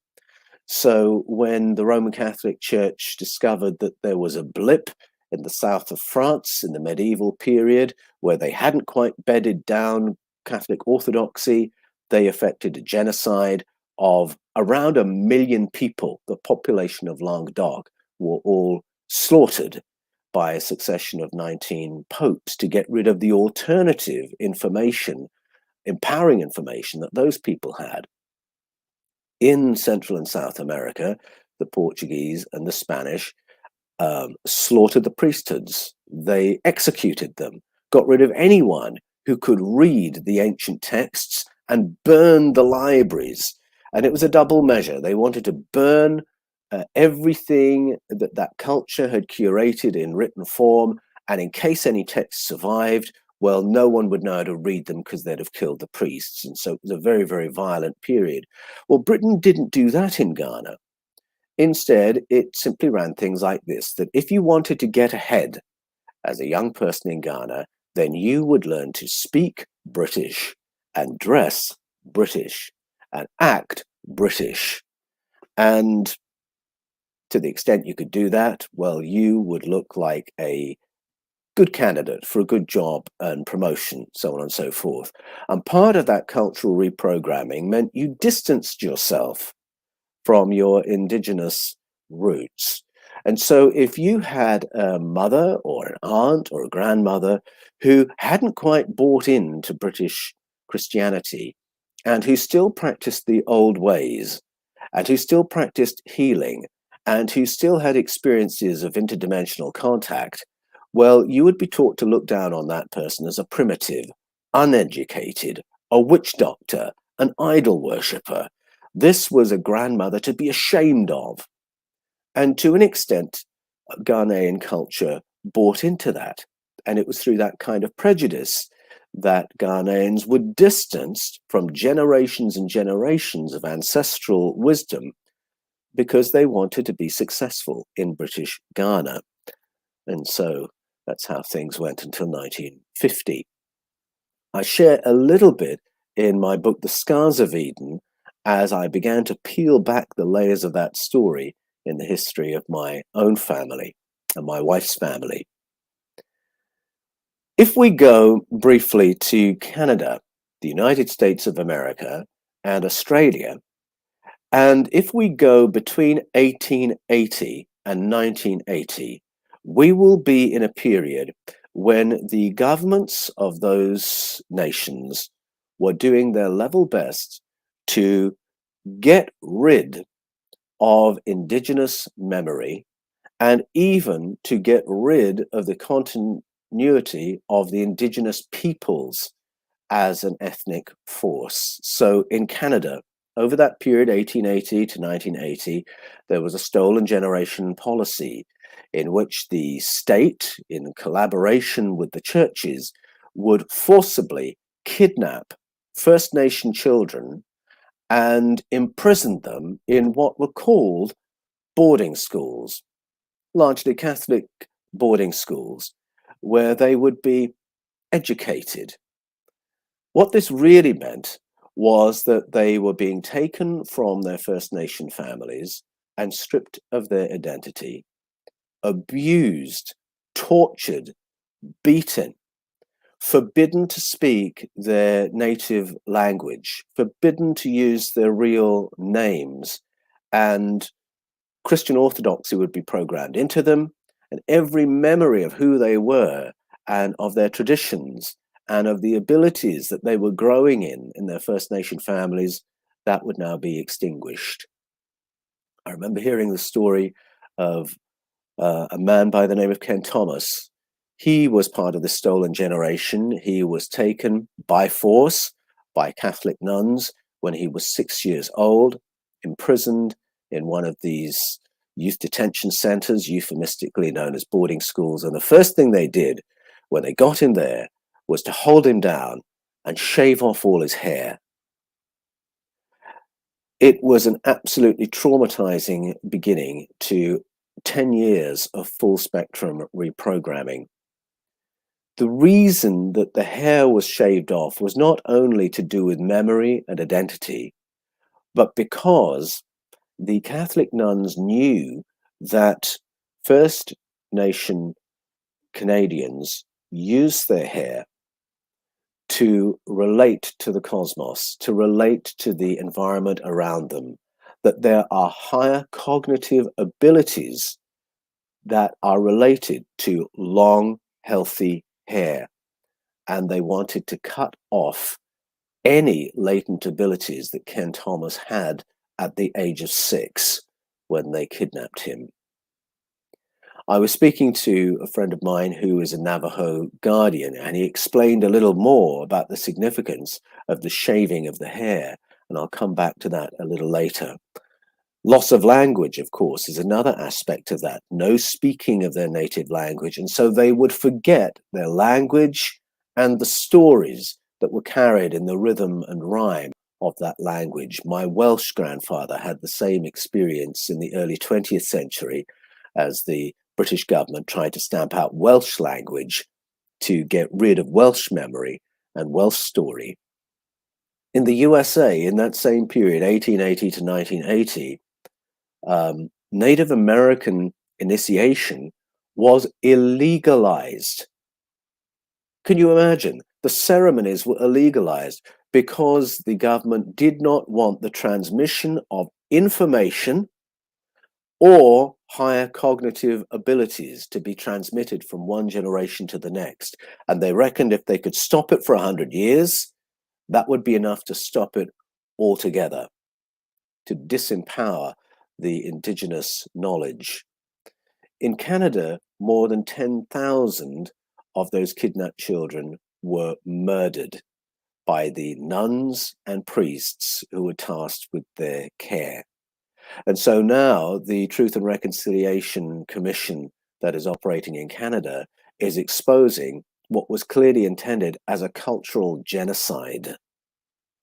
Well, no less was intended by the policies in the United States of America, and no less was intended by the Stolen Generation policy in Australia. Again, same period between 1880 and 1980, Aboriginal children taken by force, imprisoned in youth detention centres, euphemistically known as missions. Again, it's a collaboration between state and church to stamp out the old knowledge, the old ways, cognitive powers, memory, and replace it with Christian orthodoxy.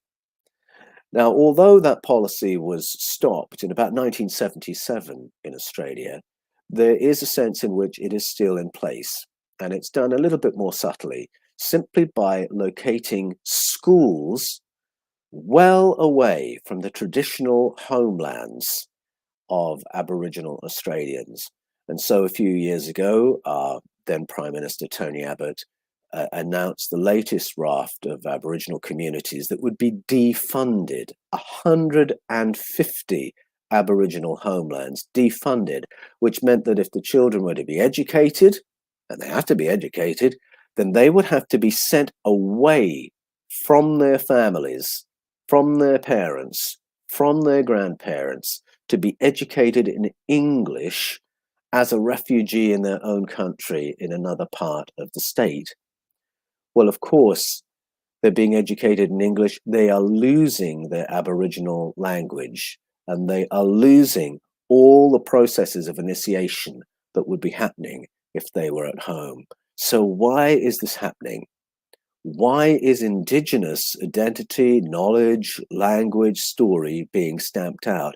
As soon as you realize how concerted this is around the world, whether you're looking at Central America, South America, North America, United States of America, Canada, Australia, Ghana, it's the same story. Why is it happening? Why is it so important to stamp this information and this identity out? As soon as you see how concerted it is, that should be the signal to go and sit at the feet of the elders of these traditions, because by some miracle, those traditions have survived and their stories have survived. And there are guardians who can initiate new generations into the knowledge and the ways, the cognitive powers and the ceremonies of their ancestors. And in Echoes of Eden, which is my new book, that's exactly what I've done. I sit at the feet of those elders and curators and guardians, and I listen for what is in the information for us. What is the relevance today? What is the power that the powers are so frightened of? And I find those traditions to be full of information that is empowering for the present day. Let's join some more dots. Let's go to Jerusalem in the 7th century BCE.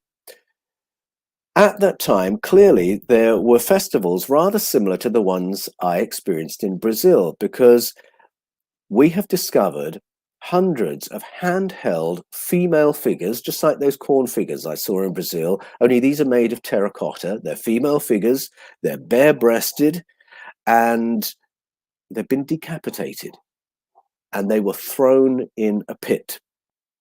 Why was that? Because in the 7th century BCE, the cult of the Queen of Heaven, oh my goodness, there's that name again, was being stamped out by reforming Judean kings. And we find the inscriptions on these figurines, the figurines of Asherah, Anat, Kudzu, Hathor, Astarte, who was to become Aphrodite in the Roman tradition. Once again, female entities being commemorated who are at the root of our story as human beings with a knowledge of agronomy. This is where our knowledge of how to live on the planet came from. Which plants are good for food, which are good for medicines, which are good to avoid, which are good for higher consciousness, all credited to this female figure. And take a look at that. 7th century BCE, they were trying to stamp that out. 1980 in Brazil, still trying to stamp it out. So what are they trying to stamp out? The story that's being stamped out is the story of first contact. The story that says that Homo sapiens was nurtured by another intelligence, that human beings were assisted by another species from off-planet who came and helped our ancestors to establish themselves on the planet, to live in a non-animal way, a non-subsistence way, a way where we could farm and build towns and cities at a great civilization. All these ceremonies commemorate the primordial lesson in agronomy and medicine, whether you're going to Babylonia, Sumeria, the Zulu people, the Mayan people, the Dogon of West Africa, Cherokee, Iroquois, Aboriginal Australia. The stories are all there of our first contact and the fact that we are part of a cosmic family. And much of that information is often carried by the wise women of the people group. Not always, but a lot of that knowledge around plants has resided there. This is information about a populated universe. So if we had lived in a world where indigenous information was celebrated instead of suppressed, there would never have been a period where we didn't know what a close encounter was, or what a UFO was, or whether we're alone in the universe. We would know we're part of a populated universe, and we have family, and we have friends, and that we are related to those who have visited us in the deep past. We would know more about who we are as human beings. We would know more about our higher cognitive powers.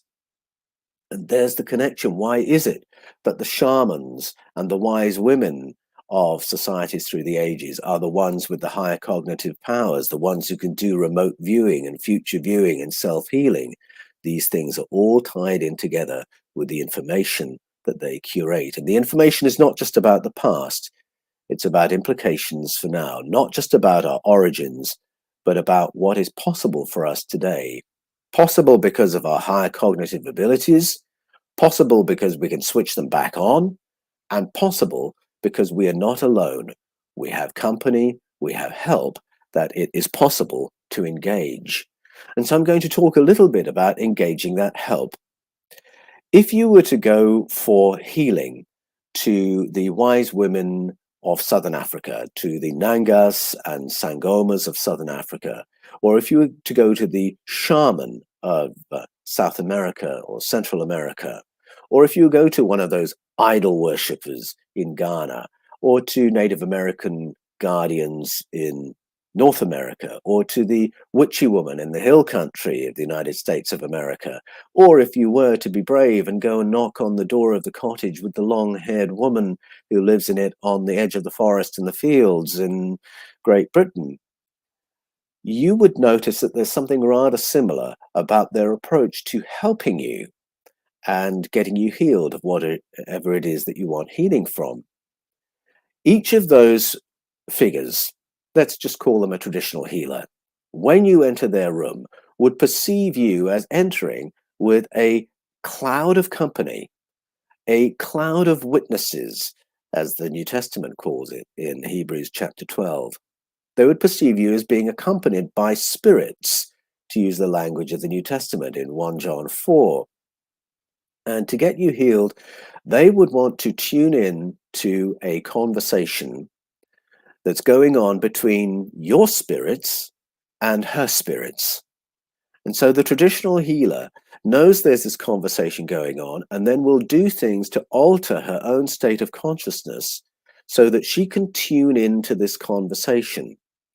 Because the crowd of spirits around you is there to support you, is there to support your healing and your progress, there to give you guidance. And all the traditional healer has to do is tune in to what they are saying so that he or she will know what to do to help you. And that's their modality. Healing is a contact modality in those traditions. And so the whole idea of interdimensional contact, ancestral spirits, contact phenomena is an intrinsic part of healing in that worldview. Now, at first, that seems very, very different to what I was taught when I went into the world of ministry back in the 1980s. Except I now realize that many times I have experienced exactly what those traditional healers experienced. And I talk in Echoes of Eden about a lady called B.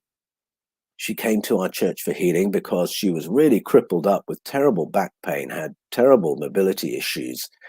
And she'd come to our church because we had a practice of praying for the sick in our church.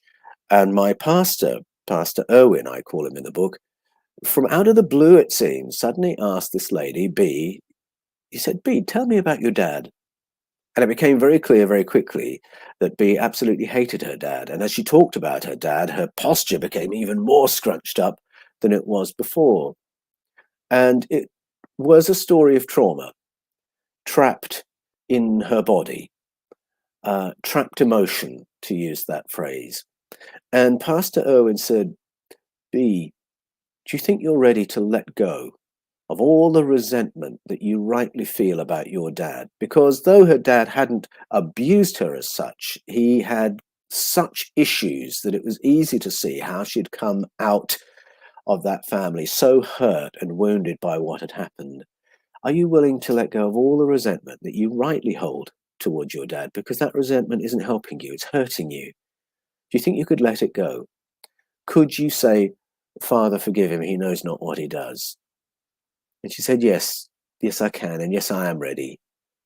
And so she did that in her own words. And as soon as she did, I could hear her breathing change. Her breathing slowed, went deeper. I could see her relaxing. After a few moments, she bent down to pick up her walking stick to go. And I said, B, we haven't prayed for your back yet.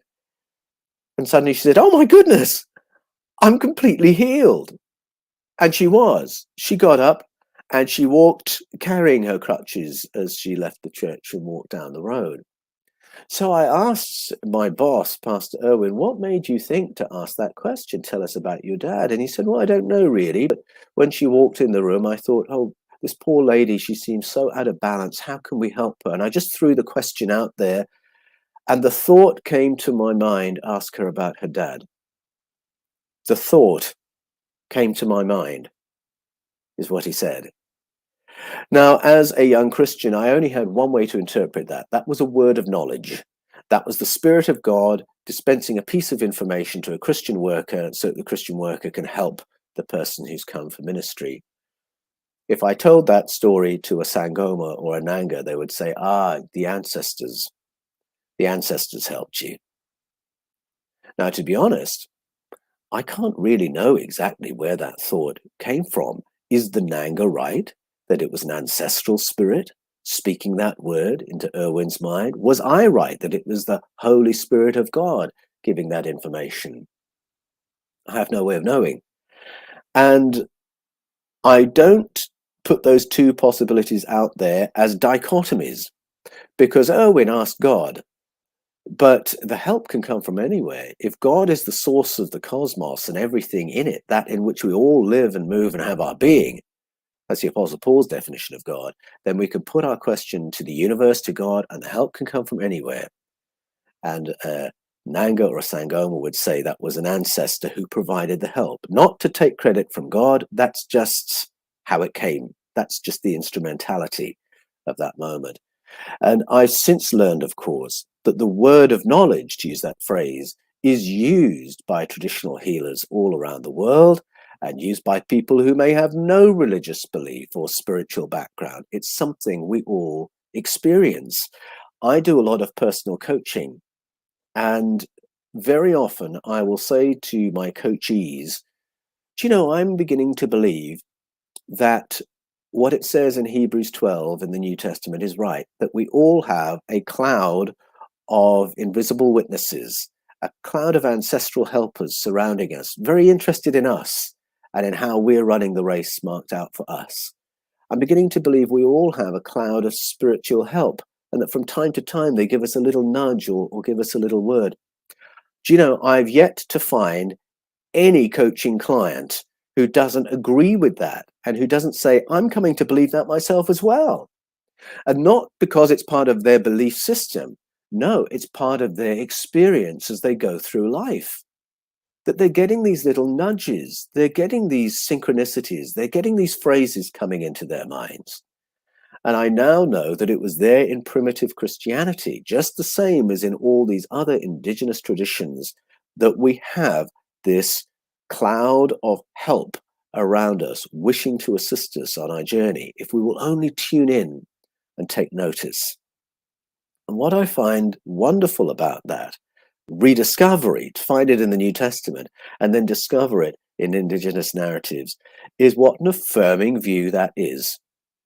That you have an invisible team around you right now to support your learning, to support your journey, to see that you have the best human experience you can have while in this material realm and as you go through life. The great secret is that help is at hand. And I think that really speaks to the confidence with which we go through life. I remember back in the 90s, I think it was, Mother Teresa visited Great Britain, and she had worked for a long time among the untouchables of Calcutta. Now, the untouchables are people that the whole of Indian society says these people are disgusting, they're not to be acknowledged, you don't touch them, you don't look at them, you don't talk to them. And there's another class of people below the untouchables who only come out at night that you never even acknowledge exist because they're the very bottom of society. You would think those people would have a self-esteem problem, wouldn't you, when they've got a seventh of the world's population telling them that they're rubbish. But Mother Teresa, having worked with those people, visited Great Britain in the early 1990s, and she said she had never encountered such a horrible loss of self-esteem as what she experienced among the teenagers of Great Britain. Now, what does that tell you? How can the self-esteem of teenagers in Great Britain be worse than the self-esteem of the untouchables in Calcutta? It has to do with the world in which we live and the world view with which we journey. If you live in a world where you are on your own, then you are on your own. But our ancestors tell us none of us are on our own. Whatever the visible world is doing to you, you have an invisible team of supporters. You have great-grandparents, great-great-great-great-grandparents. You have spirits from other dimensions who are very interested in you and helping you through whatever is happening in your life. It's an incredibly empowering worldview, and it's the one our ancestors have journeyed with for thousands of years. Now, what's interesting about that worldview is that when you talk to traditional healers, sometimes they're a little bit agnostic about who are the helpers and how they help and how they communicate transdimensionally and how they're around if they're from generations past, or exactly what they are if they're spirits, in the words of the writer of 1 John. It doesn't matter, apparently, who, what, and how. What's more important when you talk to the traditional healers is that we listen and then weigh up, that you and I keep our sovereignty, that you and I keep our autonomy and weigh up what we hear. Because if we're willing to do that and say, well, that makes sense, that doesn't make sense, I'm not going to do that, but I will follow that. As long as we do that, it doesn't matter who those voices are because you've kept your sovereignty. And what I find very interesting is that Imperial Christianity didn't want any of that. First of all, it didn't want agnosticism. It wanted people who believed in dogma. First of all, again, it didn't want people with personal sovereignty. It wanted people who were passive and obedient and who distrusted themselves and trusted authorities more than they trusted themselves. So on both those counts, they don't want this traditional worldview. And they certainly didn't want other sources of truth and information and healing. They wanted a monopoly of truth, as does any imperial power. The idea that there would be other entities running around giving you alternative information or alternative sources of power or healing, no empire wants that. What it wants is people who are dependent on the state powers. They don't want grassroots empowerment. And this indigenous story is about grassroots empowerment by our ancestors, by the spirits. When I was in Brazil in the 1980s, there were two big forces at play. I was there studying Christian spirituality and what was happening in terms of church life and church planting. There were the top-down powers, John Paul II and the diocese, who were trying to shut down indigenous knowledge. And then there were grassroots catalysts. They were also Roman Catholics, but they were monastic workers who were empowering local populations. And it was from that second group that I found Augusto, who gave me my education as to what was really going on. But whether you're looking at Brazil in the 1980s or the Roman Empire as it hijacked Christianity, or whether you're looking at ancient Judaism in the 7th century BCE, or Ghana, Canada, USA, Australia, the picture is the same. What the powers want is God and the king at the top, or God and the president at the top. And then in the middle, you have the priests, the public servants, the education system, the media. And then at the bottom, you've got the people who believe what they're told and do what they're told. That's the pyramid of powers that empire always likes to run with. They want people who are always looking for permission to do things, who are dependent on the state for the truth and information and health.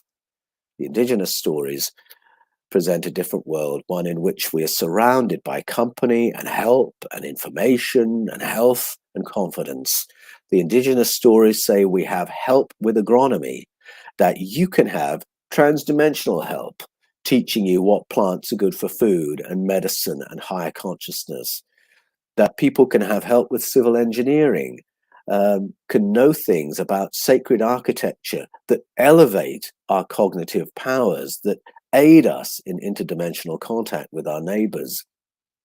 Indigenous story tells us there's help with information, that it's not just the state education system providing us information, that in fact we can heighten our cognitive abilities through contact. Many experiences of close encounters experienced heightened cognitive abilities in the aftermath. And when I read Plato, I read someone who acknowledges a whole chunk of his information has come from interdimensional contact and altered states of consciousness. And maybe that's why the authorities are so against all the things that enable us to engage with altered states of consciousness. There is help with self-esteem the moment you begin listening to the support team that exists around you. We are cut off from this indigenous wisdom largely through prejudice. It's not at present where most of us are living through aggressive, violent colonization and execution, although we've had a bit of that. I mean, if you think about what happened to whistleblowers around ET contact in the 1980s, we've had a bit of that quite recently. But it's really a cultural education that says there is education and then there's ignorance. And there is sophistication, and then there's the ignorant local information that we call folklore and story and myth. And we confuse the stories of the wise women of our cultural heritage with the stories of the wild women who are insane and we don't go anywhere near them. I mean, if I talk about growing up in Britain, I just knew instinctively that it was not a good idea to go anywhere near that woman who never cuts her hair and who lives in that very humble cottage on the edge of the forest and the fields and who knows how to do things with the local flora, and who curates the local histories and mythologies. You just knew to stay away from her, and maybe she's insane as well. And that's the kind of prejudice that we are given around the wise women or the witchy women of Northern Europe, of North America. Not much has to be said. So many cultural references out there to tell us to stay away. And yet those are the people who've curated the old ways. You know, we can get quite romantic when I say, oh, go to the curators of Native American tradition, or sit at the feet of a Navajo guardian, or find the elders of an Aboriginal Australian tribe. Oh, yes, I'd love to do that. I'll make that part of my holiday. But in fact, all cultures have this, and the English have it as well. Only we have a prejudice against our own.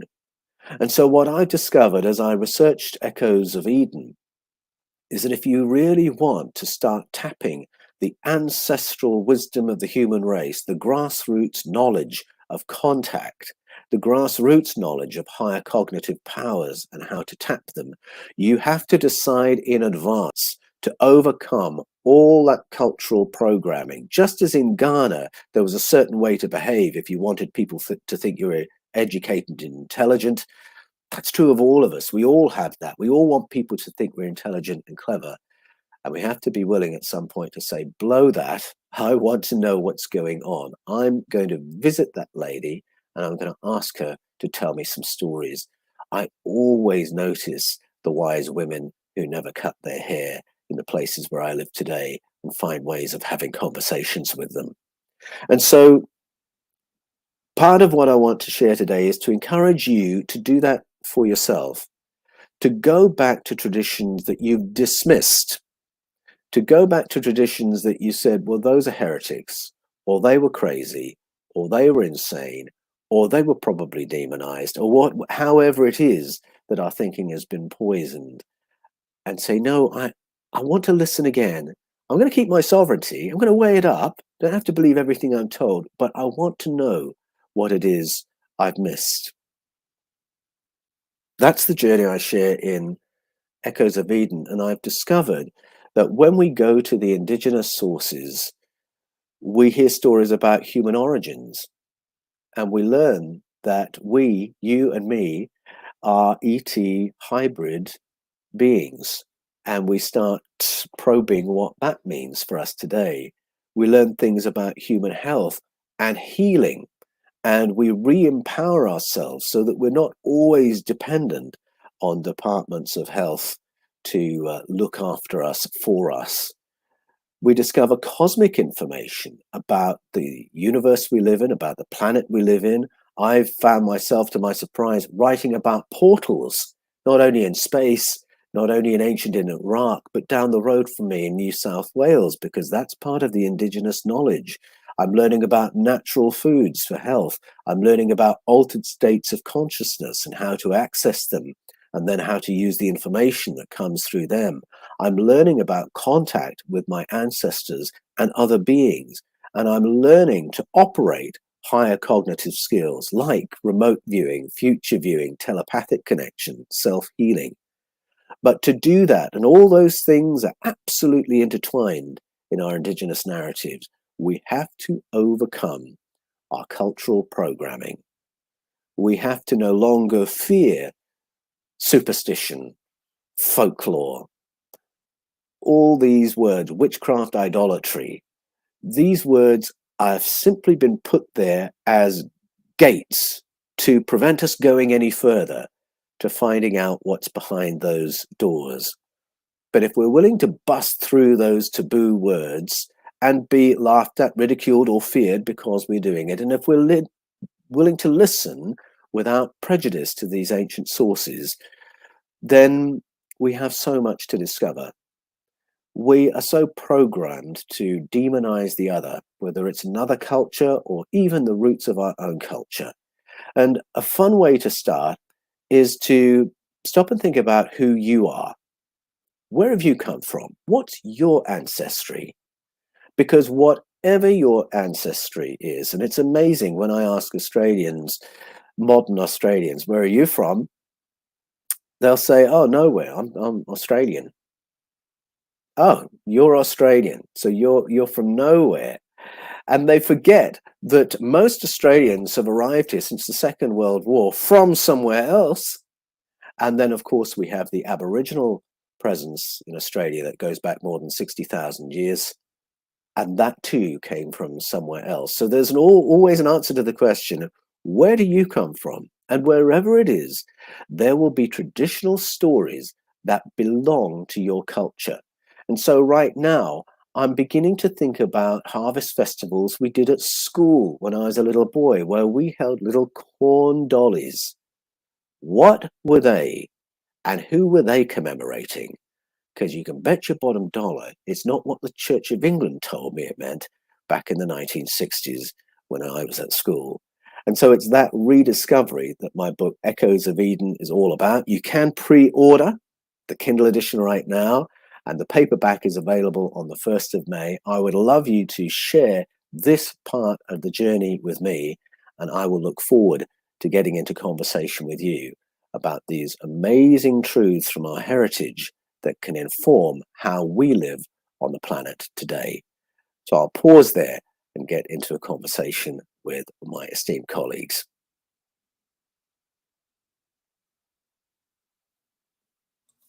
I just want to say that that was riveting. And something that stuck out to me through this conversation was where you said the ancestors are around us all the time.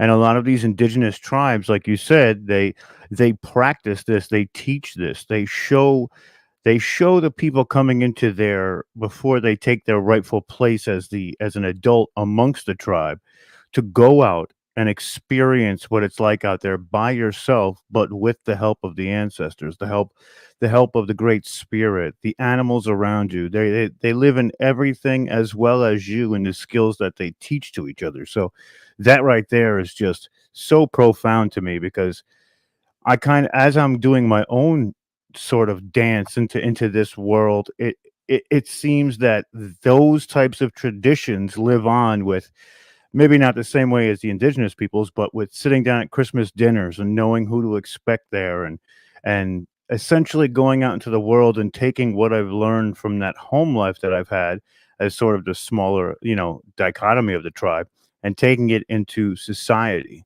But also to see Yes. the programming on the other side too is where it kind of butts heads and you have to walk in between it. So it was very profound for me. Something that's really surprised me is how close to the surface these old ways are and this old knowledge is. And I've been surprised many times when I've sat down with people and I've talked about escaping from Eden, which is all about ancient ET contact. Now, as soon as I do that, I've broken a taboo uh, by raising that subject at all. I can break that taboo, and then to my utter surprise, someone else at the table will say, can I just tell you something? And it will be about something totally unrelated, so it seems.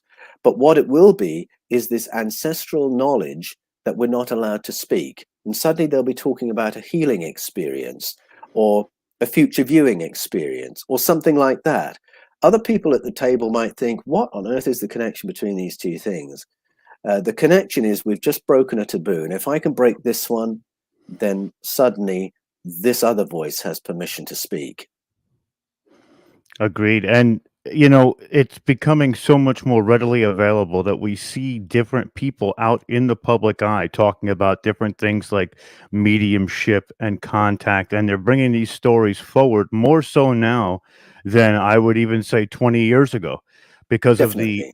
the ability for the online community to kind of connect with the people that they see are somewhat their tribe, which is kind of, it's pretty cool. If this was ancient times, that would have been the people most closely living around you, but we've expanded that ability to create that tribe through some of the technology we have.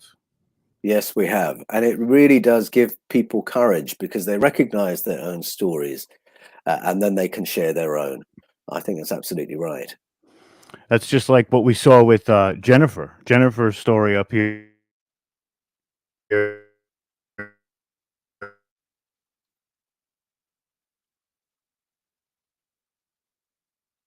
Ooh, now, I don't think I've frozen, but I think Rob has frozen. Omar, can you assist us? I think Rob has indeed frozen. He's been having internet issues for the past few days. You know, I really resonated with what you're saying, and especially up here in Canada. You know, our Prime Minister here, Prime Minister Brando, he on the first anniversary of the reconciliation, at first ever, he went to Tofino to go and surf. When the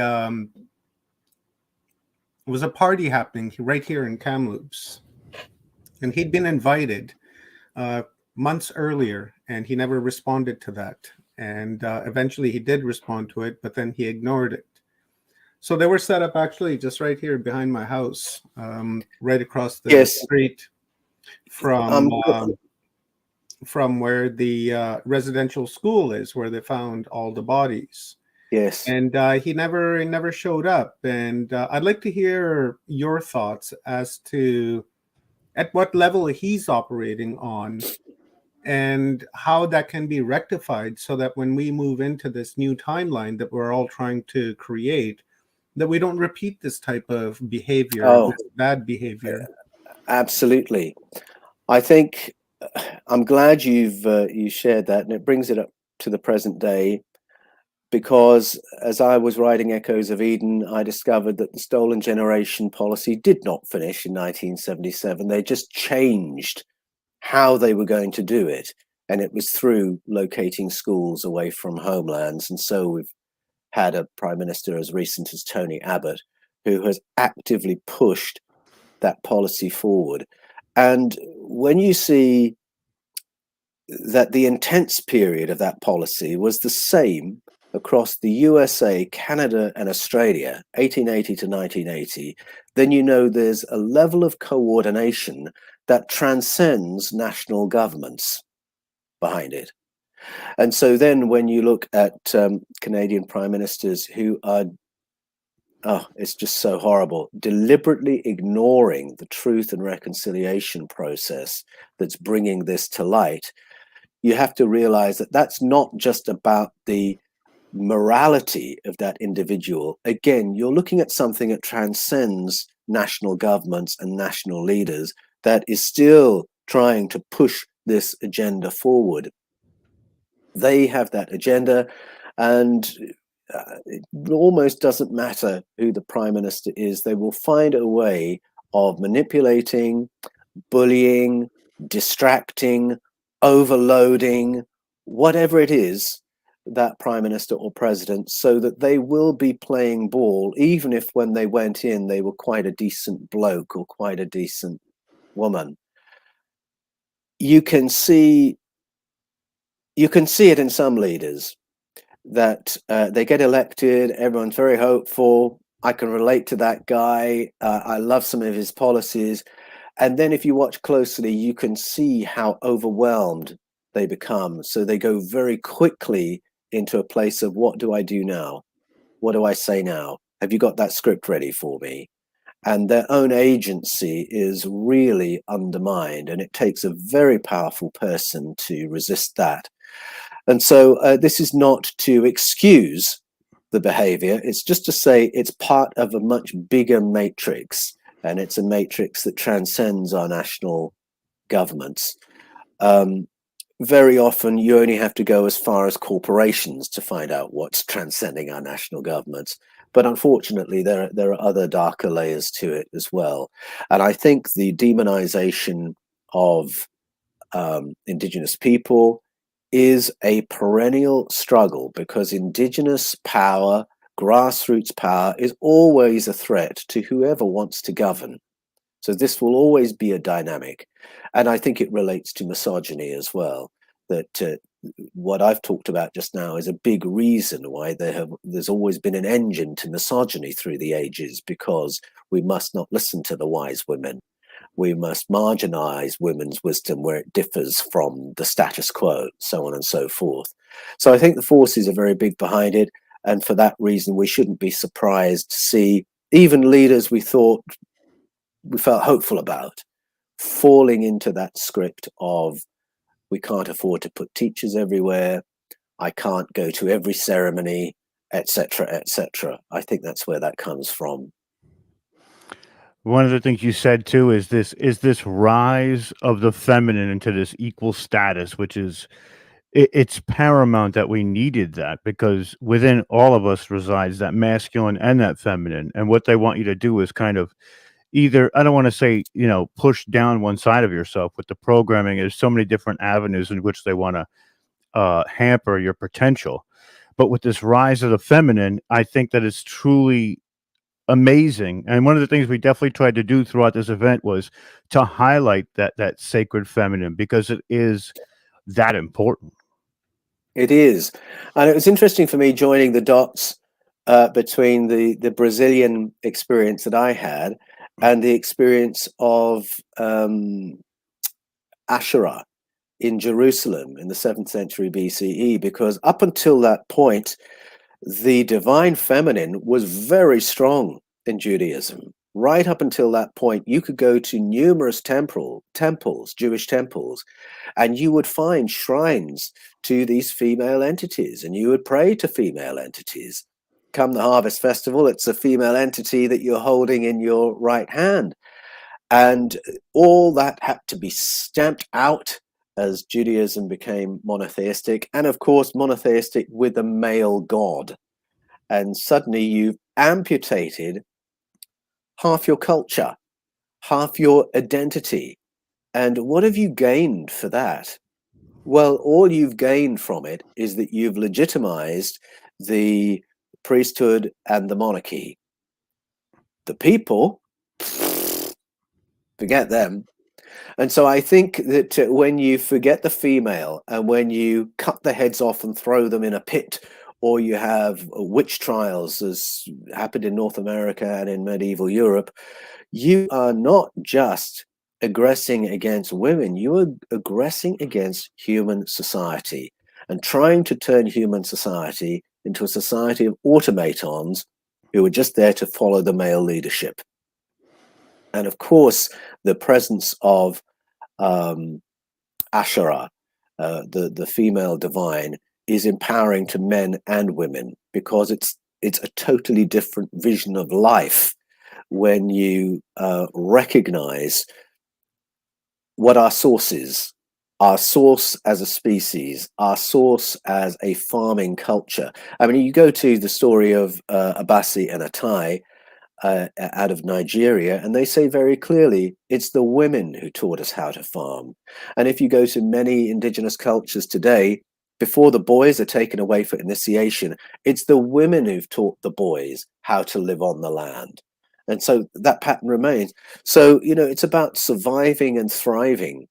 You can't really do either once you have excised the female identity and the female memory from your culture and any veneration of female qualities.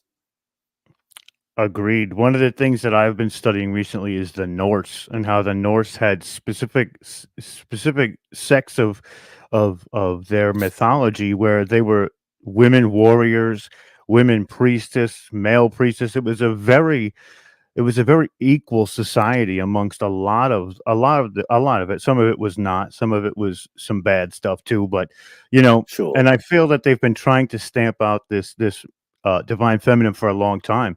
We see portions of it in Egypt, where they brought in the sun god Ra, and everybody else was second best to that one sort of deity.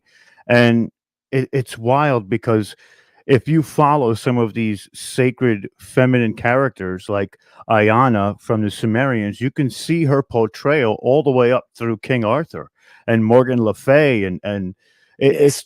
it's so wild how they weren't put in the forefront, but they were still there in all their glory. If you look well enough, you can find it, and it's pretty wild to see. Yes, it is wild to see. And it's interesting, isn't it, how many of the cultures that I named, when they talk about the tutelage that took us from an animal level on planet Earth to the level of a civilization, who will say it was a female entity who taught us this. I mean, Always. is there anything more important than that great leap forward, that great lesson?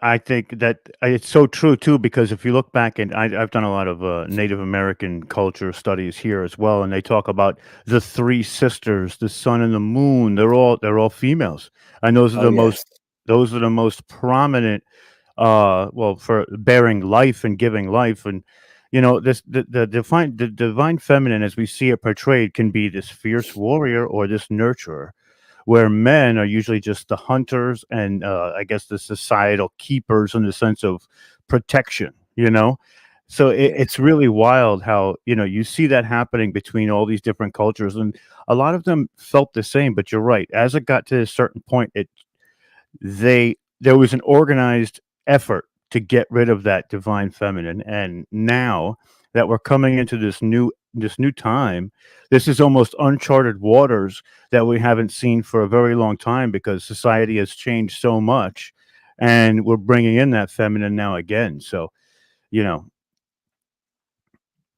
That's exactly right. This might seem a random story to share, but it's just an illustration of how impoverished men are without the divine feminine, without the wise woman. And it's a story from when I was a boy, and the Prime Minister in Great Britain was Margaret Thatcher. And Margaret Thatcher is a very divisive figure, because she did some important things for Britain and she did some terrible things for Britain. So I should probably say that at the outset before I share this story. Preface but that. Some of the change that she was able to effect was incredible, and she was able to effect it because there had never been a female prime minister before, and Britain was governed and administrated by boys who went to all boys schools, and then joined all boys clubs, and then went to the all boys parliament, and so on and so forth. And then they became the ministers, so on and so forth. And suddenly there's this powerful woman, Margaret Thatcher, who wants something done. And instead of passing a piece of paper to one man who'll pass it to another man, who'll pass it to another man in another office, she would physically go to the office of the senior civil servant and say, I want this done by next Tuesday. And this poor man in his 60s, who's never had a conversation with a woman other than his wife, is, oh yes, sorry, I didn't know what to do with himself. Because there's this powerful woman standing on the other side of his desk saying this is how it's going to be. And she was able to get things done because she was willing to operate that way. And I heard he was a cabinet minister say, I mean, it sounds so absurd, but I'll share the story. He said, I always thought Margaret was a little bit unfair the way she used her feminine wiles. Because, we would have a conversation where we were deciding policy, and we'd be up in her flat, and she'd kick her shoes off and sit with her feet underneath her. And I can't have a conversation with a woman when she's sitting like, how can I disagree with a woman when she's sitting like? Suddenly he was totally disempowered because there was this female sitting in front of him in a female position. And he said it was unfair because he couldn't think clearly.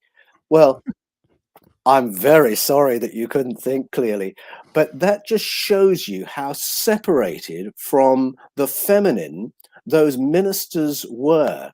And up until that point, they'd been governing our country, for goodness sake.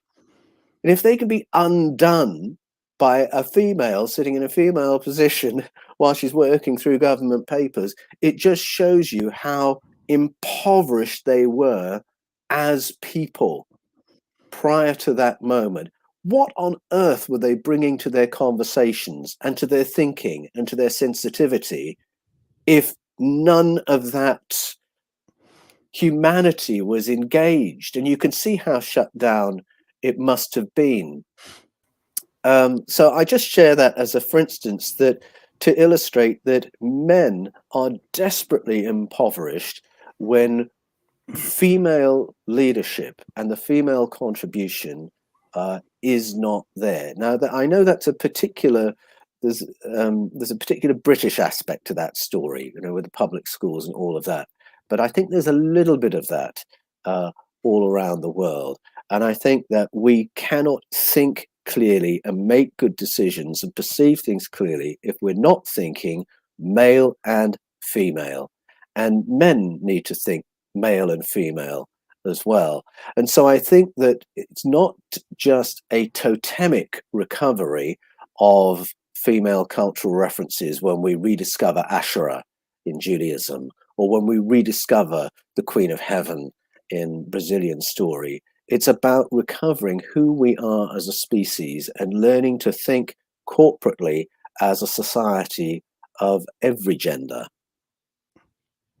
Totally agree with that. And it's all inside. It's in you right now. The information is the activation, as Phil Gruber would say.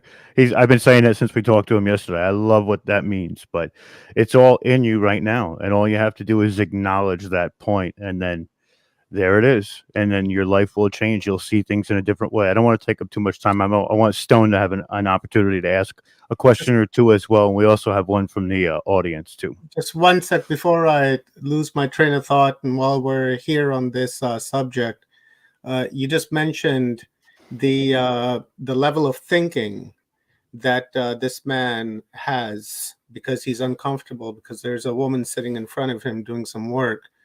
Do you think that would be, you know, like perverted thinking, corrupted thinking? And if so, at what point did that get inserted into the masculine psyche in order for men to think like that? Every time they see a woman, seeing her more as an object rather than a divine vessel that is a stargate to this world. Oh gosh, that's a really good question. I mean, certainly it's been there as long as Britain has had public schools, which is a very long time. So you're going back to you know, the 1600s. But then it's even older than that, because if you go back to the witchcraft trials, it's all embedded in that as well, where it's not just a matter of particular modalities being forbidden. You know, you can't do remote viewing, or you can't do remote, you know, telekinesis. It's the wisdom of women that was being attacked at that time. And what was so awful about what happened then was that if those women were providing a service to people in power, then they had a certain protection. If they were doing it for their next door neighbor, then they might end up on a pyre. And so you've got a total dishonesty there, where the wisdom of women is trying to be hijacked by the powers so they can use it, and then gotten rid of for everyone else because they know it's powerful. So, I mean, it's certainly there in the medieval period, but I'm sure it's even more ancient than that. I mean, King Josiah was the one who's trying to get rid of Asherah in the 7th century BCE. So, I mean, goodness me, that's nearly 3,000 years ago, and the dynamic is still at play. Stone, you want to go ahead? Oh, yes. Oh, you brought up a lot of different topics there that rang my little bell. So the first one, I mean, I look through history. I've got connections to, you know, Salem witch trials and all of this, and it was about medicine knowledge. It was about wellness knowledge. They were always out there harvesting berries and plants and leaves and making brew and cooking food, kitchen alchemy, you know. So there was that level. And as you were saying, you know, if you weren't always protected when you went into these hierarchical families, if you didn't do as you were told, it would be the same as if you were, you know, caught down in the village doing something. So throughout Disney, I see, like, you know, the Wicked Witch that took the apple to Snow White. There's so much symbology and programming within that.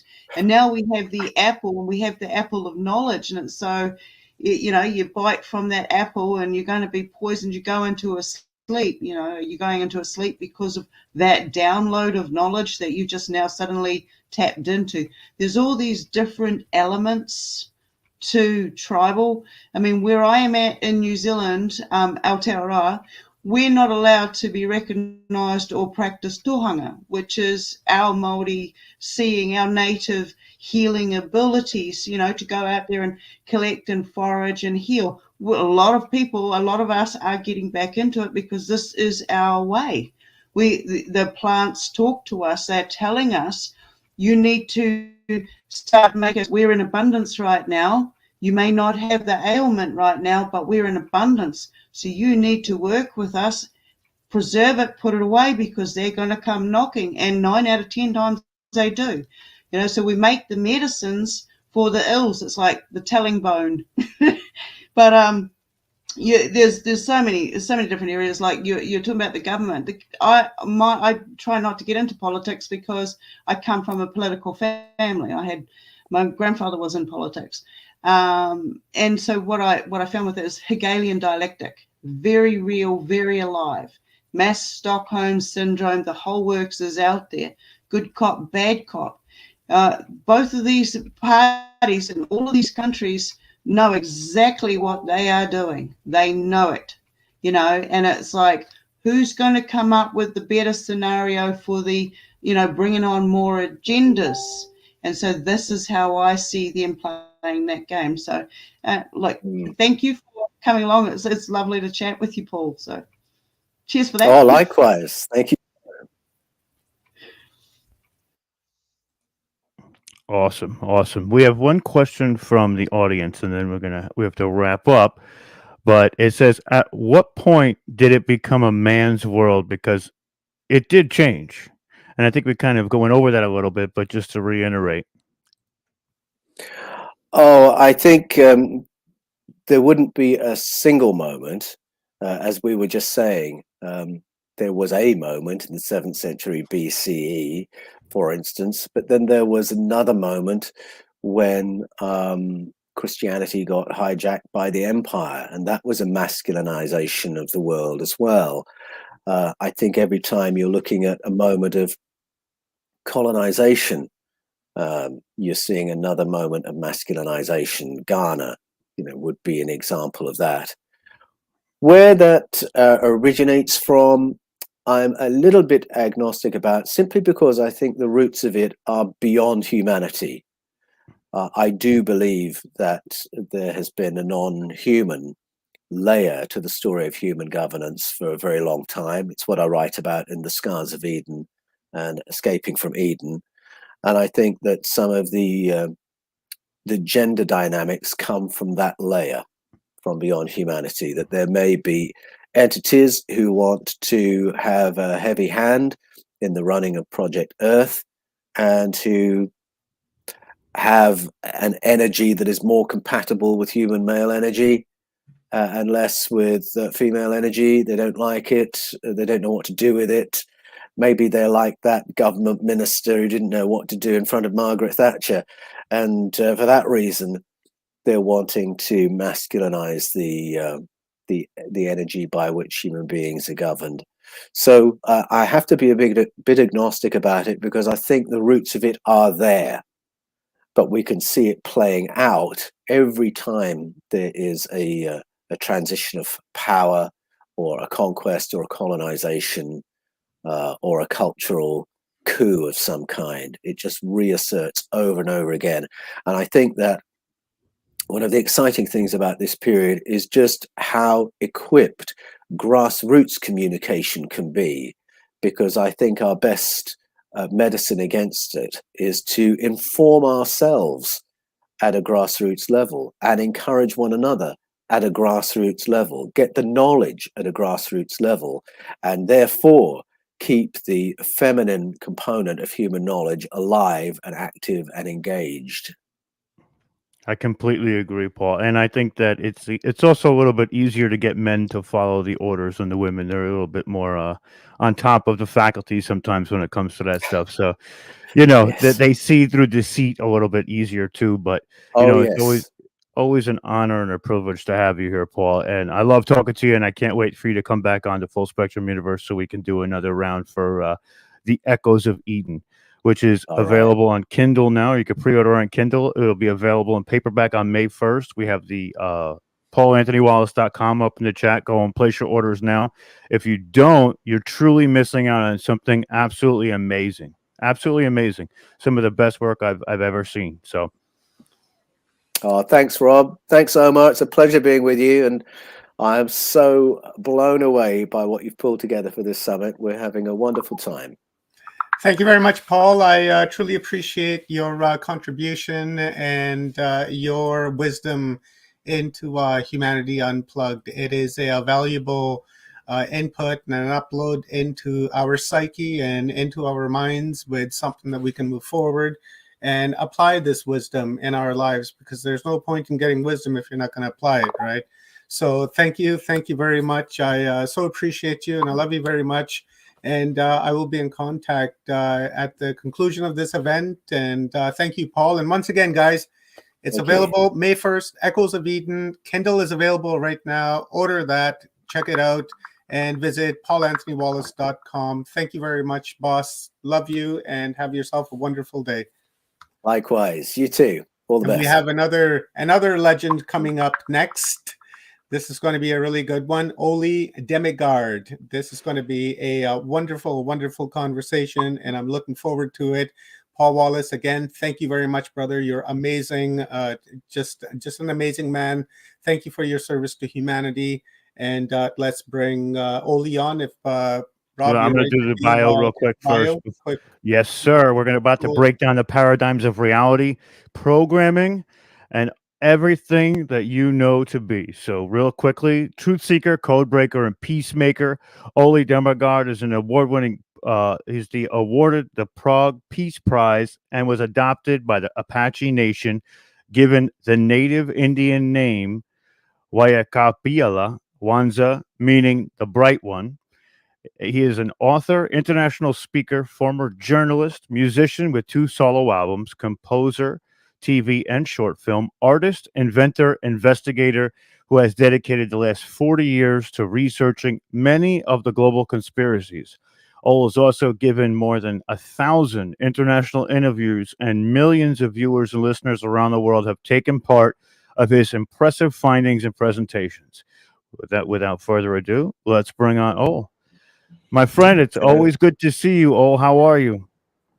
It's good to see you, Rob, too. And actually, my name is more like the Spanish ole, ole, ole, ole. I know. I always do that too. Brother. I'm sorry. I call you ole while I'm talking to you, and then I say Ol the rest of the time because I'm damn near illiterate. But it's okay. How's everything been since the last time we saw you? I have no idea since we last saw each other. It feels like a million years because so much is going on. So I'm really happy to see you again. Oh, I'm very happy to see you too. I love talking to you. You've given me a lot of inspiration to do my own investigations and really tear down a lot of conspiracies that we see in today's world. Of course, we can't really talk about the big pink elephant in the room, which is the medical tyranny that we're so ruddily going through at the moment. But what I wanted to talk to you about tonight a little bit is programming and how we see this programming that is happening on a daily basis through media, social media, censorship. I mean, give us your take on what you're seeing out there, but in the mainstream right now. I know we've kind of detached ourselves from it, or at least we try to, but it's always good to know what's on the other side of that wall. So if you want to just break down a little bit of it. I think it's wonderful. I think it's absolutely wonderful to see what's going on, because it's becoming so obvious, even for people who were totally denying what was actually happening. So now even the most stone rock hard blockheads are starting to see that really this is bizarre. I mean, I just posted something about carrots and Facebook banned me. What's going on? I mean, it's not that many years ago. It was only individuals like myself who was heavily censored.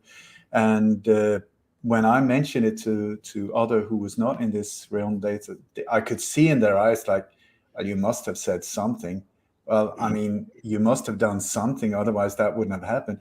But now it's like people collect rainwater, boom, they get a SWAT team in their garden. It's like, It is wonderful because it's getting to like a Monty Python type of level where it's just like an absolute joke, scary joke. I'm not saying anything else, but it's like it's pushing so fast because I think there's a desperation behind the actions of this dark empire, because it's cracking down, and millions of people are becoming aware thanks to platforms like yours and getting the information out there. And so many people are starting to see, oh my God, what the hell is actually going on? And so once you start seeing it, and also for so many years or even generations, these powers have worked to concentrate the power to fewer and fewer and fewer. So nowadays, they've centralized it so much through international corporations and stuff like that. So whatever area you get into, might it be chemtrails or bio weapons or mass destructions or false flag operations or political assassinations or mind manipulation through media, you will find the same forces, the same individuals, the same corporations over and over and over. It doesn't matter. So all roads leads to Rome, sort of, to speak. I mean, it's indirectly more or less correct. It's just Rome isn't located where we used to think. It's more in the New World Order area. So it's like and this is also why you see the impact from all different areas is like all nations are walking the same direction. Or I don't want to say all, but most social media platforms are also censoring in a very similar way. I mean, now I've been shut down everywhere, except not except. The latest one that got shut down was our Patreon channel, which was a bad one because that hit us not in a nice way, because it's like my rent, everything was taken care of by our platform there. And Patreon is said to have been this platform that takes care of artists and free speakers, free thinkers, and so on. And suddenly, yeah, that's what I thought too. And then suddenly we were shut down, and they said, interesting, I'm going to quote them. We're very sorry to see you leave, but unfortunately, if you do not get rid of this information, you are breaking community guidelines, and we are forced to shut you down. So they were kind enough to send some links of why they shut me down. And that was my testimonial in front of the Corona Investigative Committee, which is an international lawyers cooperating force that is charging the big bad boys here in this whole pandemic. This is a massive operation with, I think there's more than 100 international lawyers in it. I did almost a 4-hour testimonial in 2 parts for this legal entity. This is not like some conspiracy tinfoil hat gathering. That is it. And the second one they pointed out was an interview with Dr. Rainer Fulmich, who's the head of this whole Corona Investigative Committee. So I thought that is super interesting. And the only little problem was that this had nothing to do with Patreon, because they were not complaining about what was on my Patreon channel. They were saying on my website. So I should shut down everything on my website that had to do with what I'm not allowed to mention here, but it starts with a C and ends with an A. And it sounds very similar to some kind of beer that is nice when it's warm outside. So it's like they're censoring my website, not the Patreon channel. So what is that? I would very strongly suggest, I've seen this happen over and over again. You got these platforms. I remember I was sitting with this guy, a friend of mine. He was a journalist since 40 years. He was working for many of the heavyweight channels, like I think CNN, BBC, in the beginning when they were still broadcasting some kind of news. And he was also part of starting Al Jazeera, which in the beginning was amazing. And he said after 40 years, he was so excited with Al Jazeera. They were really pumping it out there, and they were feeling, oh, we're making a difference. And then he said one day there were these people, more or less men in black, that came, knocked on the door. Nobody really noticed them. They went in with the chief editor in his office. There was a glass window. There was this conversation going on. And when they left, the whole direction of the Algeciras just did a 180 turn towards something totally different. And he was like, what happened? Nobody said anything. It was just like, dum, dum. And that's how it's done. So this is also where I think that Patreon, these other platforms, I mean, bless their heart. I'm sure they before they got bought up by the big ones, they meant to do the right thing. They had good intentions and so on. And then they came up with that and started feeling the bad breath of this beast that was just saying, listen, you have a choice. You do your own thing, we destroy you. You follow the rules, we will let you stay. It's like management by fear. It's what the mafia has done in all the times. So it's just an upgrade to a different area. So it's like, and this, when you look behind the scenes, what we're experiencing on a global scale is Agenda 21. All of these nations are standing in line, all of them saluting the exact same flag. So when whoever it is behind the curtain says, go right, you have more than 190 nations that haven't signed anything, as far as I know, but are being held by the balls. And then everybody says, yes, sir, no, sir, and then they go right. So this is what we're up against, because we will see this whole operation is like coordinated. This is the brilliance of it, and also the scary part, that it's so coordinated.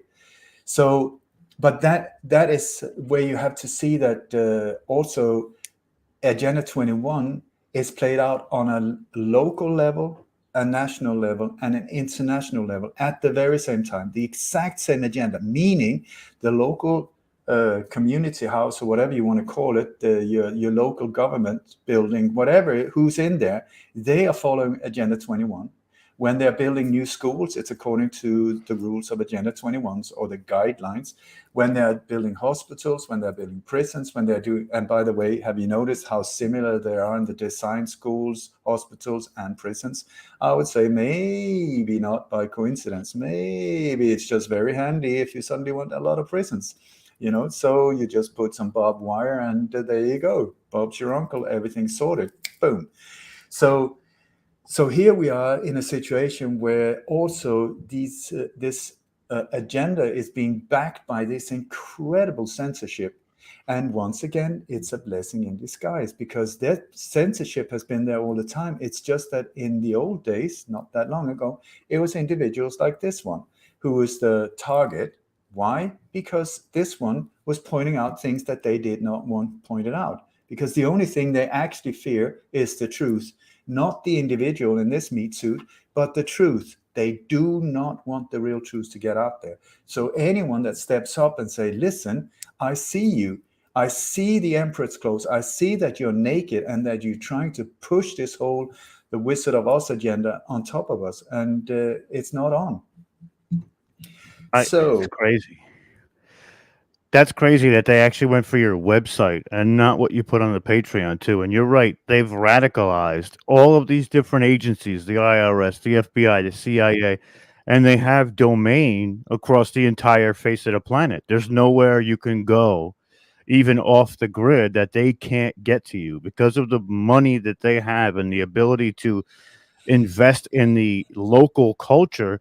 It's very difficult to get away from it.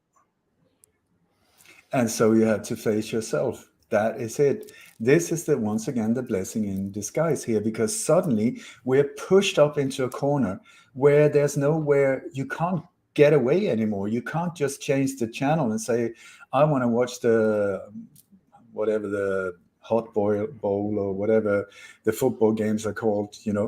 There's no way you can't just get away from it by ordering another slice of pizza. You have to face that something very strange is going on. Something also hurting a lot of people. So the question is, who are you?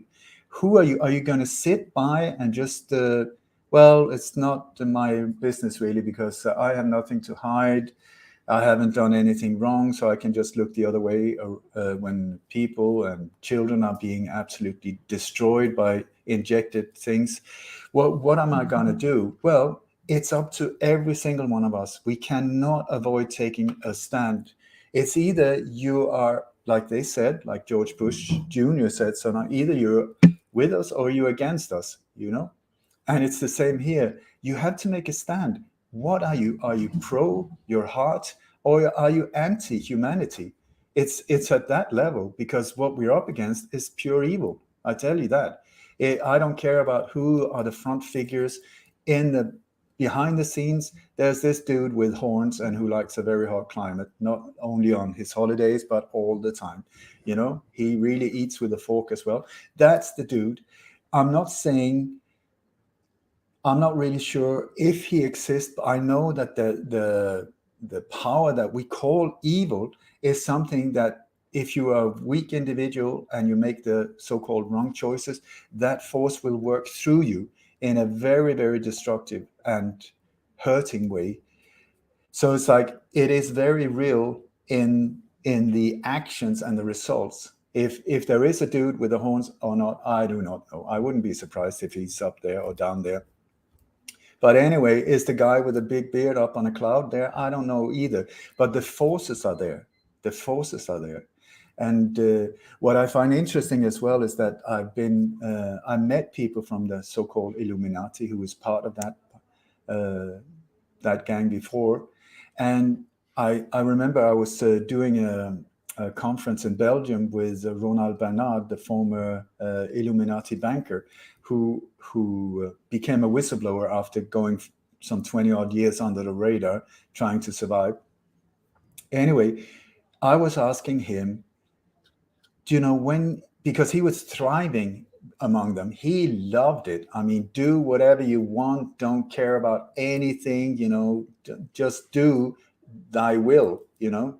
If you rape someone, who cares? I mean, as long as it's good for you, that's the thing, you know, whatever, just do it. And so he loved it. He loved it up until it came to a point where there was sacrifices of babies and stuff like that is just like so horrendous. So he just felt, oh my God, I need out. And so he left. And anyway, so I spoke to him. I asked him, if you look at your life when you were among these individuals, how would you see someone like this one? And he said, the enemy. So I said, okay, so in that world, was there good and evil? He said, yes.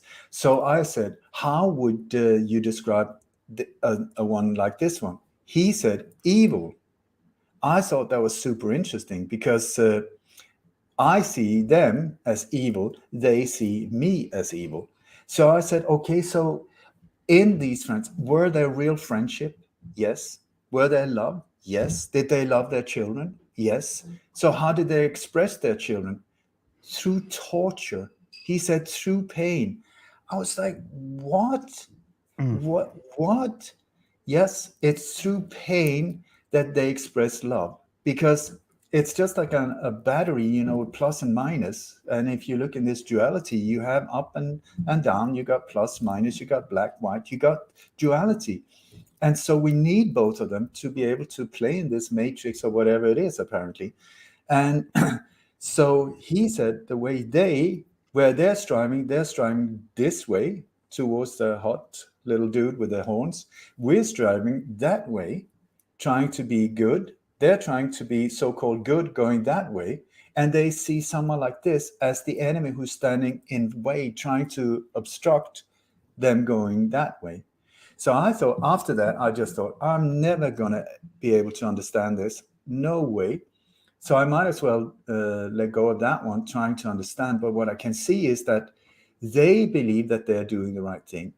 I believe that I'm doing the right thing. People striving up towards the cloud are believing they're doing the right thing. So instead of judging each other, saying, oh my God, you're so evil, you know, and that's so horrible, just see that we're striving in different directions. And in this, whatever we're living in, it's just a matter of I have decided that on my way through life, in this Dharma, I am going this direction, and I will do everything to stop and transcend what I see as evil.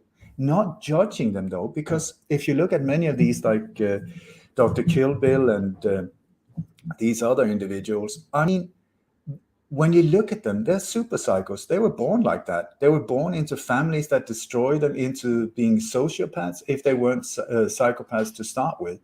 And they are striving for something good the way they see it. So you can't really blame them, because super psychos do not have empathy. They do not have it in them. So you can't say, you are so bad, you're so evil. No, they're just themselves.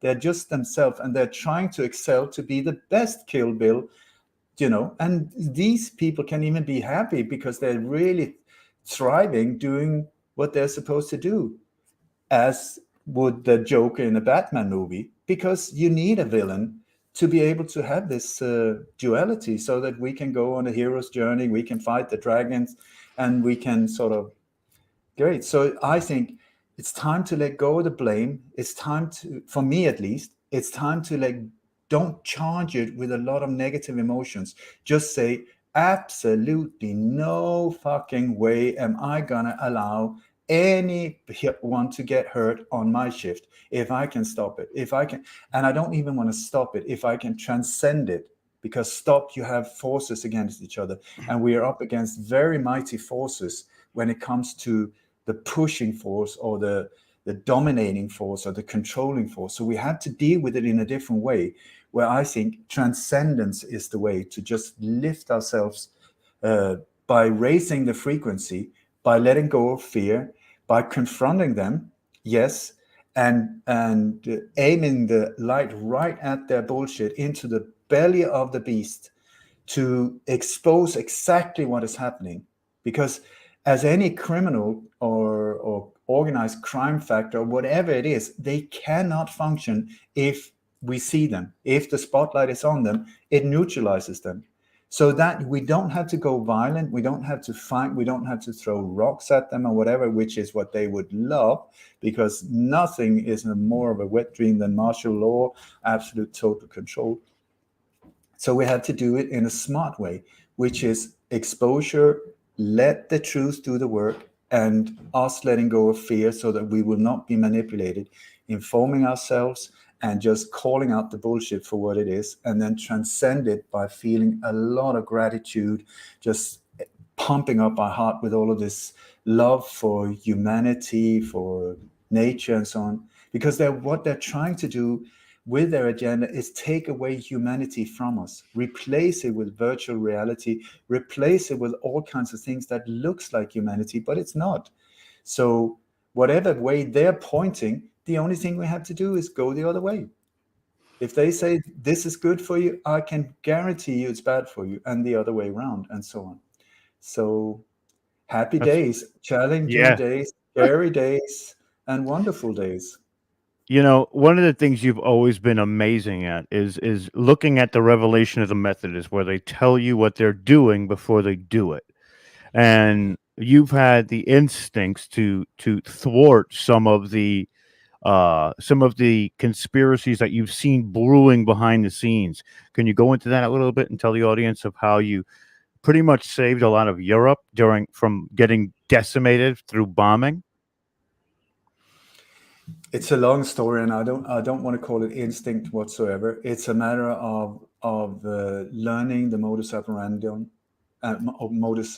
operandi that they're using, the methods they're using. And also, it was only thanks to an insider that contacted me in the fall of 2014, informing me. He said, I've been following you for some years, you're doing great, but you're missing out on the clues. And I was like, what are you talking about? He said, you have to become aware. They're hiding clues in the forensic evidence. After each and every one of these attacks, they're pointing towards the next one, or connecting to also former operations. But I said, why would they do such an incredibly stupid thing? I mean, that's a dead giveaway. And he said, yes, but these forces or individuals who are doing a lot of harm to humanity are very, very aware of the law of karma. What you do comes back to you. And they're terrified of that law. So what he said is what they're trying to do is show us, even in subtle ways, like they're hiding it, but still there. And with the intention of if they show us and we don't see it, then indirectly we consent to what they're doing because we should have seen it because they did show it. And so the bad karma is on our shoulders, not theirs. So he said it's in their selfish interest to put out all of these clues right in our face, but yet again hidden. And so to start with, I thought that's absolutely weird. I mean, I didn't, I just put it to the side. Yet another weirdo contacted me, whatever. And then I started seeing, holy Moses, what is going on here?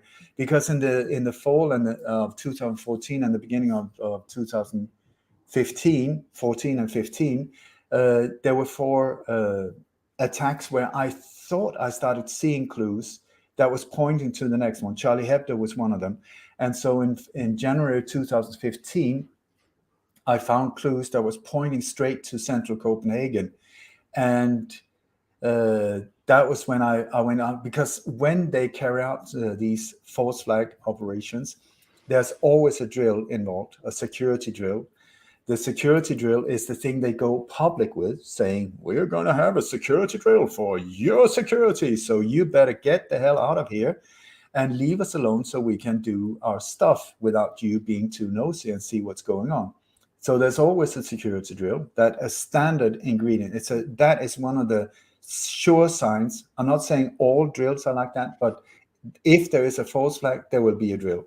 So the drill is there, and that is also to get everything in position, including vehicles, crisis actors, smoke bombs, real explosives, catering, makeup facilities, the whole shebang. It's just like a film set.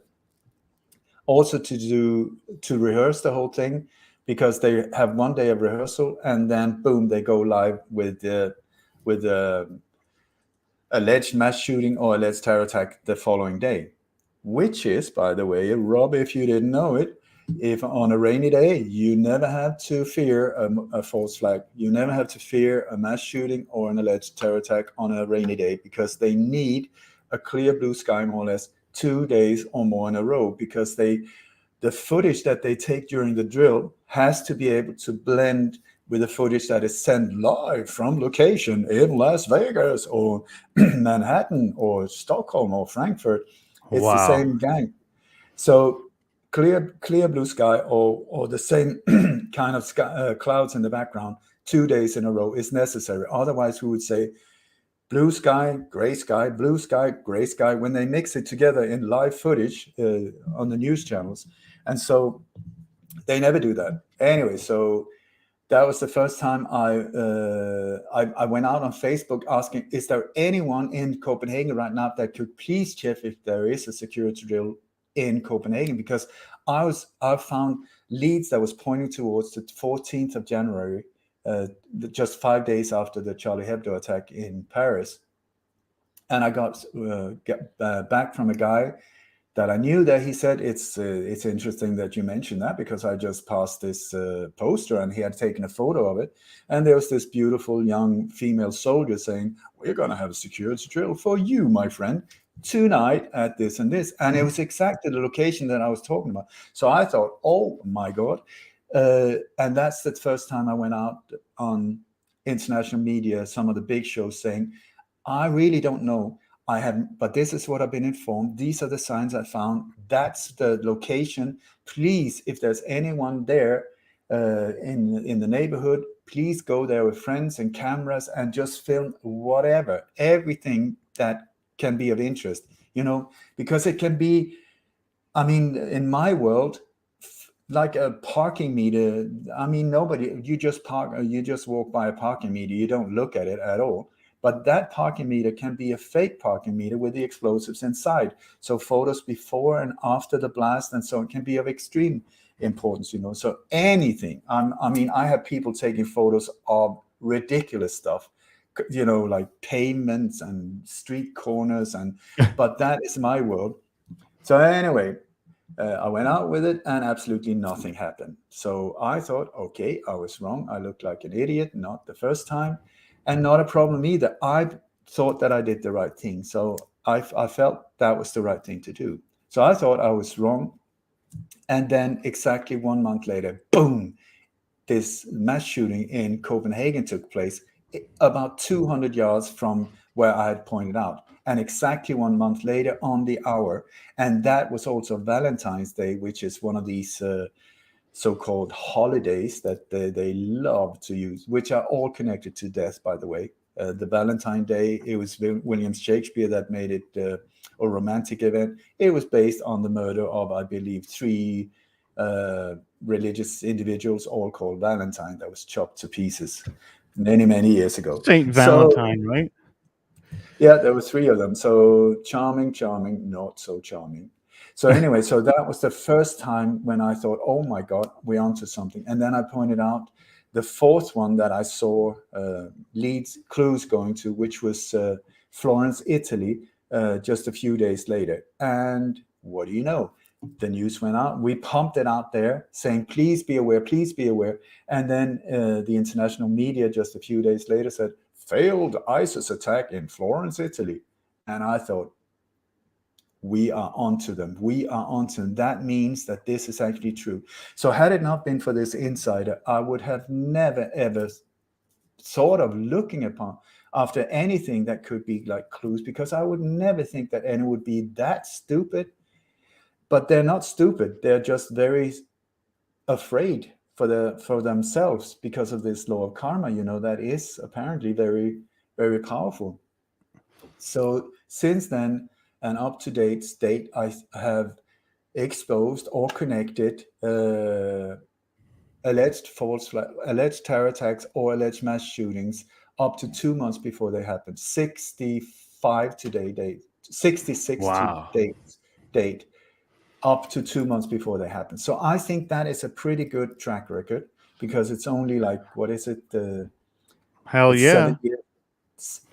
So that goes from theory to maybe this is actually true. And so what I've been spending years and years is to try and inform people, please be aware of this is what they're doing. So help me find the clues. So when something happens, you got the official story, which is pointing that away. And then you got the forensic evidence that is being pumped out in international media, often thousands of images like that. And I am like, where is it? Where is it? I know it's here somewhere. Just let me keep looking. And then many times I find the clues, or what I believe is the clue, way down, among other, it's hidden like that, and suddenly it's sneaked in there, boom. So that's just there. And often it could be in symbols, it could be like in multiple steps. You have to follow, maybe there's a road sign pointing to the left, then you have to go to Google Map, look, where's that pointing towards? It can be a street sign where it's on Google where you find the clue, or it can be an alleged eyewitnesses being interviewed by an alleged reporter. Many times these are part of the operation, both the reporter and the eyewitness. And it can be on the side of a bus that passes in the background. It can be like a banner on a bus. It can be print on clothes. It can be just anything. And then one thing that is also occurring all the time are shoes, Nike shoes that are left on site inside the crime scene or nearby. And I didn't understand these shoes for a long, long time. But I started doing shows about the shoes because I started finding hundreds of shoes, and it was always in situation that was connected to violence or death. And it's like people get shot, and what do they take photos of? The shoes. And I don't know, but last time I was shot, even with a shotgun, I did not fly out of my trainers. I mean, the trainers stayed on the body. It's like, or if you get hit by a car, I don't know if you noticed that there's a lot of vehicle attacks that have been in the last 3-4 years. Yes. Before that, there were no car attacks driving Never. into crowd. Or they wouldn't Never. put them in. They wouldn't put them in the paper, even if there was. But now they're everywhere. Yeah, and why is that? It's the old Roman template problem. reaction, solution. So here we have a problem with vehicles driving into crowds. Oh my God, that is a problem. Yes. So should we do something about the people that were driving the cars? Maybe get the standard of the driving permissions raised like that? No, it's the vehicle that is the problem. So you will see there's a vehicle attack, boom. So people go into reaction mode. Oh my God, that's horrible. And then just a week later, there's introduced like a driverless bus to the library, or a driverless this, or driverless truck, or driverless this, because that is what they're trying. They're trying to get us into autonomous cars, vehicles, because it's part of the smart city, part of the fourth industrial revolution thing, where they're gonna, in the end, ban normal cars and have all of these cars that is without drivers. It's so handy. It's so you can even sleep and have a sandwich while doing absolutely nothing, while you're being taken somewhere inside the grid. But the thing is, the grid will end where they will not let you go further. So you will be transported around inside these smart cities, which is the whole point of all of these smart devices, is to get us into this digital grid, out of nature, out of the countryside, all of that, and pushed into smart cities where we can be controlled. Every aspect of our lives will be controlled, digitally controlled. That is the idea. And so we cannot have cars. Yeah, it's exactly. Somebody says Agenda 21. It is That's right. Agenda 21. Through and through. It's not hiding anywhere. It's there. And when you look at Agenda 21, it's really charming. It was architected by former Prime Minister of Norway, Gro Harlem Brundtland, Bilderberger, and Bilderberger, with, and then Morris Strong, another charming individual behind many of the big personalities we've seen step forward on scene. These two were the architects of Agenda 21, which was presented in, I think it was 92 in South America, at a conference that was called UNCED. When you pronounce it, it's UNCED. I love these type of things. Do you know the re-election committee for electing the president? It was CREEP, CREEP. That was Nixon's Really? funds. I mean, they're telling perfect. you. That's perfect. They're telling you. I know. So they're telling you. Just to But jump anyway, in real quick, I think that digital, the smart cars as well, is also for their climate change agenda, where they can put however many miles you go, they can tax you on that via the climate change too. But go ahead. Just a fact that I was looking into too. Rob, you are absolutely correct. And if you look into climate change, that is a massive big one, where Morris Strong is one of the same architects behind that one. Go figure. And when Agenda 21 was presented, what was that conference about? Climate change. The climate change is just another side of it. And it's a matter of them controlling and taxing us really to death. That is the thing. So even the air we're breathing, CO2, it's really, really good for nature. It makes things very green. It's so that it's good. But here we're being told, no, that's the enemy. And we're being taxed for, well, anyway, everything is upside down, inverted, which they're trying to do. Invert reality, which is what evil is always trying to do. So anyway, what was the question? It was Absolutely. about, Next question I have for you is, this is kind of a little bit more current events, and I just wanted to get your take on it. Of course, everybody knows what's going on between Russia, NATO, and Ukraine. When you look at it, what do you see? Knowing all that you know about how these people operate and function, what exactly do you see happening? I would see the exact opposite to what most people are seeing. What I'm seeing is that my interpretation is that there's a war against Bitcoin, trying to really shut down Bitcoin or damage Bitcoin, because the dark forces, if Bitcoin is the real thing, because I don't know if it's an ambush to get people into the whole digital currency thing, because a one world digital currency has been the wet dream of the New World Order for a long time. So I don't know if Bitcoin is that one, or if it's a real thing, because it is decentralized. So that's interesting. But at the same time, if you control the grid, the structure of the internet, then you can have a thing like that, like a wild joker, and still be able to control the bigger picture. So I don't know. I really hope that Bitcoin is the real thing.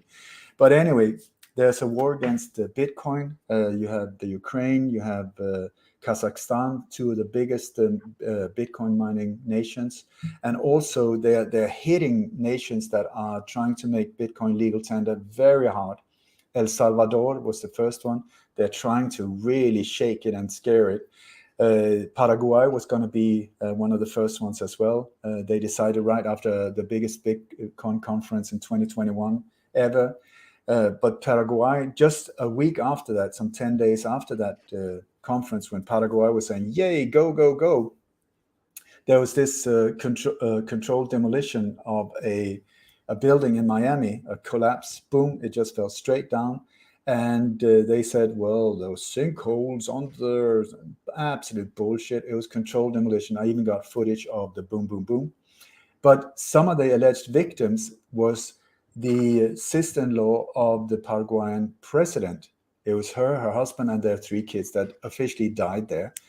So when you try to intimidate someone, if you can't hit them, if they're too high profile, what do? You go emotional. So you hit their grandmother, their dog, whatever. In this case, there's a possibility that was exactly what happened. So Paraguay seemed to have pulled back, but there were 4 countries in total that was really going for it. It was El Salvador, Paraguay, Panama, and the Ukraine.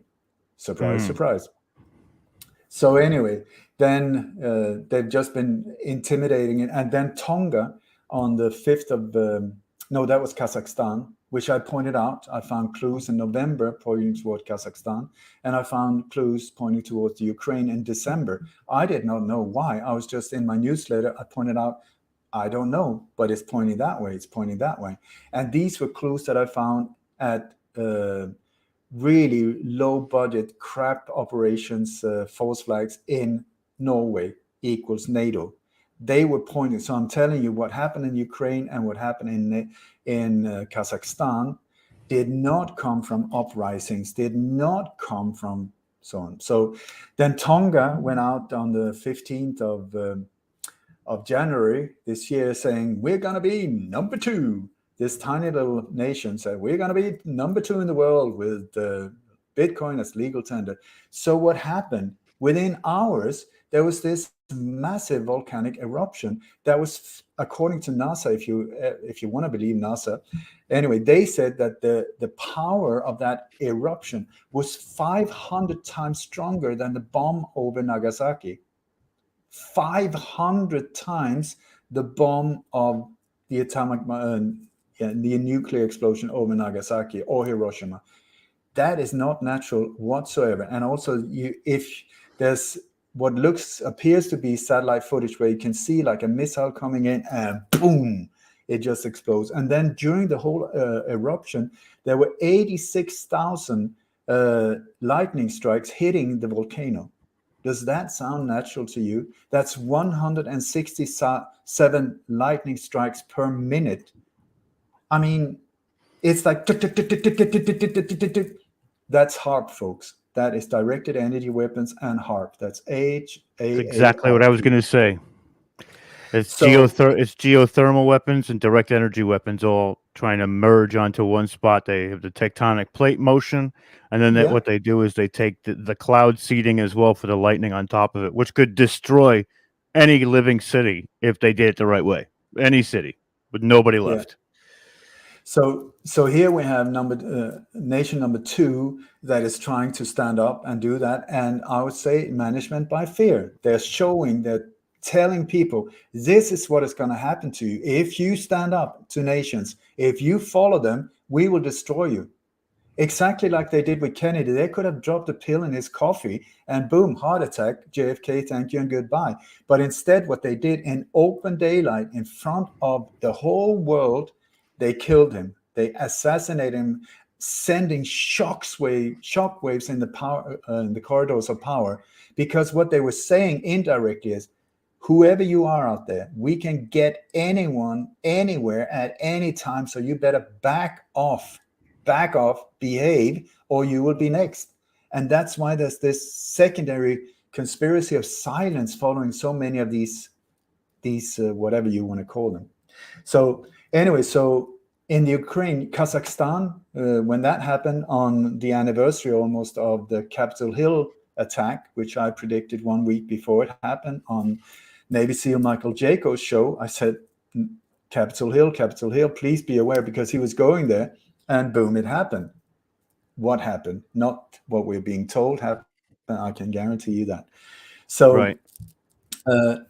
And they love the anniversary. So on the anniversary, boom, gas prices, the revolution, uprising. Absolutely not. Absolutely not. But what they did, they used it as an excuse.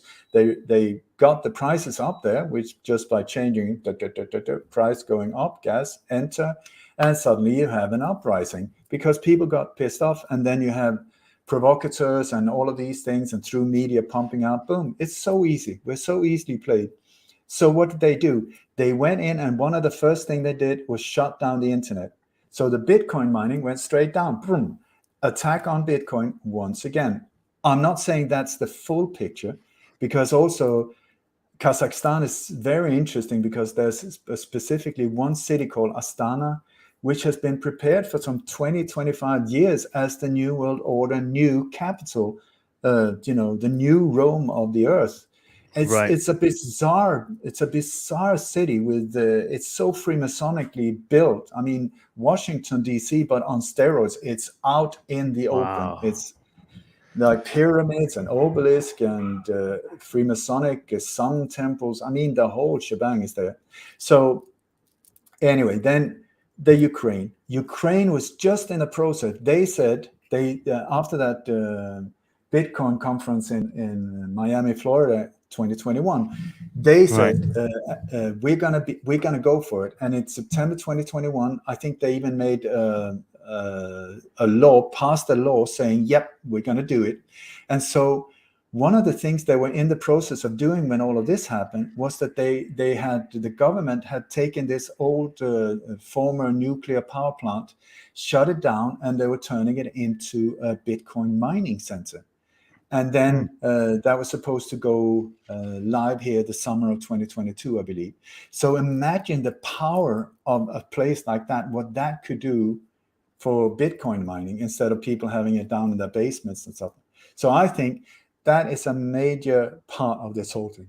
Then you have, if you go into helicopter mode, which I think is where you have to look at these things, it's not a matter of nations. It's not a matter of US, China, this. You have to go above that to see that the world is being played like a chessboard, and nations are just like pieces on a chessboard.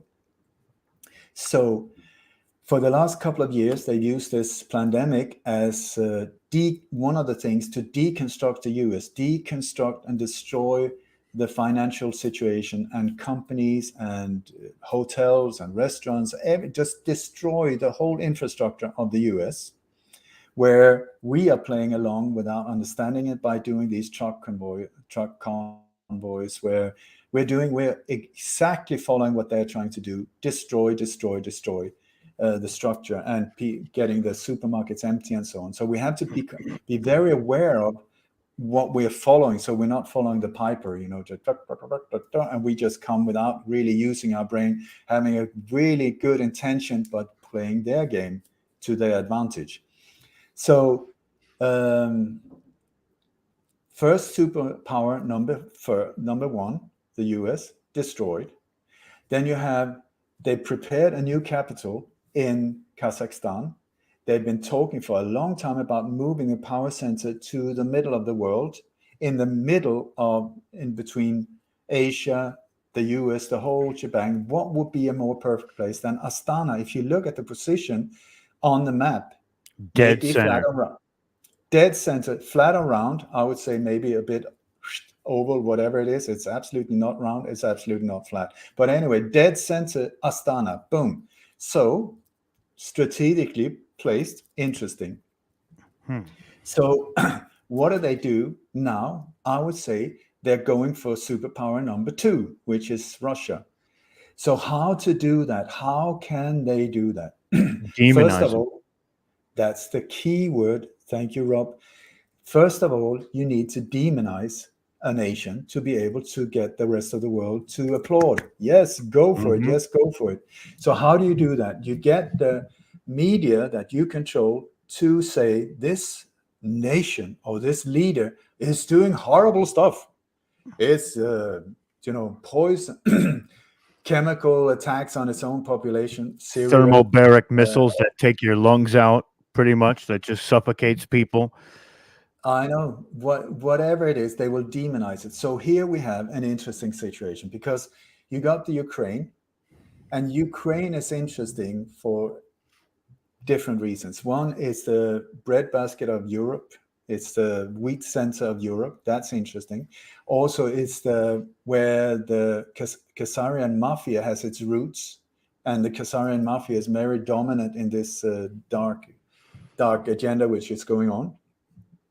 So, and I do not want to appear like I'm understanding the full picture. Absolutely not. I'm just pointing out stuff here.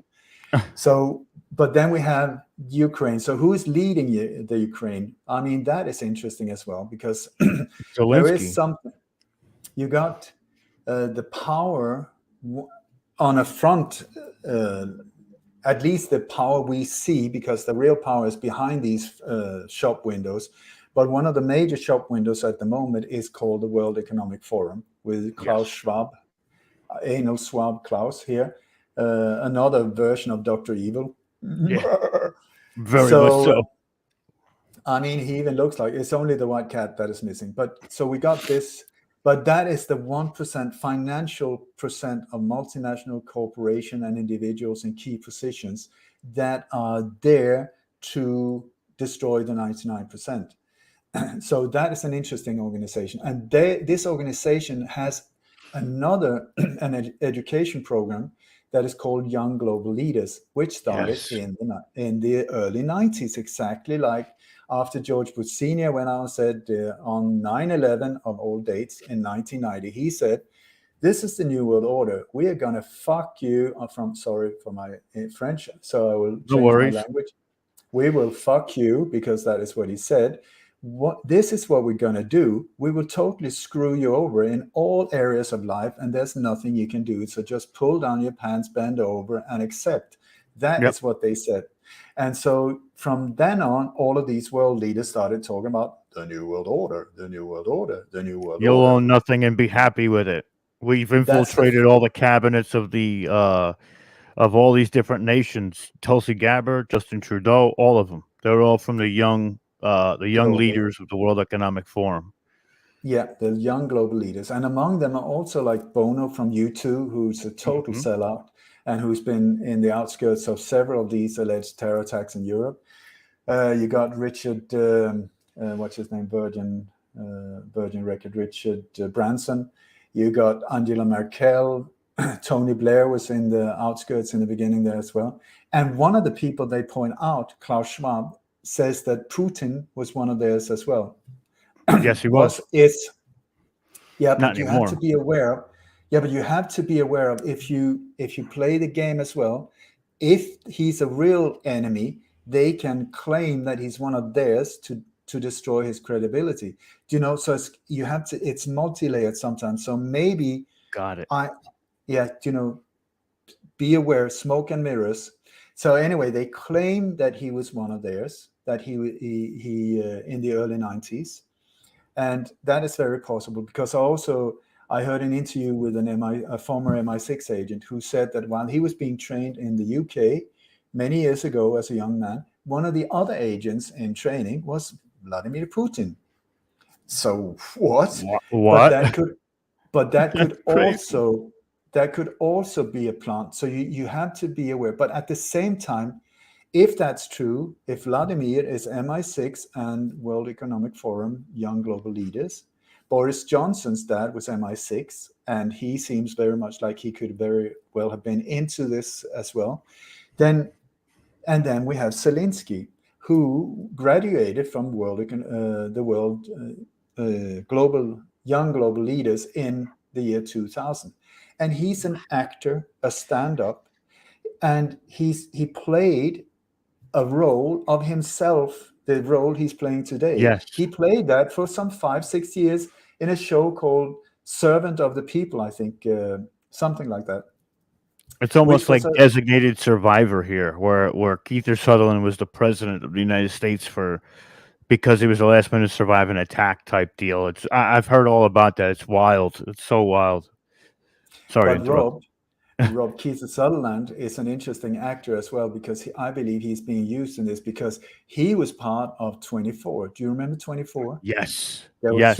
three seasons of 24 where this great FBI agent was doing everything he could to protect his president, who was a black president. At that time, it was unheard of. Nobody would in 100 years have thought that a black person could become the president of the United States. And then here we have this beautiful individual who could even be Barack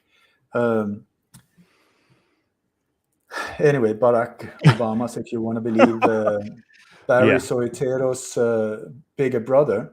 Beautiful voice, beautiful actions, everything like that.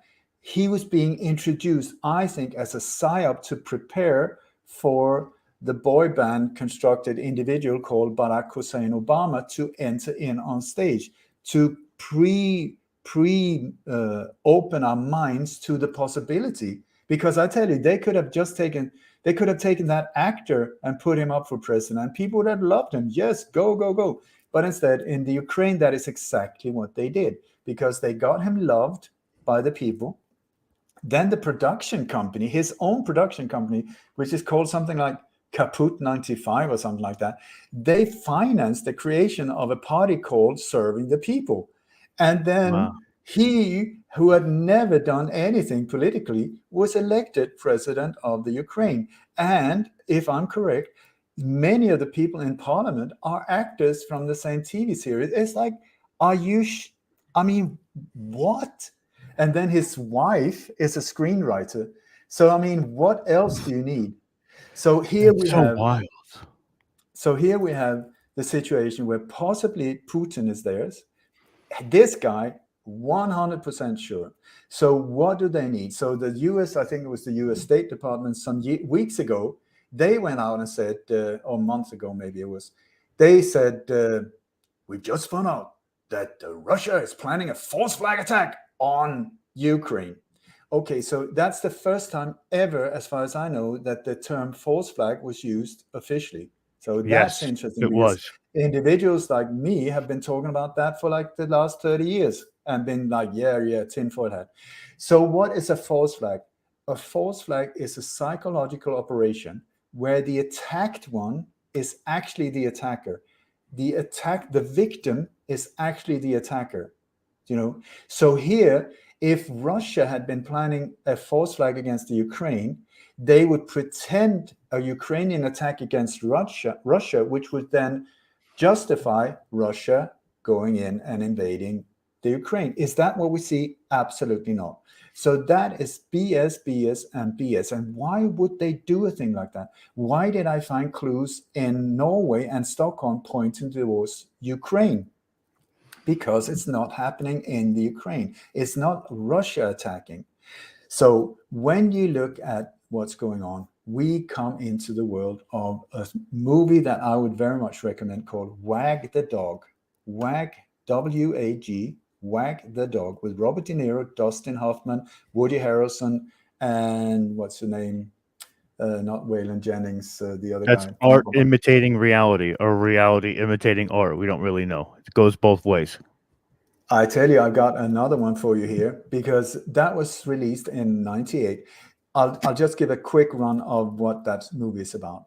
It is a movie where the president, who looks quite a lot like Clinton, and this was under Clinton, the Clinton administration in 98, he was groping a young girl in the White House. How unusual. So anyway, so there was this scandal because it's right before election time. There was only like 14 days or something before election, and he couldn't keep his hands to himself.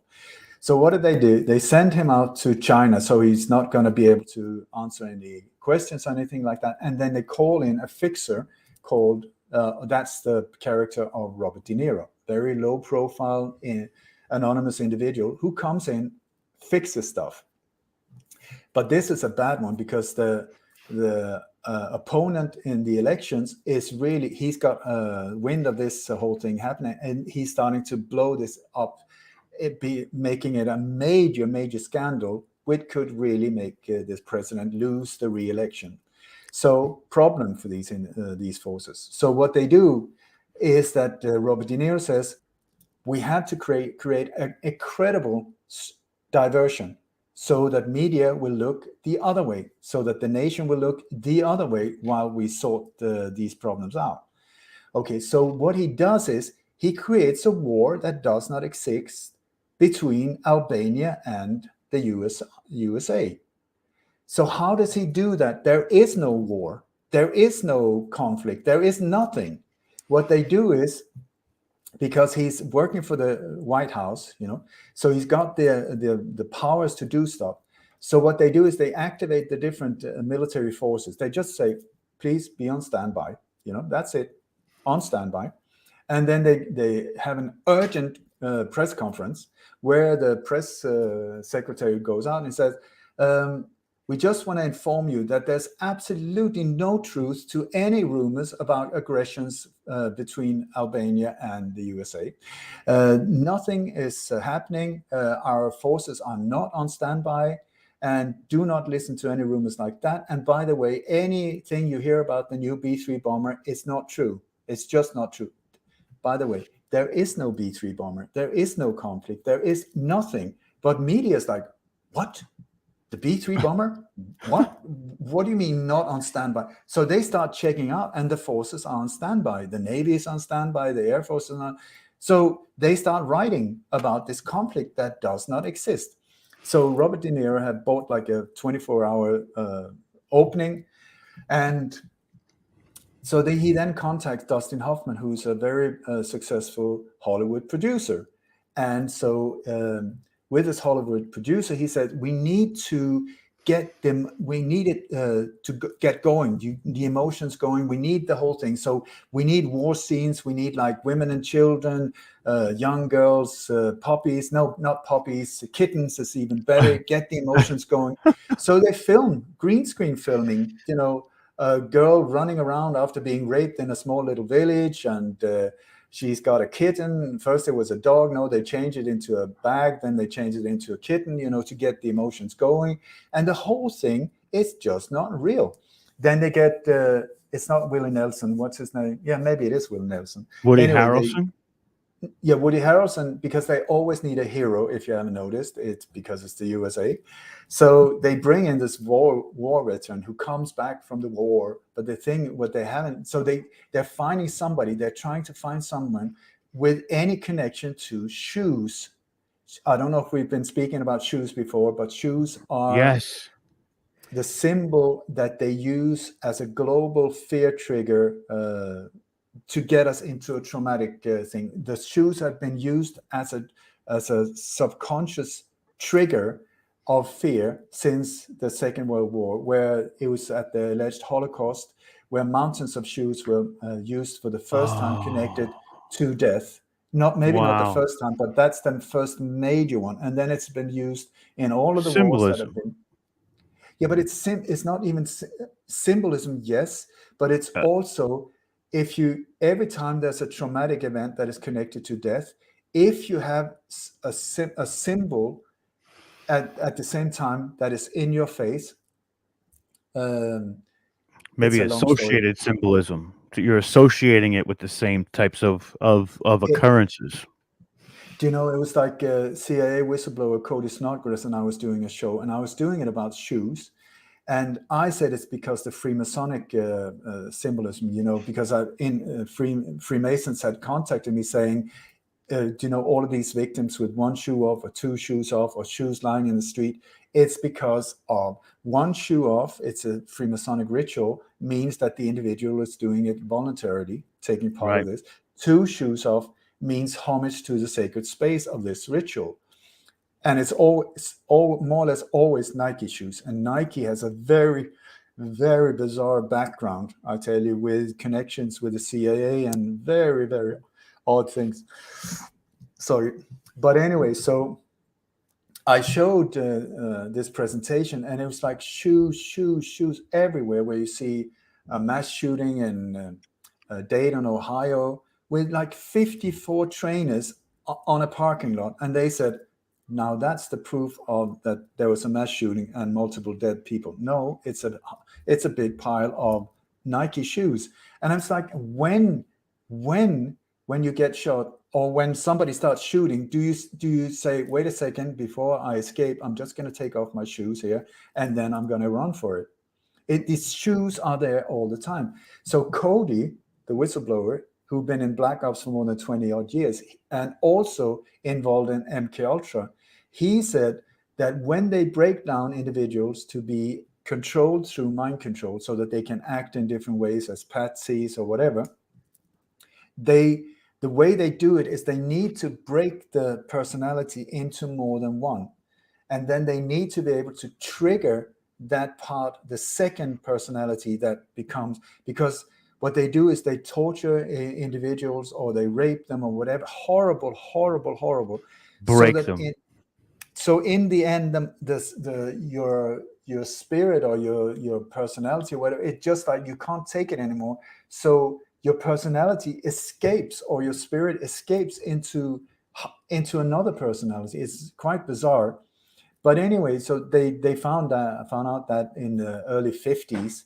And then what they needed was a trigger so that they could activate whatever personality they wanted to get that personality to even do stuff that the first personality wouldn't even know about. Same person, dual personalities. So that is called a trigger, a mind control trigger. And the way they did it was that every time they raped this individual, maybe they were playing a song, Mary Had a Little Lamb, or showing a symbol or something like that, so that in the end, they didn't even have to torture the individual. They just played the song and click the personality. Flip the switch. Yeah. Just flip the switch. You will see many movies, Hollywood-produced movies, where they have, maybe a car mechanic who's having a totally normal life, and then he get a phone call and they play Mary Had a Little Lamb or whatever trigger, and suddenly this individual turns into like an assassin and Jason takes Bourne. off. Jason Bourne. And by the way, another CIA whistleblower, Chip Tatum, who was the commander of George Bush Sr.'s private hit team, Pegasus, who was part of taking out at least 14 individuals, he told me that the Jason Bourne, what's the name of these? Bourne Identity. Yeah, he said these movies are the closest to real life when it comes to the way it works. He says they're very accurate, take away the Hollywood fighting scenes, but otherwise than that, with sleeping assets, walking assets, wannabes, used to be's, all of these things that can be activated and so on. So anyway, so what Cody was, we go back to the other CIA whistleblower, he said that as far as he could see, that these shoes were being used as a global trigger, because mind control trigger globally, because so many years we've seen from the Holocaust and onwards, death, and what is in the front? An image of a shoe, an image of a shoe, an image of a shoe. In the background, you got like smoking debris or blood, torn bodies and whatnot, and a shoe. It's always in the center, and a shoe, and a shoe. So, are you still with me? I'm still here. Excellent. Anyway, so he said that what he believes is that they've done it very deliberately for many, many years, so that every time it's one of their operations, you have death and destruction and then a shoe. And I interviewed a psychiatrist, and he said, our human mind is so fascinated by our own destruction. So we will look at the horror, but at the same time, our eyes were like, oh my God, that's just so horrible. And then it would try to find something familiar to rest on. In this case, a shoe. So you get a double whack. You see the death, and you go, oh my God! It's just like when people are passing in a side of an accident. It's like everybody slows down to see. Oh, did you see? I don't want to see. But was there any blood? Did you see any dead bodies? Yeah, but I don't want to see. So you look and then, oh my God, and then you look for something without knowing it's something familiar to rest on, and then you get the shoe. So it's like a double whack of fear trigger. So these shoes have been used for the last 50, 60 years to trigger you. And it's perfect. It's low budget. It's beyond language barriers. You can use it on an international level. I've done, you can find, if they haven't shut it down, multiple shows where it's called the Soulless Shoes of Death. It's unbelievable. It's in the hundreds. And I just want to point out that there was an alleged car attack in Belgium recently. And what is on the photo? You got a shoe right in the middle of the whole thing. That's so wild. Yes. So back to Wag the Dog, if I can ramble on. So in Wag the Dog, they have the shoe massively because they want something connected to shoes. So they're looking for somebody who has a name close to shoe. And so they have this war veteran called, I think his name is Schumann or Schumacher. Schumann, I think it is. Yeah, that's Woody Harrelson. But what they forgot is that he was in prison because he was absolutely messed up mentally and he was raping a nun or whatever. So not so good, but he was used for the imagery. And then you have, I think Willie Nelson is playing an old song. He's composing a song. It has to do with shoe. So they sing about the old shoe. And they even make it so that it sounds like an old record for, 78 one. Where old shoe, an old blues song, and they're pumping it out over the whole nation. And so also they go out and they throw up shoes over the wires, lines, like in the city. In the city, so people all over the country starts doing the same. So the shoe, and so that is what they do. And then in the end, in that movie, they make the president come home and make peace with Albania. And then they celebrate him for having been able to stop this horrible conflict so fast. Interesting. Because please remember, they show us what they're doing. They show us what they're going to do. That's the whole thing because of the law of karma. So here's one for you, Rob. That whole thing sounds a lot like what the president did with Monica Lewinsky. Would you not agree with me? Absolutely. Absolutely. Now, we have a little tiny thing, a little detail. The movie was released 1 month before the Monica Lewinsky event. 1 month before, and it's actually based on the Monica Lewinsky incident. Go figure. So how does that work? It works like this, because how long does it take to make a Hollywood production like that? At least a couple of months. At least a couple of months. At minimum, 4, 5, 6 months. Yeah, I would say years. A couple of. This is a big production. I mean, it would. Let's say a year to be generous. Okay. Gotcha. So when you look at how it was used. Because we're looking at when that whole thing was, did he get a blowjob or did he not? That was the whole question. Right. And so the whole media was suddenly camping outside the White House and all of these places, not looking at anywhere else, just did he do it or did he not? So, and this was on for months. You have to look when O.J. Simpson, Michael Jackson, this type of thing happens. What is going on in the background? What is happening when the focus is so one-sided? Like right now, Ukraine, no Corona, no ISIS, Ukraine. What's going on? You have to ask yourself. So here we have the situation where everybody's looking to the White House. When there was all of this media attention looking like that in 98, the US sent out 79 missiles, knocking out multiple targets in Syria, chemical things that had nothing to do. But the focus of media was, did he do it or did he not? Then just a few months later, they hit Iraq with missiles. And the That's media, that was at the time when media was looking at, should it go to trial or should it not? Did he do it? Well, I did not have sex with her. I did not, or maybe just a little bit. It went as far as And impeachment. They were ready to almost try him for impeachment too. And that is exactly the impeachment. That is when they hit Iraq. And then a third time, the same, in 1 year, they did 3 strikes.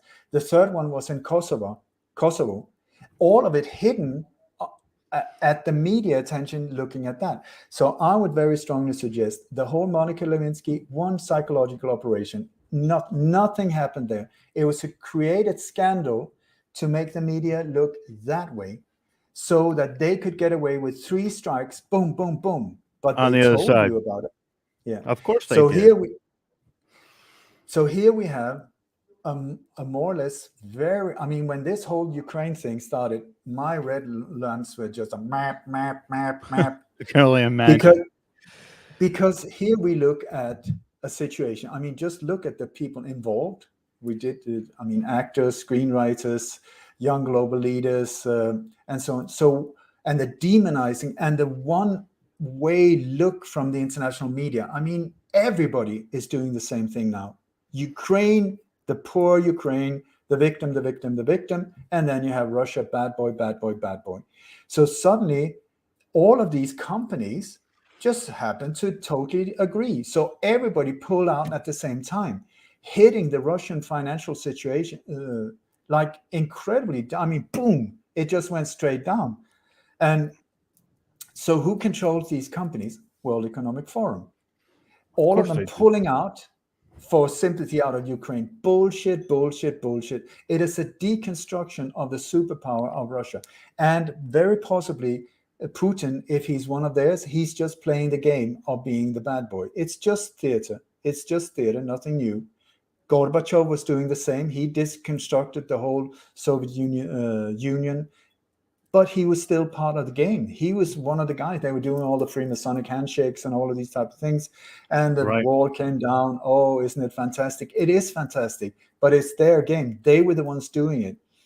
So here we have, again, you have to look at, okay, am I just speculating? Am I full of bull? What is going on?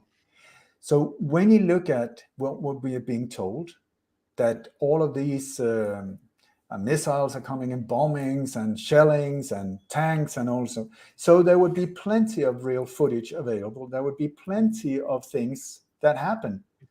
So what are we being fed? We're being fed things that turns out to be from years ago in Palestine, blowing up things in Palestine. You got from Syria. You got from gun shows in Texas. You got a little bit of everywhere. You got taking stuff from all over the place. It's crazy. I saw that too. And they have Zelensky walking the front line in 2000. I think it was 2014 when he was visiting troops. 2016.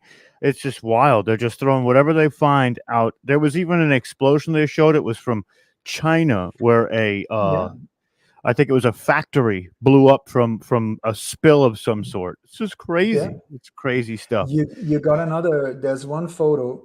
There's one photo of. Well, there you go, Boy George. Yeah.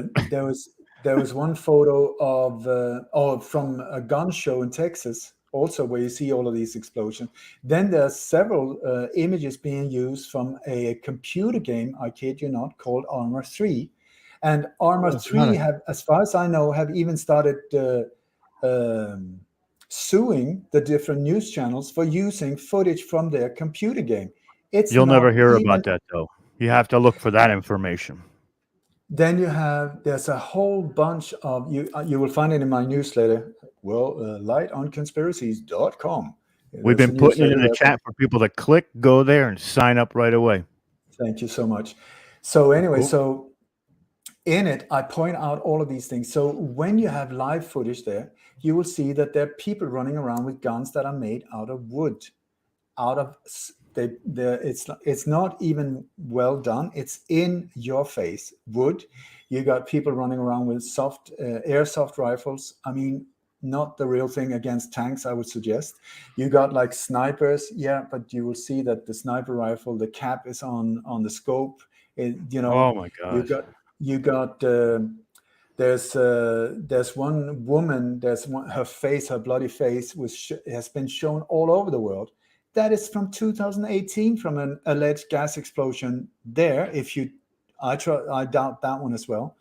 that it wasn't even real in 2018, but they're using it again. Then you got one thing that I found is that when these things happen, it's almost like they need to give cred to their sources. You know, the same way as Henry Kissinger was offered or given the Nobel Peace Prize. It's like really the worst war criminals of all times, and he gets the Peace Prize. And Obama for things to come. I was going to say Obama, he was just talking about peace. They're like, yep, give it to him. Give it to him. Doesn't matter. Yeah. And then Nobel, if you think of it, I mean, he was the inventor of dynamite. So for him to make a Peace Prize, that is sort of a bit of why wouldn't they do joke. that? Come on. Of course. Come on. So He anyway, blows things up. So here we have I found a very clear pattern of photos of false flags. We have an alleged assassination of a Russian ambassador in Turkey in 2016, where one of the security guards pull out a gun and shoots him. I and other people have totally exposed it as a false flag. It didn't even happen. It was not a real assassination. The photo of that event was named Photo of the Year, and that photographer was raised to the heavens, and his photos was then used in other alleged attacks where he just happened to be there as cred because he was photographer of the year. Then you have in the alleged truck attack in Stockholm, the photo of the year, it's a crap photo. It's really not good. I could have taken it with my cell phone looking the other way. It shows nothing. That was the photo of the year. Why? To give credit to the other images that photographer took. Then you have, there's one guy, especially from Ukraine. I forgot his name now. It doesn't matter. But anyway, he was named photographer of the year in 2015, I believe, when MH17 is said to have been, this Malaysian plane crashed in the Ukraine. That is what they claim. There's so many mysteries and question marks around that plane crash. Anyway, so there was a group of scientists on board that plane that were looking into HIV and AIDS, which is a total construction, just like the thing we're not supposed to mention. Right. That sounds a lot like a nice beer. And also were at the point of possibly exposing Fauci and other of these bad boys that have been in this game for a long time. So they just happened to very conveniently die on board of that plane.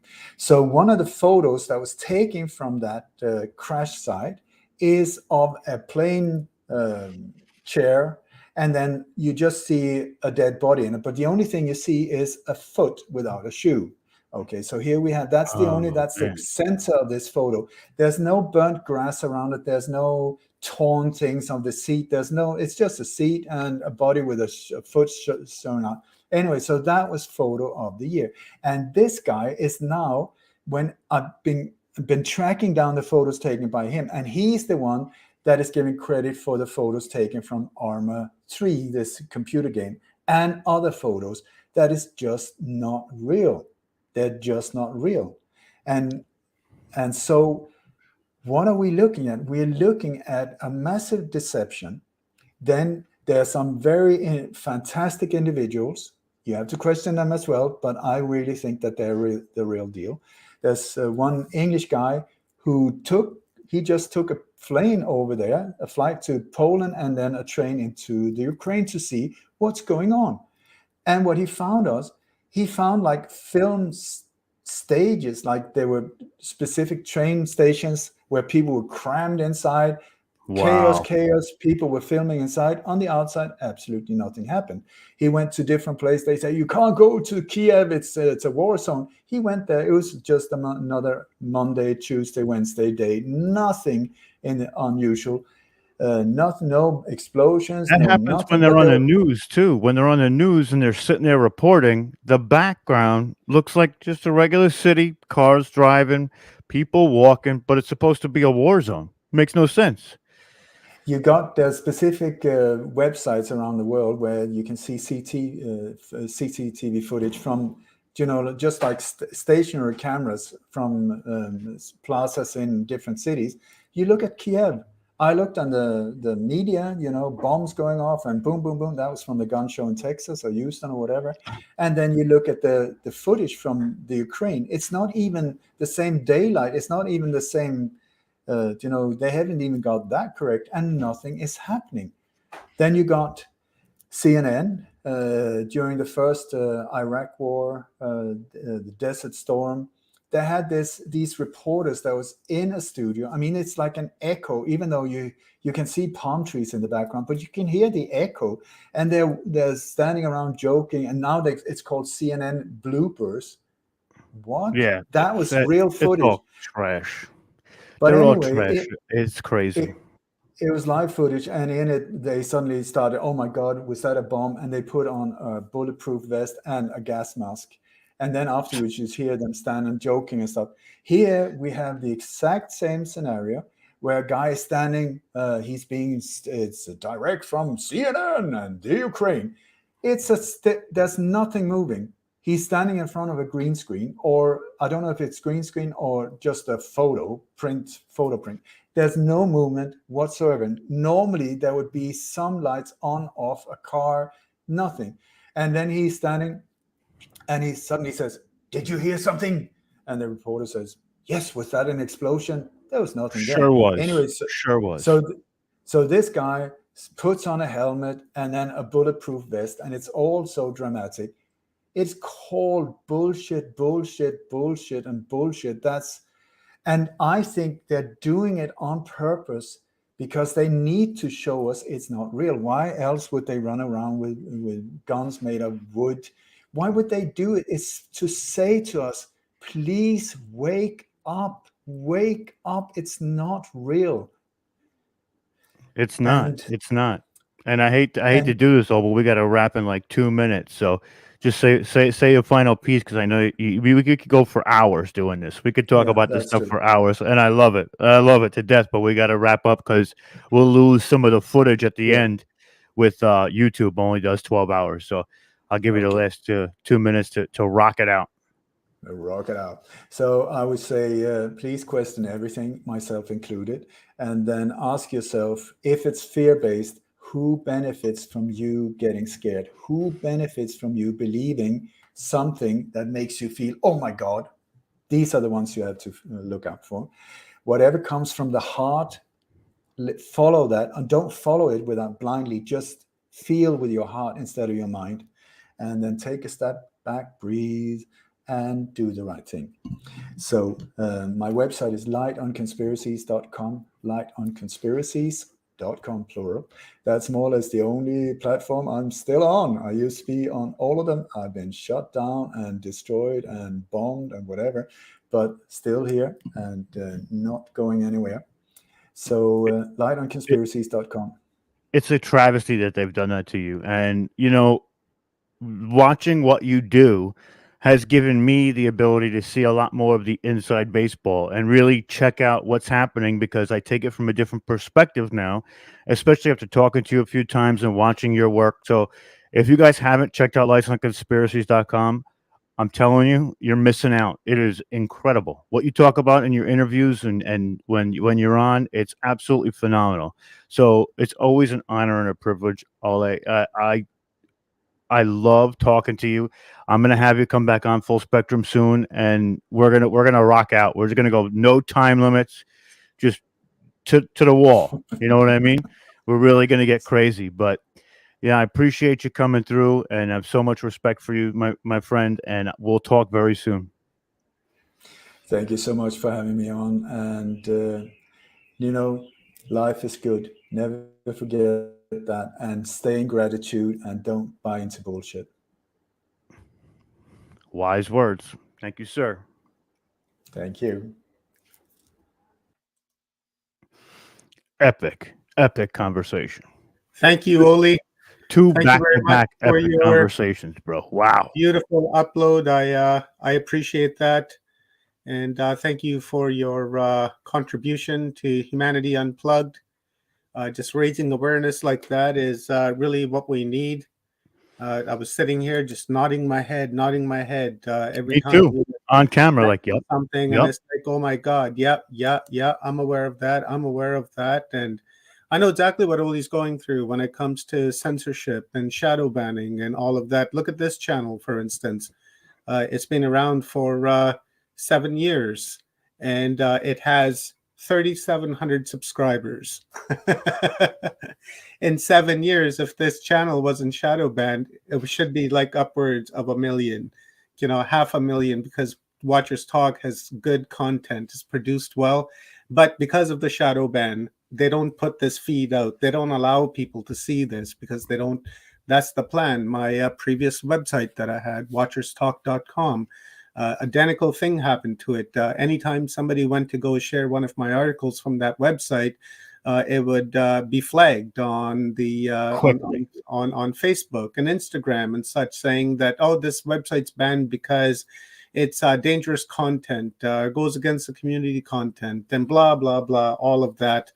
So I was forced to shut that down, right? Because there was no point in keeping a website that the URL was, compromised, so to say, right? Couldn't share it anywhere, and people want to share, but traffic just drops after a while. And I totally get it. It's bullshit, and I think we have to really do our shadow work and take our light into the darkness, shine it, do the shadow work there, and realize and understand what that is. What are we dealing with? What is the nature of this? What's the force behind this? We know that you have all these groups, these economic forums and G20 countries and these treaties and that treaties, sure, but even those treaties themselves are, they're a front, right? All these presidents and all these prime ministers and queens and royals and all of these people, they too are puppets, right? They too are taking their orders from something much higher, something much more darker, something that's been around for a very, very long time, and that lives in the shadows that we can't really see. And it's those people that are controlling this world. Some would say that they're the parasitic archons or the dark entities, or something towards those lines. And who knows, right? We can speculate and we can open ourselves to discussion and dialogue and try to figure that out. And with Oli's upload there, he allowed us to really look deep into what these guys are doing. Like when he was talking about Ukraine, I was thinking to myself, like last night, I was telling Amy, I kept pausing the news channel because I was global news. And I like watching it at night because Amy and I sit there and say, okay, let's go and see what these guys are bullshitting us with today. So we go there and we watch, and they showed Ukraine, and I kept pausing it, and I was like, look, baby, these guys are saying that these people are escaping this first city that the Russians supposedly have taken, and they're bombing this country, but every single one of them is wearing brand new clothes.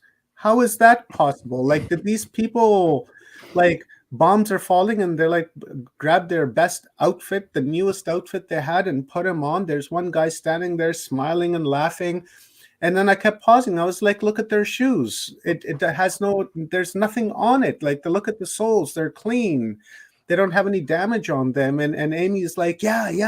She's like, that's fucking bullshit. And I was like, yeah, the entire thing is garbage. The entire thing. They cannot be believed. And then they showed this news reporter guy there. He, you see him. There's nothing going on. Absolutely nothing.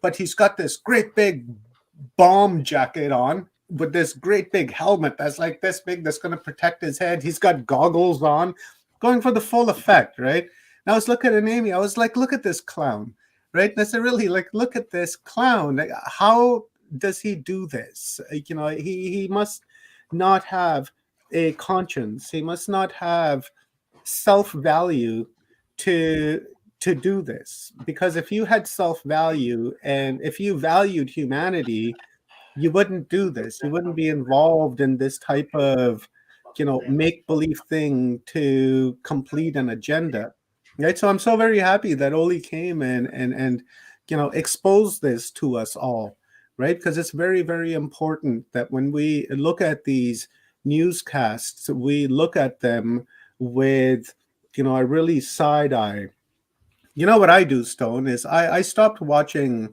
these mainstream news, right? I used to go to those guys for my news every day, right? Because I was a news junkie, and I still am. But now I get my news from a little bit of a different source, right? I get it from this guy, right? His name is Scott Goulet. He's an independent journalist. He has no connections to like nothing. He tells you the truth the way it is, and I like it. I watch him every day at 3:45 when I'm not streaming live, and it's like a 15-minute stream he does, and he comes up there, he gives you the truth, and he gives you what's going on, and then he allows you to decide whatever it is that you want to decide. He's just an agent. He gives you the information. So I take the information he gives me, and then I go and I cross-reference it with what Global and Fox and Tucker Carlson and all these guys are saying.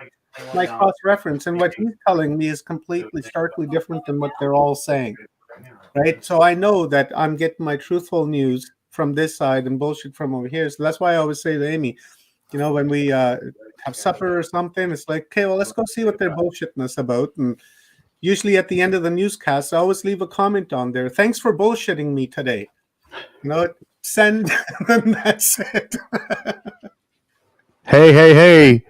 I just wanted to let you guys know I got to run out and get cigarettes before it gets too late. So I'm going to have to wrap up. Okay. And love you guys. Don't go. We're what? closing. Don't go. We're closing in like 1 minute. Okay. I'm here. There it is. So, guys, our schedule for tomorrow. Thank you very much to everyone today. Tomorrow is our 10th day. Going to start the day off at 8:10 a.m. with Hugh Newman. Then we're going to jump over to Tom Palladino, then Guimaury Legrand, and then after that, Angela LaRue, and then Eric Hecker, and then Rosalind Beth Horowitz, and then Dave Gannett, Ernie Atwell, Sean Morgan, Marlon Cox, and hopefully Leah Capitelli. But if not Leah Capitelli, we have that covered. And that's and maybe Janelle Ware. We might switch that up, but that's just a backup there. And that is our plan for tomorrow. Today was a wonderful day, everyone. Thank you very much for all of your contribution. Thank you to the mods in the Watchers Talk chat room for moderating, sharing links, and keeping an eye on the behavior in there. Everyone was really good anyways. No posters today. Yeah, no posters. None at all. I think we blocked them all. I think we got them. I appreciate you guys. Thank you for super chats. Thank you for any PayPal donations. We appreciate that. My name is Omar, coming at you guys from West Coast, British Columbia, Canada. Thank you. A big, huge thank you to Jennifer Koofman today for her film. What was the name of that? There's got to be something more to this, something better than this. I forget. There's just been a long day, a lot of information in here. Yeah, dude. Right. So just, you know who you are, you know what you've done. And Jennifer, thank you very much. I truly appreciate it. And thank you to Kathy for making that connection happen. So a lot of love to you guys. My name is Omar, coming at you guys from West Coast, British Columbia, Canada. I love you all. See you guys tomorrow morning at 8. Really quickly, Stone, any last words? And really quickly, Rob, any last words? I love you all. Go ahead, Stone. I don't know. I'm so shot right now. That was just an intense conversation at the end of the night. Yeah, right. We were hammering it. That was something else, I'll tell you. Tomorrow's going to be just as much fun. So I know. Hey, last 2 days. Oh no! I don't know what happened. I froze up. Oh, it looks like we're freezing up, guys. Okay. All right. All right. Love you guys. Love you guys very much. And check out Paul Wallace's website. The Echoes of Eden is available on Kindle right now, and the paperback will be available on May 1st of this year.